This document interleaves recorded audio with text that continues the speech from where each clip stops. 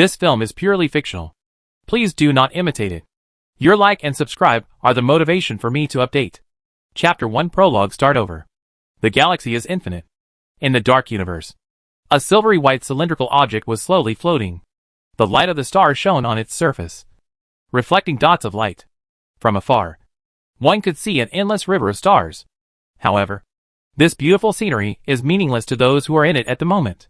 Why is it like this? Duanmu held his head tightly, with a look of despair on his face. That's right. He traveled through time. For Duanmu, this was definitely an unexpected disaster. He just wanted to go online after the game update was completed to see what was updated. But what Duanmu didn't expect was that when he opened his eyes again, he appeared in this narrow place. And, why am I like this? Looking at the mirror in front of him, Duanmu wanted to cry, but had no tears. Because the person who appeared in the mirror was not the fair, tender, petite, cute, beautiful girl that he had spent 5 hours to create, but a man who was 2 meters and 500 meters tall, with 8-pack abdominal muscles, a bald head, and a ferocious scar on his face. He looked like the words extremely vicious were engraved on his face. And he looked like a serial killer. Yes, that was Duanmu himself. Why am I so unlucky? Duanmu muttered to himself as he looked at the system prompt in front of him speechlessly. In fact, the reason why he traveled through time was very simple and clear. It is written on the first line of the user agreement. After this game is updated, one player who agrees to this agreement and enters the game will be randomly selected to be eligible to travel to another world. Looking at the updated version of the user agreement in front of him, Duanmu's face twitched. Who would read this shit? For players, they never read the user agreement or privacy agreement. They just check the box to confirm. I didn't expect that I would be so unlucky to encounter such a thing. However, even if you see it, you will probably just treat it as a joke or an official meme and laugh it off. It's 2202 now. Who would take this stuff seriously? But for Duanmu, this is no joke. With a long sigh, Duanmu sat down on the chair next to him. Star Ocean OL. This is the hottest game in Duanmu's world. The player plays the role of the last survivor of a clan called Order of Light. He wakes up from the hibernation cabin, leaving only this core cabin floating in the vast universe. What the player has to do is to go on adventures to other planets and worlds, find the various holy artifacts lost by the Order of Light clan, and connect them with the core cabin to create a series of unique Star City space stations.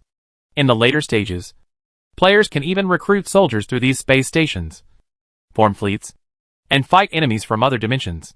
Duanmu is one of the players of Shanghai OL, and he is also a top player. Duanmu plays this game because he likes it, and he can't do other work. Just look at this face. Since childhood, Duanmu has been shunned by others because of his appearance and height. When he was in school, he was always regarded as a school bully. There were even outrageous rumors that he had killed several people with his bare hands, but was not imprisoned because he was under the age limit. After graduating from university, Duanmu's situation was not much better. When he applied for a job, the employer thought that his appearance was too unsightly, and that clients might suspect that his company was part of the mafia. He was also rejected for a job as a security guard because the property management was worried that the residents would think he was a robber. Even though he went to the platform to be a host, he only lasted 3 days before being overwhelmed by countless complaints and completely shut down. In the end, in order to escape reality, Duanmu immersed himself in online games. At least in online games, he could choose other images instead of this one that looked like a serial killer. So Duanmu created an image of a pretty, petite and cute girl. Anyway, according to official statistics, 80% of male players play female characters. So it's no big deal. In this way, Duanmu immersed himself in the game. And when he came to his senses, he had become one of the top players. It's just that Duanmu has never participated in a professional league. He has always acted alone, mainly making money by placing orders for customers. After all, the professional league requires showing one's face. And if Duanmu goes on stage, well, the operator inside a soft and cute girl character is a 2.5 meter tall man who looks like a serial killer. The contrast is too great. Forget it. There's no point in saying this now. Duanmu slapped his face hard, then opened his status bar. Soon, a line of information appeared in front of Duanmu. Hit your head with a hammer. Occupation, Judge, LV1. Strength, 8 Fighting plus 4 Space Warrior Combat Training LV3. Agility, for Shooting plus 0 Zikran Enhancement LV1. Physique, 6 Toughness plus 2 Catholic Siege Rules LV2. Intelligence, 6 Willpower plus 2 Combat Psychic Training LV2. Perception, 8 Awareness plus 4 Law Department Assault Tactics LV3. Charm, 1, Locked, Communication minus 3 Deterrence LV2. This is not my role. Seeing the status bar, Duanmu Huai looked helpless. When he created the character, he had maxed out the charm. Now this value is probably determined by his own value. Just look at that charm one and you'll know. Isn't it 0 because I am still a human being? Never mind. None of this matters. Duanmu Huai stood up and stared at the scenery outside the window. No matter how incredible it was, he had already traveled through time. Now all he had to do was to survive. Now he only had a core cabin, and he was just like a helpless baby in the universe. Duanmu Huai knew that the world of Xinghai OL was full of various dangers. Not to mention, there was no food here now. Even if he stayed here, he would eventually starve to death. After all, reality is not a game. It doesn't matter how long you stay idle. Thinking of this, Duanmu Huai opened the warehouse and put on his equipment. Fortunately, as a small account, he also had a set of heirloom equipment provided by the system, which was also the only benefit for Duanmu Huai at present. We can't let him go out and take risks naked. He walked to the terminal, then reached out to activate the system. And soon, a line of information appeared, starting to search for the holy artifact beacon. The beacon's location has been locked. Do you want to teleport? Teleport. As soon as the words fell, Duanmu Huai felt that his feet were suddenly empty. Then, the scenery in front of him began to change instantly, as if the endless scenery was torn into lines and flashed before his eyes. Then, the sound of whistling wind flashed past his ears, and the invisible gravity captured his body, just like bungee jumping, falling from the sky. Boom! The next moment, Duanmu Huai felt his whole body tremble suddenly and fell to the ground. The huge vibration and impact made him feel numb all over. At the same time, a line of system prompts appeared in front of Duanmu Huai's eyes. You attack the evil priest. You cause 12,000 points of falling damage to the evil priest. The evil god priest dies. You gain 350 experience points. Level up LV3. Gain 1 free attribute. 1 skill mastery. What the HL is this? Duanmu Huai was stunned for a moment when he saw the prompt in front of him. Then he looked up and looked around. He saw that all around him, guys wearing black cloaks and dressed like bad guys were looking up and staring at him. Not far behind them, there was a woman tied to a wooden stake. At this moment, she was also staring at the uninvited guest with wide eyes. At this moment, Duanmu Huai saw the group of men in black robes taking out their weapons one by one. He killed the high priest. Kill this guy who is hindering the ceremony. At the same time, a line of system prompts appeared in front of Duanmu Huai. Activate the mission intrusion. Mission objective, destroy the enemy. As an inquisitor, your mission is to fight against chaos and destroy all enemies of order. Absolute loyalty. Looking at the evil god's followers who were attacking him, Duanmu Huai sighed silently in his heart, then clenched the weapon in his hand. Now it seems that there is only one battle left. Chapter 2 Falling from the Sky. I'm dying. Tied to a wooden stake. The girl's face was pale, and she was shaking. Beside her were bodies whose limbs had been chopped off, and who had been brutally killed. They used to be her guards and servants. But now, they were just dumb corpses.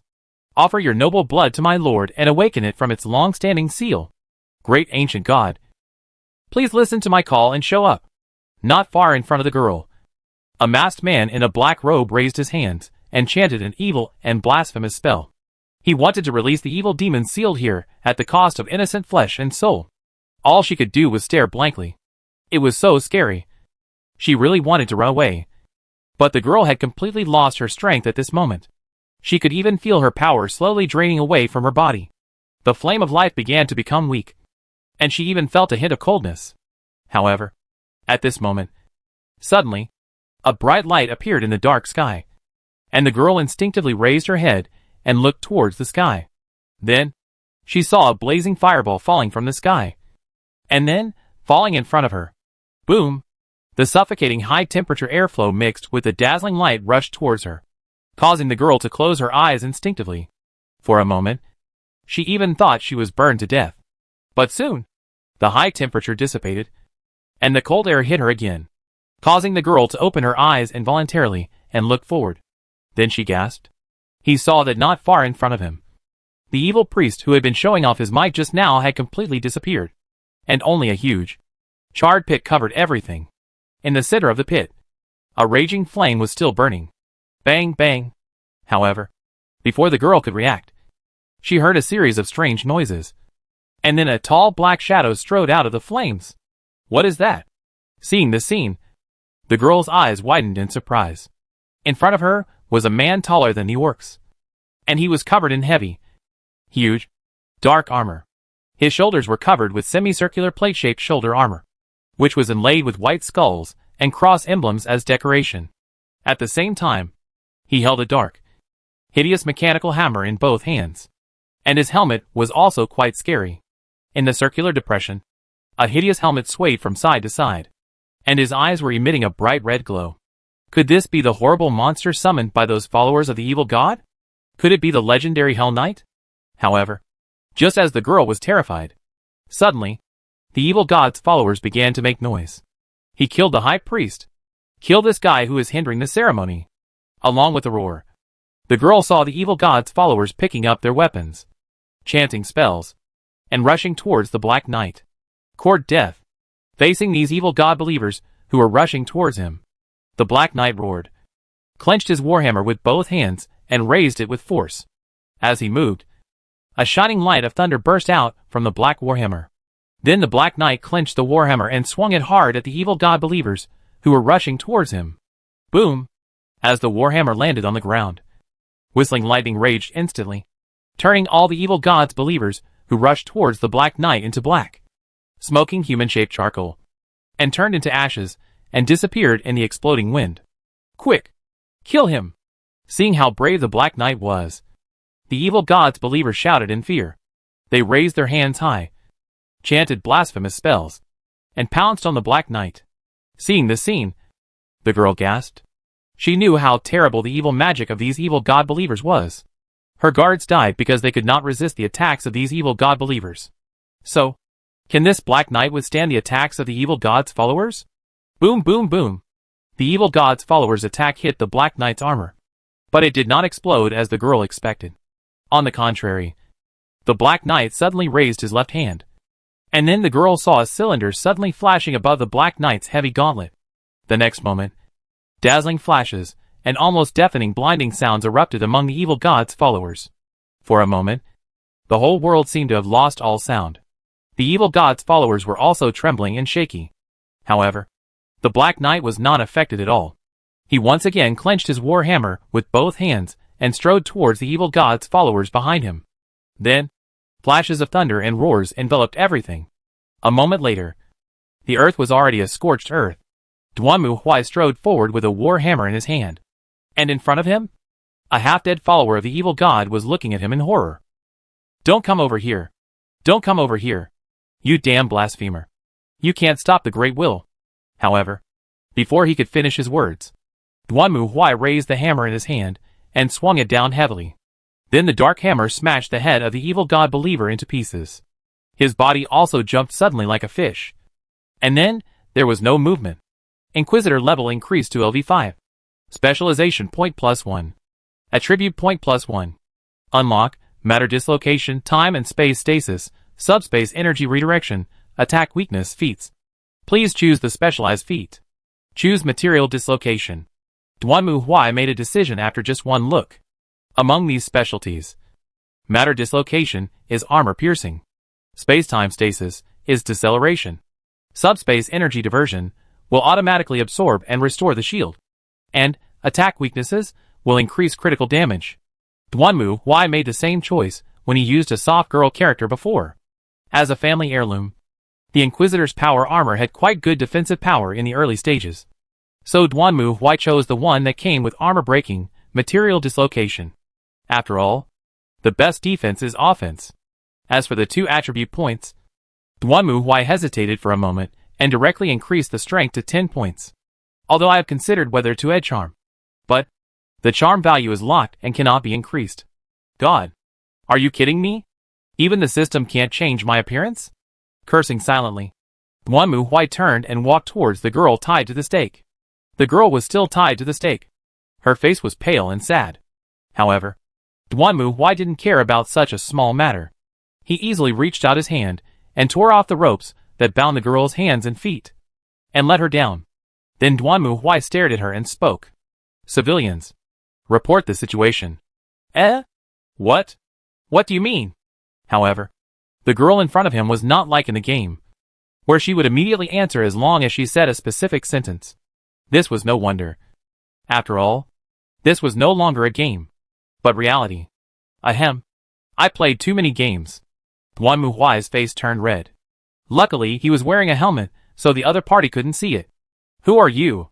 Why are you here? I am.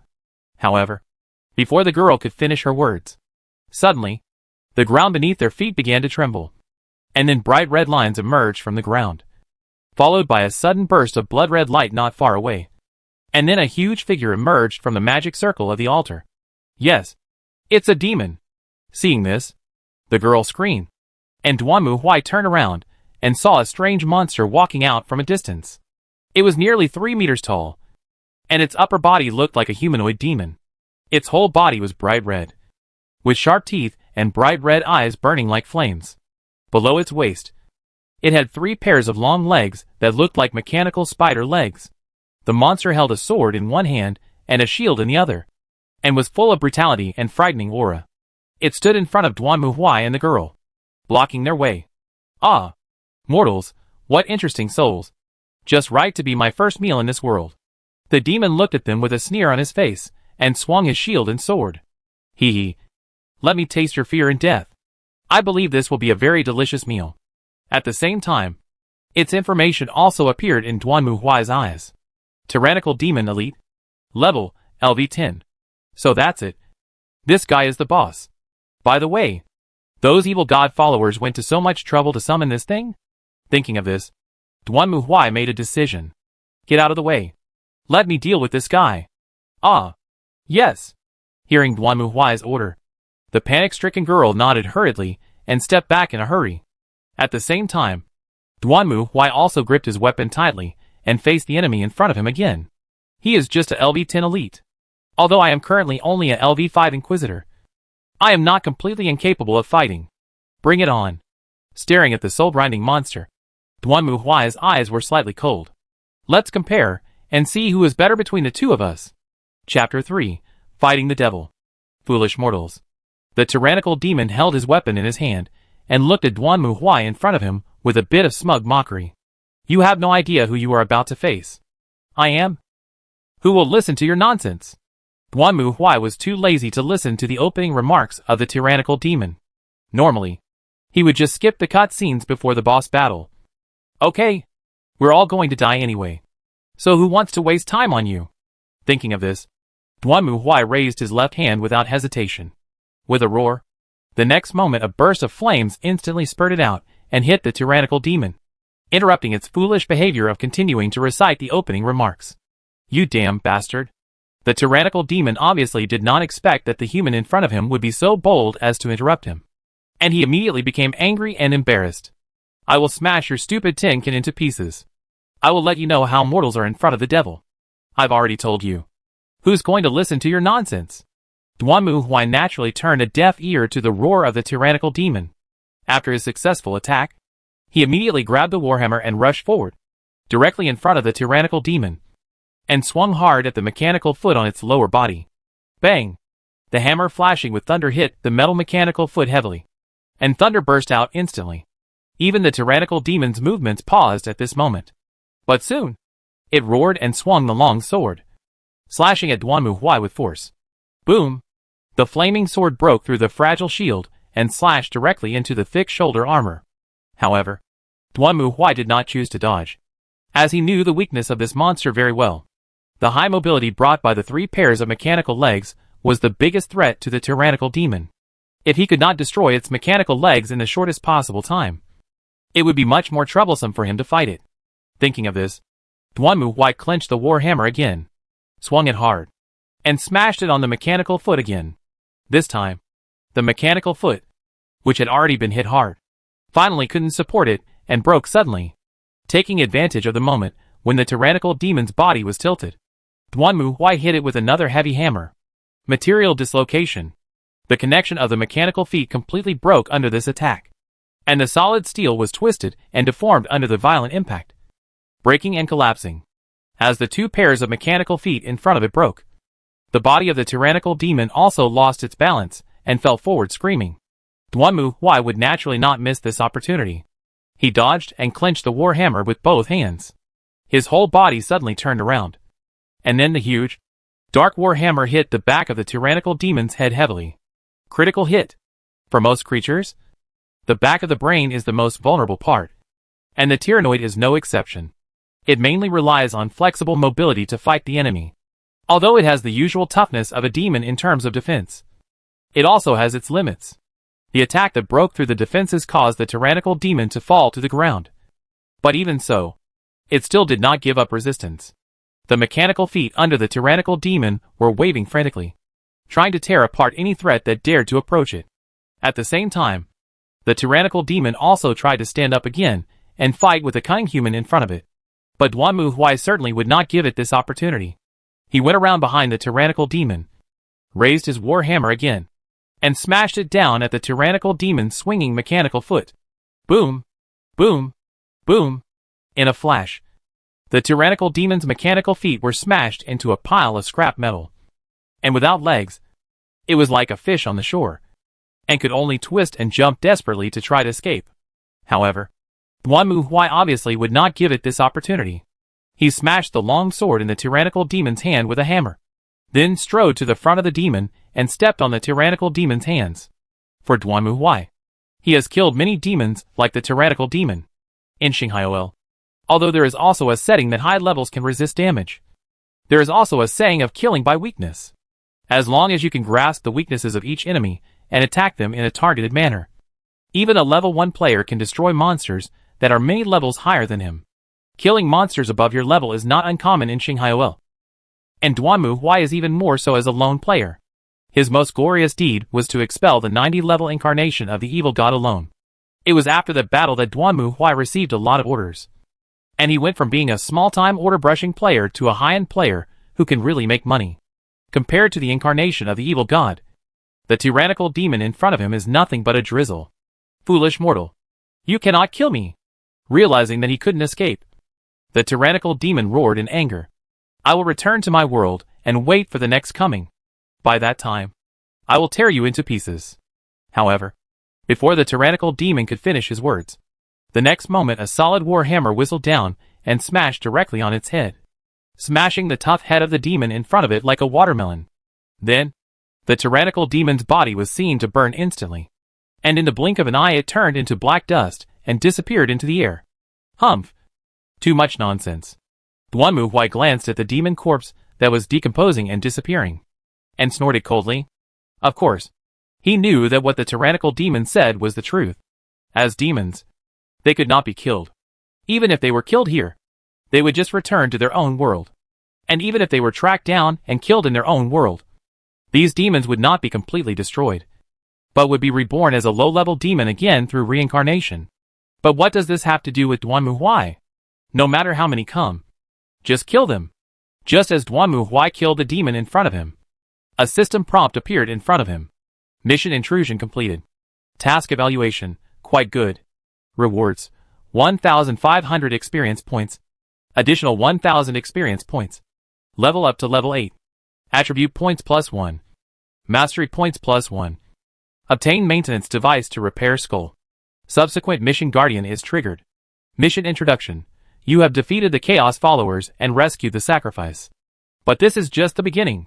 You can choose to take her away from here and send her back safely. Or you can leave her here and let her fend for herself. In any case, this is your choice. Not bad. Duanmu Huai was not surprised about the completion of the mission. Basically, every mission has similar settings. When you start a mission, it is not just a matter of eliminating the target according to the mission, the impact of your actions in the mission, and even the people implicated.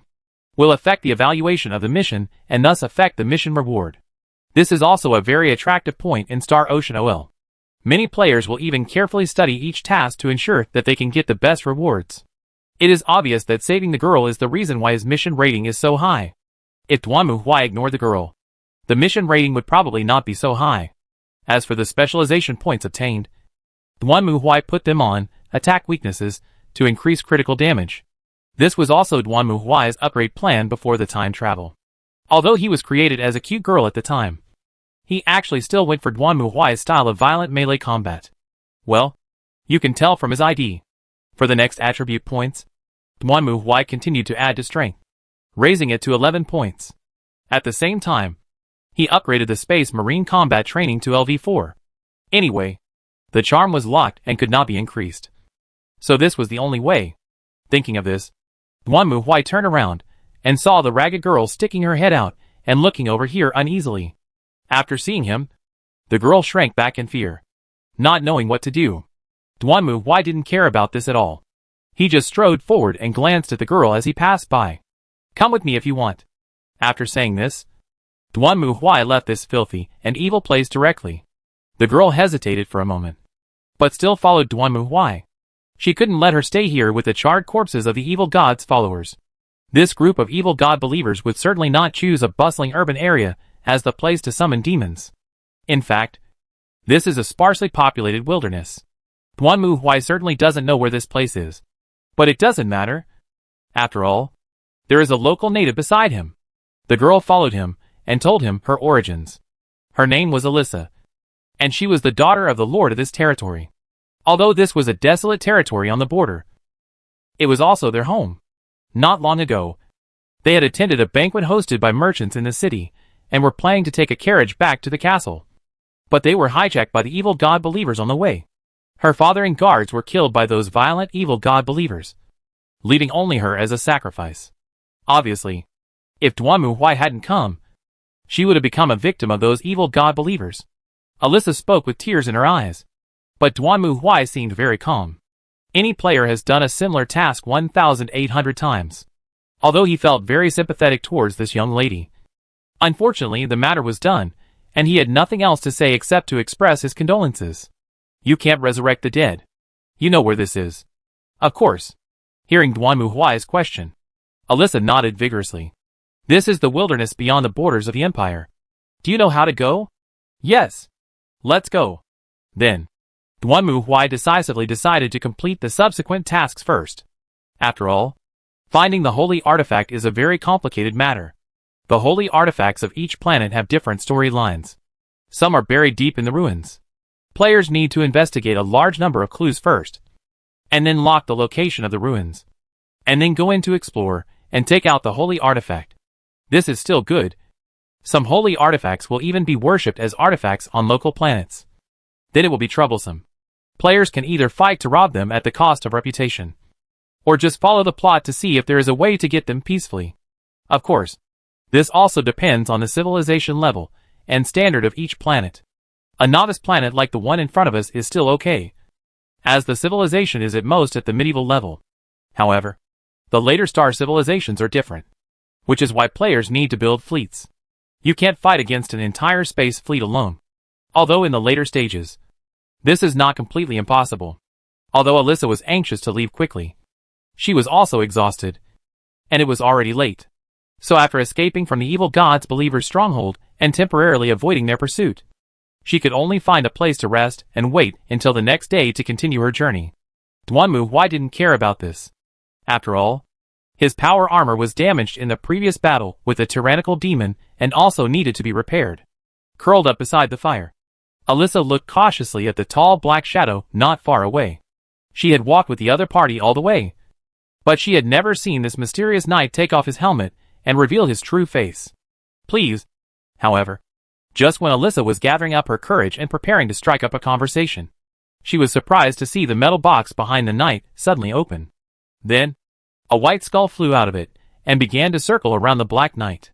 From time to time, a strange light emanated from its dark eye sockets, shining on the black knight's armor. Alas! Seeing this weird thing, Alyssa was shocked. What is this? Could it be a dead person's skull? Could he be the legendary Death Knight? Come to think of it, he has skull symbols on his shoulders and waist. Isn't that the favorite symbol of the necromancer? He saved me. Didn't he want to turn me into an undead creature? Could it be that the skulls that now surround him are also his previous victims? Alyssa looked at Duanmu Huai anxiously, but she didn't know what to do. Although she wanted to run away right now. What would happen if she left here? If she got lost in the wilderness? She would probably become the bait of the wild wolf. But staying here? Is it really okay? What's wrong? Sensing Alyssa's gaze, Duanmu Huai turned to look at her. He had just activated the repair device, and was repairing his power armor. As a family heirloom, this set of power armor not only increases in power as the player upgrades, but can also have unique abilities by installing various plugins. Basically, Duanmu Huai can use this set of equipment until it reaches the maximum level. After all, it is equipment used to help the sub-account pass the storyline. Excuse me. Hearing Duanmu Huai's words, Alyssa hesitated for a moment and asked timidly, "Excuse me, Sir Knight, are you a human?" "Sure. What's the problem? I would like to see your face if I could." This request is really speechless. Hearing Alyssa's question, Duanmu Huai rolled his eyes. Then he opened his helmet and looked at Alyssa. "That's all I need." Alyssa didn't say anything. She just stared at Duanmu Huai blankly. And then, she fell to the ground and fainted. Seeing this scene, Duanmu Huai shrugged his shoulders and put on his helmet silently. I knew this would be the ending. Chapter 4. Heading to the ruins. "I'm so sorry." Following behind Duanmu Huai, Alyssa looked embarrassed. "I really didn't do it on purpose. I was just overtired and frightened." No. That's not what I meant. I didn't mean that you were ugly, Sir Knight. It's just that. Alyssa said that's it for a long time, and finally said in a low voice, "It's just a little scary." "It's okay. I'm used to it." Duanmu Huai was very calm. Just like Alyssa said, Duanmu Huai himself was not ugly, but very scary. He looks ferocious and has the temperament of a serial killer in a Hollywood movie. To describe it, he has furious brows, a leopard head and round eyes. He can play Zhang Fei and Li Kuei without any makeup. Looking at him, you feel like you will die at his hands in the next moment. After so many years, Duanmu Huai has gotten used to it. Tired, lie down, and be destroyed. After all, I am the type of person who went to the beauty clinic and the doctor said that the only way I could do it was to turn me into the Hulk. What else can I do? At this moment, Duanmu Huai suddenly saw dust flying in front of him. He stopped and looked forward, and soon several heat source signals appeared in front of him. This is... Seeing the heat source signal in front of him, Duanmu Huai raised his eyebrows, then stood there and gestured to Alyssa. "Get behind me." Yes. Hearing Duanmu Huai's order, Alyssa nodded obediently and hid behind Duanmu Huai. People in the real world are much more obedient than NPCs. When doing NPC protection tasks, those idiots bumped into the enemy like they had no brains. And some even directly triggered the alarm and had to switch to the pursuit mode. Those idiots couldn't have done it on purpose. Just as Duanmu Huai was thinking about these boring thoughts, a group of evil god believers on horseback galloped out from the dust on the opposite side and came in front of him. Seeing the fierce-looking power armor in front of him, the evil god believers were also shocked. But when they saw Alyssa behind Duanmu Huai, these cavalrymen immediately changed their actions. Kill him and capture the sacrifice. The leading evil god believer suddenly drew his weapon and issued an order. Then, the other evil god believers also raised their weapons, whipped their horses, and rushed towards them. Snort. Facing the enemy rushing towards him, Duanmu Huai snorted coldly. Then he strode forward, raised the warhammer in his hand high, and swung it hard forward. Boom! The warhammer, shining with lightning, hit the head of the oncoming warhorse directly, knocking it to the ground. And the evil god believer on it flew out with screams, and was completely blown away by Duanmu Huai's backhand. At this moment, another evil god believer rode his horse and came galloping from the side, shouting and swung his sword, chopping it on Duanmu Huai's armor. However, his attack bounced off without even leaving a scar on the power armor. Before the evil god believer could do anything else, the huge steel warrior in front of him suddenly crashed into him, and instantly knocked the evil god believer and his horse away. To Duanmuhui, these mere evil god believers posed no threat at all. Compared with the chaos demons, their attacks were painless. Therefore, Duanmuhui did not even need to dodge. He just stood there, blocking the bombardment of these cavalrymen like a steel fortress and knocking them to the ground. In just a blink of an eye, a group of evil god believers were beaten to pieces by Duanmuhui and almost wiped out. What the hell is this? Seeing his cavalrymen being knocked down one by Duanmuhui, the captain's face turned pale. Although this guy looked very difficult to deal with, he didn't expect him to be so powerful. Even his own men were no match for him. Their attacks couldn't even leave the slightest scratch on the solid armor. Could this thing be a monster summoned by the ritual? Why didn't it obey their orders? And why was it with the sacrifice? And why was it protecting him? Was there something wrong? I must go back and inform the adults immediately. Thinking of this, the captain turned around and ran without hesitation. However, just as he turned around, he saw a black screen in front of him. When he subconsciously raised his head and looked towards the sky, he happened to see a huge black shadow falling from the sky and blasting towards him. Boom! The earth shook and smoke and dust rose up. When Duanmuhui walked out of the smoke and dust, only the corpse of the squad leader and his warhorse were left behind him. I didn't expect these guys to be so fast in pursuit. Duanmuhui threw away the corpse in his hand and looked at Alyssa, who was pale beside him. In silence, he was not surprised by this development. After all, the core module could detect information related to the main line and teleport itself nearby. It can be seen that this girl should have some relationship with the main line of the planet. And maybe it is related to the holy object. Well, as for the protagonist, it's basically like God is going to give a man a great mission. And he must first destroy his family, make him disabled, and then cancel the engagement and exterminate his clan. We have to get out of here. Duanmuhui spoke. And Alyssa shook her head. This is too difficult. The nearest city is still nearly 10 days away. There is no way we can escape the search of those evil god believers. It is indeed a problem. Duanmuhui nodded. And then his mind turned. By the way, are there any ruins or anything like that nearby? Remains? Chapter 5 Soul Resonance. Ayah! A follower of the evil god let out a sharp cry and rushed forward with a spear in hand. However, just when he was halfway there, a whistling hammer swept past him and sent him flying like a golf ball. The third search team was finally taken out. After taking back the warhammer, Duanmuhui let out a sigh of relief.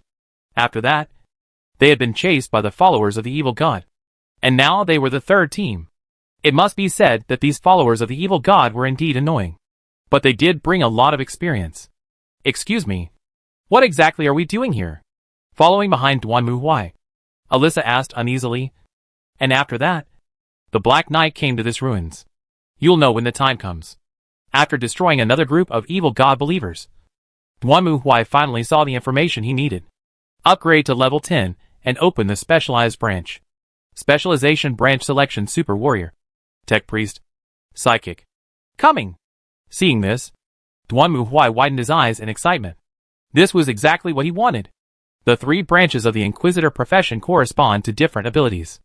Needless to say, the Super Soldier mainly enhances the attack and defense capabilities of melee combat, and belongs to the category of MT plus damage. Tech Priests are somewhat peculiar. They can create their own technological products for combat, such as drones, automatic turrets, etc., which look very high-tech. But at the same time, they also have the ability to protect and heal. It can be said that Tech Priests are strictly speaking more like a combination of a summoner and a priest in the technology department, and are also the fastest professional specialization route that can form an army of one person in the early stage. The only drawback is that it takes resources to create a mechanical army. Finally, there are the psychics. It can be regarded as a profession similar to a magician, which can output, heal, and fight in close combat, and looks very versatile. In fact, it is quite powerful. But psychics also have their own weaknesses. That is the warp crisis. According to the setting of Star Ocean Online, there is a unique dimensional space in this world, called the subspace. This is a mysterious dimensional world, where the souls of all things are projected. It is like the shadow of the real world. As long as something exists in the world, it will leave a projection mark of its existence in the subspace. And psychics draw energy from the subspace to cast various spells. But There is a problem. In the warp, there are countless demons lurking. When Psykers draw power to cast magic, their soul projections will be as bright as burning flames in the eyes of the demons in the warp. And those demons will pounce on the soul projections of Psykers like moths to a flame. Therefore, if a psychic uses magic for too long, it will cause a crisis of subspace erosion. At that time, not only will various strange problems arise, but there may even be high-level demons who come directly and enthusiastically invite you to become one of them. Basically, at this time, most psychics do not have the power to refuse. Anyway, they can't get away even if they refuse. For this reason, players also hate teaming up with psychics, especially those rookies, because many people simply read the introduction of psychics and thought it was cool and fun. So they chose this profession. Then when they team up, they will betray their companions. Think about it. When you are fighting a 5-player boss, you are suddenly prompted that the psychic in your team is overheating. There is an abnormality in the subspace. And then a bunch of debuffs such as poisoning, slowing down, and defense breaking fall on your team. At that time, you probably even want to die. Not to mention that if you are unlucky, the psychic will be corrupted by the devil and become a terrifying enemy. And then, victory and defeat are common in the military. Hero, please start over. Therefore, in the early stage, it was a very troublesome thing for psychics to form a team to go into the dungeon, because they had to ensure that their output was in place, and that they did not overheat to avoid the subspace crisis. Otherwise, they would be called the cancer of the team and scolded, or even kicked out directly. Therefore, psychics were very unpopular at the beginning, and players even joked that there was finally a game where the wizard was not a grandfather, but a grandson. Because of this, psychics were initially considered the most difficult profession by many players, and no one wanted to play it. As for those who had their accounts ruined, they had no choice but to spend money to delete their characters and start over. After all, the setting of Star Ocean OL is that only players who have completed the main storyline are eligible to open a small account to obtain heirlooms. Otherwise, they can only pay to delete their accounts and start over. MMP. It's really a crappy game that costs money. However, soon after that, someone discovered the true gameplay of the psychic. And at that time, most players were surprised to find that your grandfather was still your grandfather. And those players who spent money to delete their accounts and start over were crying and regretting. The one who discovered this way of playing was Duanmu Huai. In fact, he was beating his chest and stamping his feet in regret at that time. If he had known about this way of playing earlier, he would not have been so miserable. To be honest, from that time on, Duanmu Huai always had an idea. That is, if he could start all over again, with his own discoveries and strategies, could he create a more powerful character than the one in the game? Of course, there is no regret medicine in the world. But isn't there one now? Choose a psyker. Duanmu Huai made a decisive decision. Player gains psychic specialization. Please select a course skill. Ether Walker, Sky Walker, Soul Walker. Soul Walker. Players obtain the Soul Walker core. The player gains a special skill. Soul Resonance. Judgment Power Armor changed to subspace mode. The next moment, the heavy black armor on Duanmu Huai's body emitted a deep purple glow and gradually changed its shape. Although the overall color was still black, the edges turned into gold edges. At the same time, the equipment box behind him, which originally looked extremely heavy, also changed into a luxurious and exquisite golden halo. Seeing this scene, Alyssa next to her widened her eyes in surprise and looked at the Black Knight beside her in astonishment. At the same time, Duanmu Huai opened the character status bar again. Hit your head with a hammer. Profession: Inquisitor, LV10, Soul Walker Specialization Subspace, Heat Consume 50%. Strength: 12 Fighting plus 6 Space Warrior Combat Training LV5 Material Dislocation Attack Weak Points. Agility: for shooting plus 0 Zikran Enhancement LV1. Constitution: 6 Resistance plus 2 Catholic Siege Rules LV2. Intelligence: 7 Willpower plus 2 Combat Psychic Training LV2 Soul Resonance, Special Skill. Perception: 8 Awareness plus 4 Law Department Assault Tactics LV3. Charm: 1, Locked, Communication -3 Deterrence LV2. Many players did not choose Soul Walker when playing Psyker because the special effects of Subspace Armor were too low. Subspace Armor can reduce the heat consumption of the subspace by 50%.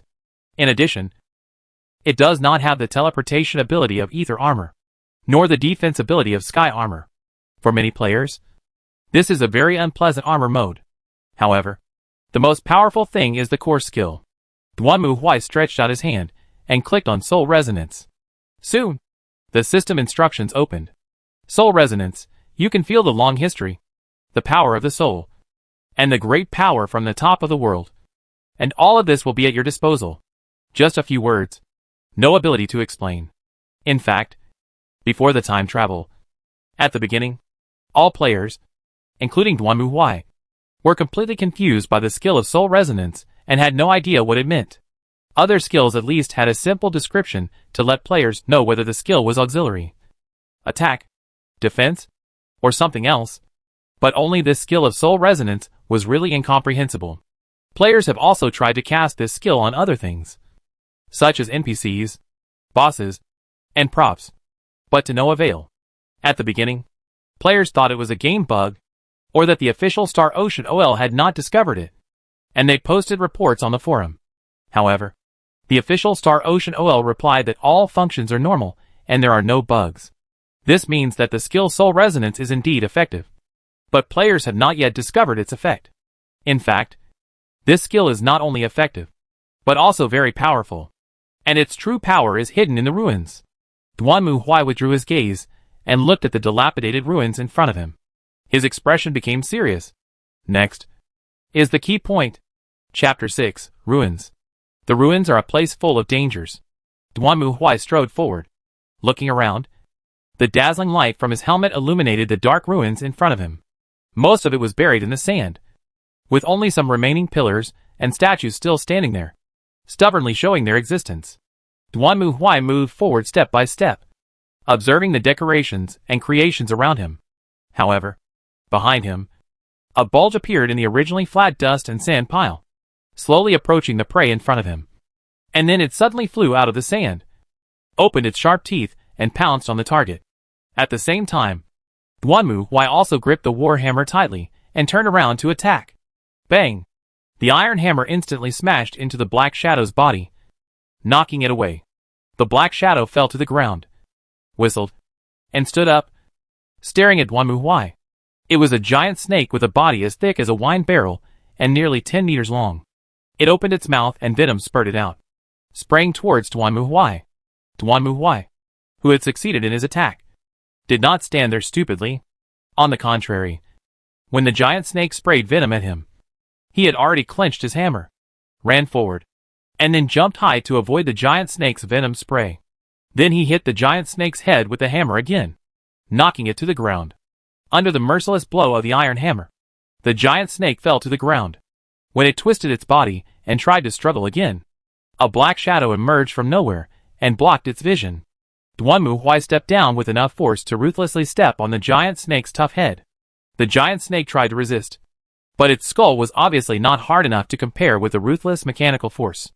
With a puff sound, the giant snake's head was crushed into a meat paste. Wild Serpent dies. You gain 50 experience points. Duanmu Huai glanced at the system prompt, then turned around and walked forward again. At this moment, he seemed to feel like he was back in the game, which reminded him of the feeling when he first experienced the game Shanghai OL. He walked in different worlds with different identities, explored unknown adventures, and was eager to find some interesting secrets or even powerful treasures. These are more interesting than simply killing monsters. And exploring the unknown is also quite interesting. That's why he loves this game. Countless planets, countless worlds, countless adventures. The tension, excitement, and satisfaction of exploration always make people unable to stop. Moreover, it seems that he is not the only one who comes here to explore. Duanmu Huai stopped, then squatted down, stretched out his hand and grabbed something buried in the sand, then lifted it up. It was a corpse. Most of his body had already rotted away, and the white bones protruded from the disgusting flesh and blood, shaking along with Duanmu Huai's movements, as if they had self-awareness. Judging from his rotten, livid face, this man should be the last victim of the giant snake. It can be considered as revenge for you. Duanmu Huai acted very calm about the corpse in front of him. After all, he had seen too many disgusting things in Shanghai OL, especially in the evil god realm deep into the subspace in the later period. Every place in it was 100 times more disgusting than a B-level plasma film. This could be regarded as a unique style. On the contrary, Alyssa, who was standing next to him, turned pale when she saw the corpse and almost vomited. Sir Black Knight, let's take another route. This place is too dangerous. Alyssa was so sad that she almost cried. She shouldn't have told Lord Black Knight about this place. What happened now? If she had known this place was so dangerous, she shouldn't have come. But if she doesn't come, she has nowhere to go. Those evil god believers sent a large group of people to hunt them down. In fact, on the way to the ruins, Duan Muhuai and Alyssa encountered several hunting troops. Of course, these guys were killed by Duan Muhuai. But from their mouths, the two of them could be sure that the evil god believers did send a lot of people to bring Alyssa back. Keep going. Duan Muhuai certainly wouldn't listen to Alyssa. He shook his head and continued to move forward, and the latter could only follow. By the way, do you know the history of this ruin? While looking at the wreckage around him, Duan Muhuai asked. This was his favorite thing to do in the game before, strolling in those dilapidated ruins that had been forgotten by time, imagining their former glory. What happened in this city? How many people lived here? And how they embarked on the road to destruction, eventually turning this place into a deserted ghost town. Because of this factor, Duan Muhuai had thought about transferring to the Department of Archaeology before. But, well, people said that he looked like a tomb robber. MMP. You might as well say that I was a smuggler. Which tomb robber is as big as me? Wouldn't he get stuck in the tomb passage? If it doesn't work out in real life, it's also nice for Duan Muhuai to have fun in the game. I've heard of some of them. Alyssa seemed to be familiar with this place. She followed Duan Muhuai, carefully looking around, and whispered, I heard that there used to be a country here. This country had very advanced technology for making magic puppets. The king of this country used this technology to create many fearless magic puppets to invade other countries and occupy a lot of land. Then how was it destroyed? Duan Muhuai asked curiously, and Alyssa thought about it. It seems that they created a very powerful demon puppet and tried to conquer the world. But for some reason the demon puppet went crazy and attacked the royal city, completely destroying the entire city. The king was also killed by the demon puppet. There are rumors that this was caused by some kind of curse.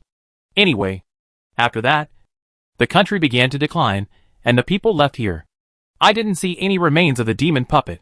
Duan Muhuai looked at the wilderness around him. There was nothing left except broken walls and ruins. After all, it's just a rumor, and it happened hundreds of years ago. Having said that, Alyssa stopped suddenly, and then she listened attentively. Sir Knight, do you hear that? There's a sound of water. Yes, there is. Great. Can we go over there? At this time, Alyssa grabbed Duan Muhuai's arm and looked at him pleadingly. Although she wanted to rush over directly, she didn't dare. After all, there are too many dangers hidden here, and the giant snake just now is the best example. No problem at all. Now that those evil god believers have not caught up yet, Duan Muhuai doesn't mind letting Alyssa relax for a while. The sound of water comes from a river. Judging from its appearance, it should have been a moat a long time ago. However, now the world has changed dramatically, and this original moat has turned into a small stream. Very good. Seeing this message, Alyssa jumped up excitedly, and then she seemed to think of something, and turned to look at Duan Muhuai embarrassedly. Sir Black Knight, I want to take a bath. It's no wonder that Alyssa would have such a need.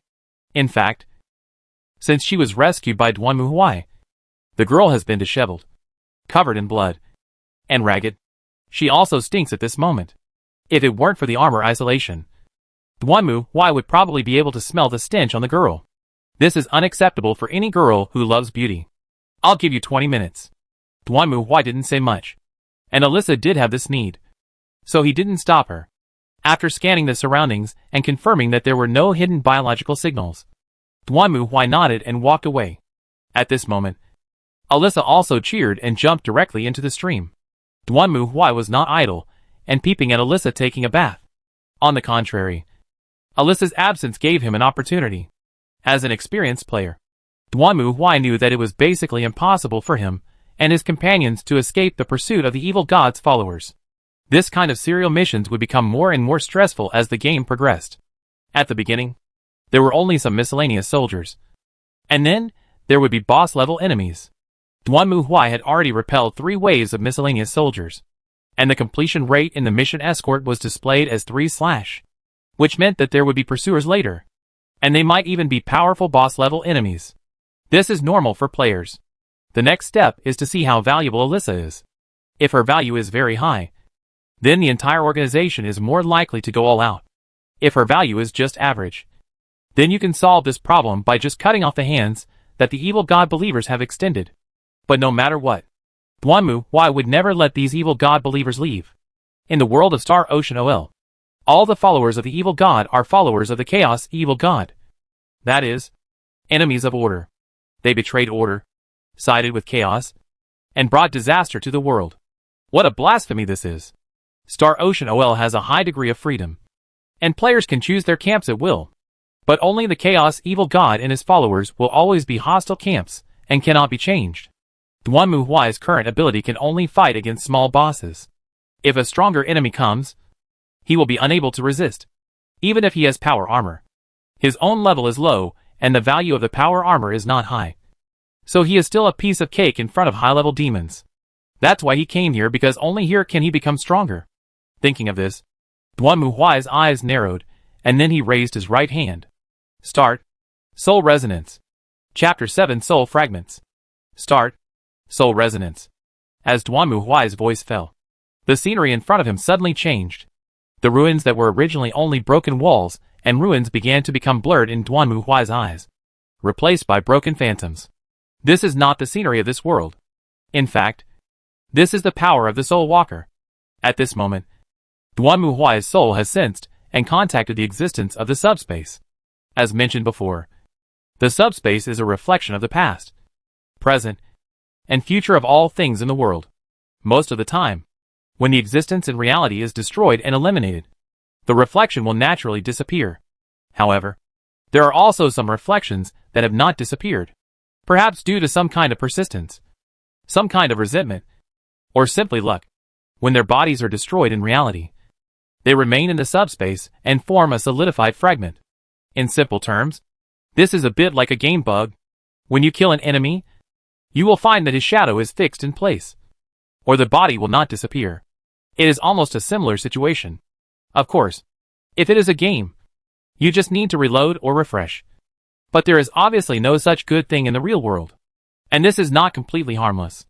Game bugs can cause the game to crash, or jam tasks, or refresh infinitely. These reflections that are stuck in the subspace also have problems. For example, in many worlds, they will affect the real world in some form like ghosts, which is one of the manifestations. These fragments are of little use to most people. But Soul Walker is different. Not only can they find these fragments and delve into them, they can even control them and use them for their own benefit. This is a very powerful ability. You know, many ancient civilizations have different, powerful powers and knowledge. But in many cases, their knowledge and power have been buried in the dust of history, and even artifacts will be destroyed. But the projection seen in the subspace is different. They will exist forever and never die. Of course, summoning them to the world also requires energy. But apart from anything else, just the fact that it can summon a disappeared existence into reality is enough to show how powerful this force is. However, the benefits of these fragments are not limited to this. As just described, these fragments are all a collection of bugs. That is, they are self-contained, which means that although they are in the subspace, these fragments will not be attacked by demons. This is simply the best refuge for psychics. As long as the psychic can possess these fragment projections, it is equivalent to hiding the projection of his soul in the subspace in a safe. No matter how much he uses his psychic power, it is difficult for him to be discovered by demons from the outside world. This is equivalent to putting a mouse in a safe. Even if you put hundreds of cats outside, the mouse can make a fuss in the safe, and the cats can't find it. Different fragments have different sizes. The smallest fragment may be just a house, and the largest one may be a universe. One can imagine how powerful the Soul Walker would be if he owned a universe. When Mu Huai discovered this ability at the beginning of the journey, it was already the middle stage, which made him quite regretful. Because Star Ocean OL is a dynamic and real-time changing game, which means that some places you have visited before may disappear or be rebuilt for various reasons later, and some ruins copies may disappear after you have played them. If he had discovered the true use of this skill when he first awakened, then his upgrade path would have been smoother. And by that time, He might have been the strongest player in Star Ocean OL. Of course, this title means nothing to Duanmu Huai now. He might even be the only player in this world. The most important thing now is to find complete fragments. Duanmu Huai was thinking as he walked in the projection of the ruins. Looking around, the scene nearby was similar to the ruins he had seen before, except that without the layer of sand covering it. The appearance of the entire city was clearer. At this moment, Duanmu Huai suddenly saw a little light on the hillside not far outside the city. This immediately aroused his interest, and he quickly quickened his pace and walked towards his destination. It didn't take long for Duanmu Huai to reach the hillside. In front of him was a small wooden house that looked very simple and plain. Duanmu Huai reached out his hand without hesitation, opened the door, and walked into the house. Squeak! The wooden door slowly opened, and Duanmu Huai walked into the room. The first thing he saw was a pile of arms hanging from the ceiling. Turns out it's fake. I was shocked. When he saw these arms, Duanmu Huai was stunned for a moment. Then he looked carefully, and found that these arms were all prosthetic limbs carved out of wood, but hanging so densely on the ceiling. Under the light of candlelight, it is indeed quite creepy. At this moment, suddenly, a voice rang out. Finally the day has come when I can use my power to protect my country. As he said this, suddenly, a translucent, ghost-like man's figure quietly appeared in front of Duanmu Huai, with excitement on his face, waving his hands. As long as I have this power, my country will no longer have to worry about the suffering of war or invasion, and everyone will be able to live a peaceful and tranquil life. Duanmu Huai just stood there, watching quietly. He was not unfamiliar with this scene. Any fragment that was lucky enough to be preserved contained the strong thoughts and ideas of the maker. It was obvious that this young man should be the owner of this house. After saying these words, the man disappeared, and Duanmu Huai continued to move forward. Soon, he passed through the entrance and came into the house. The first thing he saw was a wooden workbench. Judging from the prosthetic limbs placed next to it, this man should be a puppeteer. Dolls are wonderful beings. At this moment, the man's figure appeared again. He was sitting on a chair, seemingly making something carefully. Born by humans, imitating humans, but not human. Beautiful, pure, perfect. This is what I long for. The sound gradually faded away, and the man's illusion shattered. Duanmu Huai glanced at the work table in front of him and walked forward again. However, just as he reached the next room, bang! Suddenly, a cup flew out and hit the ground heavily. Duanmu Huai stuck his head out and looked into the room. He saw that this place that looked like a study was now in a mess. The table was overturned, and the teacups and teapots were smashed to pieces. The man was gasping for breath and sitting on a chair. His face looked extremely old. It was unknown whether it was due to time or mental problems. He lied to me. That liar. He lied to me. Those puppets are used to defend the country, not to invade other countries. He turned me into an invader and executioner with blood on his hands. The man roared like a wild beast, holding his head with both hands, and his whole body trembled and shook. Then, he seemed to have made up his mind and stood up. I will never let him succeed. I will stop this and completely destroy his ambition. I'm sorry, but it seems I was too naive. After saying this, the man reached out and put something in his pocket on the table, then sighed. I hope you can find the meaning of your existence, my child. After saying this, the man turned around, walked out of the room with a fearless expression, and disappeared without a trace. I see. After watching all this, Duanmu Huai almost understood what was going on. Referring to what Alyssa said before, it is obvious that the owner of this house should be a very powerful puppeteer. It was he who created the country's former magic puppet army. But the original intention of this puppeteer was just to protect the country, and he did not expect that the king would use the puppet army he created to invade. Alyssa said that the king finally expanded to the point of planning to create a magic puppet to conquer the world.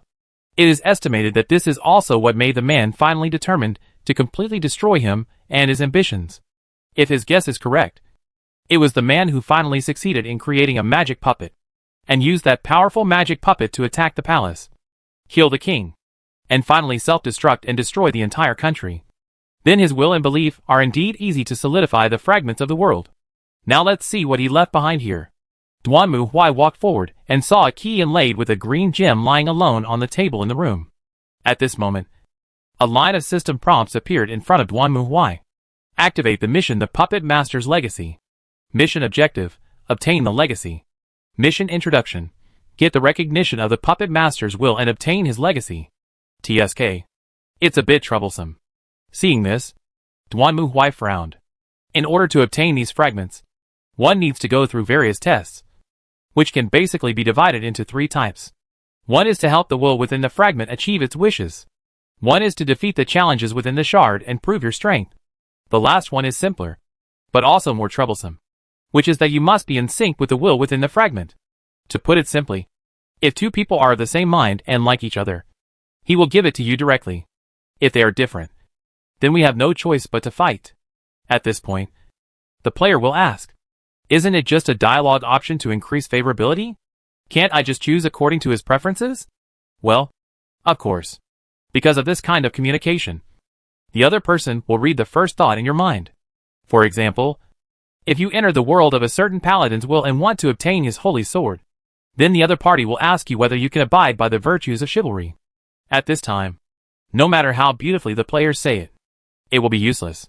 If they have other thoughts in their hearts, such as I can sell it for money, or I can use it to gain more power for PK, then the knight will directly refuse. Then the player can either rob it directly or get out. However, there is a third way, which is persuasion. Ideas can be changed. But if the player can convince the will to change his mind and admit that he is more reasonable, then it is not impossible. By the way, it's not okay to be a nitpicker. And right now, Duanmu has to face this kind of test mode. I sense your presence, visitor. Accompanied by a cold, hoarse voice, the various parts hanging on the walls began to tremble. And then they flew over and combined together. In the blink of an eye, they formed a puppet head that was 70% similar to the previous man. Staring at him, you've seen my past. So what do you think of it? You made a mistake. And you made up for your mistake. That's all I can say. Duanmu quickly gave his opinion. He knew that at the conscious level, lying was useless, and only telling the truth would work. Yes, I think so too. I am just making up for the mistakes I made. Well, young man. At this point, the puppeteer's tone became serious. Since you want to obtain this power, what do you want to do with it? Of course it's a fight. Duanmu gave the answer without hesitation. Are you kidding me? If I'm not fighting, why am I here? I'm just like you, sitting at home feeling sad every day. Another fight. Upon hearing this, the puppeteer became furious. Don't you have any other ideas besides fighting? Then I'd like to hear if you have any other ideas. Duanmu folded his arms and looked at the puppet master in front of him. Basically, these people are artists. And most artists are mentally ill. And their values are completely different from those of ordinary people. He wanted to see what this puppet master had to say. Dolls are beings that imitate humans. But they will be more perfect than humans. Once they have souls, they will become more wonderful beings. Sorry for interrupting. Seeing the puppet master so excited, Duanmu decisively interrupted his speech. In simple terms, you want puppets to have souls and make them more perfect than humans? That's right. Then what? Then? Hearing this, the puppeteer was stunned for a moment, as if he didn't understand what Duanmu meant. Yes, since you said it has a soul, it means it is a living being, not like the puppets you created before. It is finished the moment you finish carving it. It will grow up, think, and observe, just like a child. But one day it will find out that it is not a human being, or even a living being. It is even possible that it is the only unique existence in the world, different from others. What will it do then? Do you have any arrangements and plans?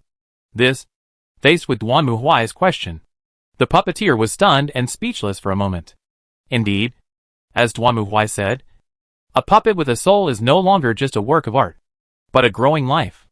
So, what is the purpose of its existence? What is the meaning? It was not until this time that the puppeteer was surprised to find out what he had done. What on earth am I doing? Looking at the puppeteer with his head bowed, Duanmu shrugged his shoulders and said nothing. In fact, as an inquisitor, he also has taboos. When the player chooses the inquisitor profession, several taboos will emerge.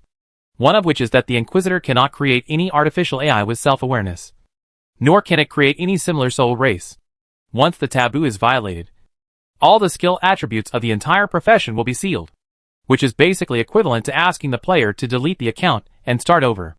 It's not like there weren't some players who were stubborn before, but the results were always the same, which caused a lot of debate on the forum. Some players felt that it was my business to create life, but some players thought that irresponsibly creating a life was not a good thing. Duanmu Huai was relatively inclined to the latter. He felt that a thing should have a beginning and an end, and this irresponsible behavior was very unpleasant. So although Duanmu Huai likes cats and dogs very much, he has never raised one because he knows that no matter whether it is a cat or a dog, their lifespan is shorter than his own. And no matter how hard they try, they will die earlier than him in the end. Instead of being sad at that time, it is better to just watch cats online. So he looked down on artists like puppeteers from the bottom of his heart. They were the kind of people who were only interested in their own pleasure after a short period of time. They never cared about the consequences of their pleasure. They were like those irresponsible guys who bought cats and dogs because they thought they were cute. But then, they thought feeding them was too troublesome and abandoned them after a while. This was a manifestation of a lack of responsibility. Therefore, Duanmu Huai did not hide his thoughts. He also knew that in this kind of confrontation at the conscious level, the other party would definitely understand his thoughts. And there was no point in concealing this. Maybe I did something wrong. The puppeteer was depressed for a moment, then raised his head. I know what you're thinking. Indeed, I'm not a qualified father. Maybe I didn't think about this problem when I brought her into this world. So, I hope you can promise me that you will take good care of her no matter what. Duanmu Huai frowned at the puppet master's request. It's hard to say. You should know that I will face countless battles in the future. There are risks. I understand. I hope you can guide her true heart, so that she can understand humans, feel humans, and feel herself. Speaking of this, the puppeteer's expression became somewhat bitter. I'm sorry. This is what I was supposed to do. But, I'm afraid I don't have the chance anymore. Okay. I don't know if I can succeed, but I will try my best. Duanmu Huai could only say this much. After all, he had never raised a child. Right? After hearing Duanmu Huai's answer, the puppeteer nodded, then turned into scattered parts on the ground. Then Duanmu Huai walked forward, stretched out his hand, and grabbed the key. The next moment, the whole room began to shake. When Duanmu Huai opened his eyes again, he had returned to reality. Very good. It's done. Duanmu Huai lowered his head, looked at the thing in his hand, and smiled. Finally succeeded. Chapter 8 Soul Cards. Lying in Duanmu Huai's palm were 8 cards of different shapes. They emitted a faint glow and appeared in front of Duanmu Huai. Improvement Experiment, Bronze. Cost 0. Add an improved puppet to your hand. Puppeteer's Cape, Bronze. Cost 1. When a puppet enters your battlefield, add 2 puppets to your hand. Puppet Surgery, Bronze. Cost 1. A random puppet in your hand +4/+0 effect. Craftsman's Faith, Bronze. Cost 1. Select Doll, Improved Doll, and Armed Enhancement cards and add 2 of them to your hand. Selection of Scrap, Silver. Cost 2. Add cards destroyed in this battle, and with an odd number of consumption to your hand. Doll Room, Bronze. Cost 3. Add a puppet to your hand each round. Waste, Bronze. Cost 3. Attack 1. Defense 2. Add a puppet to your hand when entering/leaving. Doll Girl Ojas, Legend. Consumption 6. Attack 5. Defense 5. Whenever you merge with a puppet, you can summon a puppet to the battlefield and gain +2/+0 effect. If there is only one puppet fused with this card, a puppet of Ojas, Lloyd, will be summoned. If there are 3 or more cards, 2 cards will automatically evolve. Why do humans love humans? Why do humans hate humans? The answer must be somewhere in this world. Mission: The Puppet Master's Legacy completed. Task Evaluation, Unexpected. Reward, Soul Card +6. Extra +2. Trigger the follow-up mission The Heart of the Doll Girl. Mission Objective: Travel with the Puppet Girl Ojas and guide her future path. Quest Reward, Puppet Master's Legacy. Current Progress, January 5th. I see. After reading the soul card and the task introduction in his hand, Duanmu Huai nodded. Soul cards are the symbols of the material in the fragment world in the real world. As long as you use your spiritual energy to activate these cards, you can gain the abilities in them and use them in the real world. But the first batch of cards given to me were not of high quality. The quality of cards was divided into bronze, silver, gold and legendary. Among the cards given to me, all were bronze, with only one silver. As for the doll girl, Ojas, although it was a legend, it was a designated card for the story mode.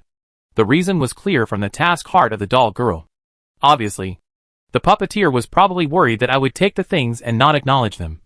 So he used this method to restrict me, as long as I could travel with Ojas as promised, show her the world, and let Ojas gradually understand my existence and significance. Then I would improve my progress and obtain the other legacies of the puppeteer. As for the consumption, as mentioned before, if a psychic uses too many spells, it will cause subspace anomalies. This consumption is determined based on this. At present, Duanmu Huai's upper limit of heat is 100, and the consumption of the card doll girl, Ojas, is 6, which means that when Duanmu Huai summons Ojas, he will increase the consumption of heat by 60. According to the subspace overheating standard, within 40% is within the normal range, 40% 80% is overheating, and various subspace anomalies will occur. 100%. It depends on what kind of demon boss is spawned. Therefore, if Duanmu Huai directly summons Ojas, then the heat of his subspace will continue to be at a superheated level of 60%, which is equivalent to a walking natural disaster, and subspace anomalies will occur wherever he goes. In the past, there were indeed players who used this method to use themselves as human nuclear bombs. But fortunately, he is a spirit walker, and he has subcon armor. Snort. Duanmu Huai shook his hands vigorously and put away several cards. Then he saw that the consumption of Puppet Girl, Ojas, instantly changed from 6 to 3, which was reduced by half. That's right. This is the most amazing thing about the sub-sky armor. Although it cannot teleport and does not have strong defensive capabilities, it can reduce the consumption of all soul cards by half. That's half. You know, the cost of soul cards is not a stingy number with decimal points. That is to say, if the cost of a card is 3, then the sub-sky armor can directly reduce it to 1, not 1.5. As for the card with a cost of 1, it can be directly reduced to 0. This means that the consumption of the 3 cards Puppet Surgery, Puppet Master's Cloak and Craftsman's Faith is reduced from 1 to 0. Scrap Selection, Puppet Room and Waste are reduced to 1, and Puppet Girl Ojas is reduced to 3. Among these cards, the cost of the Summoned Puppet is 0, and the cost of the Improved Puppet is 1. But under the suppression of the subspace armor, it also becomes 0. Although these puppet cards have the characteristic of being automatically destroyed after the battle, as long as they are on the battlefield, they are combat power that does not need to be consumed. Although the quality is not high, the quantity is just as terrifying. Don't be fooled by the fact that the attack power of Puppet is only 1 and that of Enhanced Puppet is only 3.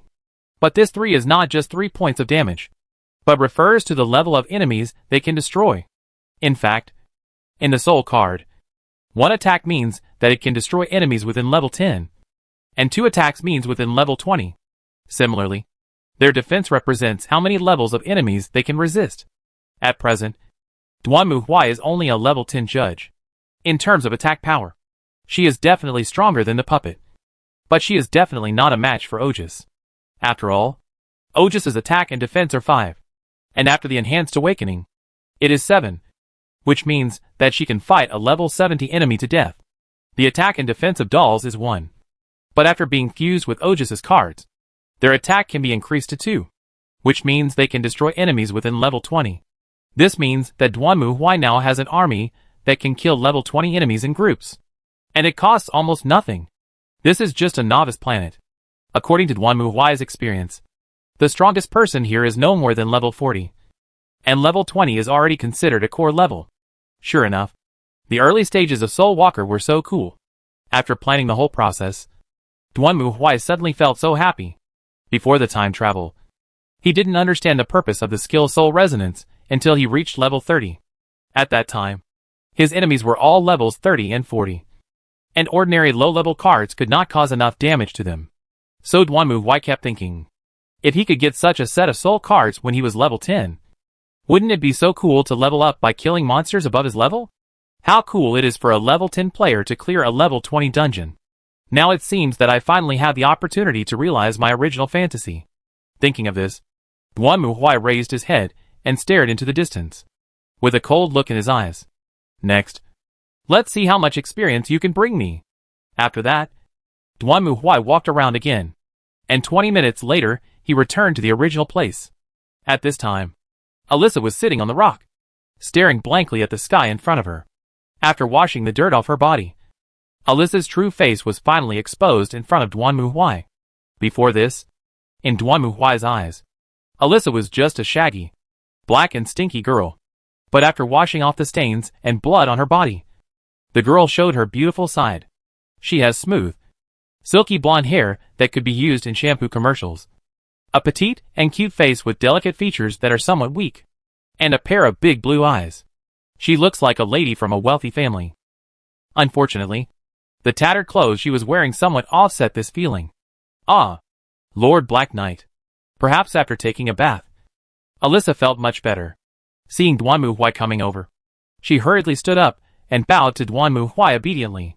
Well, how's it going? Are you okay? Duan Muhui's gaze swept across Alyssa's red eyes. Anyway, she couldn't see it because of the helmet. Fine. Alyssa lowered her head somewhat embarrassedly. Then she hesitated for a moment and looked at Duan Muhui again. Lord Black Knight, what should we do next? We won't run anymore. Why? Alyssa was shocked to hear Duan Muhui's answer. Not running away. That's right.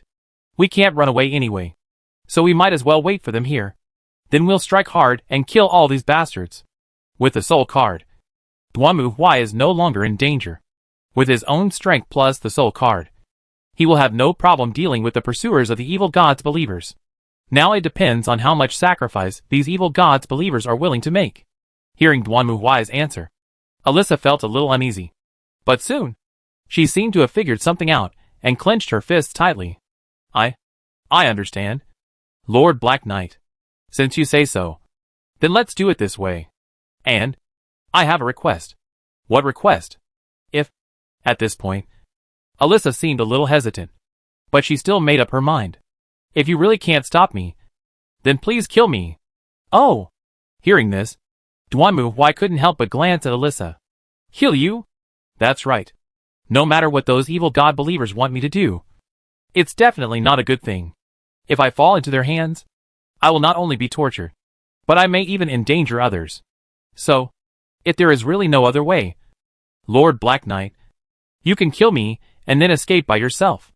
As she spoke, Alyssa lowered her head again. No, but I hope that Lord Black Knight can be gentler and not cause too much pain. Funny little girl. Looking at Alyssa, who lowered her head, Duan Muhui showed a smile. Then he reached out and touched Alyssa's head. Don't worry. No matter who comes, I will protect you. Chapter 9 Fight. The wind and sand are howling. A huge shadow enveloped the wilderness. And not far away, a group of trackers on horseback slowly stopped. Beside them, several huge hounds with bright red bodies, like demons, were growling in low voices. Their eyes were ferocious, as if they wanted to tear apart all the prey in their way. Even the howling wind and sand could not stop them. The prey is just ahead. The leading knight spoke in a low voice. He was wearing bright red armor and riding an unusually tall warhorse. When the others heard the news, their eyes also showed a glow of desire. Although they had lost several teams, no one chose to retreat, because the evil god they believed in longed for war, blood, and death. No matter friend or foe, as long as there is blood and death, it will be dedicated to the great god and gain glory. Kill! The warhammer flashing with lightning whizzed past and smashed heavily on the head of the enemy in front of him, smashing his helmet and skull into pieces. Duan Muhui kicked the corpse away without hesitation, then clenched the warhammer again and launched an attack on the evil god's believers who were rushing towards him. This time, the attackers were no longer ordinary followers of the evil god, but fanatics of the chaos evil god. They wore half-body armor, horn helmets, and held battle axes, looking like fierce Viking pirates.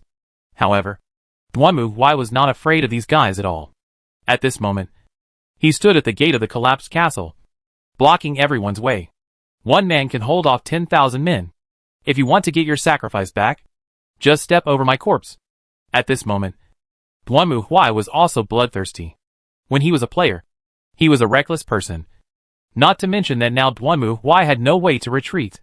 As for surrendering to this group of evil god believers and negotiating with them, Duanmu Huai had never thought about it at all. The Inquisitor's goal is to destroy all chaos forces, without compromise or negotiation. No matter who the other party is, or how many people there are. As long as they believe in the chaos god, they will be completely destroyed. If a city has faith, then destroy the city. If a country believes in something, then it will destroy the country. If a planet has faith, then destroy the planet. A world faith, then destroy the whole world. It is the Inquisitor's permanent duty to destroy the Chaos God and his followers. Any compromise and submission is an intolerable betrayal. All the Inquisitor's skills and attributes will be completely sealed. If loyalty is not absolute, it is absolutely disloyal. Boom! Flesh and blood exploded. Duanmu Huai swung his war hammer, knocking down the Chaos Fanatics one by one. He did not use the soul card immediately, because the level of these Chaos Fanatics was not high, and he could still deal with them alone. Moreover, as a senior player, Duanmu Huai knew the 4 Chaos Evil Gods and their followers quite well. These guys were obviously followers of the God of Tyranny, who liked war and blood. To put it bluntly, all his men were battle maniacs. But battle maniacs did not mean they were fools. Even barbarians knew how to choose the right time. And these fanatics were not fools. If he used the soul card now, it would give the other party an opportunity to take advantage of. Moreover, Ojus's power is so strong that she needs to be used as a trump card temporarily, because there is only one chance to summon her, based on Duanmu Huai's understanding of these fanatics. If Alyssa is important enough, they will most likely eventually summon high-level demons under the evil god. This is the insurance left by Duanmu Huai. After all, there's no point using a sledgehammer to kill a chicken. These guys can handle it themselves. Call. After knocking down the attacking fanatic with another hammer, Duanmu Huai finally breathed a sigh of relief, and then glanced at the panel. From yesterday to now, he has continuously repelled 4 or 5 waves of attacks from the evil god's followers. The level has also been raised to level 15. In terms of points, Duanmu Huai did not add points to strength, but raised his physique and intelligence to 10. The former can increase his ability to resist attacks, and the latter is mainly to increase the upper limit of the subspace overheating, allowing him to use more cards at the same time. Although Duanmu Huai should put all his points into intelligence to increase the upper limit of the subspace overheating as much as possible, he knew very well that these aids were only useful when the holder existed. The Soul Walker seemed omnipotent, but in the final analysis, he was more like a summoner. Whether it was soldiers, magic or equipment, they were all summoned from another world. As long as the summoner himself was killed, nothing else mattered. Before crossing over, in the PK, Duanmu Huai had defeated many Soul Walkers who specialized in intelligence. So he naturally knew what the weaknesses of the Soul Walkers were. If the mage doesn't focus on defense, he will be cleared and killed in one move. There were many Soul Walkers who were killed by Duanmu Huai with a hammer. But at that time, he was playing a soft girl character, and many people enjoyed it. If it were now, those people would probably not enjoy it much, seeing a ferocious 6 feet 7 inches tall man smashing their heads. In the depression not far behind Duanmu Huai, Alyssa huddled up, trembling and not daring to speak. She did not choose to run away. In fact, she could not run. With Duanmu Huai, she could still be protected by the Black Knight. But after leaving Duanmu Huai, Alyssa had no protection at all. Not to mention, being so close would make it convenient for Duanmu Huai to turn around and smash her to death with a hammer if he saw something was wrong. I hope it doesn't hurt too much. Oh! At this moment, suddenly, a sharp howl sounded in the wild wind, scaring Alyssa. What? What's that sound? Is that a wolf? The real master is here. Hearing this voice, Duanmu Huai was refreshed, holding the war hammer tightly and looking forward. Soon he saw several figures riding tall horses appearing in the wind and sand. And next to them was a 4-legged monster with a ferocious appearance and a bright red body. It is indeed a Chaos Hound. Seeing this, Duanmu Huai's eyes turned cold. The Chaos Hounds themselves were weak and not worth mentioning, but they were serious monsters. The fact that they could appear here meant that they must have been summoned from the world of the God of Tyranny. In other words, there must be a powerful demon among the enemies this time. I just don't know whether this is a small boss, a medium boss, or a big boss. But you will know after a fight. Ah! At this moment, accompanied by a roar, the Chaos Hounds also discovered their prey, roared and ran down, rushing towards the direction where Duanmu Huai was. Seeing this scene, Duanmu Huai's eyes flashed. The next moment, the soul card flashed in front of him. Puppeteer's Cape activated. Craftsman's Faith is activated. Draw dolls and weapon enhancement. Summon puppet to the field. Activate the special ability Puppet Master's Cape to add 2 puppet to your hand. Summon the 2 dolls added to your hand. Add 4 more dolls to your hand. Swish, swish, swish. In just a blink of an eye, a black cloak inlaid with gold edges, which looked extremely gorgeous, was seen covering Duanmu Huai's power armor. Then the cloak fluttered without wind, and several puppets holding scimitars and daggers, dressed like thieves and assassins, suddenly jumped out of it and rushed towards the enemy in front of them. In the blink of an eye, they fought with the Chaos Hounds. Ouch! The Chaos Hounds certainly didn't know what was in front of them. But they didn't need to know. They just needed to tear everything in front of them into pieces. So the Chaos Hounds pounced on the puppets in front of them with their fangs and claws, biting their bodies. But at the same time, the daggers and scimitars in the puppets' hands also pierced into the Chaos Hounds' bodies. Soon, a large number of Chaos Hounds fell, and the puppets that were also fighting also collapsed and disappeared without a trace. Seeing this scene, the red-armored knight riding on the tall horse was stunned for a moment, then snorted coldly, "Magic. This kind of boring trick is meaningless in front of the power of our Lord." As he spoke, the red-armored knight raised his spear and pointed it at Duanmu Huai in front of him. "Charge! I knew you would do this." Duanmu Huai snorted coldly at the Chaos Knights rushing towards him. The followers of the 4 evil gods have different characteristics. The god of tyranny despises magic the most, and his followers also disdain magic. This is why Duanmu Huai dares to play a one-man show here. If it were the treacherous god who was famous for his cunning, Duanmu Huai would not be so stupid as to die here. The other side's subordinates are all masters of magic. If he does this again, he will just be waiting to be wiped out by magic. Dozens of puppets flew out again, rushing towards the Chaos Knights in front of him. The damage they could cause was not high, but it was not zero. Soon, several knights were attacked and killed by the puppets. However, the guy in front riding a tall horse and wearing bright red armor was not affected at all. On the contrary, the puppets that attacked him were torn into pieces by the whistling airflow before they even got close. Sure enough, this guy is not easy to deal with. Duanmu Huai stared at the Chaos Knight galloping towards him with a solemn expression. He gripped the warhammer tightly in both hands and looked coldly at the enemy in front of him. At the same time, his mind moved, and soon, another card quietly emerged. Armed enhancement activated. Give a unit on the battlefield +2/+2 effect improvement. At this moment, bright red flames were burning on Duanmu Huai's body as if a forge. At the same time, his attribute suffix also had a +2. The attack and defense values of a soul card are calculated by dividing the player's attributes by 10.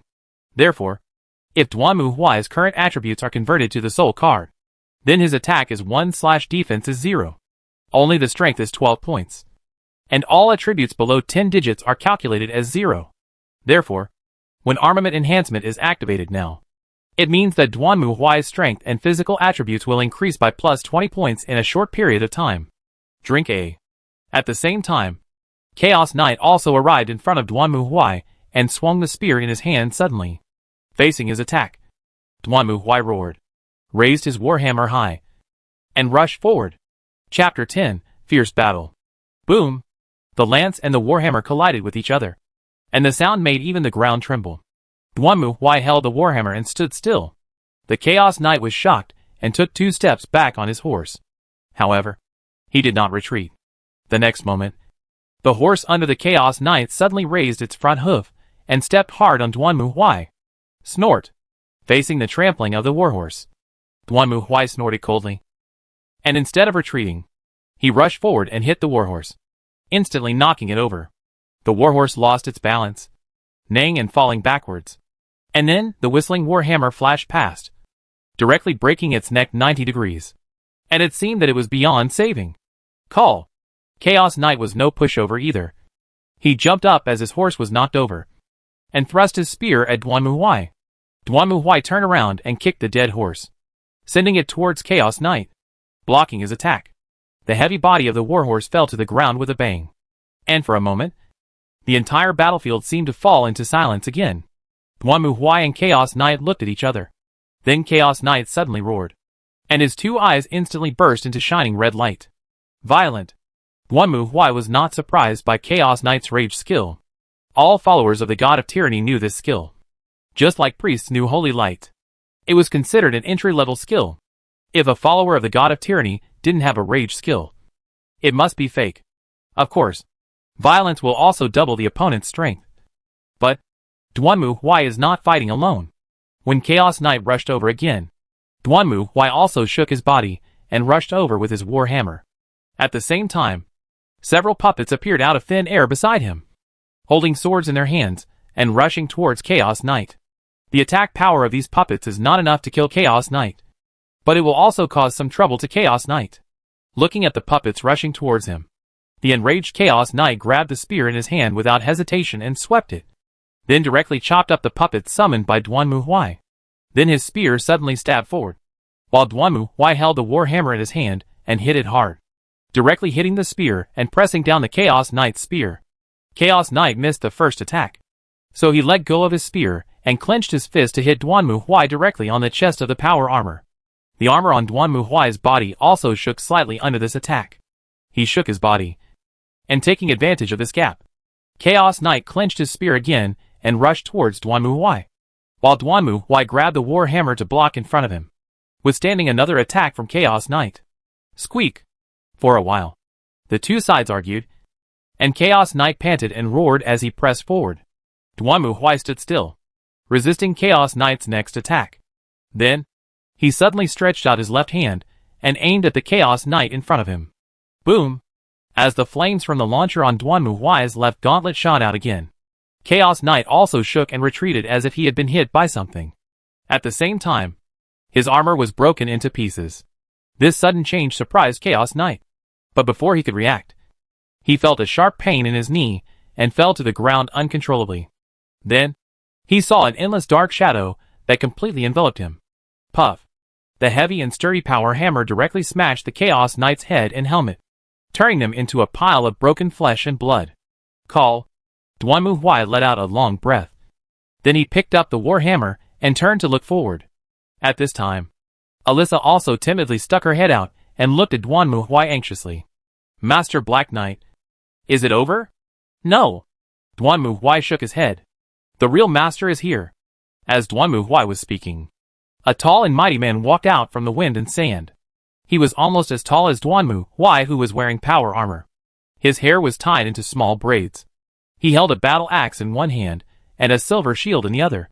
The man's bearded face was ferocious and strong, and he looked like someone who was not to be messed with. Savage follower elite. LV30.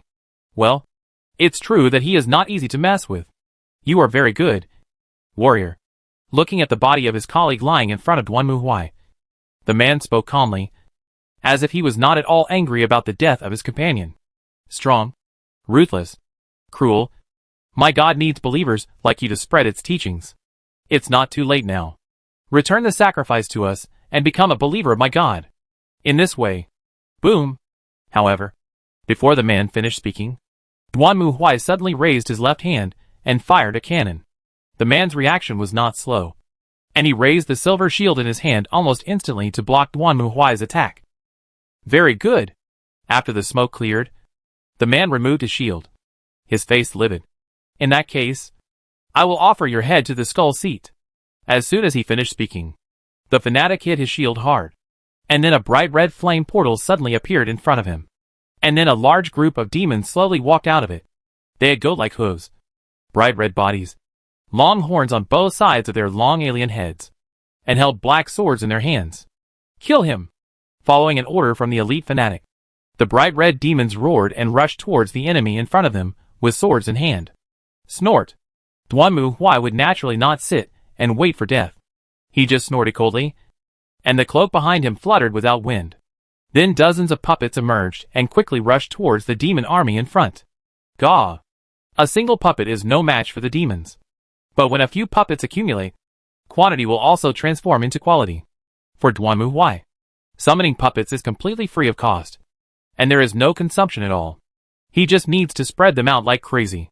If the quality is not enough, the quantity can make up for it. Soon, the two sides engaged in a melee, and a large number of puppets were turned into pieces by the sharp blades wielded by the demons. However, many demons were hit by the puppets' attacks, and were swallowed by flames while screaming, and were exiled back to their original world. Seeing that the demon army he summoned was blocked, the elite fanatic had no intention of giving up. On the contrary, he raised his shield high and rushed directly towards Duan Muhuai.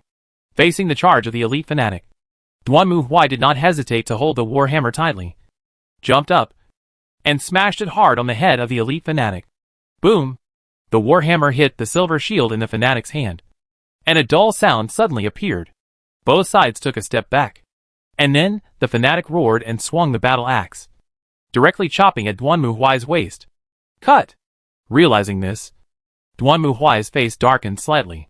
The series of battles just now had reduced the durability of his power armor to 40%.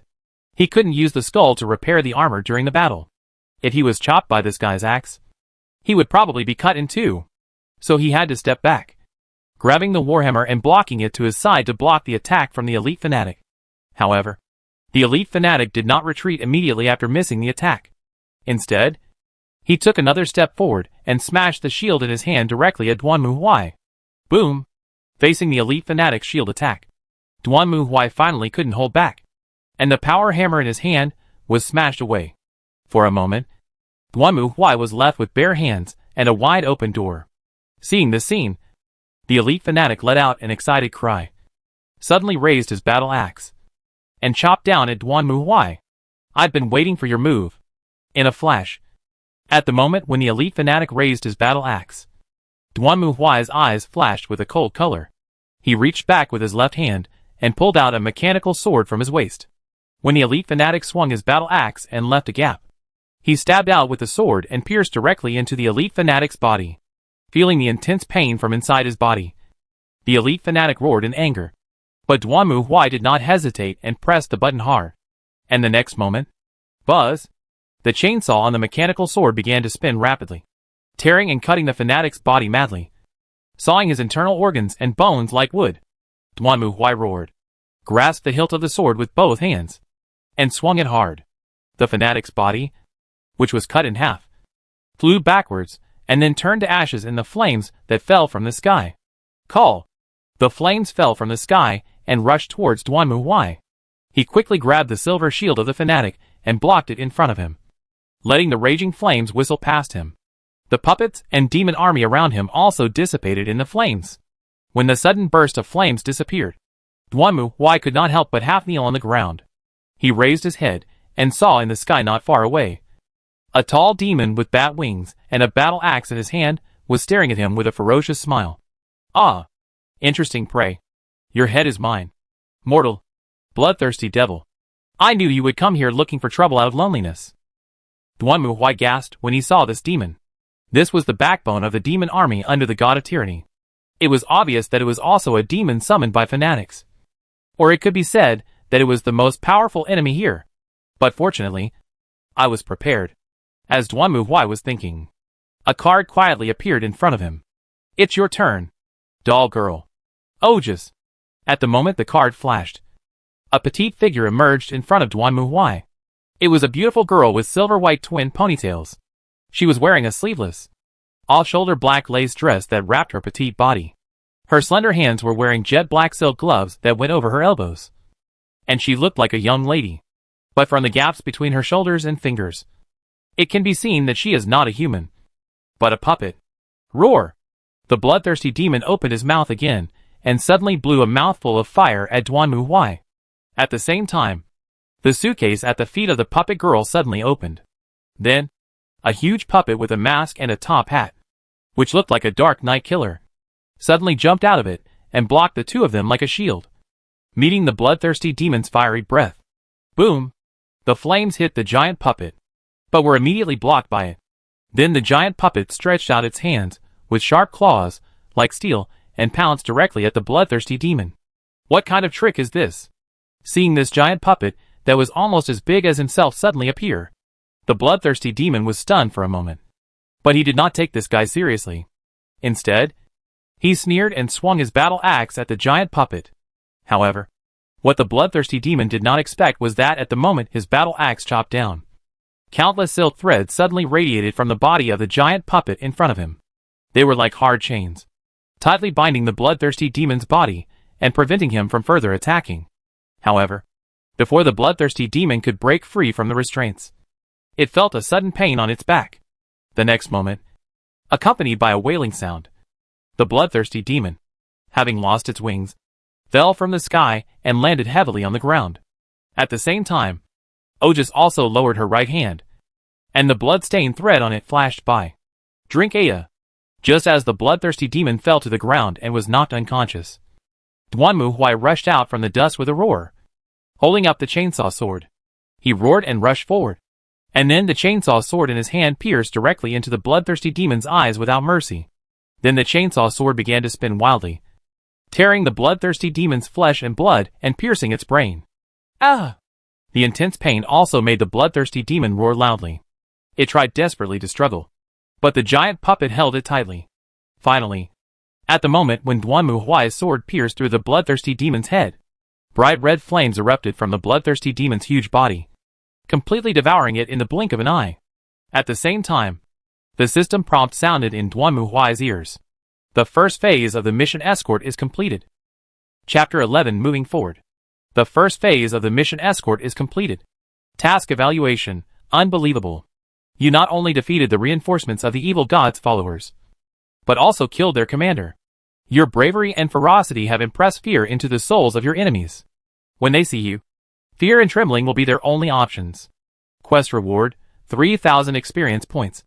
2,000 additional experience points. Obtain the title of Evil Slayer, all attributes increased by 10% when fighting against evil forces. Get incredible reward, random primitive gene +1. Gain +1 free attribute point. +1 specialized skill point. Note, your bravery has attracted the attention of the God of Tyranny, and the God of Tyranny's favorability +10. Depend on. Seeing the last hint, Duanmu Huai couldn't help but swear, and then he sighed helplessly. In this world, the Chaos God is a very strange existence. Many times, even if you defeat it, it will not hate or be hostile to you. On the contrary, it may even appreciate you more. Just like the tyrannical God, it doesn't really care who wins or loses. It only cares about the brave warriors, whether they are good or evil. As long as you show great strength and bravery, you will be noticed by the tyrannical God. And once it takes a fancy to you, it will try every means to pull you into its camp. What? You're a brave and righteous warrior? It doesn't matter. As long as I can be depraved, I don't care about these things. So many times, the more you fight the Chaos Gods, the higher their favorability becomes. Once their favorability becomes high, they will try every possible way to corrupt you and make you join their camp. From a certain perspective, it's really annoying. Never mind. There's no point thinking about this now. Duanmu Huai shook his head and then looked at the rewards in front of him. The best reward this time was naturally the original gene. This was a special permanent gene, of which there were 20. Each original gene had a particularly strong ability. Logically speaking, these original genes were distributed on 20 planets. Only by finding the temple and passing the trial could they be obtained. Now he was given one directly. Well, it turned out that the risk and reward were proportional. I wonder which Primarch's gene I'll get. Staring at the interface in front of him, Duanmu Huai rubbed his hands. What he wanted most now was the Blood Angel gene number 9. Apart from anything else, this original gene had a permanent full charm bonus. When Duanmu Huai was playing the game, the first thing he got was the Blood Angel gene. After that, he was able to complete tasks with a full-face fruit. Everyone who saw him liked him. Not to mention that now that his body had traveled through time and space, his charm was locked. Only the Blood Angel gene could save his 1 point of charm. Let's start. Taking a deep breath, Duanmu Huai stretched out his hand and pointed at the numbers in front of his eyes. Soon, the numbers in front of him began to spin rapidly. And then, random progenitor gene determination. Obtain the 15th Scarlet gene. Gain the expertise of subspace affinity, telepathy, and psionic expertise. Subspace affinity increases the subspace heat limit/resistance by 10 points per level. Telepathy The ability to communicate via telepathy. Psionic mastery. Psionic spell power plus 1 level. Okay.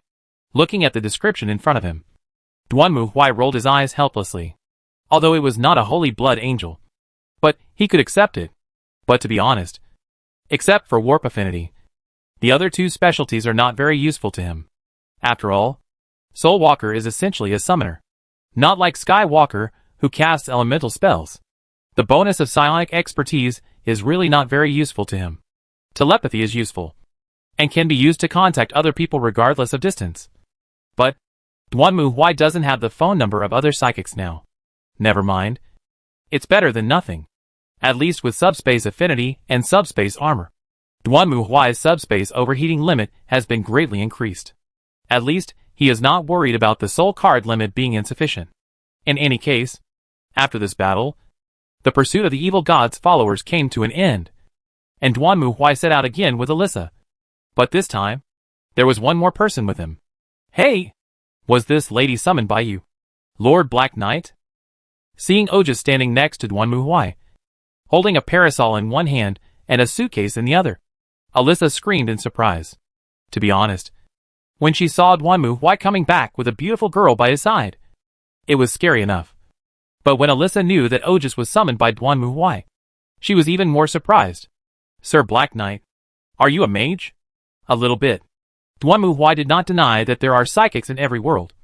But in different civilized worlds, psychics are called different names, such as priests, mages, sorcerers, shamans, and even people with superpowers. In short, all beings who can use supernatural powers are psychics. After hearing Duanmu Huai's answer, Alyssa stared in amazement at the giant in front of her, who was 2 meters and 5 inches tall, holding a war hammer and wearing heavy armor. He's actually a magician? Okay, let's go! Duanmu Huai retracted the mechanical sword and swung the war hammer. After this battle, they should be able to relax for a while, just as Duanmu Huai guessed.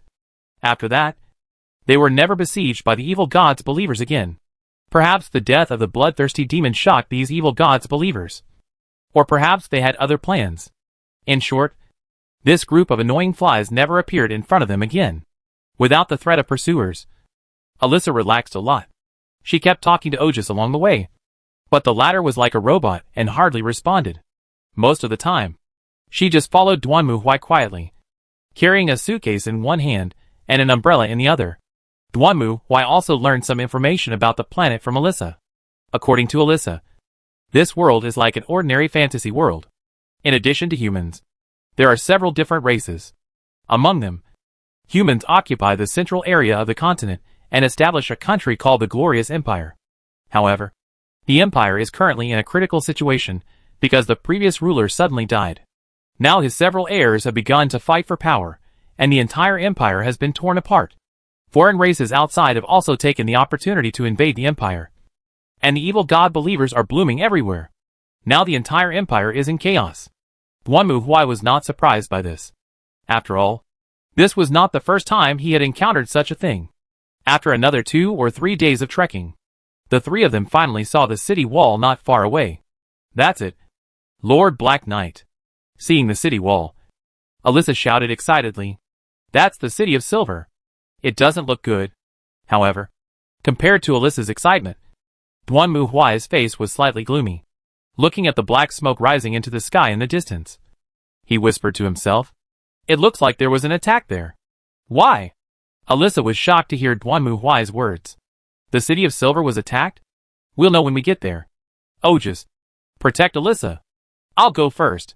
After saying this, Duanmu Huai suddenly quickened his pace and rushed forward. With the help of power armor, Duanmu Huai's speed far exceeded that of a galloping horse. In just a moment, he had crossed the wilderness and arrived in front of the city gate.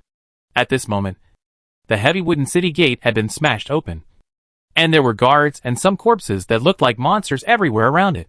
The aliens are attacking the city. They have really bad luck. As a veteran player, Duanmu Huai could tell what was going on at a glance. It was obvious that this border city had been attacked by aliens. Now he just didn't know what the situation was in the city. Whether it had been completely cleansed or was it making a final resistance. Anyway, you'll find out once you get in. Chapter 12 Barbarian Invasion. When Duanmu Huai stepped into the city gate, he immediately attracted the attention of the enemies. This is nonsense. A giant with a height of 2 meters and 5, wearing black power armor, is as bright as a firefly in the dark night in this world. Anyone who can't see it is blind. Ouch. Soon, accompanied by wild beast-like howls, several monster-like creatures came from all directions. They looked like walking rats as tall as humans, holding spears and scimitars in their hands. These rats rushed towards Duanmu Huai. It's the Rat Man! Seeing these monsters, Duanmu Huai was also shocked. Red men are also miscellaneous soldiers that players often encounter in the early stages of Star Ocean OL, although their attack power is not worth mentioning. Their numbers are astonishingly large.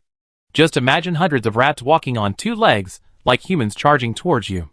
It is definitely not a beautiful sight. Duanmu Huai was not in a good mood when facing these rat men. He just saw the cloak behind him flash, and dozens of puppets suddenly appeared out of thin air and greeted the rat men in front of him. Duanmu Huai himself also raised his war hammer and rushed into the pile of rat men in front of him like a rampaging dump truck. These rat men were very fast, holding swords and knives, but these weapons had no effect on power armor. They might be able to kill guards wearing ordinary armor, but facing Duanmu Huai, who was wearing full power armor, these ratmen's attacks were useless. Duanmu Huai didn't even need to do anything. The ratmen's weapons would be broken the moment they touched the surface of the armor. The power hammer shining with thunder turned into a gust of wind, smashing the ratman monsters into meat paste. Duanmu Huai strode forward on the road. The ratmen around him came out from the shadows, roofs or ruins, and attacked him. But these attacks were meaningless. Their attacks could not even hinder Duanmu Huai's progress.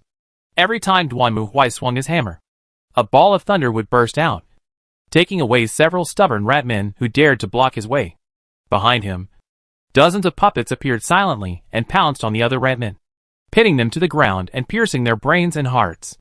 The perfect war machine. No wonder the king of that country would start a war.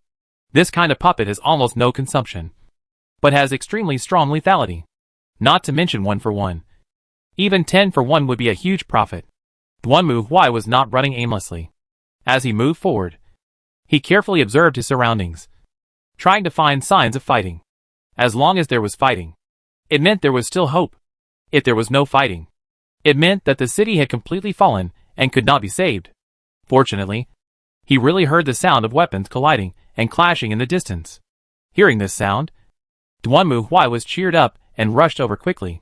When he reached the end of the road, Duanmu Huai soon saw a group of soldiers fighting the enemy in the square. They were guarding a fortress at the end of the square. In addition to the ratmen, there was also a huge rat monster fighting against these soldiers, which was wreaking havoc on the battlefield. Snort. Seeing this scene, Duanmu Huai snorted coldly and hurriedly ran out of the street with big strides, rushing towards the rat troll in front of him. Seeing Duanmu Huai's appearance, the 2 sides fighting on both sides of the square were stunned for a moment, not knowing which side the huge black giant in front of them was on. But when Duanmu Huai swung his war hammer and smashed it hard at the rat troll, the result was self-evident. Boom! The leading rat troll charged directly at Duanmu Huai. Its 2-meter-tall body charged directly at Duanmu Huai. But before it could hit him, it was knocked to the ground by Duanmu Huai's hammer, its brain bursting, and it stopped breathing. Seeing this scene, the surrounding rat men rushed forward and then turned into ashes in the lightning of the hammer. Duanmu Huai's appearance instantly broke the balance on the battlefield. The rat army that had been advancing had to turn around and face this enemy that had caused them heavy losses. Without the threat of the rat trolls, the soldiers immediately regrouped their defenses and once again blocked the rats' attacks. For a moment, the ratmen were caught in a dilemma.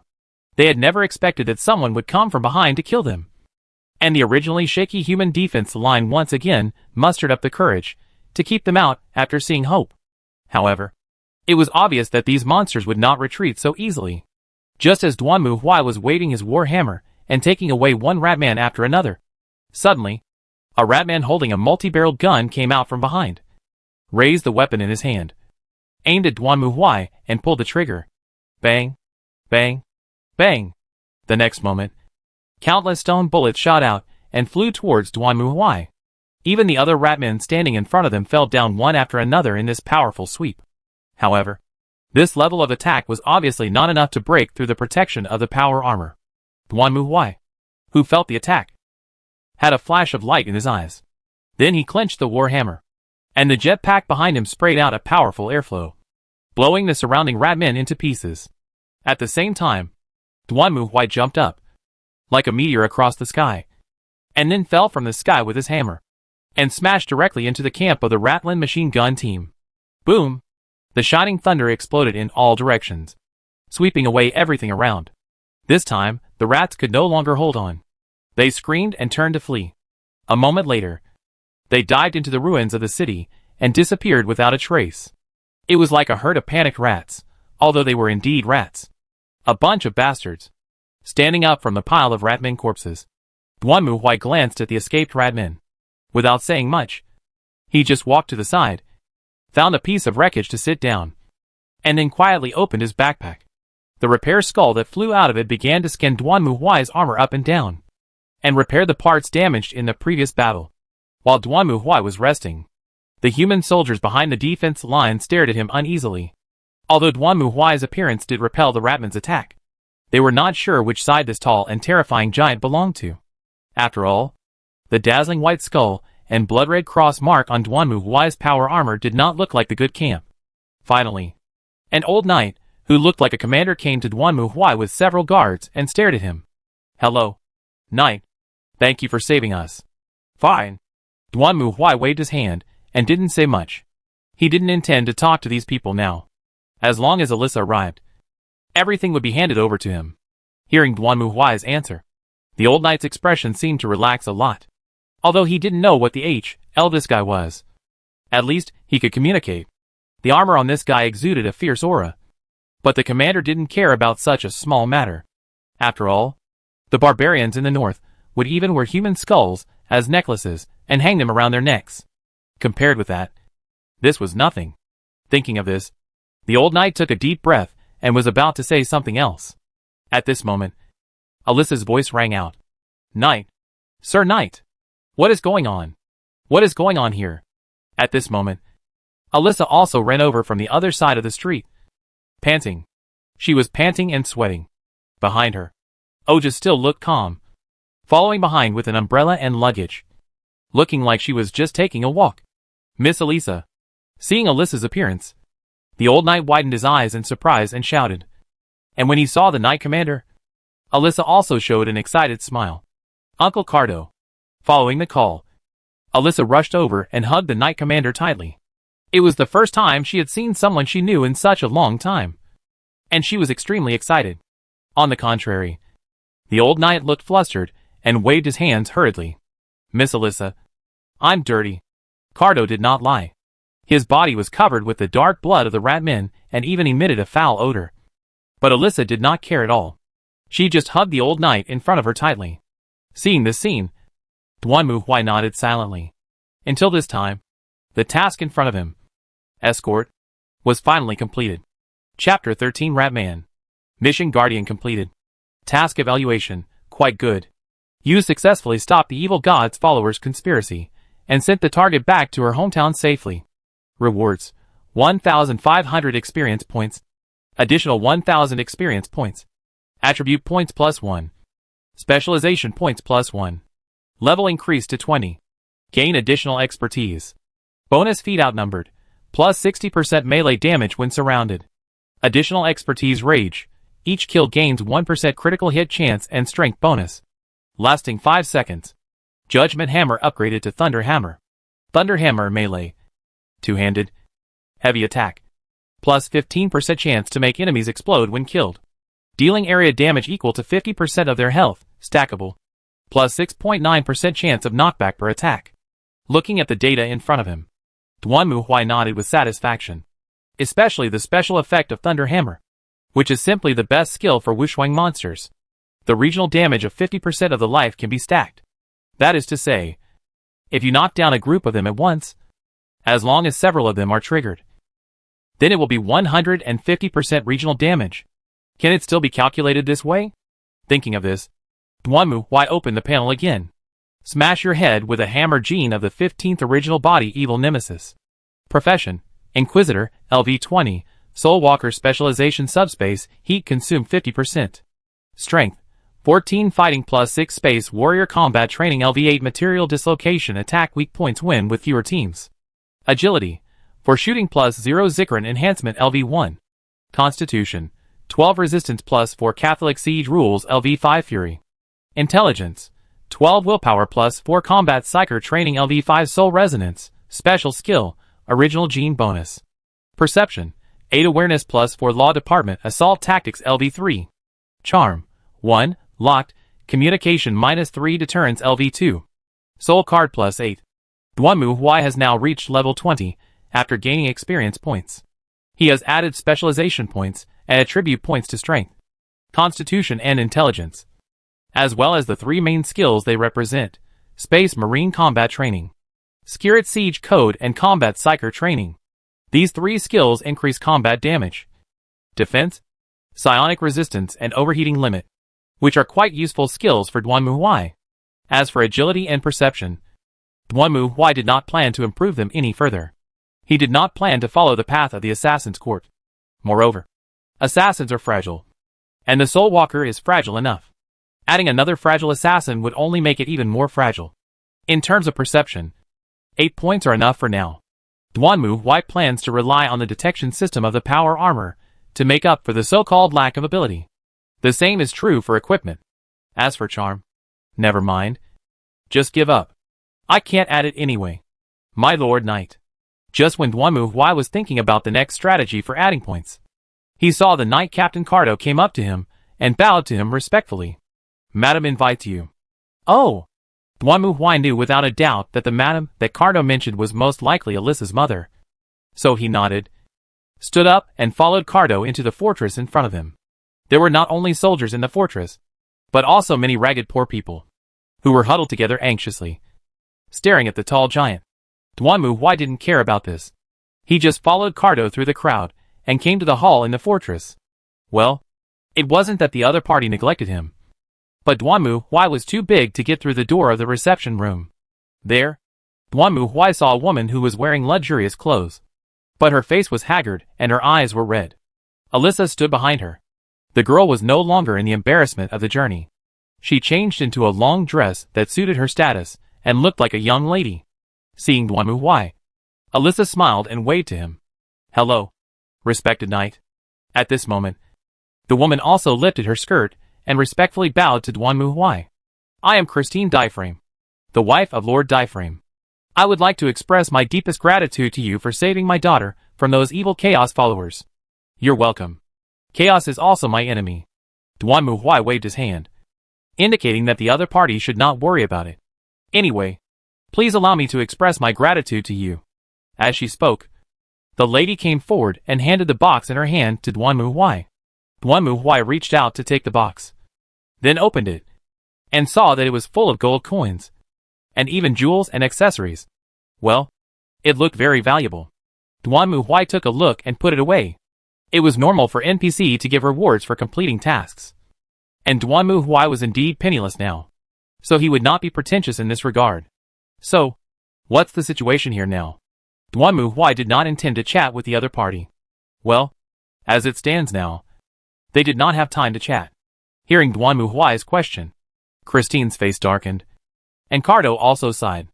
As you can see, Sir Knight, this city has been invaded by Skaven. Do you know what Skaven are? I've heard a little bit about it. As a veteran player, Dwanmu Huai knew the origins of most races in this world. And of course he also knew what Ratmen were.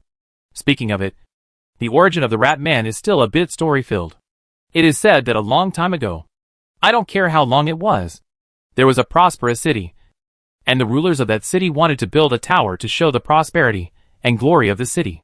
However, at this time, a mysterious man appeared at the gate of the city. He asked to meet with the lords and said that as long as the lords allowed him to make a small decoration on the tower, he could build the tower within 10 days. The lords agreed to his request, and the man built the tower within 10 days and placed a turquoise clock on the top of the tower. However, when the man asked for compensation from the lords after the tower was built, they rejected the man's request, saying that compensation was not discussed at all when the contract was signed, and beat him up and drove him out of the city. The man who left the city angrily cursed the city that when the bell on the tower rang 13 times, the city would be destroyed.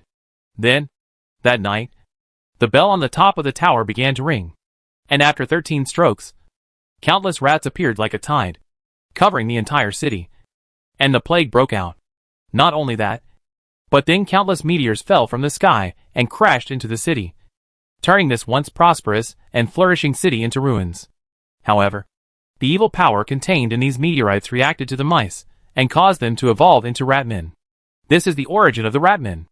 Of course, this story is somewhat fable-like, and it is unknown whether it is true or not. But the ratmen are indeed a very evil, cunning, and cruel alien species. Not only that, these ratmen even know how to study and use the power of technology. Just like the multi-barreled Gatling gun they used on Duanmu before. Although it was powered by steam and used stones as bullets, it was actually useful.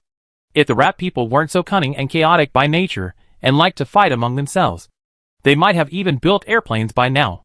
Ratmen are a completely chaotic evil faction. They usually hang out with the followers of evil gods and are considered to be the evil gods' minions. They are good at poisoning, releasing plagues, and have a little bit of technology. In general, they are just annoying minions for players. But for ordinary people, ratmen are already quite scary invaders. The only thing that was a little strange was that the ratmen were supposed to be followers of the god of filth, and the one who took Alyssa away was a follower of the god of tyranny. Although the 4 chaos gods were not good people, they rarely cooperated with each other, and it was more common for them to trip each other up. It was unknown whether the ratmen had planned to invade the city this time when the tyranny followers took the opportunity to capture the lord, or whether it was the result of the chaos camp having nothing to do and thinking out of their minds. And Cardo's explanation also verified Duanmu's guess. A few days ago, Alyssa and her father disappeared on their way back. This naturally attracted the attention and anxiety of others. Christine, the Lord's wife, also hurriedly sent people to search everywhere. But at this moment, as if taking advantage of the chaos in the city caused by the Lord's disappearance, the ratmen suddenly emerged from the city's underground sewers and attacked the entire city. Facing these monsters that suddenly appeared, the soldiers of the Silver City also fought desperately, and at the same time, they evacuated the people towards the Lord's mansion. However, these ratmen came in a fierce force, and the Silver City suffered a great loss when caught off guard.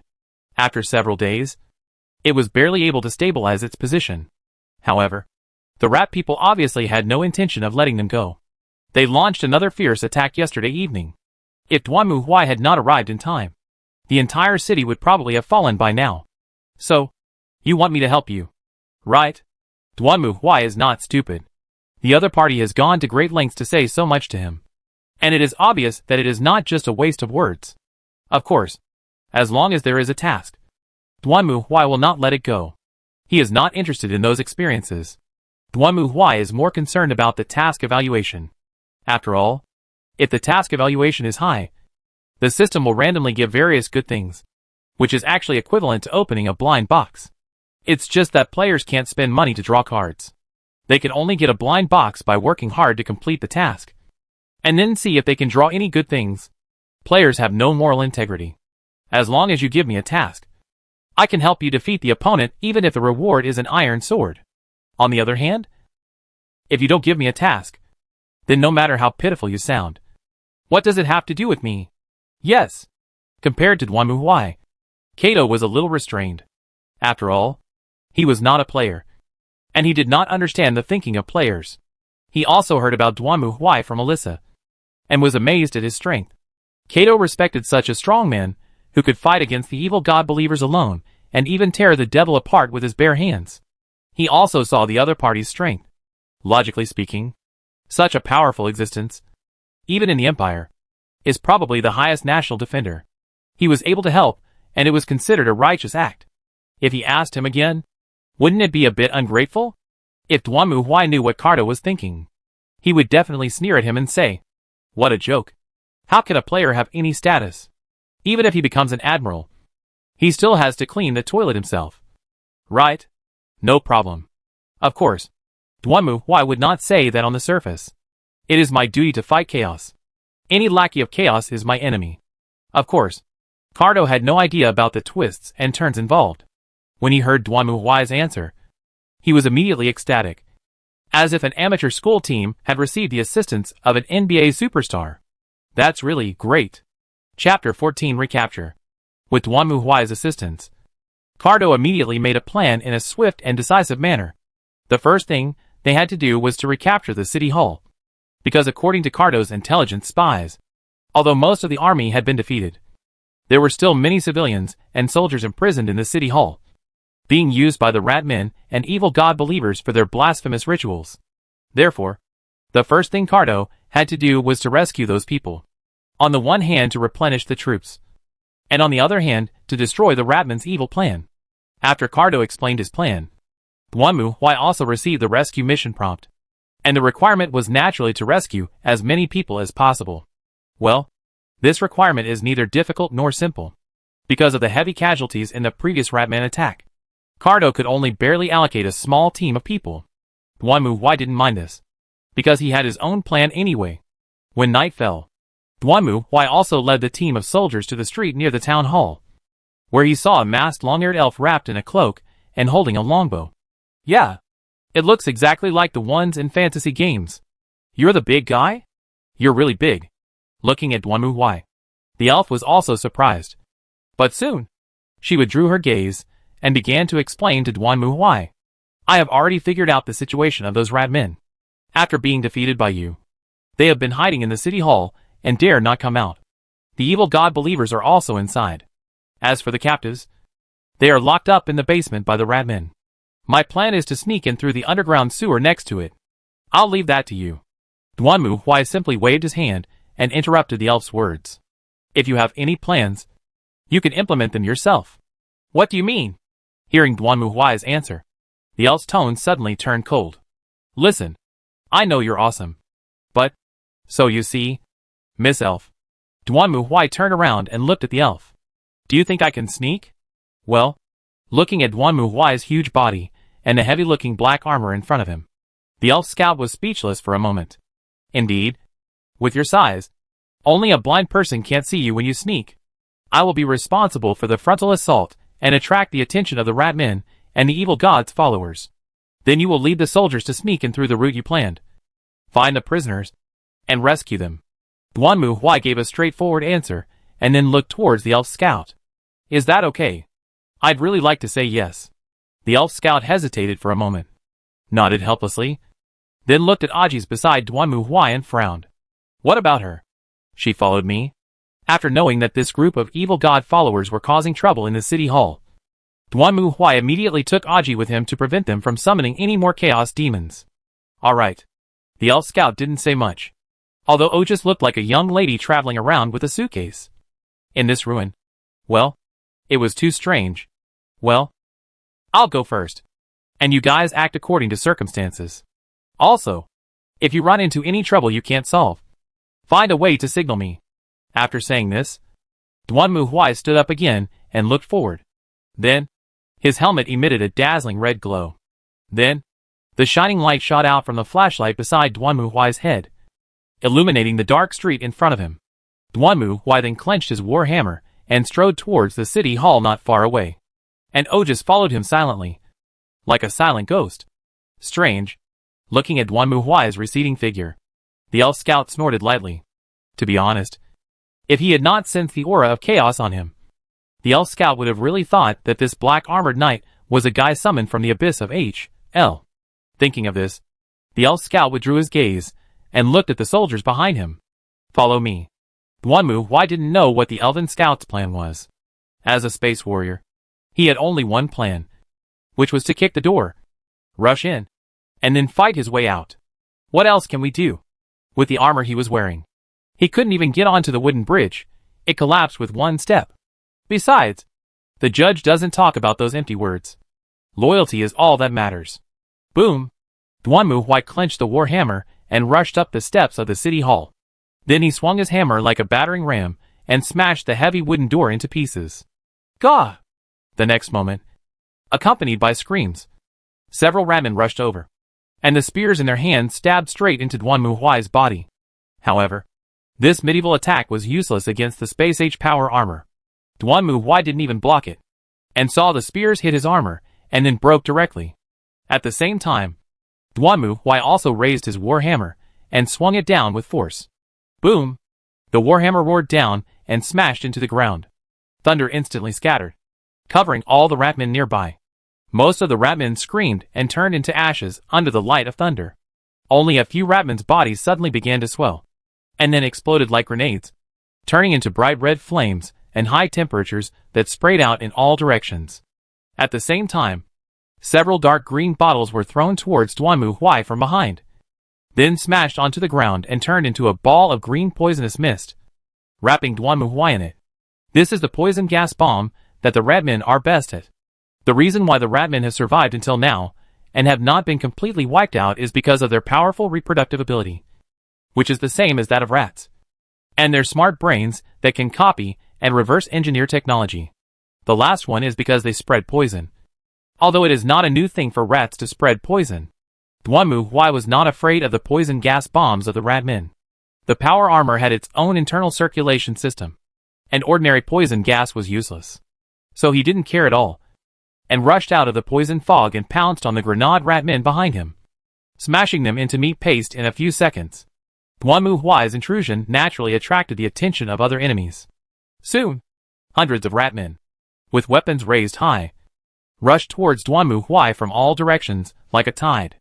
Duanmu Huai doesn't need any skills at all to deal with these rat people. Who doesn't know how to play whack-a-mole? Duanmu Huai raised his hammer high and swung it down. He raised it again and swung it down again. Every time he swung the hammer, there would be a flash of lightning, and then the rats would explode everywhere as if a grenade had been thrown at them. Thunder Hammer Melee. Two-handed. Heavy attack. Plus 15% chance to make enemies explode when killed. Dealing area damage equal to 50% of their health, stackable. Although the chance was not high, the number of ratmen was too large, and the Thunder Hammer originally had a psychic attack of bursting lightning. With this special effect, Duanmu Huai was quite powerful when he smashed the rats.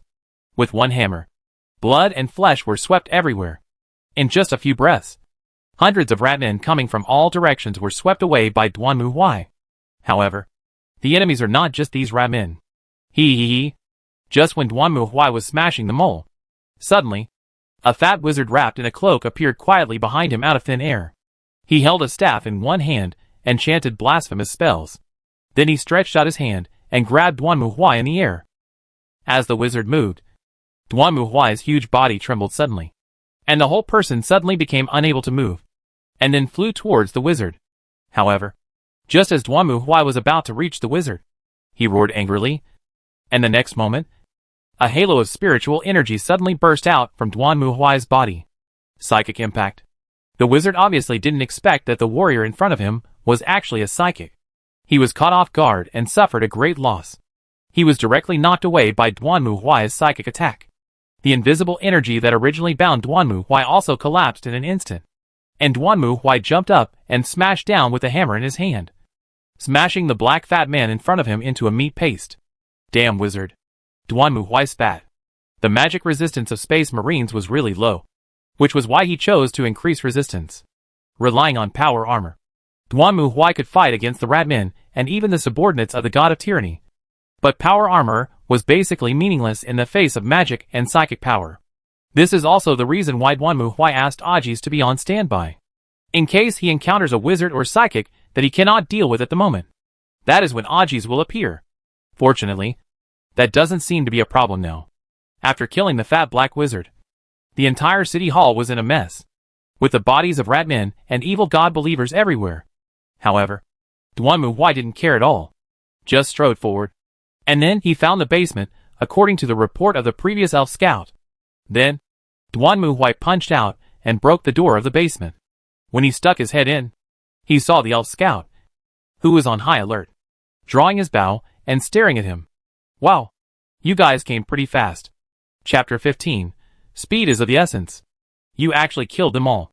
Looking at the city hall full of corpses, the elf scout was speechless. Her original plan was for Duanmu Huai to attract the enemy's attention, and she would take the opportunity to rescue people from the underground sewer, and then find a way to cooperate with Duanmu Huai to evacuate. Unexpectedly, this Black Knight was so cruel that he killed all the ratmen and evil god believers in the city hall. Why keep them if you can kill them all? Duanmu Huai seemed very calm. The average level of the rat men was less than level 10. So it was like mowing down the rats for him. Of course, it was fun to fight. But the disadvantage was that the experience value was shockingly low. After all, there was a level difference of 10 levels between the two sides. So Duanmu Huai could only get one basic experience point for killing the ratmen. Well, looking at it this way, if he kills ratmen for 300 years, he might be able to reach LV 99. But it's okay. We just got some information. Having said this, the elf scout lowered his voice. These ratmen did not come here to attack the Silver City out of idleness. In fact, they came here to find a holy object. They tried to pollute this holy object and plunge this land into plague and decay. Oh, not surprising. Duanmu Huai seemed very calm about the report of the elf scouts. The four evil gods' followers behaved in different ways. But there were always traces to follow. Followers of tyrannical gods love war, blood, and death. This is how they please their gods. The followers of the god of filth spread plagues and viruses wherever they go to demonstrate the kindness of their father god. The believers of the god of deceit like to engage in all kinds of conspiracies and intrigues. Stabbing others in the back and playing all kinds of conspiracies is their favorite. Followers of the god of desire are more focused on enjoying all kinds of perverted and twisted desires and pleasures. According to the elf scouts, what they are targeting this time is a holy object called Gift from the Water God. Its greatest function is to purify water sources. Of course, for a human settlement, this function itself is very powerful. The evil god's followers attack the Silver City in order to obtain the gift from the Water God, and then use the power of the filthy god to transform it into a biochemical weapon that could pollute the water source. At that time, they only needed to throw the holy object into the water source, and all the lives along the entire river would be able to feel the fatherly love of the filthy god. A sacred object like this should be well guarded. That's right. The elven scout nodded. The Empire sent high-level wizards to cast layers of protection around the holy objects. No one except the royal family can touch them. But no one knows whether the power of the filthy demons can be strong enough to break through this layer of protection. So what we have to do is retake the temple and protect the holy relics. Yes, I have sent someone to inform Lord Cardo of this matter. Hearing the elf scout's answer, Duanmu Huai frowned and thought for a moment. I've always wanted to ask. Where are the reinforcements? Do we have any reinforcements? Hard to say. What do you mean by hard to say? The City of Silver is the Empire's territory. Right? It was invaded by the followers of the evil god and the barbarians. And the Lord died in the battle. Isn't it natural for it to ask for help from the Empire? That's true. But humans are also very dirty. There was a hint of dissatisfaction in the Elven Scout's tone. But Duanmu Huai could guess that it was probably related to a struggle for power and profit. But now was not the time to waste time talking about these things. Then let's take action and try to recapture the temple as soon as possible and protect the holy relics. As for those troublesome matters, we can talk about them later. However, for Duanmu Huai, the political turmoil of an empire had nothing to do with him. His main purpose of coming to this planet was to find the holy relic of order lost in this world and bring it back to the core module. As for other things, he could see what he could do, but he would not get too involved. After all, Duanmu Huai's goal is the Sea of Stars, and such a civilization in the Middle Ages is not worth him wasting too much energy on. Only you? And her. Duanmu Huai pointed at Ajis, who was following behind him. In the previous battles, Ajis had been hiding on the side, and had not taken any action. It was the same now. She was Duanmu Huai's last insurance. And Duanmu Huai would not activate her unless it was absolutely necessary. You are really resolute and decisive. After hearing Duanmu Huai's answer, the elf scout sighed. And then she made up her mind. I'll go with you too. At least I'm familiar with this city, and can at least show you to the way. Then I'll trouble you. In the eyes of the elf scouts, Duanmu Huai's behavior was somewhat reckless and radical. But Duanmu Huai knew that what he did was just to protect himself in the face of the impending crisis. And this has to start with the history of Star Ocean OL. Once upon a time, a long, long time ago, humans established a great empire that ruled the entire galaxy, expelled all alien barbarians, and lived in prosperity, peace, and great glory. This era is also known as the Golden Age. But after that, things took a turn for the worse. The artificial intelligence that served the Golden Age launched a rebellion under a mysterious electronic virus, and the entire Golden Age was almost completely destroyed. Although the Omnic crisis was finally declared over, Humanity was also severely damaged. What's more, a terrible subspace storm was generated at this time, hindering humanity's ability to navigate and communicate in space. This is a fatal blow to human society. After all, transportation tracks are indispensable for any civilization. In the Golden Age, people used subspace channels to travel across countless light years to reach other planets in the Milky Way, and also used the power of subspace to communicate with these planets. Simply put, it is like a railway network between planets, which simultaneously serves the function of connecting mobility and communication. However, after the outbreak of the warp storm, these railway networks were completely destroyed, and humans lost the ability to connect with other planets, and could no longer travel to other planets through the warp by warships. Their warships would be lost in the warp storm for various unknown reasons, and disappear without a trace. Because of this, human civilization at that time was already in danger, and even on the verge of destruction.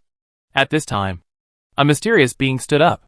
He led mankind to resist the final crisis and led them to glory again. He was also called the Emperor, the leader of mankind. After leading the human civilization in the solar system to consolidate their power, the Emperor led the fleet in a great expedition while the warp storm subsided, with the aim of recovering those planetary colonies in other galaxies that had lost contact with the human home planet in the warp storm. The Great Crusade went smoothly at the beginning, and humans successfully recovered most of the colonies. However, the good times did not last long. Just as the Great Crusade was about to end, a warp storm suddenly appeared again. Once again, as if history was repeating itself, the fleet of the Great Crusade was separated. In the warp storm, they could not contact their home planet, let alone return to the Emperor. However, the warp storm was only the beginning, and after that, a great rebellion broke out, and the War Master who led the expeditionary force in place of the Emperor launched a rebellion. Just like the Onic crisis in the Golden Age, humanity was betrayed once again. Although the Horus Rebellion was eventually suppressed, the human empire was severely damaged, and the Emperor simply disappeared without a trace. After that, the human empire experienced divisions, battles, chaos, and even attacks from alien races. Humanity won again, and then failed again. And after who knows how many tens of thousands of years, someone finally came up with an incredible plan. Black Hole Project. In the eyes of these people, all threats facing the human empire are caused by the evil gods of the warp. However, it is almost impossible to destroy the evil gods in the subspace. As mentioned before, the subspace is the projection place of the souls and emotions of all things in the world. That is to say, unless all living things in the world are destroyed, the evil gods in the subspace will be resurrected again even if they are defeated. However, the subspace is not invincible. All things in the world are interdependent and mutually exclusive. The subspace will produce the existence of psychics. But at the same time, psychics also have natural enemies. That is the existence called untouchable. It is currently unknown why this kind of existence was born. But the only thing we know is that the untouchables are the only existences that have no projection in the subspace. They are like black holes in the subspace. Not only that, when the untouchables appear next to psychics, they can also weaken or even isolate the connection and power between psychics and the subspace. Of course, the untouchables are also hated by the living because of this. They are like soulless beings, and their mere existence will make them detested and hated by the living. However, the Black Hole Project was an idea taken from the untouchables. Simply put, this group of people tried to create a large enough void in the subspace to completely destroy the balance of power in the subspace. And in this way, even if they cannot kill the Chaos Evil God, it will be enough to deal them a heavy blow. This is like a country on Earth facing the fate of its own destruction and deciding to use nuclear bombs on the entire Earth. If we die together. You won't have an easy life even if I die. Killing 800 enemies and losing 1,000 of your own is considered a huge profit. What this group of people did was equivalent to cleansing the entire universe. And then, the rest can only be left to the survivors of future humanity. The Black Hole Project was a great success. The subspace almost collapsed, and the evil gods all fell into a deep sleep after being hit. Without the protection of the gods they believed in, other alien races were also seriously injured. It can be said that the human empire finally used indiscriminate attacks to beat all cosmic civilizations back to the Stone Age, and everything started all over again. However, the evil gods are certainly not willing to fall into eternal sleep. So they still use various methods to seduce their believers, and make them work harder so that they can wake up earlier, or at least wake up earlier than others. After the players wake up, they will enter the Dark Age. What they need to do is to destroy the evil gods' plans as much as possible, delay their awakening, and at the same time, strengthen their own strength as much as possible to deal with the resurrection of the evil gods, or even permanently eliminate this threat. Otherwise, when the evil gods come back, they will have no choice but to wait for death in despair. What he has to do now is to destroy the plan of the god of filth. Chapter 16 Temple Raid. At this moment, it is late at night. Heavy rain fell from the sky, covering the entire city. The city was dark without any lights, and it looked like a cemetery of the dead. Only a beam of pale light illuminated the dilapidated street before us. Duanmu Huai walked forward along the road with a war hammer in his hand. The searchlight on the side of his head emitted a dazzling white light, tearing through the darkness and illuminating everything in front of him. Duanmu Huai stared ahead while looking at the map data that appeared on his helmet. This was the reward he received after rescuing the captives in the city hall. A reconnaissance servo skull. It could scan the surrounding environment and display all life reactions on the map. Well, it is indeed a good help for Duanmu Huai. If there is a disadvantage, it is that the servo skull is too ugly. When he first came to the surface, defeated the evil god ritual and rescued Alyssa, Duanmu Huai got a repair servo skull, which was mainly used to repair the power armor. Now he has obtained a reconnaissance servo skull, which are basically very useful external plug-ins for the Inquisitor. All servo-skulls are made of human skulls. They retain the human head and part of the cervical vertebrae, and then are mechanized to become drone-like devices. Apart from anything else, this thing, at least on the surface, exudes a strong villain vibe. The white skull floating next to the Black Knight can easily be seen as the creation of some undead spirit by people who don't know the truth. But this thing is really useful. The servo skull is small and not easy to be discovered. In addition, it can fly silently, making it the best reconnaissance drone unit. Even places like ventilation ducts can be entered unimpeded. In fact, it was with the help of the reconnaissance servo skull that Duanmu Huai had discovered the ambushing enemies on the opposite side several times in advance. When they rushed out foolishly, they were greeted by the bombardment of hammers shining with thunder. TSK. This guy is amazing.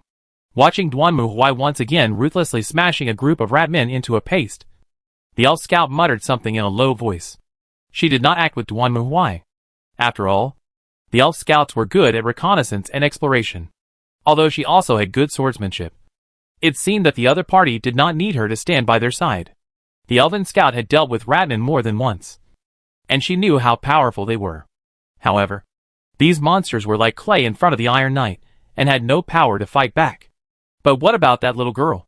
The elf scout turned around and looked at Ogus, who was following behind him. Duanmu Huai said that she was the last trump card, and would not let her take action unless she encountered trouble. The elf scout subconsciously thought that Ogus should be a mage. Many mages do have powerful spells, but their combat ability is average. So Duanmu Huai has been protecting her. But what puzzled the elf scout was that she did not sense any breath of living person from this girl. But she did not look like an undead creature like a vampire. These two people are mysterious and weird. When he arrived at the gate of the temple, Duanmu Huai stopped. The door to the temple in front of him had been sealed, and there were wooden boxes and other things piled up outside. It was obvious that no one was allowed to enter. It seems that we can't get in. Do you want to take another route? The elf scout came over and asked in a low voice. And Duanmu Huai took a look at the map displayed on the panel and shook his head. No, that's not necessary. Having said that, Duanmu Huai clenched his war hammer, lowered his body, and strode directly towards the door in front of him that was blocked by debris. Then the backpack behind him instantly sprayed out, erupting with hot blue-white flames. Under the huge impact force, Duanmu Huai rushed forward like a cannonball and crashed straight into it. Boom! The door sealed by wooden boxes and sundries certainly couldn't withstand Duanmu Huai's impact. In a moment, the fragile door was directly knocked away, and Duanmu Huai rushed directly into the temple in front of him. At the same time, he quickly glanced around and took in the entire temple. All temples have similar structures, with a wide hall in front for preaching and praying, and the clergy's residence in the back. This place is no exception, except that the people surrounding the statue at this moment are not the devout believers, but a group of dirty, smelly rat people, and evil god believers. They are surrounding the statue, seemingly performing some kind of blasphemous ritual. The appearance of Duanmu Huai was obviously beyond the expectations of these rat men. But when they turned around and tried to figure out what was going on, Duanmu Huai had already flown across the entire hall and arrived in front of the wizards, who were performing the ceremony. Their fat bodies were filled with plague and toxins. And these evil wizards were also the most loyal children of the god of filth. But none of this matters to Duanmu Huai. Call! The thunder hammer was down and smashed into one of the fat wizards. However, at the same time, a dark green barrier emerged from the fat wizard's side, trying to block the thunder hammer's attack. However, not any shield can block a space marine's full-strength attack. The moment the thunder hammer hit the barrier, it began to twist, deform, and then suddenly exploded. Material dislocation. The thunder hammer that broke through the shield continued to move forward and hit the fat wizard's head directly, smashing it to pieces. The fat wizard was also sent flying backwards by the impact of the blow, and hit the wall next to him with a pop sound like a cockroach that was hit.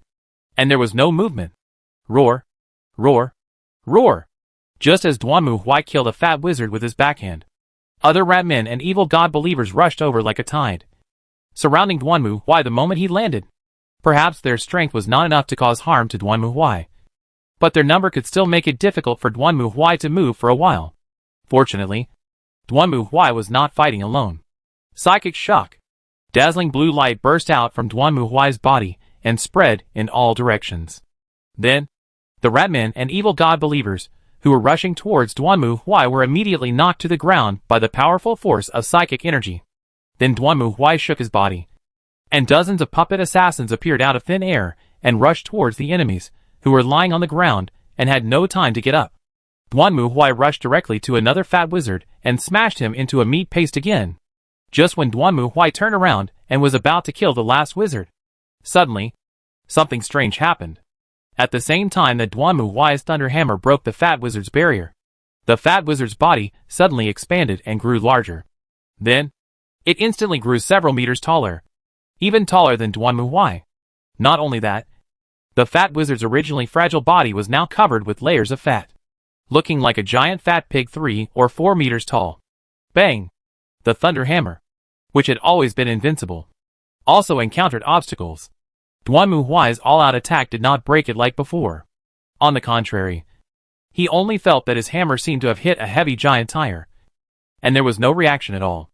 At the same time, the fat wizard's belly suddenly split open, revealing a ferocious bloody mouth, and a huge sword appeared in its hand, and it smashed directly towards Duanmu Huai.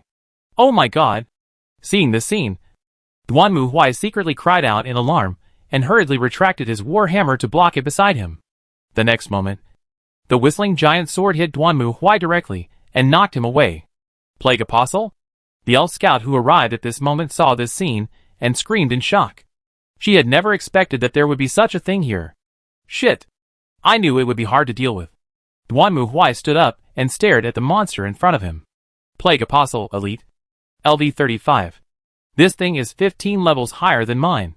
Fortunately, Duanmu Huai was well prepared for this situation.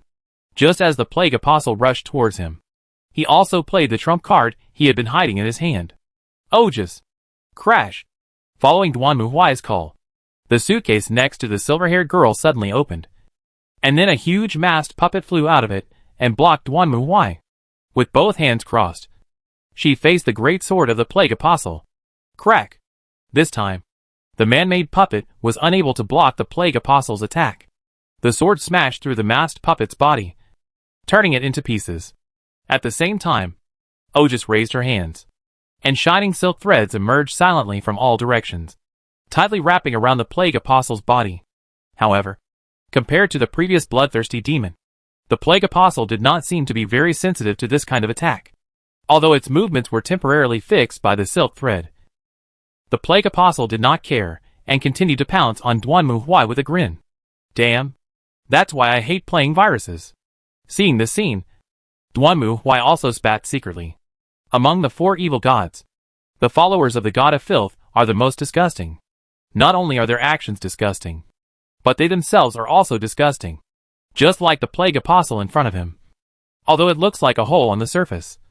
In fact, Strictly speaking, its body is more like a pile of some virus elements. Unless the core is damaged, these guys will not die so easily. If an attack like Ogus's was used on other evil god believers, they would have been cut into 7 or 8 pieces long ago. Only this kind of guy that looks like a slime monster can block Ogus's attack. There is no other way. The resistance is different. To deal with this kind of guy, the best thing to use is necromancy or elemental spells. Unfortunately, both Duanmu Huai and Ogus only use physical attacks, and they are really powerless against this disgusting thing. But it doesn't mean you can't fight. The plague apostle bound by the silk thread did not give up the attack. It opened its bloody mouth and sprayed poisonous mucus at Duanmu Huai. However, Duanmu Huai did not avoid these germs and venom. Instead, he took a step forward and stabbed the iron hammer in his hand directly into the big mouth on the plague apostle's belly. Immediately afterwards, lightning and thunder occurred. Ah! The shining thunder instantly enveloped the entire body of the plague apostle, causing it to tremble and howl in pain. Duanmu Huai took the opportunity to let go of the thunder hammer, stretched out his hand to take out the chainsaw sword behind him, leaped up, raised the chainsaw sword in his hand high, and swung it hard at the plague apostle. Buzz! The madly spinning chainsaw sword split the plague apostle's head and went all the way down. However, the feeling was not like cutting into muscle or bone at all, but more like cutting into a pile of sponges. When it reached the chest, the chainsaw sword suddenly stopped. Found it! Feeling the touch from the chainsaw sword, Duanmu Huai's eyes condensed. The muscles in his hands bulged, and huge power burst out again, suppressing the chainsaw sword to continue moving downward. The next moment, the chainsaw sword split the core of the plague apostle, and then the plague apostle's body suddenly swelled like a ball, and then exploded with a bang. A violent gust of wind rushed towards them, and even Duanmu Huai, who was wearing power armor, could not help but take several steps back. The elf scout, seeing the bad situation, had already pulled Ogus away from the church. She did not have Duanmu Huai's ability. If she was touched by the self-explosion of the plague apostle, she would be skinned alive even if she did not die. This broken thing, Duanmu Huai, who was covered in plague flesh, was also very unhappy. If he didn't have this fully enclosed power armor, it would be very difficult to deal with this thing. He had fought this thing before, in a team battle, and in the end, the plague apostle's self-explosion killed all of his melee fighters, and only a few healers and output in the back row survived. After all, magic is still needed. Duanmu Huai shook his head as he looked at the corpse that was blown to pieces. Plague apostles were units with strong physical resistance, and both he and Ogus had physical attack attributes. It seemed that he needed to go to other ruins to find magic soul cards. I never thought you could destroy the plague apostle. At this moment, the elf scout also walked in and looked at the hall in front of her in surprise. To be honest, if she hadn't seen it with her own eyes, she wouldn't believe that someone could single-handedly kill these powerful evil god subordinates. No, he wasn't fighting alone either. Thinking of this, the elf scout glanced at Ogus beside him. The puppet girl still looked calm and expressionless, but the elf scout knew that it was this girl who had used some kind of silk thread to restrain the movements of the plague apostle. It seems that what the knight said was right. This girl is indeed a hidden talent. Okay, the monsters here have been cleared. Duanmu Huai put down the chainsaw sword and glanced around. Where is that holy object? I know. Hearing Duanmu Huai's words, the elf scout's eyes lit up. And then she quickly came to the statue deep in the hall. And then the elf scout whispered a few words like a spell. And soon, the polluted statue emitted a soft light. And then its originally closed hand slowly opened. And then a pearl about the size of an apple, emitting white light, appeared in it. Seeing this scene, the elf scout breathed a sigh of relief. Fortunately, I'm fine. However, before the elven scout could finish her words, Duanmu Huai's chain's word was already against her throat. As a scout, you know a lot. Staring at the elf scout in front of him, Duanmu Huai spoke coldly. Chapter 17, Secret Agent. In fact, on the way to the temple, Duanmu Huai had some doubts about the elf scouts. As a scout, she knew too much. Of course, scouts are specialized in intelligence gathering, so it is not surprising that they know some secrets. However, when she opened the seal, Duanmu Huai knew that there was definitely something wrong with the identity of this elf scout. The reason is very simple. Everyone knows that there are a lot of valuables and cash in the bank vault. Those who have some connections also know which direction the bank vault door faces. But not everyone has the key to the bank vault. Seeing the elf scout recite a few spells and open the seal, Duanmu Huai knew that something was wrong. If this seal is so easy to open, then were the followers of the god of filth wasting their time having a bonfire barbecue here? Well, tell me who you really are. Elf. Duanmu Huai held a chainsaw sword in his hand and stared at the elf coldly. He was in a very calm mood now. As a player, Duanmu Huai had experienced too many similar things. For example, they worked hard to bring the NPC to the designated location, but the NPC suddenly turned into the final boss. For example, they worked hard to bring the NPC to the designated location, but the other party suddenly turned around and planned to destroy the world. For example, they worked hard to rescue the NPC, but the NPC revealed its true identity as soon as it came out, and then spread the virus plague to the entire world. To be honest, after so many experiences, players have become numb to it. No matter how dramatic the jokes are, if they happen over and over again, everyone will get used to it. Therefore, when an NPC suddenly transforms into a boss in the later stages, most players will just quietly take out their weapons and start fighting. He was too lazy to say any more nonsense, and didn't even have the interest to cooperate with the shock. Even a little excited. After all, one more boss means one more box to open. Therefore, Duanmu Huai is also very calm at the moment. Even if this elf scout is actually a spy of the god of deceit or the god of desire, he can still treat it calmly because he has seen too many storms and waves. No matter how dramatic the development was, it was difficult for Duanmu Huai to feel anything. I am indeed a scout. My lord knight. Feeling the cold blade on her neck, the elf swallowed her saliva and spoke. She saw clearly how the sword split the plague apostle in half. The elf did not think that she had the same ability to withstand blows as the plague apostle. At the same time, I am also a royal spy. Tell me clearly what's going on. Duanmu Huai did not put down the chain's word in his hand. This elf scout was obviously not as simple as he looked. He also wanted to know the other party's true identity.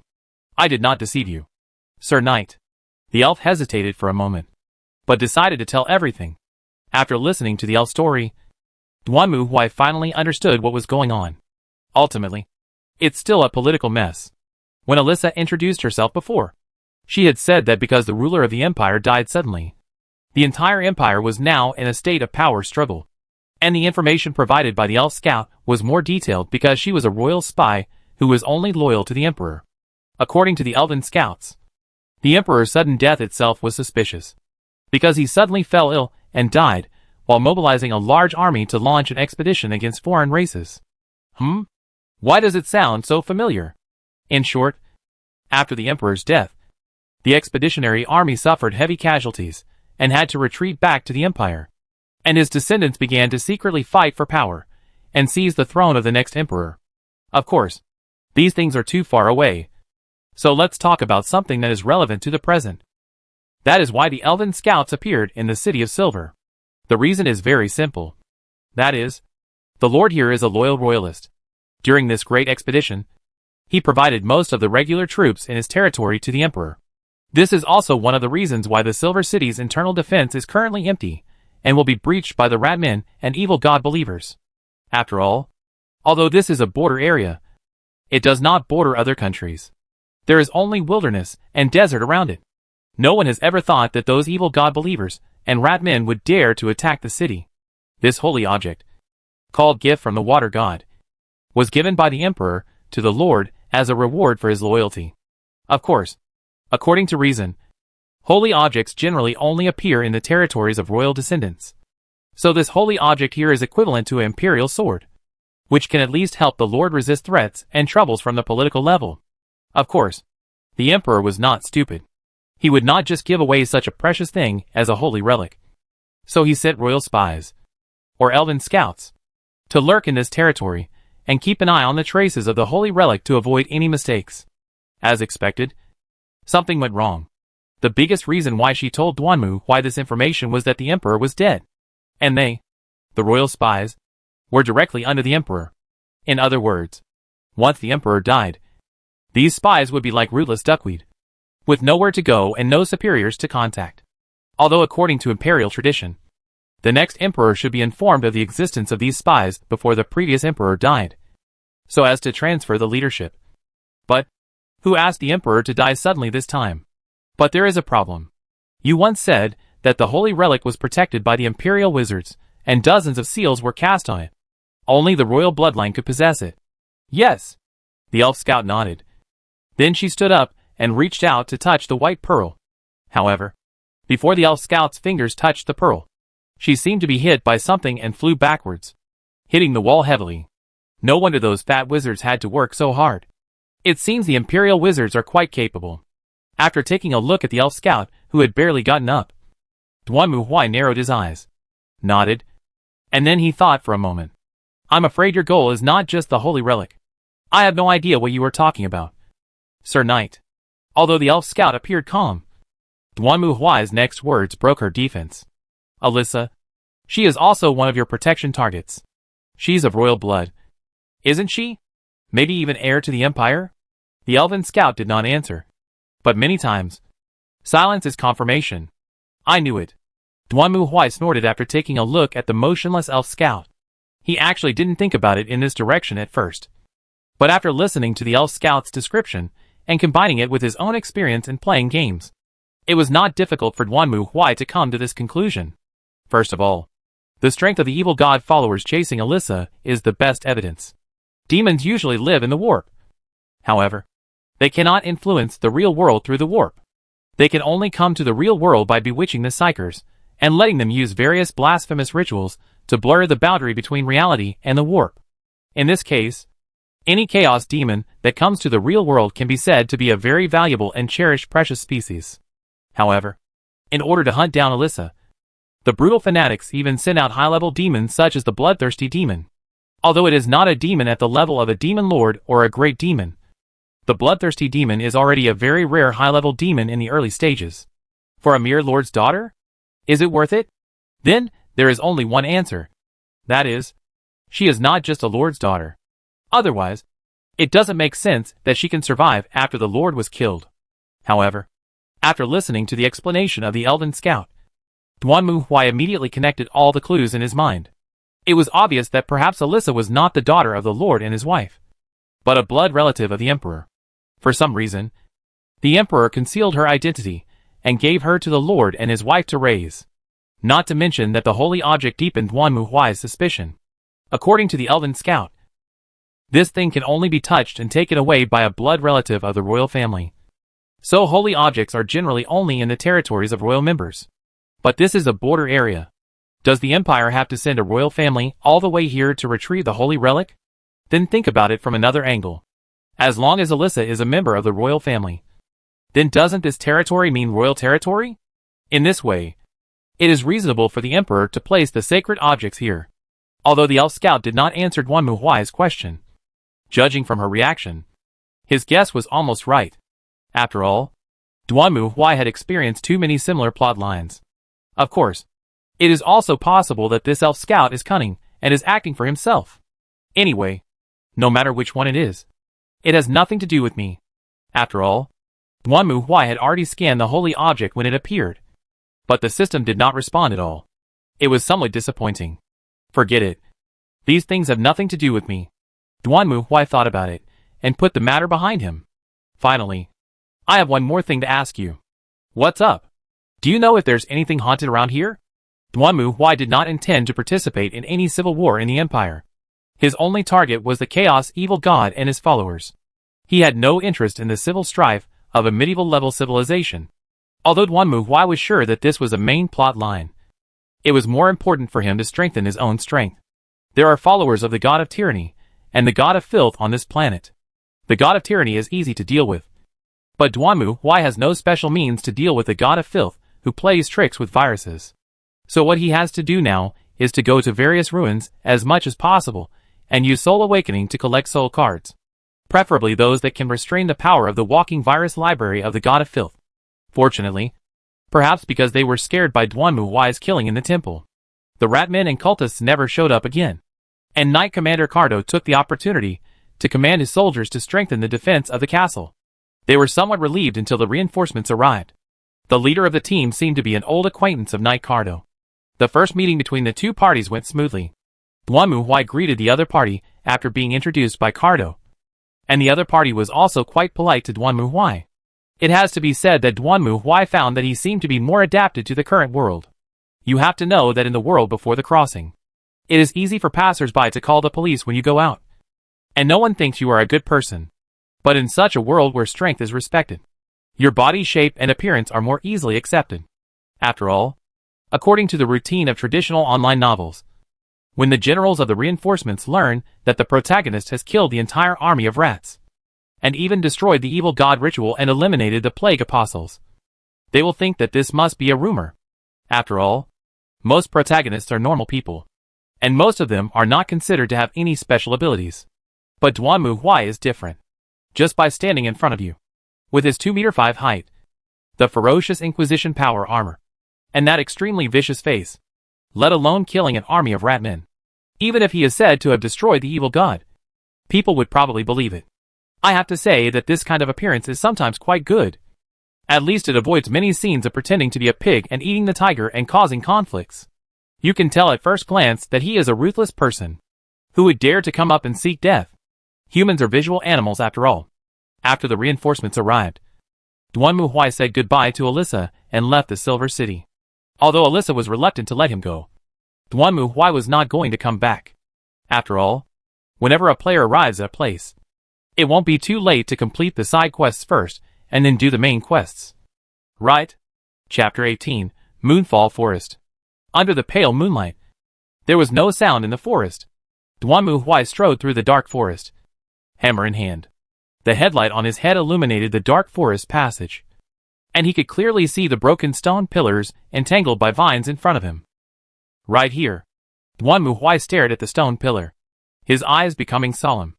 After all, the elf scout is an intelligence officer, and is more proficient in this area than Alyssa.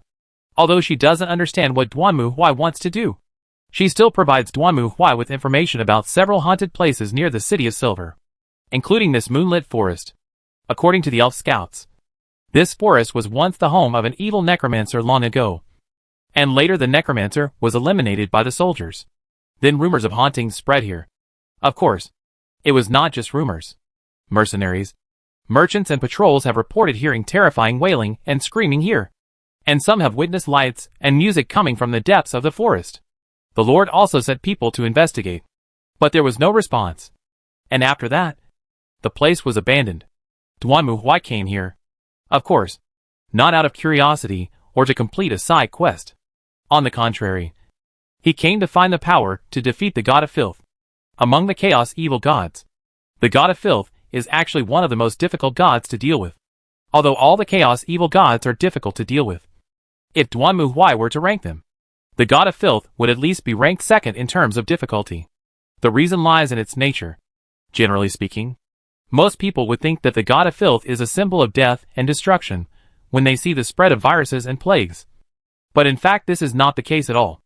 Although the God of Filth does not have the powerful strength of the God of Tyranny, nor the strange magic of the God of Deceit, he is unique in manipulating and mixing invisible viruses. There are even rumors that all viruses in the world, from the common cold to the plague, are all masterpieces of the God of Filth. Not only that, the God of Filth is also quite philanthropic. Unlike other evil gods whose believers need to go through numerous tests, and even the baptism of blood and fire before they can be recognized, the God of Filth accepts all believers. Whether they are beggars or emperors, nobles or warriors, the God of Filth will open his corrupt and smelly arms, embrace these poor little lives in his arms, and give them equal love. Even for them, spreading the virus is not an evil act. On the contrary, they believe that spreading the virus and infecting others with diseases and plagues is a way to join their warm and friendly family that treats everyone equally regardless of class or race. Even those who die from this will not be abandoned. Their bodies will decay and then nourish new life, contributing to the life cycle of this world. Life is endless. Therefore, among players, the God of Filth is also jokingly called the Kind Father, and the God of Life and Hope, Doghead. This is indeed the case. Strictly speaking, from the perspective of the virus, the God of Filth is indeed a kind father, but his values are incompatible with those of ordinary people. This is like raising pets. Most people like to raise cats and dogs, but some people like to raise maggots. Raising maggots is fine. But they think it is right to raise maggots and require everyone to raise maggots with them. This is the problem. Therefore, as the god of life, the god of filth is very difficult to repel with ordinary methods. Even divine arts and holy light have little effect on its believers. Because even if these believers are rotten all over, with pus-filled lumps everywhere, and look disgusting, they are still living beings that never stop growing. Just like maggots, flies, and mosquitoes. Holy light cannot work on these things. Therefore, there are only two best ways to completely eliminate the believers and army of the god of filth. One way is to burn them with fire. As long as you burn them all, there will be no problem. In fact, after destroying the plague apostle, Duanmu once asked the elf scout to build a fire in order to disinfect his power armor. Then he burned under the blazing flames for a long time until he was sure that the disinfection was complete. Another way is to utilize the power of death of the undead. The death power of the undead is an existence that acts on the soul level. It can completely extinguish the flame of life and turn all life into a silent dead land. Even viruses and even bacteria are no exception. In the face of the complete death power, no life can survive. It can be said that death is the best weapon to deal with the god of filth and his followers. Because no matter how ugly and dirty they are still living beings after all. And the flame of life cannot escape the wind of death. Of course, it is not easy to deal with the undead. It is dangerous to subdue the undead and vampire decks. Because the undead are dead things. And ordinary physical attacks are useless to them. At least you need weapons or magic with elemental attacks to fight them. Otherwise, you will be killed. Duanmu only has one psychic skill. Psychic impact. But fortunately his thunder hammer has lightning elemental damage. And the puppet deck is also considered part of the magic skill. So using puppets to deal with the undead is not a big problem. I just don't know whether the people here are undead or vampires. From a certain perspective, vampires are more difficult to deal with than the undead. But there is a good thing. If the player is converted into a vampire, then it is basically equivalent to being immune to the virus of the god of filth. In fact, in the game, many players will deliberately let vampires bite them before attacking the world of the god of filth, turning themselves into undead creatures to be immune to the virus attack of the god of filth. At worst, you can just wash it back after you're done. There is no such good thing in reality. Duanmu did not think that the information provided by the elf scout was wrong. The reason was very simple. When the elf scout described this place to him, Duanmu triggered the mission of investigating the falling moon forest. Since there is a mission, it means there is indeed something here. Thinking of this, Duanmu walked forward again. And Ojas, as always, followed him silently like a shadow. This puppet girl had not spoken a word since she was summoned, and gave Duanmu the feeling that she was a robot. Well, from a certain perspective, she is indeed a robot. Walking past the collapsed stone pillars, Duanmu soon saw a dilapidated Western-style building. It was a 4-story stone building. It seemed to have been burned. The whole building was charred and covered with collapsed rubble. The surroundings were unusually quiet. Although they were in the forest, they could not hear the chirping of birds or insects. Not even the sound of the wind. As if the sounds of this world had been completely blocked. There doesn't seem to be anything here. Duanmu walked to the gate and looked inside. The whole mansion was already empty. And even most of the walls had collapsed. It looked like a rotten corpse with only a skeleton left. Even if you just stand outside, you can easily see the dilapidated rooms in the mansion that are covered with vines and weeds. However, at this moment, Duanmu suddenly heard a faint sob. He frowned, looked around, and then looked at Ojas. Ojas, did you hear anything? In response to Duanmu's question, Aji shook her head, and Duanmu raised his head again. The crying sound seemed to be there and not there, and it even made people wonder if it was an illusion. However, Duanmu knew very well that this was not an illusion. It seems we have found the right place. Duanmu's mouth curled up slightly. And then he raised his right hand. Start soul resonance. The next moment, the scene in front of Duanmu suddenly changed. The dark and dilapidated mansion suddenly became a brightly lit building. The shining lights emerged from the windows, illuminating the entire mansion. The courtyard, which was originally covered with weeds, also became completely different at this time. Not far away, a haggard man was standing next to a tombstone, staring at the tombstone in front of him, without saying a word. Even though Duanmu and Ojisi came to his side, The man was still unaware of it. This was normal. The man was just an afterimage in this space. Just like the puppeteer in the puppet house before. Duanmu could see him, but could not interfere with him. However, what the man did next surprised Duanmu. He suddenly picked up the pickaxe next to him, and smashed it hard at the tombstone in front of him. Bang! Bang! Bang! The man waved his hands like crazy, and smashed the tomb in front of him to pieces. Then he opened the coffin inside, and hugged the girl lying inside tightly. My daughter, you will not die. I will not let you die like this. After saying this, the man turned around, picked up the girl's body, and walked into the mansion. Seeing this, Duanmu curiously followed the man into the mansion. However, the moment he pushed open the door and walked into the mansion, the scene in front of him changed again. In the living room in front of Duanmu, a beautiful girl with long purple hair was curled up in the man's arms, beside the burning fireplace, looking at the picture book in front of her. She was almost identical to the corpse that the man had dug out from the grave before, except that there was a huge thing that looked like a bolt on the girl's head. The man gently told his daughter the story in the picture book. In the end, this monster, pursuing the same existence as himself, has no place to live. It feels like it's a very sad story. After listening to the man's story, the girl showed a somewhat sad expression, while the man smiled and reached out to touch the girl's head. Yes, but it's amazing that you can understand this. I won't let you be sad.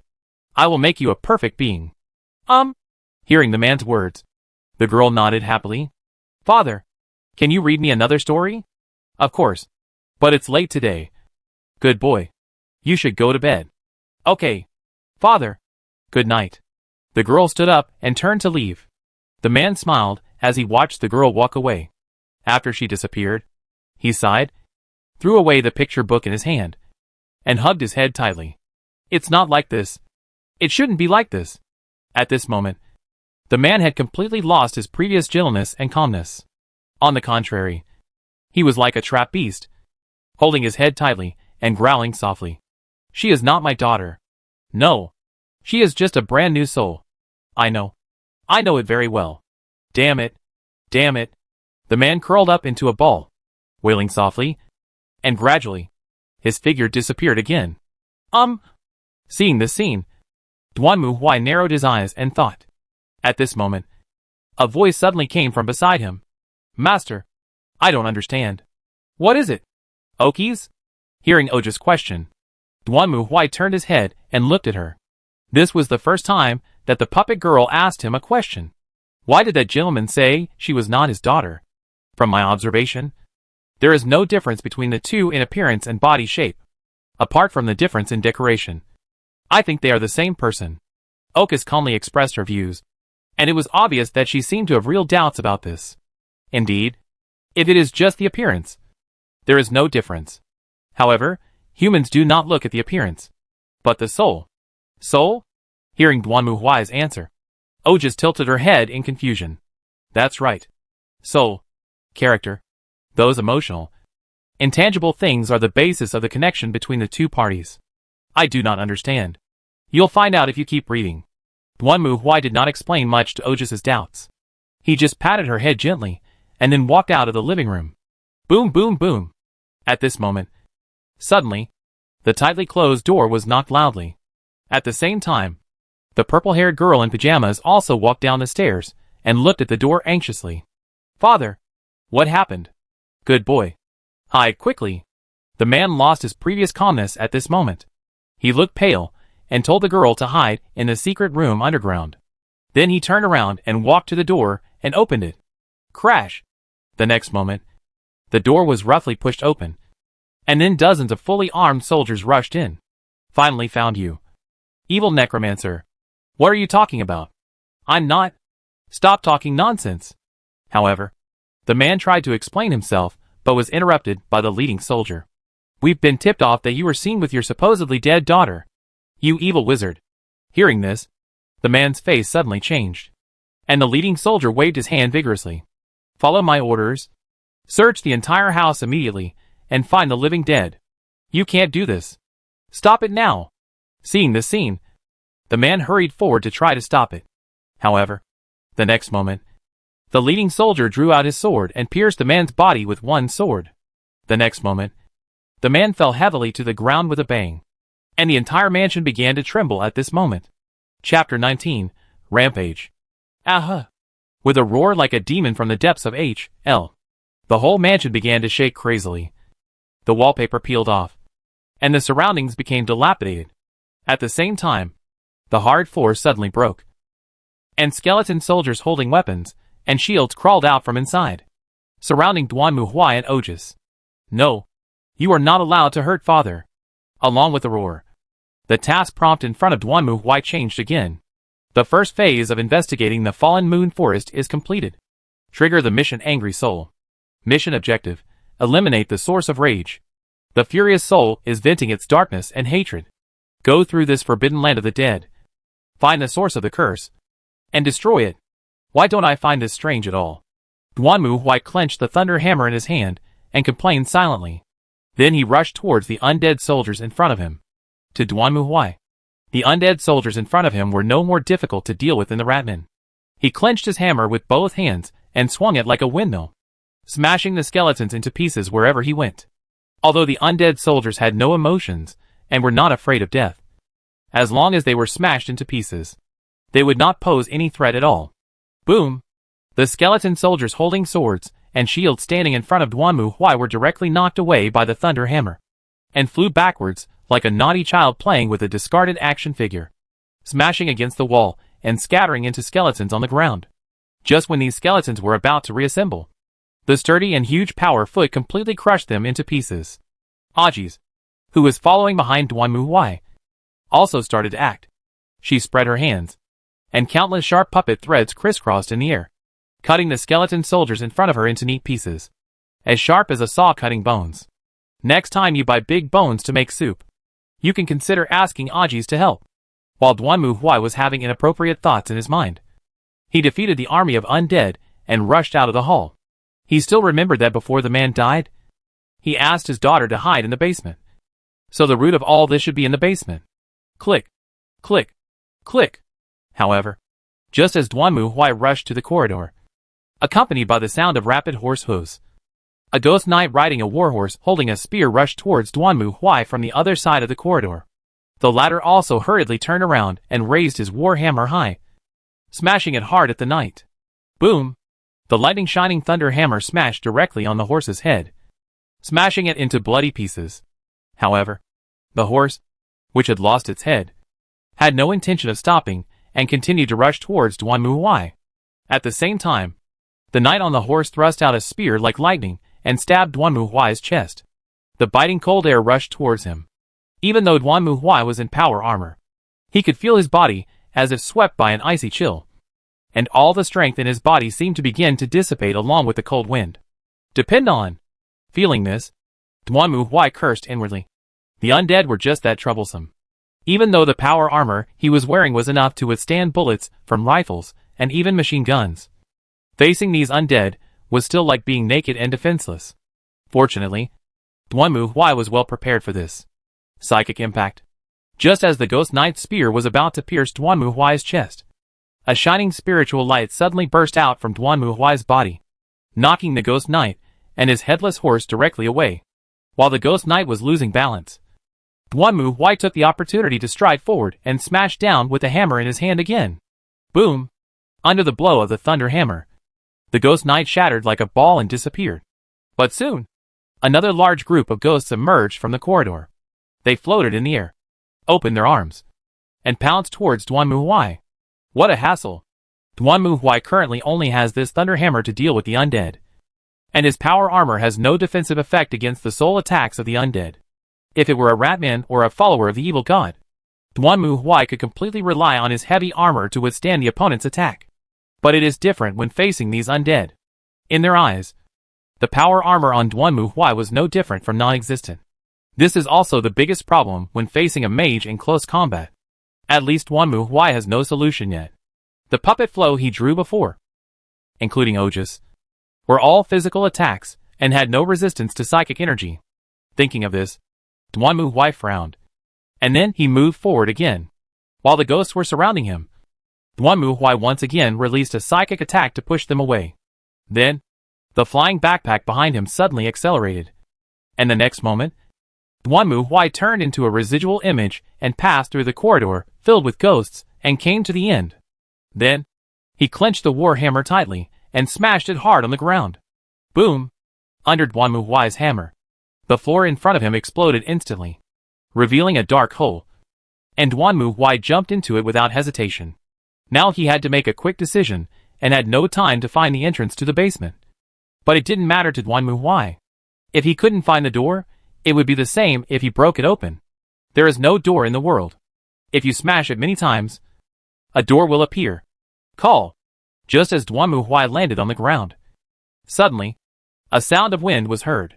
Duanmu Huai almost instinctively turned around and raised his warhammer. The next moment, accompanied by a fierce collision sound, a powerful force rushed towards him, even causing Duanmu Huai, who was wearing power armor, to shake his body. But this also made him feel relieved. Fortunately, the other party is a physical entity. If it is a completely evil spirit, it would be really difficult to fight. You? How dare you hurt father? The person who appeared in front of Duanmu Huai at this moment was the purple-haired girl from before.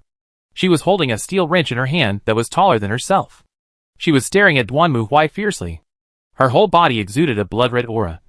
And she looked like an evil spirit. I will never forgive you. Hey, I'm not your enemy. Little girl, leave here. Although Duanmu Huai tried to comfort the girl in front of him, the latter had obviously fallen into a frenzy. She once again waved the huge wrench in her hand, which was almost as big as a power axe, and rushed towards Duanmu Huai. No way. Looking at the aggressive girl in front of him, Duanmu Huai shook his head and raised his war hammer. If his charm was high, he could try persuading. But with his current charm value of 1 point, the only way is to convince people with reason. Chapter 20, A World of Appearance. Dealing with this girl was not dangerous for Duanmu Huai, but it was tricky. You listen to me. Don't come over here. I am not your enemy. No. Don't come over here. Father told me not to talk to strangers. Go away. Uh-huh. Looking at the purple-haired girl opposite him, Duanmu Huai was almost speechless. At first, Duanmu Huai thought he was going to have a fierce battle with the opponent. But when he really started fighting, he found that the fighting ability of the girl in front of him was not very strong, and was only on par with Duanmu Huai. This also made Duanmu Huai feel relieved. Fortunately, the fighting ability of this girl was not strong. If it was Aji's, she would probably kneel on the ground and beg Duanmu Huai not to die with just one punch. That's the combat power that can tear a bloodthirsty demon apart with bare hands. Duanmu Huai, a level 20 judge, simply can't withstand it at the moment. But soon, Duanmu Huai regretted it. He found that he would rather fight with the other party now. Perhaps because she witnessed her father being killed. The girl fell into a crazy hysterical state. No matter what Duanmu Huai said, she always looked like I don't want to listen. I don't want to listen. Which made Duanmu Huai almost despair. There is no other way. If soft tactics don't work, I have to resort to hard tactics. Thinking of this, Duanmu Huai gritted his teeth and rushed towards the girl again. This time, he clenched the war hammer and blasted it hard at the girl. The hammer had knocked the wrench in the girl's hand away. Before the girl could react, Duanmu Huai stretched out his big hand, grabbed the girl's slender wrist, and pressed her heavily against the wall. The girl's wrists were very thin and weak, and Duanmu Huai could hold them all tightly with one hand. The girl was also in panic at this moment, twisting her body and struggling desperately. Then Duanmu Huai sighed, stretched out his free hand, took off his helmet, and stared at the girl. Look at me carefully. Alas! Hearing Duanmu Huai's roar, the girl froze in fear. Then she subconsciously raised her head and looked at Duanmu Huai. Then, the girl's head tilted and she lost consciousness. At the same time, the ground around began to tremble again, as if there was an earthquake.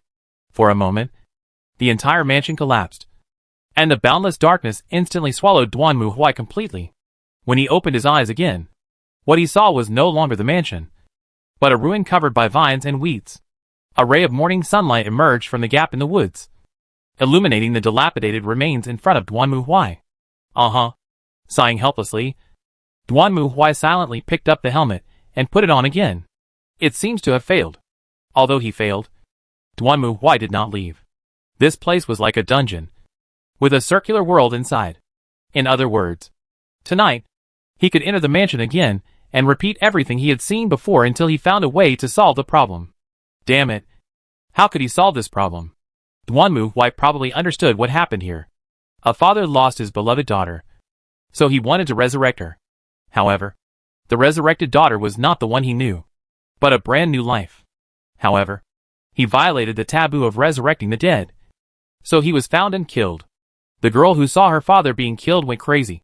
And finally, since the elf scout can tell the whole story, does it mean that justice finally defeated evil? So, how to break this deadlock? Although this is a novice planet, Duanmu Huai has not experienced the Empire plot. He started in the Eastern Shandong before crossing over. After all, the initial regions were divided according to the server location. Duanmu Huai could only hear about some famous events in the Empire plot, but he had never participated in them. He had no idea about fragment copies like this. I don't understand. Master. Just when Duanmu Huai was racking his brains over how to break the impasse, Oja suddenly spoke. What's the problem? That gentleman. Oja thought for a moment and whispered. I don't understand why his actions are so contradictory. I can see that the gentleman showed love to his daughter, but at the same time, he hated this daughter so much. But if he hated her, why did he risk his life to protect her? Human beings are so contradictory. Duanmu Huai shrugged his shoulders and continued speaking. I can almost guess that. On the one hand, he was indeed heartbroken because the person who was resurrected was not his daughter. But on the other hand, his daughter was indeed resurrected. I don't understand what you mean. Master. Ojas frowned, thought for a moment, and shook her head. For humans, there are two ways to confirm oneself. One is appearance, and the other is soul. Duanmu Huai pointed at Ajis as he spoke. You see, just like the name Ojas, it only represents your existence. This is a name that belongs only to you. When I call the name Ojas, I am referring to you. The doll girl with silver hair and twin ponytails, wearing a beautiful dress. Cute, taciturn and curious. The former is used to describe your appearance, and the latter is used to describe your personality and inner self. If one day, your soul changes to another person, and is no longer so taciturn, but a cheerful and outgoing girl, then in my opinion, this is no longer you. At least not the you that I know. But am I not still me? My own perception and the perception of others are often inconsistent. It's like when playing a game. Everyone thinks they are a hot-tempered Sichuan girl, and they would never imagine that there is a 2.5-meter tall guy inside who picks his toes. Duanmu Huai stood up as he spoke. He planned to search carefully in the ruins of the mansion to see if there were any clues left. That's why humans are so complicated. Hearing this, Ojas remained silent. It was unknown whether she understood or not. But for Duanmu Huai, this was all he could say. Correct. At this moment, Duanmu Huai suddenly thought of something. He turned around, took off his helmet, and looked at Ojas. Ojas, what do you think of my appearance? Speaking of which, Ajis has seen Duanmu Huai take off his helmet more than once. But she never reacted, which made Duanmu Huai a little curious. This time, Ojas gave an answer quickly. I like the master's appearance very much. Oh really? The doll girl was taciturn. But Duanmu Huai felt that she would not lie. He was a little happy to hear this answer. It seemed that there were still people who liked my type. Yes, I am not able to distinguish humans very well at the moment.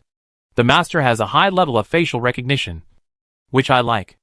After hearing Ojas's answer, Duanmu Huai silently put on his helmet and turned around.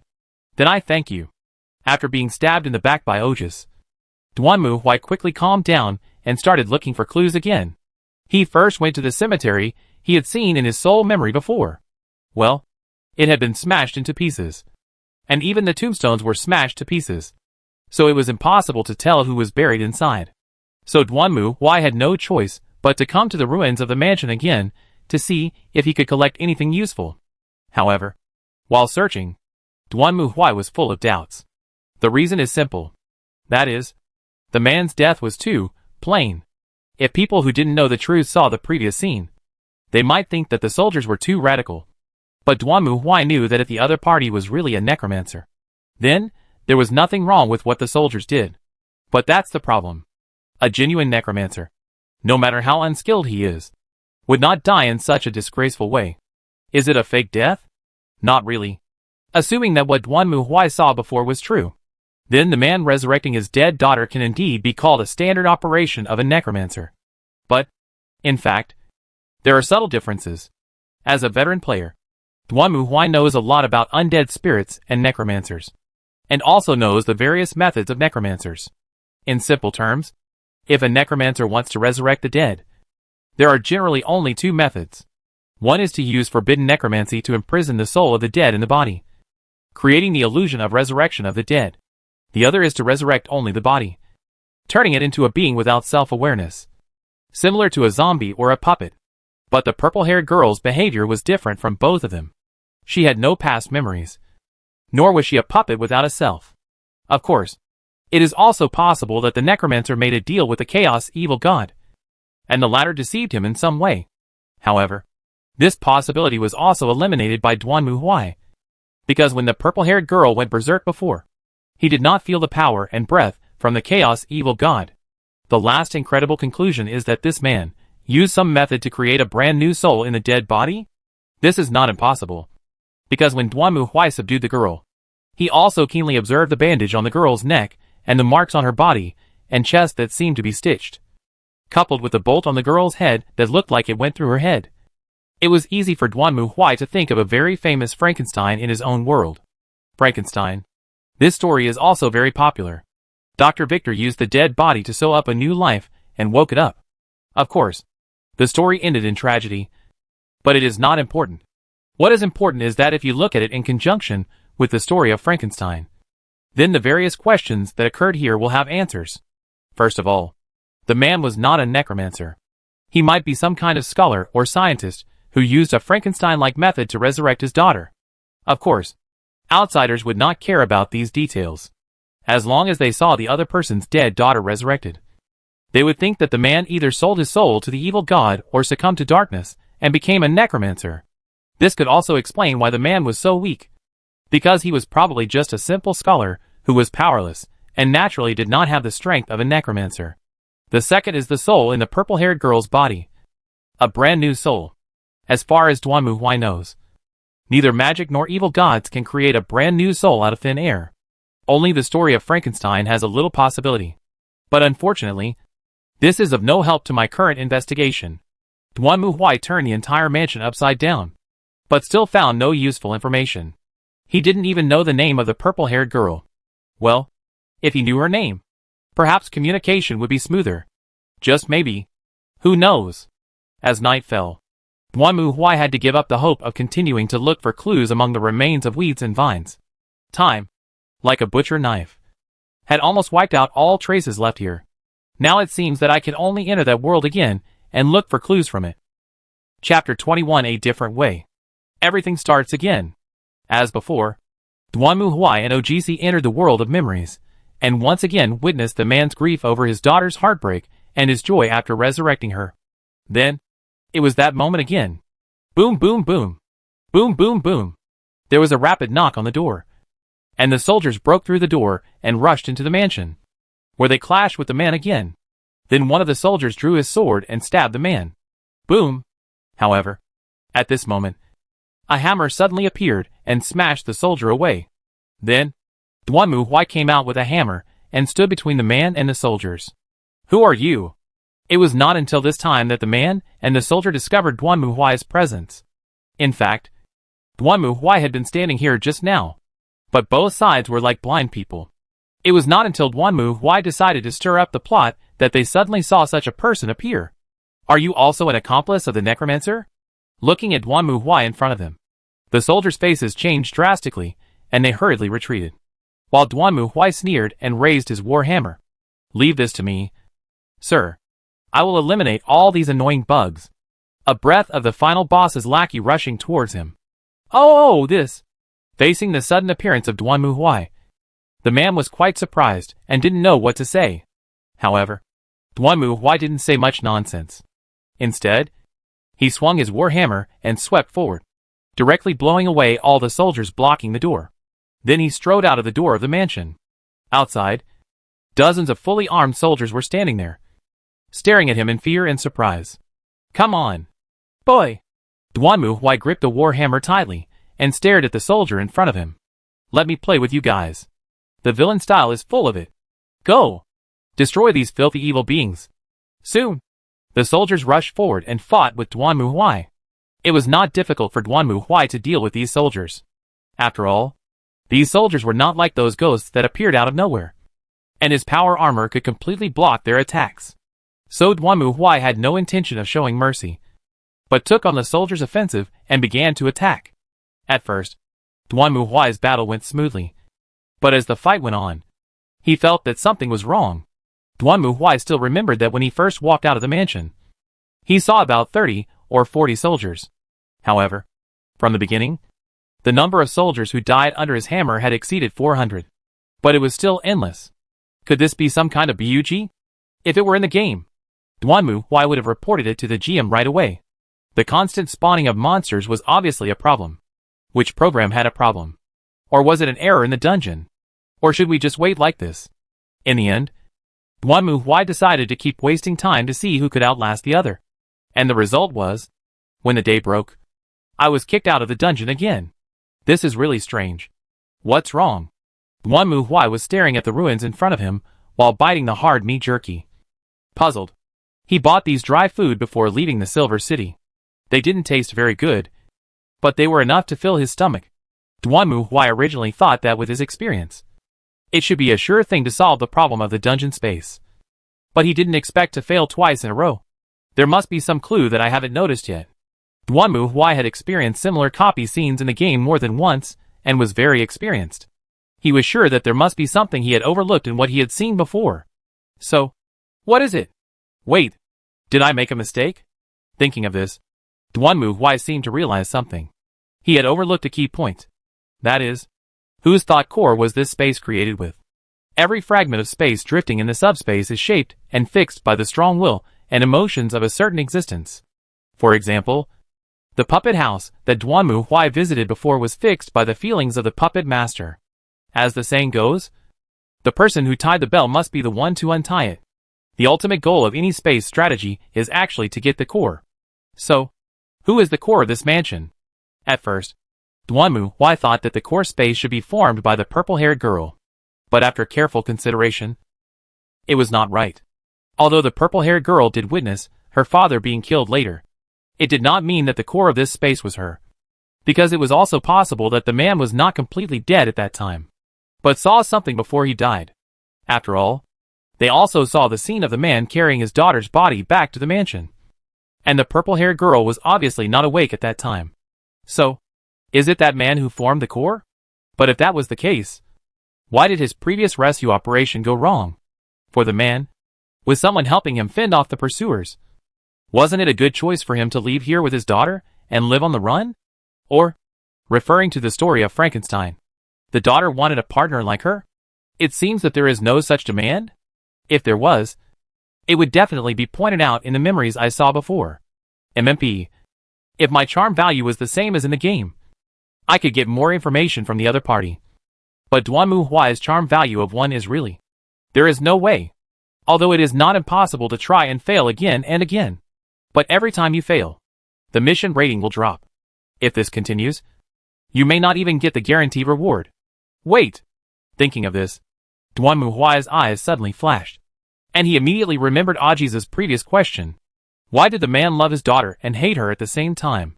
At that time, Duanmu Huai explained to Ajisi that it's okay. But if you think about it carefully, maybe the passcode is actually hidden in this contradiction? Duanmu Huai didn't think his understanding was wrong. But he couldn't think of how to solve this problem for a while. After all, people's hearts are hidden. And even if the other party did have a complicated mentality towards his resurrected daughter, how to solve this problem? I'm afraid that the man himself has no answer. Why? Duanmu Huai sighed. In the past, when he encountered such things in the game, he often relied on his high charm to get through them. Because as long as the charm is high enough, then this level of task is relatively simple. You can persuade him to untie his knot, or simply make him agree with your opinion. In short, the more charming you are, the more powerful your words are. It is easy to find clues and complete tasks. It's like playing an RPG game. If you are a warrior, you can only kick the door to go through the maze and fight monsters head-on. If you are a thief, you can open the back door of the maze and reach the end directly. As for now, forget it. Duanmu Huai himself is that miserable soldier. And his charm is the kind that hinders others. There's no other way. Let's try again. On the third night, Duanmu Huai and OGC entered that world again. This time, when the man smashed the grave and took out his daughter's body, Duanmu Huai blocked his way. Are you sure you want to do this? Certainly. The man held his daughter's body and didn't even look at Duanmu Huai. Maybe you'll regret it? If I don't do this, I'll regret it. Well, you said it yourself. Duanmu Huai shrugged his shoulders.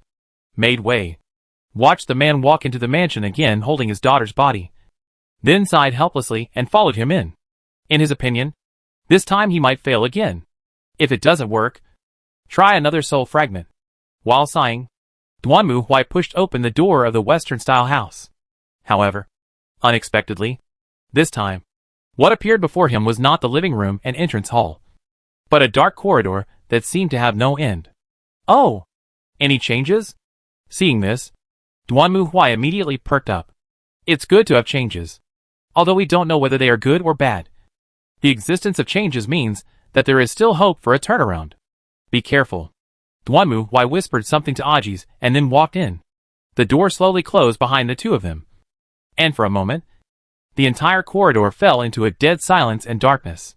But soon, a torch on the edge of the wall suddenly lit up, illuminating the way ahead. Duanmu Huai walked forward and saw an oil painting next to the torch. It showed the man and a strange woman. Judging from their intimate attitude, they should be a couple. At the same time, the man's voice sounded again. At that time, I never thought that I would marry a woman like this. As the man muttered, torches lit up one by one, illuminating the road ahead, and the paintings on the wall appeared one by one as the man explained. He met his wife, got married, and his wife died after giving birth. The man loved his daughter deeply and swore to his wife that he would take good care of her. However, the good times did not last long. The young daughter fell seriously ill and eventually died in the man's grief-stricken call. The man did not give up. He used his knowledge and tried every possible way to try to revive his daughter. In the end, he succeeded and failed. My daughter has never called me father. Who is she? The man's voice became more and more hoarse, full of despair. I just want my daughter to come back.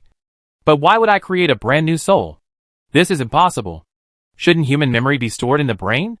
Then, when I revive this body, won't she also recover her original memory? I see.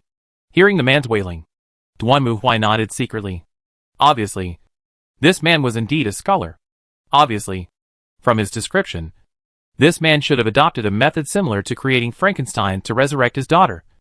And his idea made sense. Human memory is indeed stored in the brain. So generally speaking, as long as the body can be revitalized, then as the brain starts to function again, the memory should also come back. Well, it's just a theory after all. And in a world like this, scientific theories are not necessarily true. She is not my daughter, but I love her.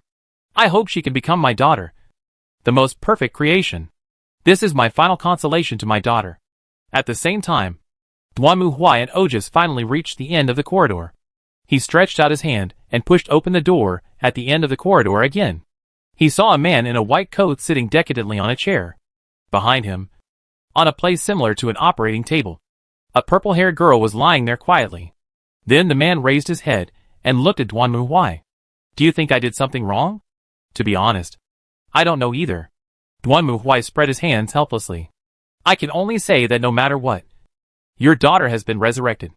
As for whether this is what you want, Duanmu Huai shrugged his shoulders and said nothing more. And the man lowered his head again. You're right. Is this what I want? I'm not sure myself. On the one hand, as a father, I think I failed because I didn't bring my daughter back to life. But on the other hand, as a scholar, I succeeded because I created a brand new soul, which is a feat that even God hasn't been able to accomplish. So that's it.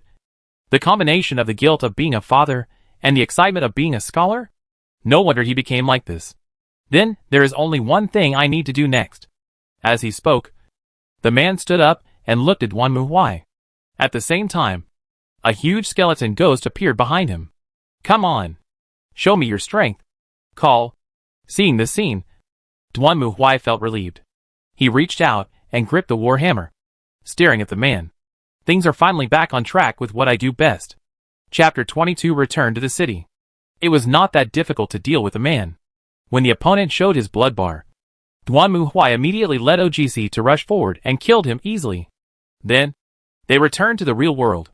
However, looking at the system prompts in front of him, Duanmu Huai's mood was not very good. Quest Angry Soul completed. Task evaluation, barely passing. Although you were not his first choice, the fighting ability you showed barely earned his recognition. Trigger the follow-up mission Sleeping Girl. Soul card +5. I'm so QNMD. Duanmu Huai really wanted to swear. Although he did say that he had failed 2 dungeons in a row, and the system evaluation would not be high. What the H? I was this strong tone of disdain? Besides, you look like a piece of crap. And you still despise me? At the very end, Duanmu Huai finally understood what this man wanted to do. To put it bluntly, he was tortured by the guilt of being a father, and the pride of being a scholar. He was in great pain, and asked for relief. Duanmu Huai happened to come. So this bastard put down his burden, and went to that world to sleep with his daughter forever. As for the trouble he left behind, he left it to himself. What kind of person is this? You are pursuing peace of mind, but you are leaving the trouble to me and running away? His moral values are really corrupted. Duanmu Huai now only regrets that he didn't use more force to smash the man's head into pieces when he was dealing with the boss just now. And the name of that mission is Angry Soul. It was this name that misled Duanmu Huai, making him think that the purple-haired girl was angry because her father was killed. But in fact, this angry soul refers to the man's anger at his own twisted and cowardly will. To put it bluntly, it is his own rage at his own incompetence. I really should have smashed you to death just now. No, it seems I really did. Forget it. There's no point talking to a dead person. Duanmu Huai silently crossed out the task, and then looked at the soul card in his hand. This time, due to the low mission rating, there are only 5 guaranteed cards. Ghost Mansion Bronze. Cost 1.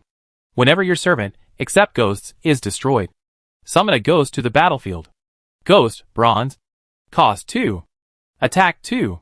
Defense 2. Must kill. Eternal Resentment Bronze. Cost 2. Deal 3 damage to an enemy target. Necromancy, 2 damage increased from 3 points to 5 points. Shortcut to Death Bronze. Cost 2. Give yourself a servant, sure kill effect. And Seljo? Cost 3. Attack 2. Defense 2. Sealed, unusable. There are 5 guaranteed cards. And the last one cannot be used. Okay. Not surprising. Not surprising. Necromancer cards have a special element, which is the Necromancy design. It has many special effects that require enough dead cards in the graveyard to be activated. For example, the card Eternal Grudge means that when there are 2 death cards in the graveyard, you can activate Necromancy to increase the original 3 points of damage to 5 points. Of course, after the Necromancy is activated, the corresponding number in the cemetery will be reduced by 2. The dead cards in the graveyard are naturally the cards that were destroyed in battle. Fortunately, Duanmu Huai has no shortage of dead cards. After all, he can summon puppets without limit, and each puppet destroyed is equal to +1 in the graveyard. At present, there are at least nearly 100 dead cards in Duanmu Huai's graveyard, and there is almost no place to use the extra ones. But now it's good. With the cards of the Dead Spirit system in hand, Duanmu Huai can realize a positive cycle of filling the graveyard with puppets, and then use Undying Resentment to kill the enemy. In the later stage, if he can get more powerful Dead Spirit cards, the puppets in the graveyard will only be stronger. Not only that, Duanmu Huai's biggest gain this time was the bronze card Shortcut to Death. The reason is simple. It will give its servant a fatal effect. Must kill. The ultimate move of the Necromancy system is a rule-based killing curse. Unless the opponent has a special ability like, will not be affected by special effects, and can only be knocked down head-on. Otherwise it is basically equivalent to certain death. This means that if Duanmu Huai encounters a high-level demon, like the Bloodthirsty Demon again, he doesn't even need to risk sending out Ojas. Instead, he can just summon a puppet, and use Shortcut to Death to give it a fatal effect. Then, let the puppet touch the Bloodthirsty Demon, and the latter will die instantly. However, Duanmu Huai did not intend to use this card on himself or Ojas, because the ultimate kill was a permanent effect that would not be eliminated unless he died. So to be on the safe side, Duanmu Huai planned to use this card with the doll, which would not only be relatively cost-effective, but also not worry about the consumption of heat energy. And more importantly, it could be used and thrown away at will, without worrying about the consumption. Moreover, with this card, combined with Ghost and Evil Spirit, it is much easier to deal with the believers and subordinates of the God of Filth. As for the mission Sleeping Girl, Duanmu Huai is currently unable to complete it. The mission requires Duanmu Huai to go to at least 5 undead fragment worlds. So far, he has no clue and can only take it slowly. Anyway, the attack power of that card is not very high. In fact, after looking at the card, Duanmu Huai understood why the purple-haired girl could fight with him so well. With only 2 energy levels of attack and defense, it is just on the same level as mine. Although it is a core card, Duanmu Huai really doesn't see what's so great about this card. All in all, let's leave it alone for now. After getting the 6 soul cards, Duanmu Huai left the Falling Moon Forest and returned to the Silver City. Although the elf scouts also provided him with several pieces of information, Duanmu Huai did not trigger any tasks except the Falling Moon Forest, so he did not waste time. Since no tasks were triggered, it was probably just a rumor. Back in the Silver City, it still looked desolate, with few people on the streets and only soldiers guarding the city walls. The originally damaged city gate was finally repaired, which was not surprising. After all, before Duanmu Huai left, he heard from the elf scouts that most of the residents here had panicked and fled the city because of the attacks of Ratmen and evil god believers. After greeting the castle guards, Duanmu Huai entered the castle. However, to Duanmu Huai's surprise, when he arrived at the castle hall, he saw not Alyssa and her mother, nor the captain of the Cardo Knights, but the guy who led the reinforcements here before. What was that guy's name? Forget it. No matter what his name is. At this moment this guy is sitting in the Lord's seat with a proud look, looking at Duanmu Huai leisurely. Ah, this really surprises me. Mr. Black Knight, I didn't expect you to come back. I just came to see Alyssa. Where is she? Duanmu Huai glanced around and asked in a low voice. Hearing his question, the guy showed a smug smile. Ah, please rest assured. Miss Alyssa and her mother are safe. On the contrary, maybe you should consider your own situation. As he spoke, the man snapped his fingers.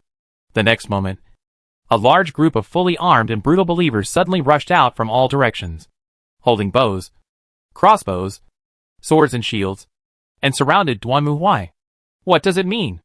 Duanmu Huai glanced around and asked in a cold voice, while the man smiled slightly. It's nothing. Actually, I just reached an agreement with some people, hoping to keep you here. However, before the man could finish his words, Duanmu Huai swung the hammer in his hand suddenly, breaking his legs with a loud bang. Attack! Attack!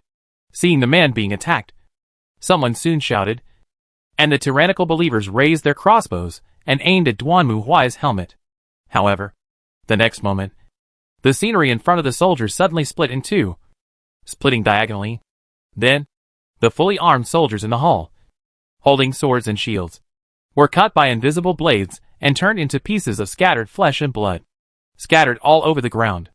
Only then did Ojas lower her hands, and the light of the puppet's thread flashed across her fingertips.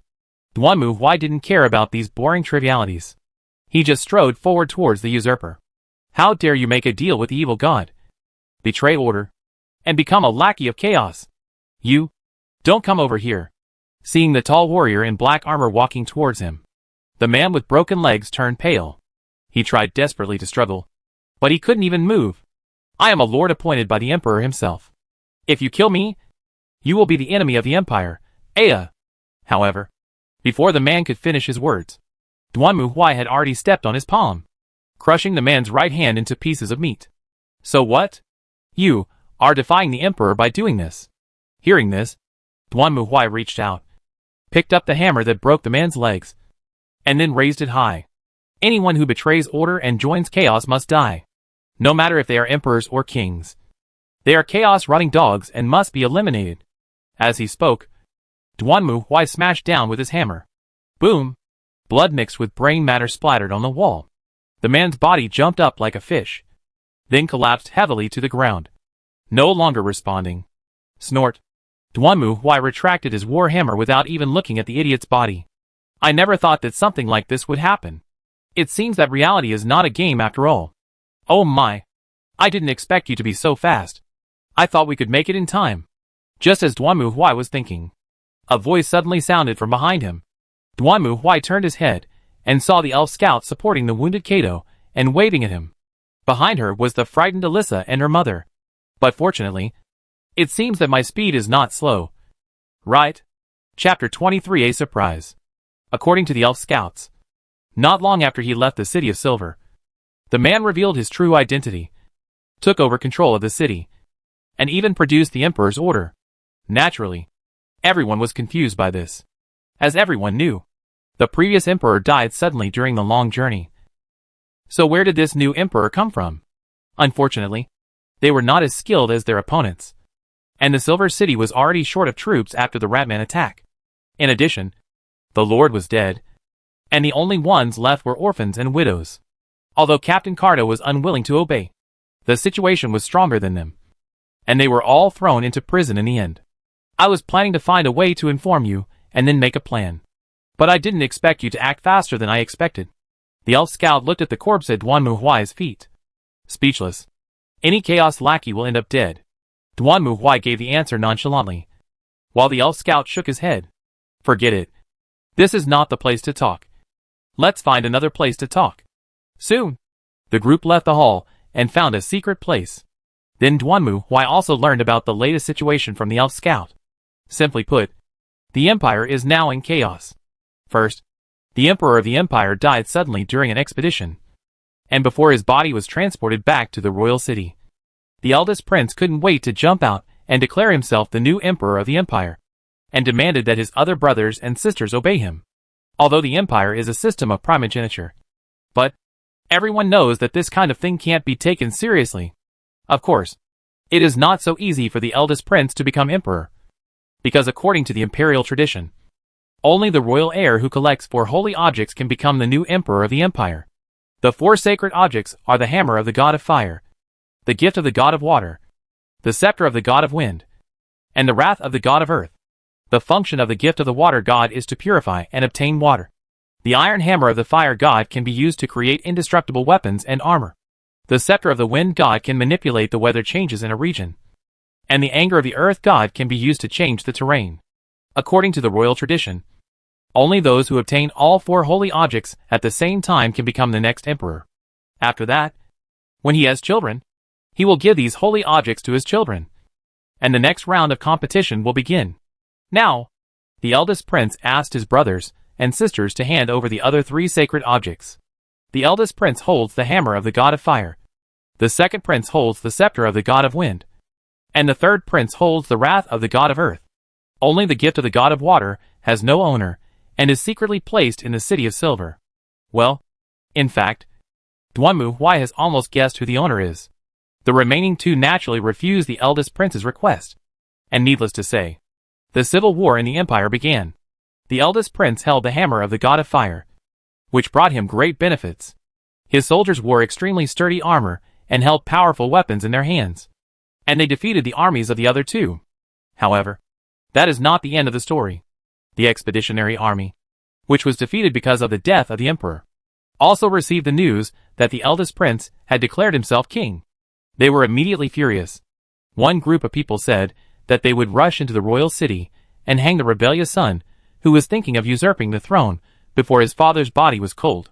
However, another group of people said that the country cannot be without a king for a day, and it is natural for the eldest prince to inherit the throne as the eldest son. Moreover, now that the expedition has failed and the empire is being coveted by foreign races, everyone should work together to help the eldest prince take the throne. This is all for the empire. However, the other party obviously disagreed with this argument. To them, they were loyal to the emperor rather than the empire. The emperor was dead, and the throne was usurped by someone. This matter could not be let go like this. So, the expeditionary force split into 2 factions. And then, they started fighting. But that's not all. With the infighting of the 3 emperors, all 3 princes claimed to be the emperor. The unstable environment within the empire became even more precarious. The foreign tribes sent on the expedition were not saints. and they did not know how to fight back when they were beaten. Now that they heard that the Empire was in civil strife and division, they naturally rushed over to take advantage of your weakness. In addition, there are other powerful lords within the Empire who have never given up. Now they appear from nowhere and publicly claim that the Empire's territory is their kingdom and is no longer under the jurisdiction of the Empire. In short, the Empire is now in chaos and precarious. The eldest prince's throne is not stable, so he has to send his loyal subordinates to lead the army to other territories to recapture these territories as much as possible. The City of Silver was also targeted for this unfortunate reason. Not to mention that it was also attacked by the followers of the evil god. For the eldest prince, the death of its lord made this simply the most perfect ownerless land. Unexpectedly, the subordinate he sent to take over was hit to death by Duanmu Huai with a hammer. If it were you, I'd say you could pack up your belongings now and hide in some remote mountain forest. It won't be too late to come out after they've beaten your pig brains into dog brains. After listening to the elf scout's analysis of the current situation, Duanmu Huai decisively gave his own suggestions. In his opinion, the Silver City was basically finished. The people had almost all fled, and the defenders had suffered heavy casualties in the previous joint attack of the corrupt believers and the Ratmen. Although Alyssa was very likely to be the fourth heir of the Emperor. That was all. Given her personality, you can't expect her to become a queen. So, running away to save your life is the most important thing. The world is so big. Where can't we go? Even if the Empire is in chaos, there is more than one country on this planet. Let's get rid of the elves, dwarves and other places first. There are still some other countries. Right? Everyone was helpless about Duanmu Huai's suggestion. But they had to admit that this was the only way at the moment. The Silver City itself was desolate and barren, and extremely remote. To be honest, staying here and continuing to fight was not a good choice. If it were an online novel, Duanmu Huai should have stayed in Kampa, established himself as king, and then used his power to absorb refugees from all sides, and then swept across the 8 wastelands and unified the empire. Duanmu Huai said forget it. He is a judge, and destroying chaos and finding holy relics are the first priority. Playing farming games here is putting the cart before the horse. Besides, even if you want to play, you have to find a place with a higher level of civilization. It's better than the Middle Ages. Although the decision was made, Duanmu Huai had a disagreement with the elf scout on another matter. That is about whether or not to take away the gift from the water god. Duanmu Huai thought that this thing was useless and would bring disaster to others. So it was better to leave it here and let other princes fight for it. But the elf scout said that this was a royal sacred object and could not be taken away by those greedy people. So she thought that she should leave the empire with the gift of the water god and find a secret corner to seal it up completely. Duanmu Huai certainly didn't think this was a good idea. Haven't you seen how many Western fantasy RPGs start with the protagonist living in a peaceful village? But one day a large army came and destroyed the village. And then the protagonist discovered that there was a big secret hidden in his village. Isn't this nonsense? This shows that there is no such thing as a secret that can be kept forever. Especially for a royal symbol like this, which basically everyone wants. It is too difficult to expect them not to track it down. The two argued for a long time, and finally both sides gave in.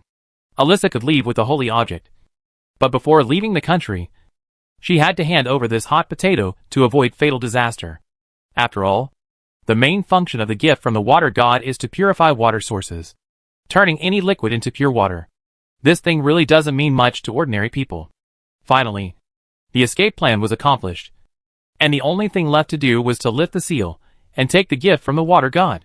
So, in the evening of that day, Duanmu Huai and his group came to the temple again.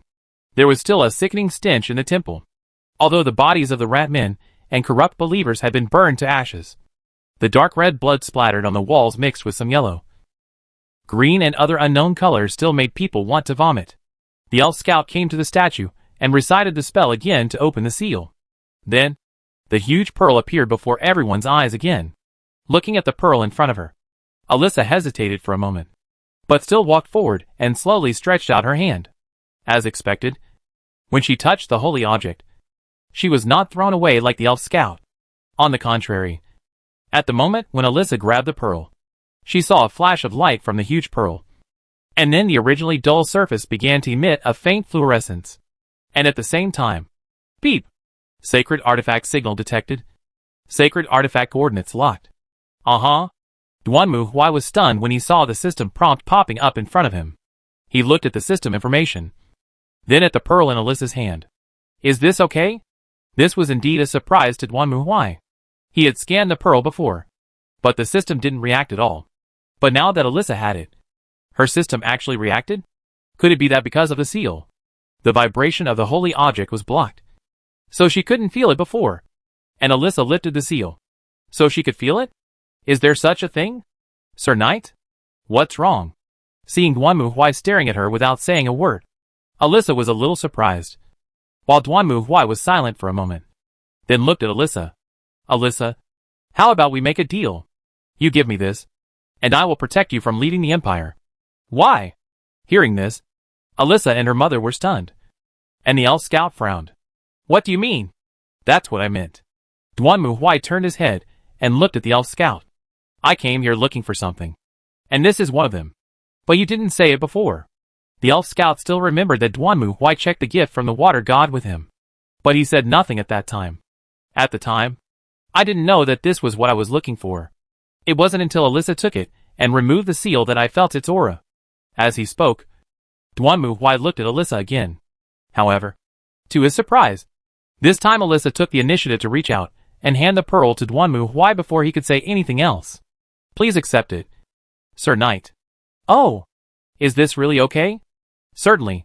Hearing Duanmu Huai's question, Alyssa smiled embarrassedly. Sir Knight, you have saved me so many times. And this thing is of no use to me, since Sir Knight came here for this. Please accept it. Thanks.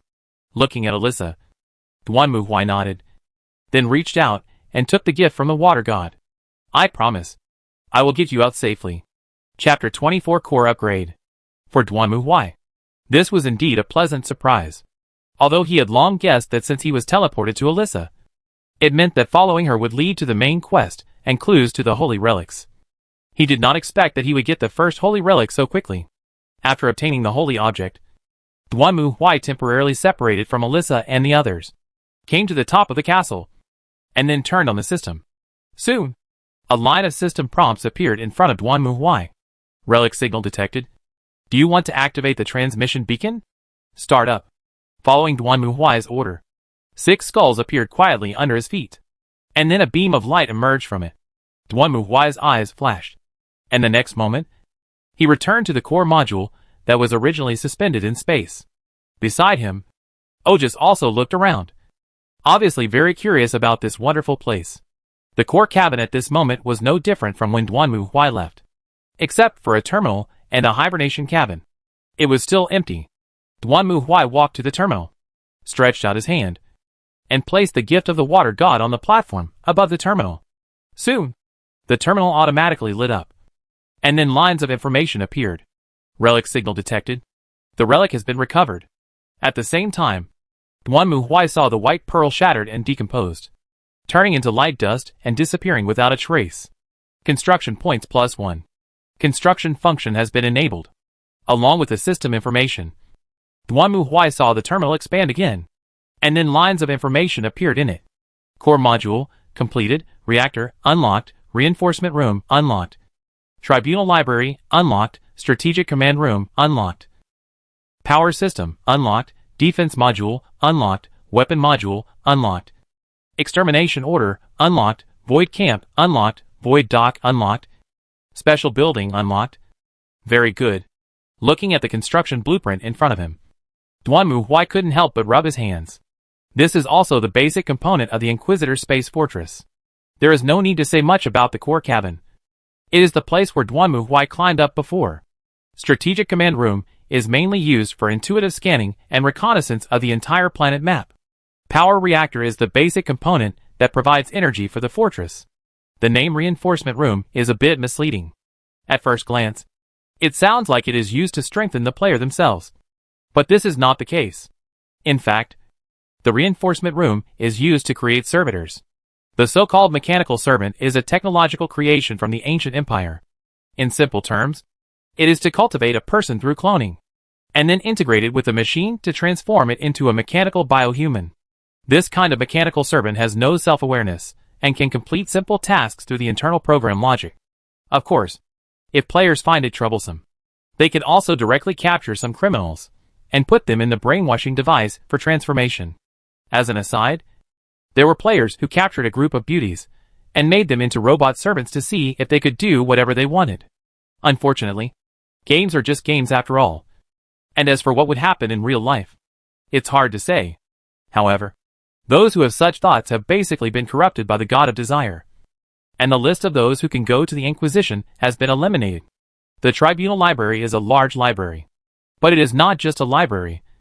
It is also an analysis and transformation device. Players can submit the things they have obtained from their adventures in other worlds to the Tribunal Library for analysis, thereby obtaining skills, magic or knowledge from that world to modify their own fortress. Defense module is the protective barrier of the Fortress Space Station. And weapon module is used to build various defensive weapons. There is nothing special about it. Next, we will talk about the Extermination Order. Well, as the name suggests, the Extermination Order is a decree to exterminate a planet. It is essentially a powerful weapon that can destroy a planet. If an Inquisitor determines that the chaos corruption of a planet has reached an irreparable point, he can use his authority to sign the Extermination Order, and then the entire planet will be completely blown to ashes with one shot. Void Camp is where the Inquisitor trains his own troops, while Void Dockyard is mainly used to build warships. The former is of little use to Duanmu Huai, because the Soul Walker in the later stage is almost a one-man army. In fact, it is the same now. If Duanmu Huai wants, he can easily deploy hundreds or thousands of puppets. It's just that the attack power is a bit low. Special buildings are additional reinforcement modules. If a player completes his adventure on a planet, and his main quest is rated high enough or the planet's reputation is high enough, he may be rewarded with additional building modules, which will allow him to build some buildings with special abilities. However, this is still too far away for Duanmu Huai at the moment. There are also certain rules for unlocking these buildings in the right order. In Star Ocean Online, there are several civilization routes. One is the default Inquisitor Empire technology route. Players don't need to worry about it. Just click on it, and it will be done. In addition, there are several other civilization routes, which were developed by civilizations scattered throughout the Milky Way after the Black Hole Project. Among them are magic civilizations, technological civilizations, and mixed civilization routes. Basically, only new players will foolishly choose the default Empire technology route. Although the Empire technology route is indeed good and powerful in the early stage, if you think about it carefully, you will understand that such a powerful empire has been overturned by the Chaos God of the Warp. If you click it, won't you just overturn it again? Instead, the best option is to search for the technology of other civilizations, and then improve it by learning from their strengths. Therefore, Duanmu Huai did not unlock the power reactor immediately. If it is unlocked now, because there is only the default Empire technology tree, the plasma reactor, the core of the Empire technology, will be automatically built. Although the advantage of doing so is that it can charge the weapon system that comes with the fortress, and allow players to have a certain degree of spatial firepower advantage in the early stage. But after that, players will find that different power systems require different corresponding modules.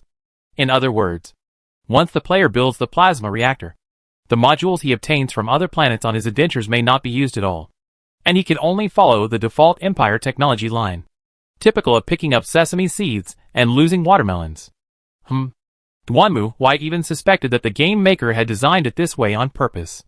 After all, it was really tempting to be able to show off by performing space-based strikes in the early stages of the game. But later they will find out how high the price is. After all, building a module only costs 1 building point, and it takes 10 points to remove it. Well, that's intentional. Unlock the strategic command room. Duanmu Huai thought about it, and decided to build the strategic command room first. At present, he did not need space-based weapons to attack, although the Tribunal Library was also very important. For now, opening the map was the top priority. As Duanmu Huai finished speaking, a white light suddenly flashed across the entire core cabin, and then the core cabin began to tremble. After a moment, everything returned to silence. At the same time, Duanmu Huai discovered that at the end of the core cabin, where the wall should have been, there was a heavy gate. He walked over, and soon, the gate rose, and then a large cabin appeared in front of Duanmu Huai. It doesn't look like the core of a space station. On the contrary, from the magnificent decorations and buildings around it, it looks more like part of a church. The edges of the nearly 10-meter-high floor-to-ceiling windows are decorated with luxurious lace, and the curved dome is painted with gorgeous patterns.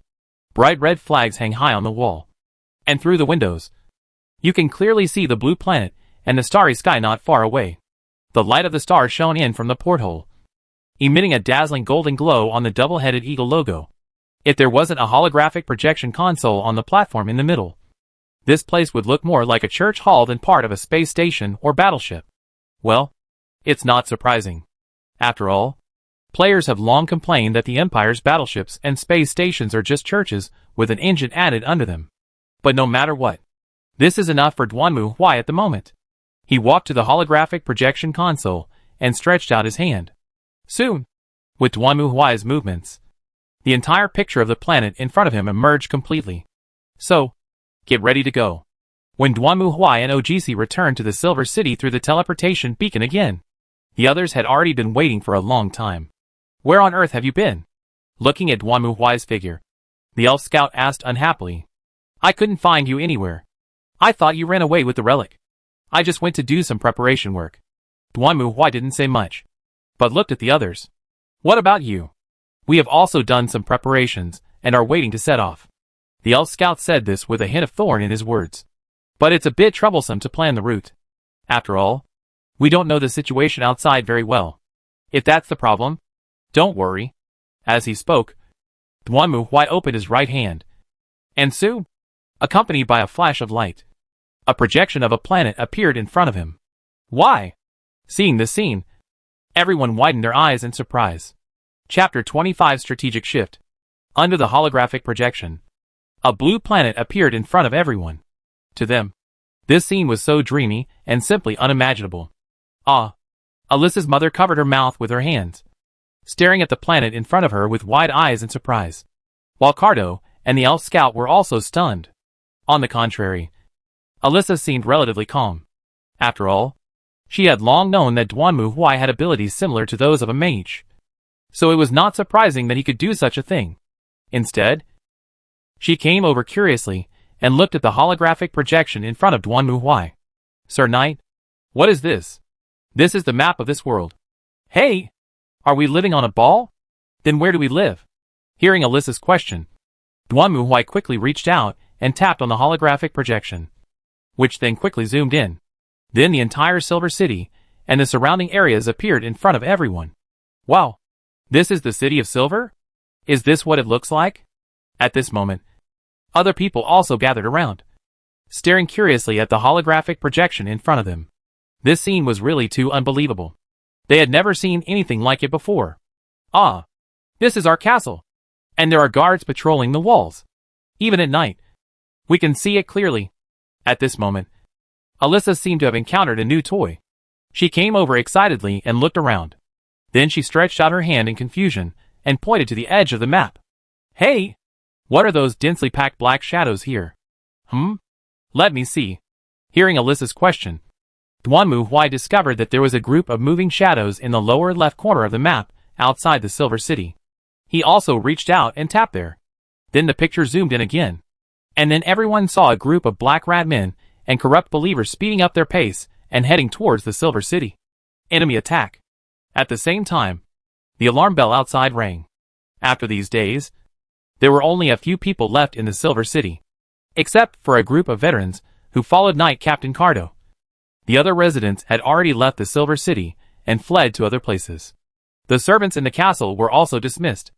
At present, the total number of people in the entire Silver City was less than 100. The rat army on the opposite side had at least hundreds or thousands of people, so naturally they could not resist it no matter what.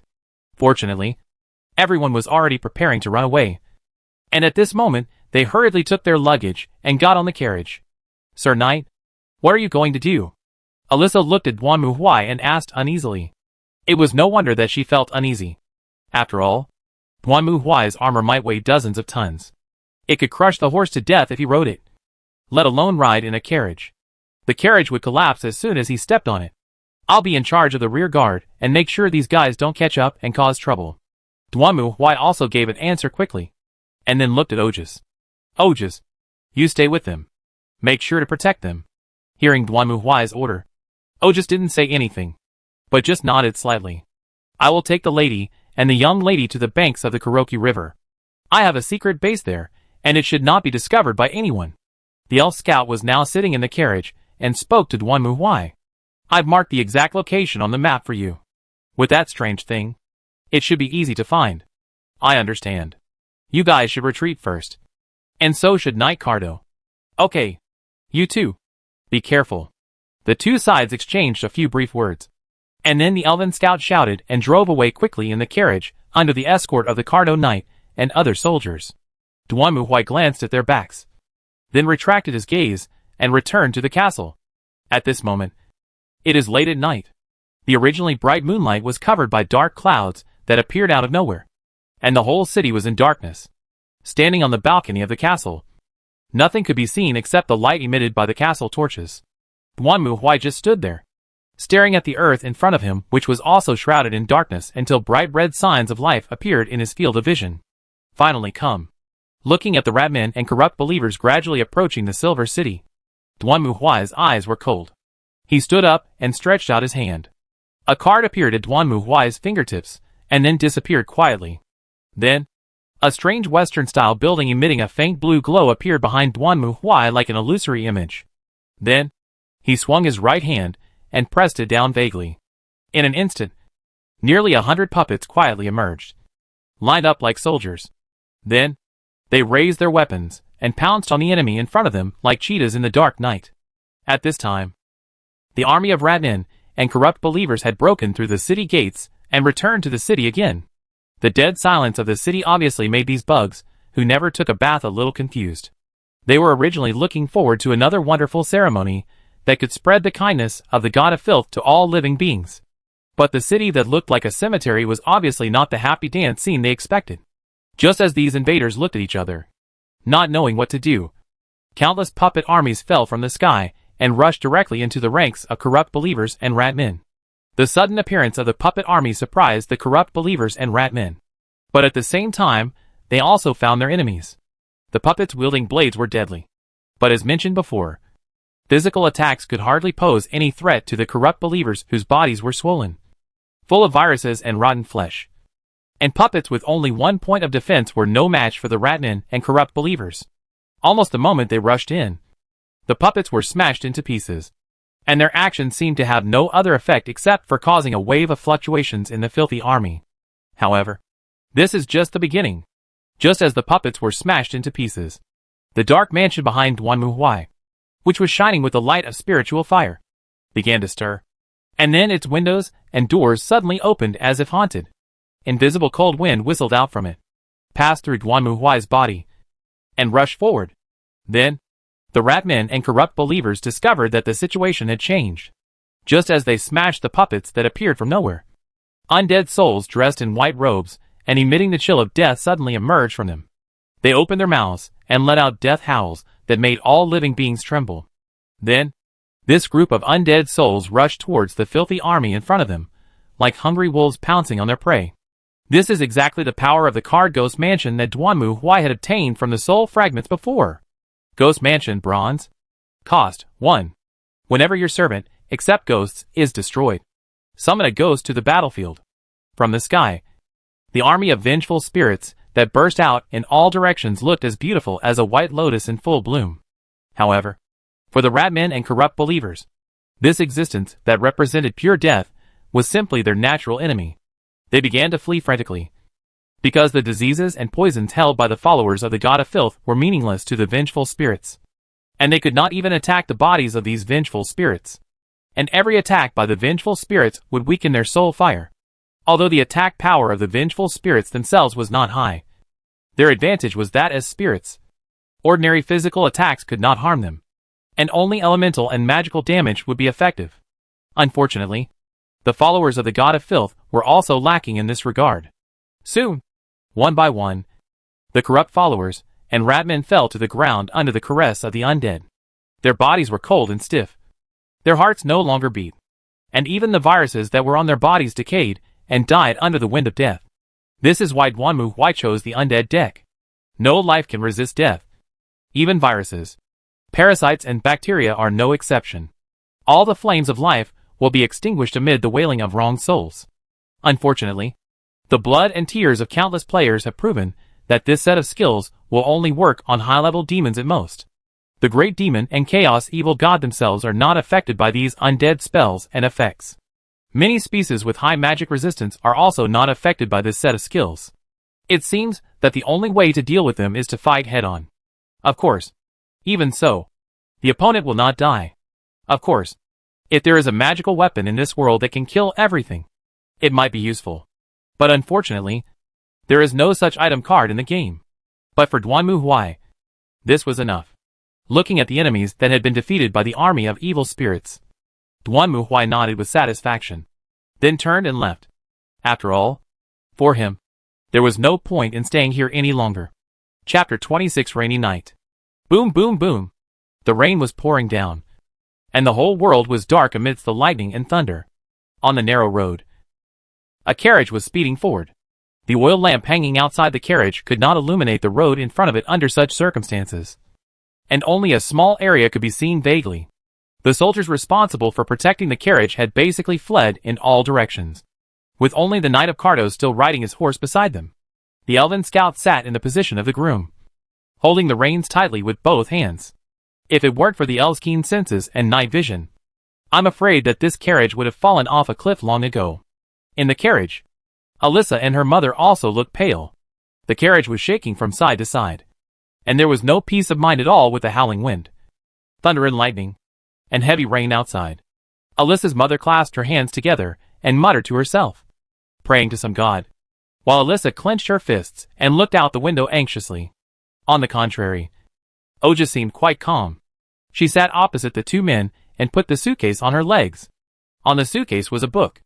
It was a fairy tale book that Ojas took from the castle library before leaving. Even under the dim oil lamp, she was reading with great interest. Buzz. However, at this moment, everyone suddenly heard a strange sound coming from the wind and rain. The sound was so weak at first that people wondered if they had heard it wrong. But soon, the sound became louder and louder, like mosquitoes swarming towards them. At this moment, the screams of the elf scouts also sounded from outside the car. Be careful. It's a rot fly. At the same time, a black shadow fell from the sky. It was a monster as big as a person, with two pairs of wings, like a combination of a magnified fly and a stink bug. They swooped down from the wind and rain and rushed straight towards the carriage, facing the attack of the swarm of rot flies. Everyone became nervous instantly.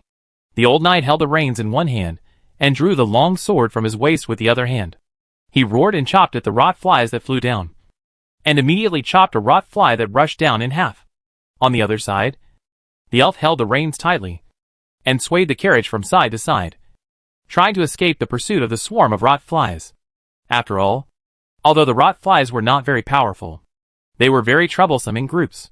If they couldn't escape, then they would probably die here. Lord Cardo, get on the carriage. Hearing the elf's call, the old knight did not hesitate, and drove his horse closer to the carriage, then jumped up and landed in front of the carriage. Almost at the same time, several rot flies flew down, pitting the old knight's horse to the ground, ruthlessly tearing its flesh and blood, turning it into a corpse. The strong smell of blood seemed to arouse the ferocity of the rot flies even more. They once again sped up and almost surrounded the carriage. The old knight waved his sword and drove back all the rot flies that tried to approach. But even so, many rot flies began to attack the carriage. Their claws and sharp jaws began to tear and hit the carriage frantically. At this moment, Alyssa and her daughter in the carriage were already trembling and hugging each other. Oh my god! This is so troublesome! After steering the carriage to shake off the rot flies once again, the elven scout couldn't help but complain. Hey, you who is there? Didn't the Black Knight ask you to protect us? Hurry up and help us, or we will all be dead. Although the elf scout did not know Ojas's ability, she had seen Ojas dealing with the Plague Apostle before, and knew that the taciturn girl had considerable power. If she did not take action, then everyone might be dead. Miss Ojas. Hearing the elf scout scream, Alyssa hurriedly looked at Ojas, who was still flipping through a book opposite her. Please help us. Everyone will die if this goes on.